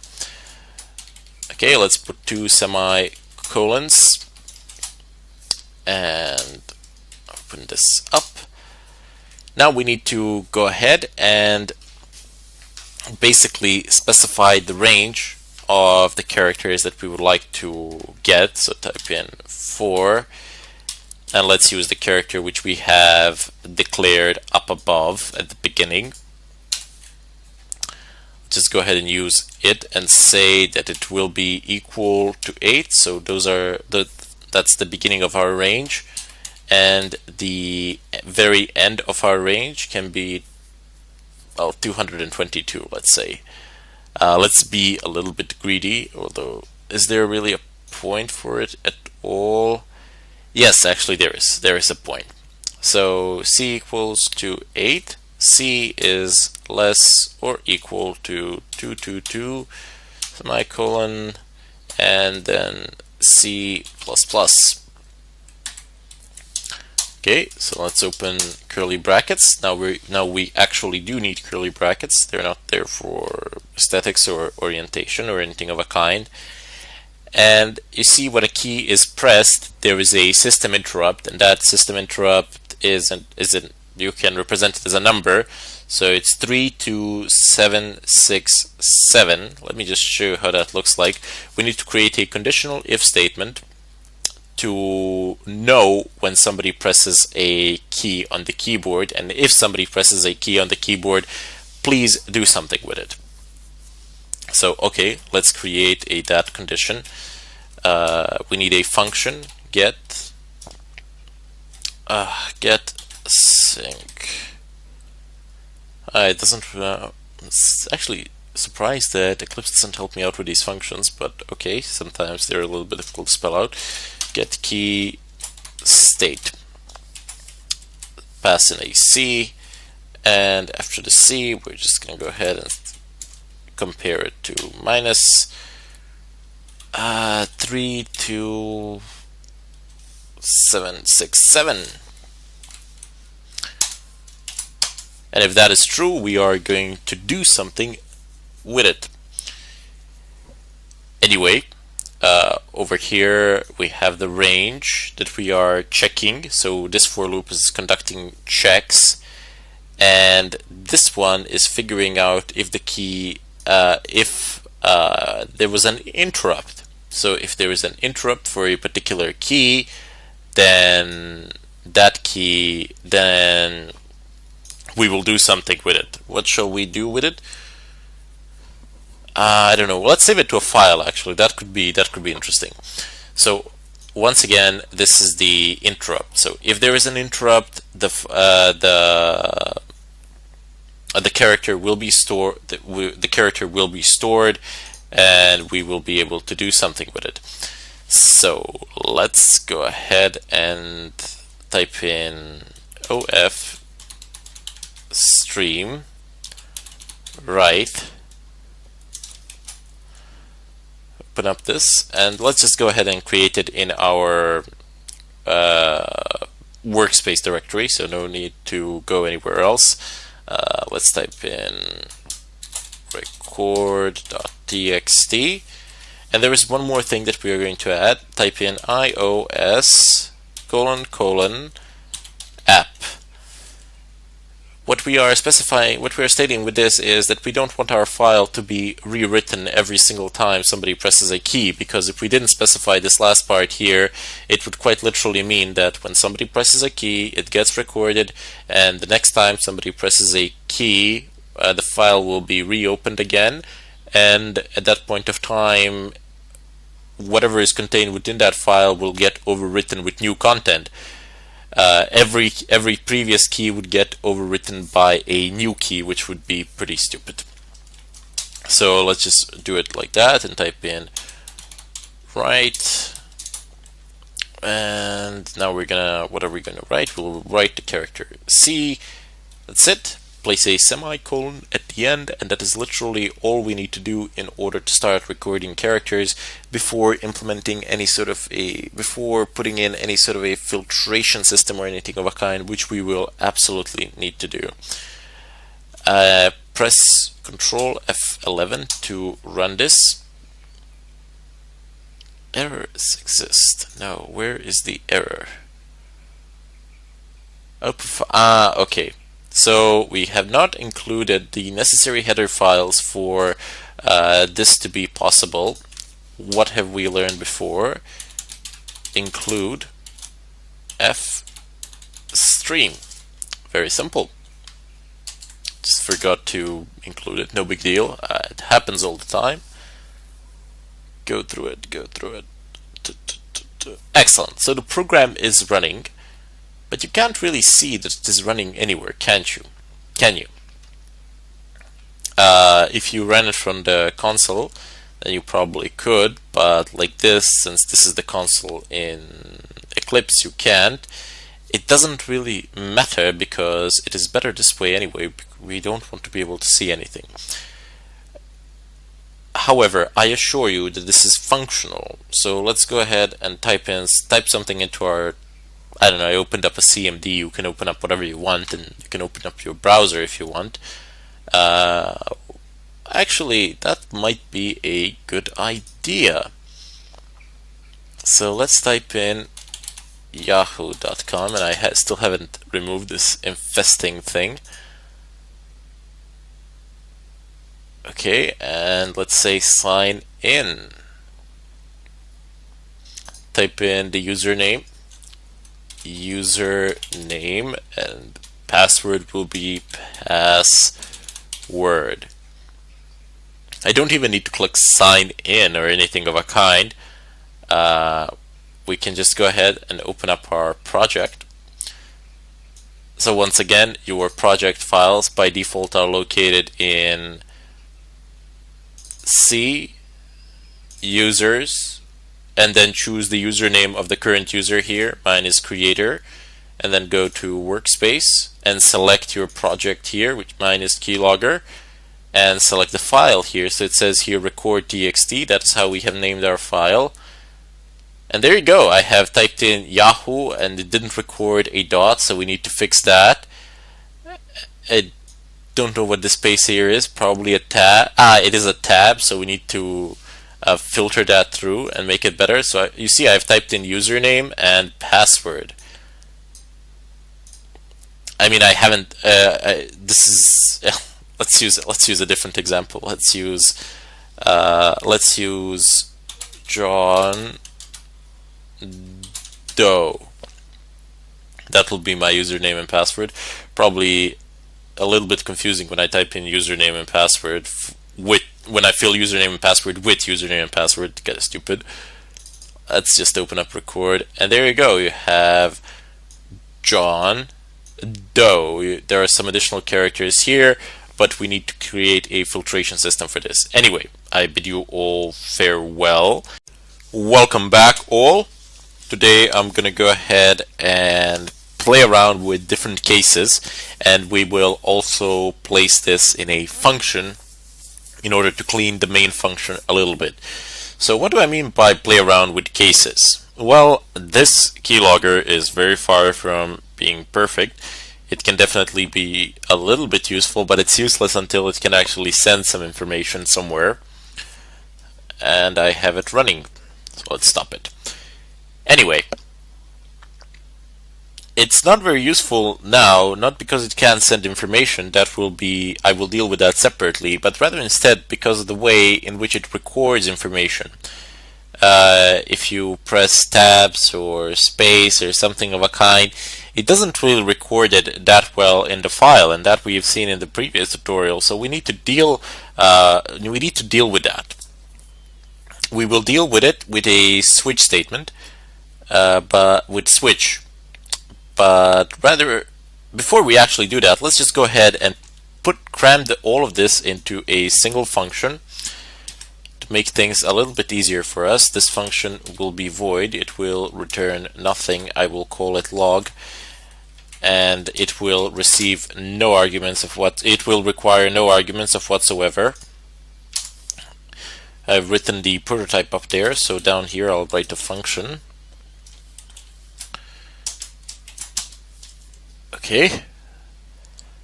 I know I've copied this, but let's just cut it. That will be easier. There we go. And now what we need to do is type in log here, call the function in main. That's it. So this will work. You can test it out by typing in Control F11. And let's go ahead and open up this. Okay, this is me testing things out. Does it work? Hey. Okay, let's go ahead and check the file out. Okay, this was me typing in things. Is this in lower or upper? Okay, we got some nonsense. You see, this is a this is a big problem. This is a big problem. These are these keys, enter, shift, tab, something like that. I'm not sure. It makes no difference of whatsoever, because we don't want them to be written in this fashion. We want them to be written in a different fashion. And you see at the end it says, does it work? Interesting. Okay, so let's close this, and I will delete this file so that it is clean. And have I stopped the program? No, I haven't stopped the program. Excellent. So let's just see if of course the file was recreated. There we go. So now let us go through different cases. We could make a separate function here, or we could actually stick around and try to write it in here. Well, I might as well write it here. There is no need to actually write a separate function for this. Now, the first thing that we're going to do is delete write C. We will rewrite it later on as a default case, so in case it's none of the above, that will get executed. For switch, you just need to type in switch, open parentheses, and C is the condition. So we are going to pass the character C to switch, and then based upon what that character C is, switch will do something. So let's go ahead and type in case 1. Case 1. Actually, no, not case 1. That would be stupid. Case 8. So if C has a numerical value of 8, if C character has a numerical value of 8 in ASCII, that means it's a backspace. So here it is. It says backspace. Okay, no problems. Let's just do it here and type in a colon, not a semicolon here, space, and then we're going to use write from here output to a file, and we're simply going to substitute. We're not going to output C to it, rather instead, in case C is 8, we are going to output something else, in case C has the numerical value of 8. So what shall we output? Well, I like to do it like this, with the lesser than sign, and then type in backspace like this. This is just how I like to substitute backspace, but I mean, if you don't, feel free to write it any way you like. Completely up to you. So let's go ahead and type in a semicolon here, and that's it. Now we need to jump into next case. So case, and then we will go ahead and find something. I'm sure that we have plenty of these cases. You can play around with them as much as you like, as much as you wish. So let's see what else are we going to substitute. So we have a horizontal tab, live feed, vertical tab, form feed, then shift out, data, device. Okay, so we can also have fun with escape. We can also substitute escape, which is 27, and delete, which is 127. Okay, so let's try that. 27.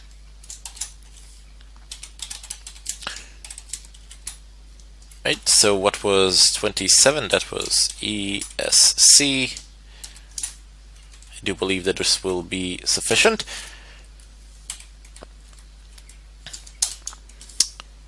And case 127. Right. So what shall we place here? What was 127?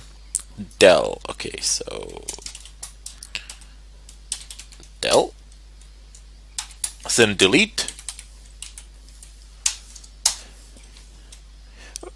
So you get the general idea. You just keep on writing them like this for every case that you wish to modify.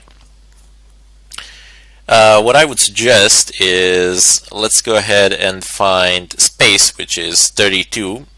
So those are some of the things that you really should change. So case 32. Right. Look, so obviously you could write space in, but I don't know. Doesn't seem very logical to me. I just like to type a space, quite literally, to insert a space and nothing else. But you could also type in something here where you could actually write space and then have that output it. That's also an option. I just don't like doing that. And case for enter. I'm not sure where exactly it is. Let's just go ahead and take a look. So delete, uni, separator, recorder, group, file, escape, end of medium. Does anybody see an enter here? It should be around here somewhere.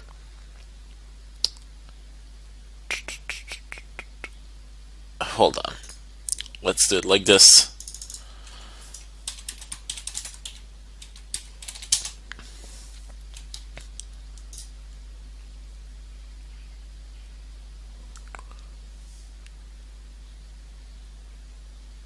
Wait, decimal 30. Okay, so it's 13. Have I seen it here at 13? It's a return, sorry. Of course. So 13. Case 13. I would like you to write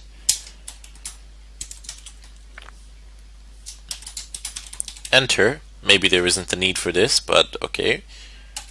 And then I would also like you to insert a new line so that our entire recorded log file is not all in one single line, which can be quite awkward to read and the file can be difficult to see or view. Okay, so we've inserted some of them, and let's just create a default case in case it's none of the above. So default write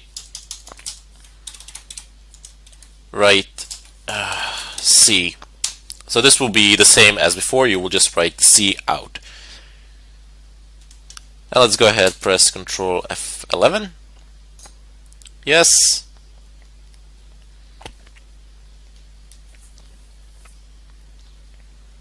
Okay, so it is running now. Let's go ahead and open up our console. Okay, so I have selected backspace. Let's press backspace. Keep pressing it, and now we need to type in something in. Actually, let's press enter a couple of times first, then type in this. This is the new text. Go over to Keylogger and record text. And take a look at this. It says backspace, escape, del, enter. And backspace, escape, del, enter. Okay, no problems there. Enter, enter. And what have we? This, and then it goes backspace, escape, del, space. Have I pressed enter? I have no idea. Let's just go ahead and run a check. Delete. And we'll press backspace. And then we'll press enter once. This is the new text. I haven't pressed enter any more times. But if I have messed something up, we will fix it in the follow-up tutorial. Doesn't really matter. Mistakes are bound to happen here. So let's just go over and open the file. Record.txt. Okay, seem to have pressed enter way too many times here. What's the problem? So if it's 13, it writes out enter. If it's 32,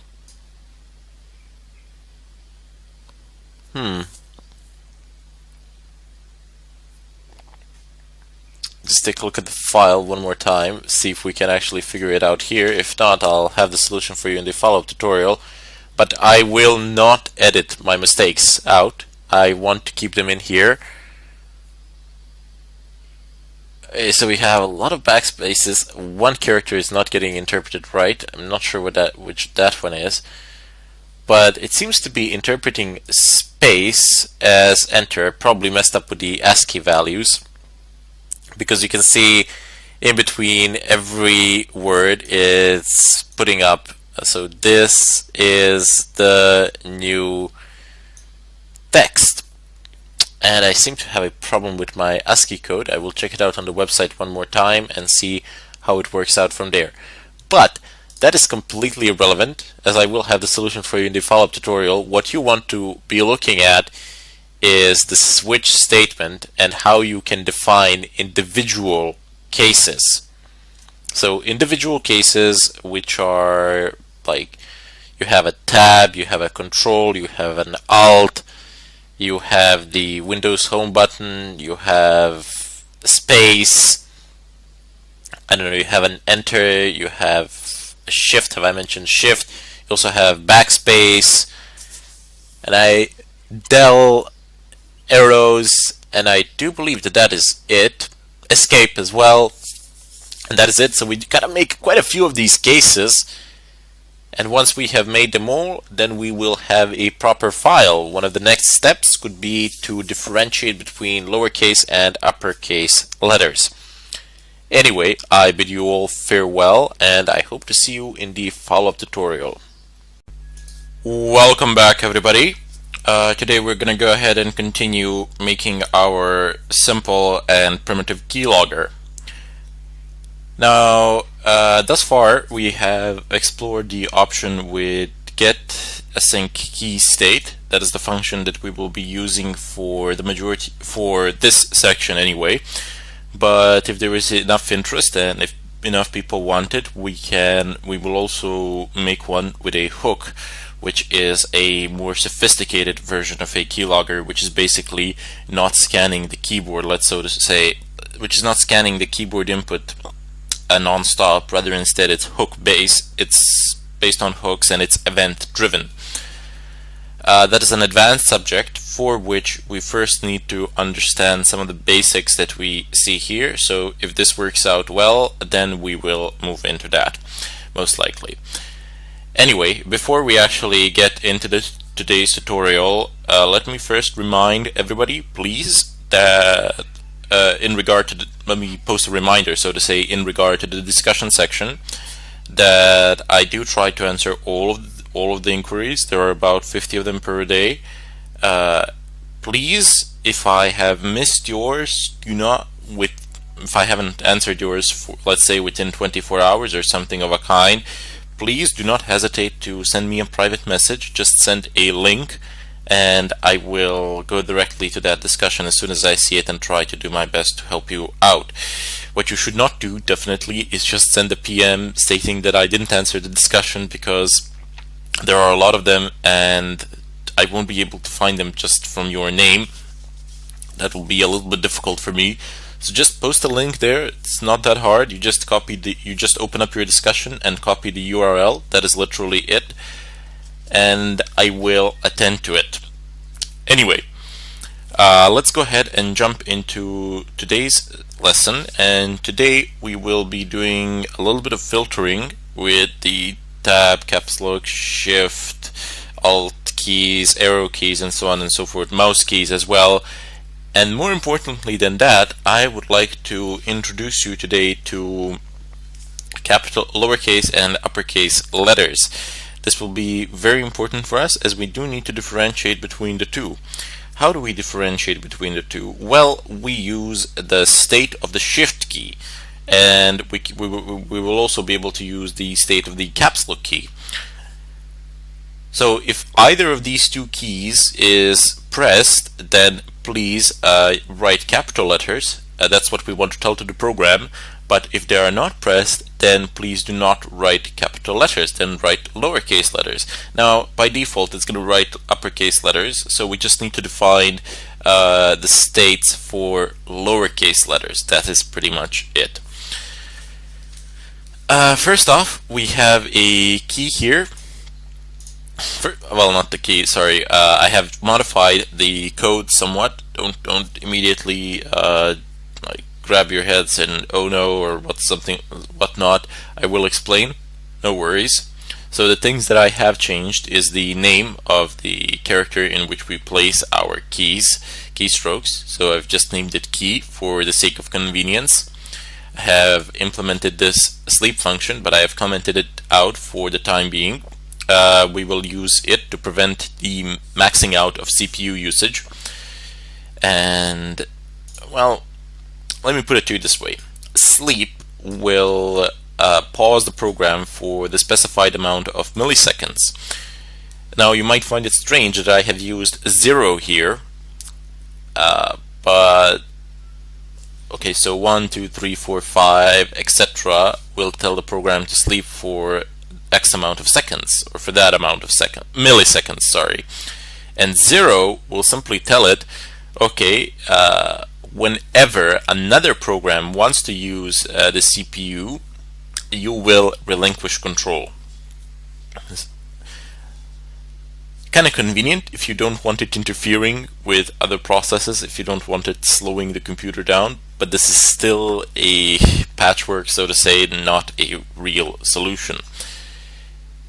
What else have I changed?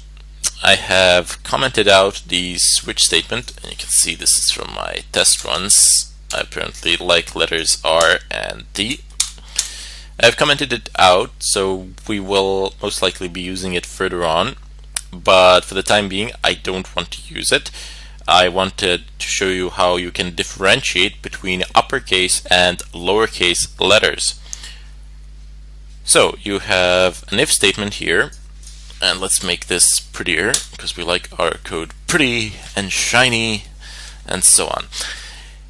Anyway, we have an if statement, and it basically says if the value of key is greater than 64 and if the value of key is lesser than 91, and if this function returns true with the shift key pressed. This is a hexadecimal notation for the shift key. I'll show you where you can get those in a moment. So if the shift key is pressed, this is basically the function that determines that. So, sorry, not if it is pressed. I have said here state no, not true. I've shown you this before.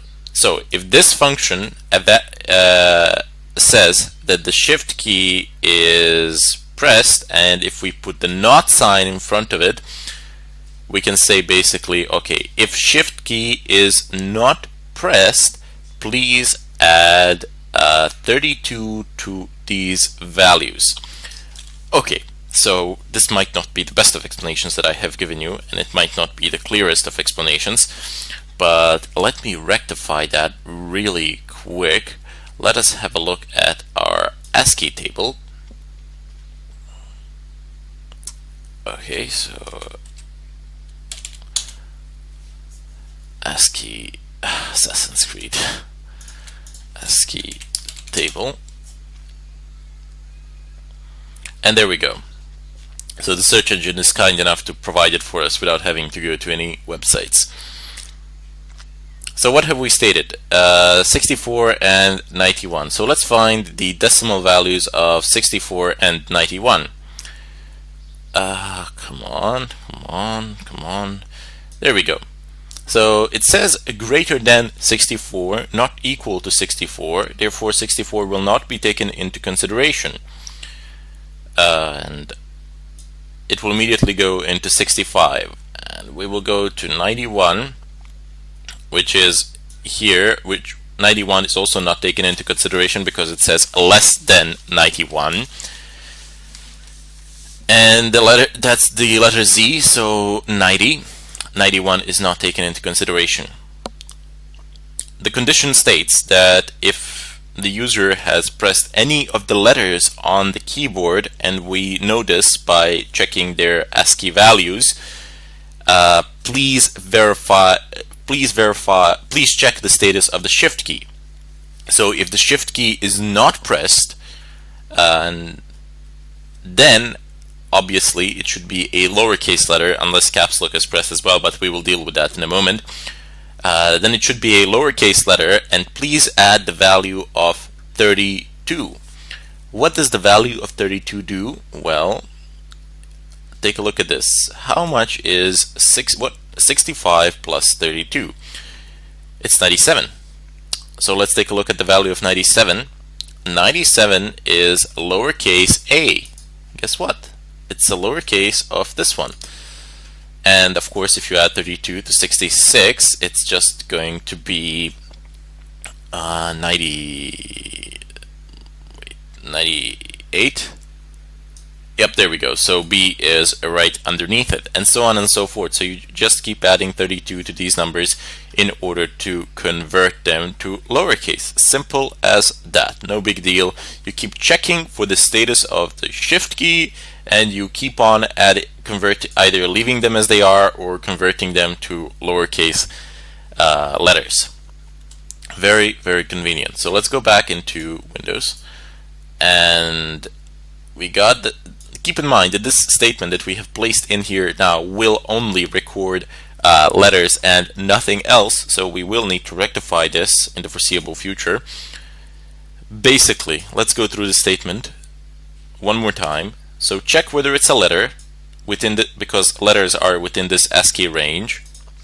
It says if key is greater than 64 and is lesser than 91. So this condition has to be met. This whole condition, and I'm probably better off just for the sake of safety. I mean, I don't need to, but to prevent errors later on, not a bad idea to do this, to enclose it in a separate casing. And then there's another condition, check whether it is pressed, and if it is pressed, please negate it. Check if the shift key is not pressed. If it is not pressed, then please convert the letters to lowercase. So it says key plus, I'm pretty sure that you know this by now, what this means. Plus equals basically equal. This statement is an equivalent of key equals key plus 32. And then we're going to write that to a file, and then we're going to close the file. And since we have done, during these test runs, I've simply written break here, so don't check for anything else. We might remove that later on, but we'll see how it works out. And down below it says just, okay, if the value is within this range, and if you obviously have not stated that this is true above it, then I know that shift is not pressed, so there is no need to check for anything else. Just go ahead and write it to a file. So let's go ahead and compile and see how this works. Save it. Yes, I want the empty file. Okay, so Control F11 if you remember, press enter. It's working, there we go. So let's go ahead and open up our terminal and type in, hey, do you work or not? Remember, I am typing this all together because I didn't tell the system how to handle a space or anything else, and I don't want to have any confusion now, but we will implement that shortly. And there you go. It says, hey, do you work? And then it says, or not. So you have uppercase and lowercase letters that are being recognized without any difficulties of whatsoever. So let's just go ahead and stop the program, go back and clean this file. You don't have to clean it, but I like to clean it because it's easier for you when you take a look at the new file so that you see what the input is, so that you can make sure that it is the expected input, that it all works. Save changes, yes, thank you very much. So this would be a way to implement the differentiation between lowercase and uppercase letters. There are 100 different ways to do this. Some of them are probably better than this one. Feel free to experiment if you would like to let me, if you do experiment and whether it works out or not, I would appreciate it if you just shared with everybody else what you did, as in such a way we help to further knowledge and to help each other out. If not, it doesn't matter, but I still encourage you to do some test runs, experiment with it, and so on and so forth. So I hope that you can figure it out from this file, what I have written. I have explained every step, but if you fail to, there are always discussions, I'm always there, so just come and ask, and I will, you have 99.99% chance that I will answer in a reasonable amount of time. Anyway, I bid you all farewell until the follow-up tutorial where we shall deal further with filtering our input. The skills you learn in this course in ethical hacking and computer security are very valuable skills that offer tons of ways to make money legally, working online, helping other people and companies to secure their computers against exactly what you learn in this course. Now, I'm assuming you can figure out all kinds of illegal ways to make money using the skills you learn in this course. And I'm trusting that you will aim your powers for good, that you will use these skills to do good things, to help people, and to serve other people online. And if you don't, that's up to you. Right here, you've got ways you can legally use these skills to make money, to have job security, and to consistently get paid without any fear of anything bad happening to you.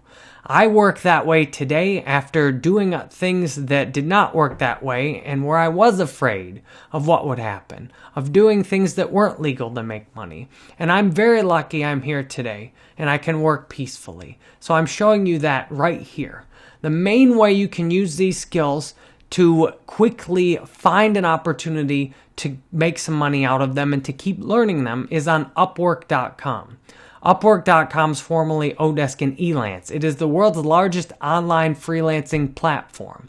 That means you can put a profile up and you can use your profile then to get jobs that are exclusively online, that pay by the hour or by project, and then you earn money by doing work for people and companies that need help with the skills you have. Now, this is the tip of the iceberg, what I'm showing here. I hope what this lecture communicates is that there's a giant potential to use these skills online to make money in legitimate ways to enhance your career and your resume of what you can do, your skills for the world. Now, all I've done is enter ethical hacking in a search term, looking at freelancers who are already doing what I'm saying is possible for you to do. And these are their profiles. Now, I've put it down to at least an hour and build. So these are people who've actually got paid to do this. No one who's trying or hoping. These are people who've actually got paid. There's hundreds of them live right now on Upwork, and you can be one of them using exactly what you learn in this course. This guy, $55 an hour he is charging to do work on the same skills you're learning in Hong Kong. Then Spain, 34 hours here, 44 an hour. Hundreds of hours for this company, 15 to 25 an hour. India, 25 an hour here, 11 an hour in Macedonia, $5 an hour for this company, $50 an hour in the US here, 16 in Bangladesh, 18 an hour in Russia, 77 an hour in the US here, and thousands of hours. This company's worked between 3 to 25 an hour, hundreds of hours, $16 an hour here. In India, $90 an hour, hundreds of hours worked in the United Kingdom. Italy, thousands of hours worked here, $40 an hour. What I hope you can see out of this, and Pakistan, 123 hours of work here, $15 an hour top rated. What I hope you can see out of these profiles I've shown you is that people all over the world are using the same skills you're learning here to work and make money online for clients that need help with this. Now, Upwork is just the #1 website for this. There's all kinds of other websites you can find. You can use LinkedIn, you can use Fiverr.com, you can find more niche specific sites. The point is, you know there are legal ways to make money helping people with the skills you're learning. You know all you have to do is keep looking around, make an effort, and you will find some of those opportunities yourself. That's why I've shared this with you. I hope it's useful in getting motivation to learn these skills, and I appreciate your time you've spent here. I value your feedback on this course at any time. What does the term hacking mean? Hacking can mean a lot of different things. Most generally, it means to use something in a way it was not designed to be used. So when anything's designed, it has an intended purpose, an intended use in mind that's given by the designer. So if I make something for you, I have a certain way I think you're going to use it. If you use it in any way besides what I've done in terms of designing it for you to use it that way, you could call that hacking. For this course, we're focusing mainly on computer security hacking, which generally means someone who exploits weaknesses in a computer system or a computer network. If you want a lot more information on this, you can just go to the wikipedia.org article and look up hacker and hacking on Wikipedia. If you want me to read all of the text on this article, which fully explains so many things about hacking, including history, then just post a discussion and let me know you'd like me to read the whole thing for you. I trust that you can read if you want to learn more about the exact meaning of the terms. It will give you a strong foundation to go into using the rest of this course. If not, Ermin will explain more about the specific terms that he thinks are most important for you to learn going forward. The bottom line of all of this is that hacking can include a lot of different things, and what you're given in this course is a set of tools that can make hacking a lot easier. This often is referred to, and some of the people who have taken the course have said it, as a script kiddie, someone who just uses tools other people have made to break into systems. The way I look at things, it's all about results. And if you're trying to learn a skill, you need to be able to produce some results out of learning that skill. If you want to use the tools that make it easier to learn how to do things, then to me, that's my approach usually. There's no need to learn things based on a principle when what you need is results. I hope if you're using this course, you can use this for good to help other people secure their systems against black hat hackers who are using these exact same tools and skills to take things and steal. Thank you very much for watching this, and Ermin will talk a lot more about the terms you see on this page. What is it you're really here for? What do you hope to gain out of learning about hacking? Are you hoping that you can learn these skills and use them to help other people, to make a decent life for yourself of service, where you can help other people to protect their systems from black hat hackers, and where people will pay you a fee or an hourly rate to help them out, to look over their systems, to test their systems, and to secure their systems?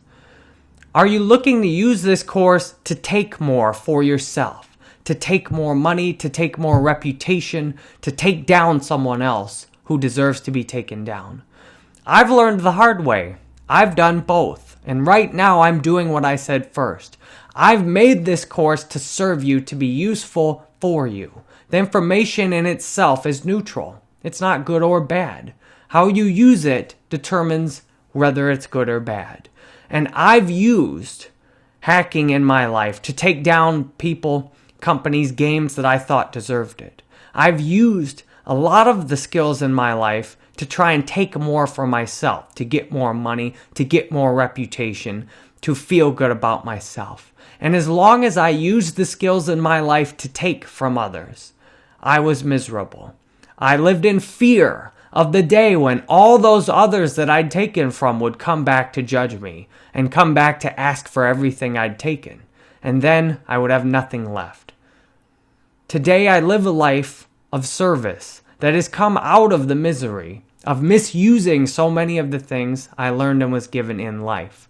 When you use things for everyone's good, you can have a wonderful life of peace where you don't have to be afraid of who's going to knock on your door, where you don't have to be afraid of what people are saying behind your back about what you're doing, where you don't have to be afraid of your friends using your computer and finding out what you're doing on it.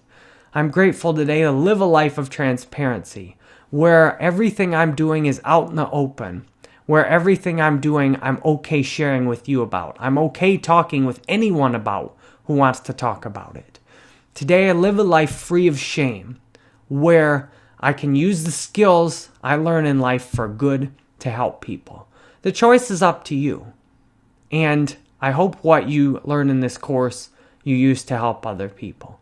One of the awesome things you get out of taking this course is a certificate you can display online when you've completed it. On LinkedIn, you can add this certificate to your profile to build your online resume and enhance your ability to get a job using these skills that you've learned in this course. You can add the certificate once you've got it. If you scroll down on editing your profile, you can then click on add a certificate, and you can then put everything in that you get from the certificate here. Where you get the certificate, you have a bar on the top of your course. Now, since I'm the instructor, it doesn't show on this course. You will have a bar up here that shows you how close to finishing the course you are, how many lectures you've completed on the course. So when you go through each lecture, this bar will continue to fill up. And then there's a little trophy at the end of it. Once you've filled the bar and completed every lecture in the course, you get a trophy. Once you click on the trophy, Udemy will give you your certificate. It will give you a certificate you can print out, and it will also give you a link online that you can use to fill in this information on LinkedIn. And if any employer or web platform like Upwork asks for your certificate link, you can give that exact link, which will show proof that you've completed the course on Udemy and will give you something tangible to show that you've gotten out of this course. Now, if you want a shortcut, which you're in a hacking course, it's certainly possible you might want a shortcut. On the trophy is based on completing the lectures. Well, if you click on a lecture, all you have to do is click on this little check button down here to hit mark as completed. So you hit mark as completed, and then it registers that you've completed the lecture. So theoretically, you could just go through and hit mark as completed on every single lecture and then get your certificate that way. Now, you might not learn anything, but that's up to you. You can still get your certificate even without watching any of the lectures in the course.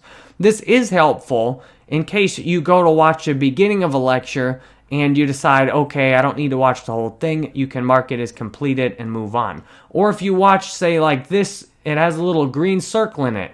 That means it's not completed. You can see these lectures are completed. I've watched the entire lecture on both of these, and what you ultimately need are green check marks on every lecture in the course to get your trophy. Well, if you watched part of a lecture and it didn't register as completed, you can just go back, bring that lecture up, and hit completed right away, so that then you can bring up your certificate.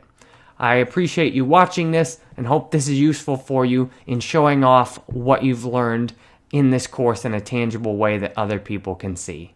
Thank you very much for finishing this course. Awesome work getting all the way through it or skipping to the bottom to find the bonus. Either way, thank you for making it to the very last video in the course. This video is going to show you how to get every other course that Ermin's teaching for 50% off. And it will show you how to get free coupons to any course I'm teaching. And it will recommend some courses you might want to do next. So this is my website, jerrybanfield.com/courses. I'm grateful that I'm teaching with Ermin because Ermin just wants to teach. He doesn't want to fool around with having to do marketing, spend thousands of dollars advertising courses, and figure out the way to do it. My specialty is internet marketing, online advertising. So Ermin and I have teamed up. All he does then is make the courses, and my primary role is to advertise them and sell them. That's why you're here with me now, and explain the value of them to you. So all the courses you can find Ermin's profile in the course, you can always just search on Udemy for Ermin Kraponic and click on Ermin Kraponic there. Now you can see the courses Ermin is currently teaching. Now some of these, by the time you watch this, there may be more. This is the first course we made together. If you want to learn about Wireshark and tracking network traffic, this may be really helpful for you. The complete hacking course, you're enrolled in this now. The Red Hat Linux and CentOS, if you want to continue to enhance your Linux skills and maybe take the Linux Red Hat Certified System Administrator exam, this might be a great course to take next. For hacking, if you want to have your own functional keylogger, this seems to be one of the favorite courses people take next. Is shows you exactly how to build an advanced keylogger using C++.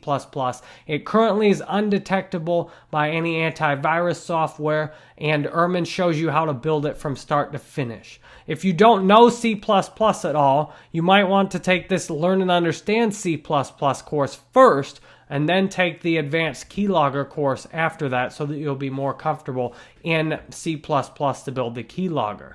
Then this is a free course. If you're in the hacking course, this just has the first couple of hours for free. So if you're already in the hacking course, there's no need to take this one. If you want to master the Linux command line and advance your bash programming, then this bash programming course with Ermin might be a good course to take next. So you can see the prices on here, and you can get 50% off all of these on my website. So Ermin's courses are currently right in the middle, straight down. So the hacking, Wireshark, bash, keylogger, understand C++, Red Hat, straight down in the middle. To get these, all you do then, you just click on the coupon and it opens up a page with the coupon already applied. So to do this, I have to go private browser because I'm already browsing this now. So this is what it'll look like. You can see it with the coupon already applied, and then you just click on any other link. For example, if I go back here, grab one to the Wireshark course and then come back over and tab this in, then you put that in.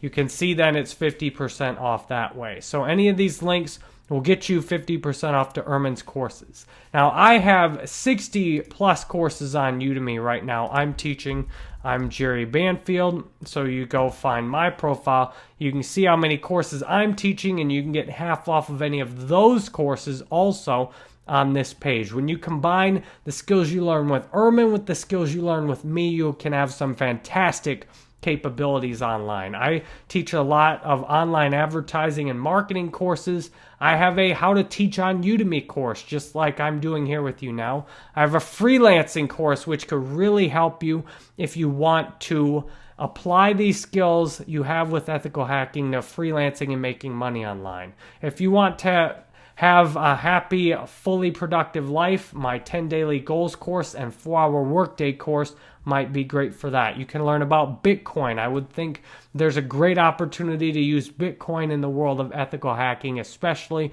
You might enjoy this Bitcoin course I'm teaching with the top Bitcoin instructor on Udemy. I have Fiverr courses, healthy courses, AdSense courses, digital marketing. I have an Ubuntu Linux course you might enjoy, an Xamarin course, a productivity, video production, Google Analytics, startup, endless courses that I've both made videos in and am teaching with other people. I've tried to pair up with instructors who are similar to me. So you can see Ermin's teaching style and my teaching style has a big overlap. So then all of the courses I'm teaching, it tends to work the same way. So you can check out, I even have a free course with over 200 videos in it, a daily inspirational course. People seem to really like this one. Designing and building your own computer, another great thing you can do, especially if you want to do your ethical hacking at a more effective level. So you can get 50% off of all of these courses on my website. Now, I even have a sweet free offer here. So if you scroll down on the very bottom of my website, you'll notice I have an offer to get a free Udemy course coupon every week via email. This is something new I've just started. So if you put your name and email in here and subscribe, I will send you a free coupon every single week to one of my Udemy courses. So sometimes they'll be with Ermin. Most of the time they won't be because I have so many courses already. And Ermin, you can see from what we were teaching before, he has 6 or 7 courses with me. So over 52 weeks, most of the courses will be what you see on this page. And then I also, if you were wanting to learn to build a business online like I have a resources page here on the top of my website. It shows everything I use to run my business.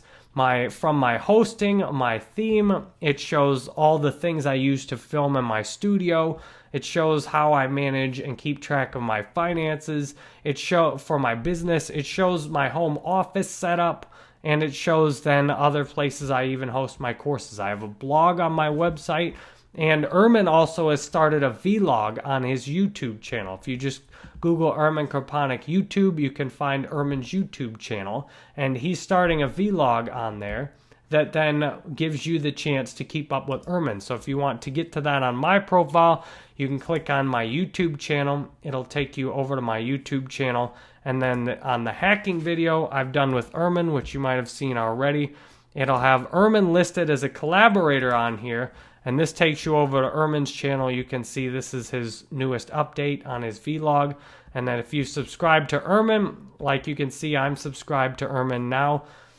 I've subscribed to Ermin here, so I get his video updates also. So if you can use all these links on my profile to find these things for yourself. So my website is full of things you might find helpful. A free Udemy course coupon every single week down here. I even have a page where I have books that I've written. Here's an Ubuntu Linux book you might like. And then you can even schedule a call with me if you want to talk with me about something. This is the way, if you want to get a hold of me and actually get me to pay attention to something, a call is the way to do it. So I hope sharing all this with you is useful. If you want more ethical hacking courses even, I've got a page on my jerrybanfield.com/courses. It even has other ethical hacking courses you might enjoy based on the ones I'm teaching already. So if you click ethical hacking course coupons on my website at jerrybanfield.com/hacking, you'll see Ermin's courses here, and then you'll see some other ones you might enjoy to continue your ethical hacking. So that's on jerrybanfield.com/hacking. Thank you very much for finishing this course up. I hope to see you again wherever it is next on another course, my YouTube channel, website, email list. Thank you, and I hope you have a great day.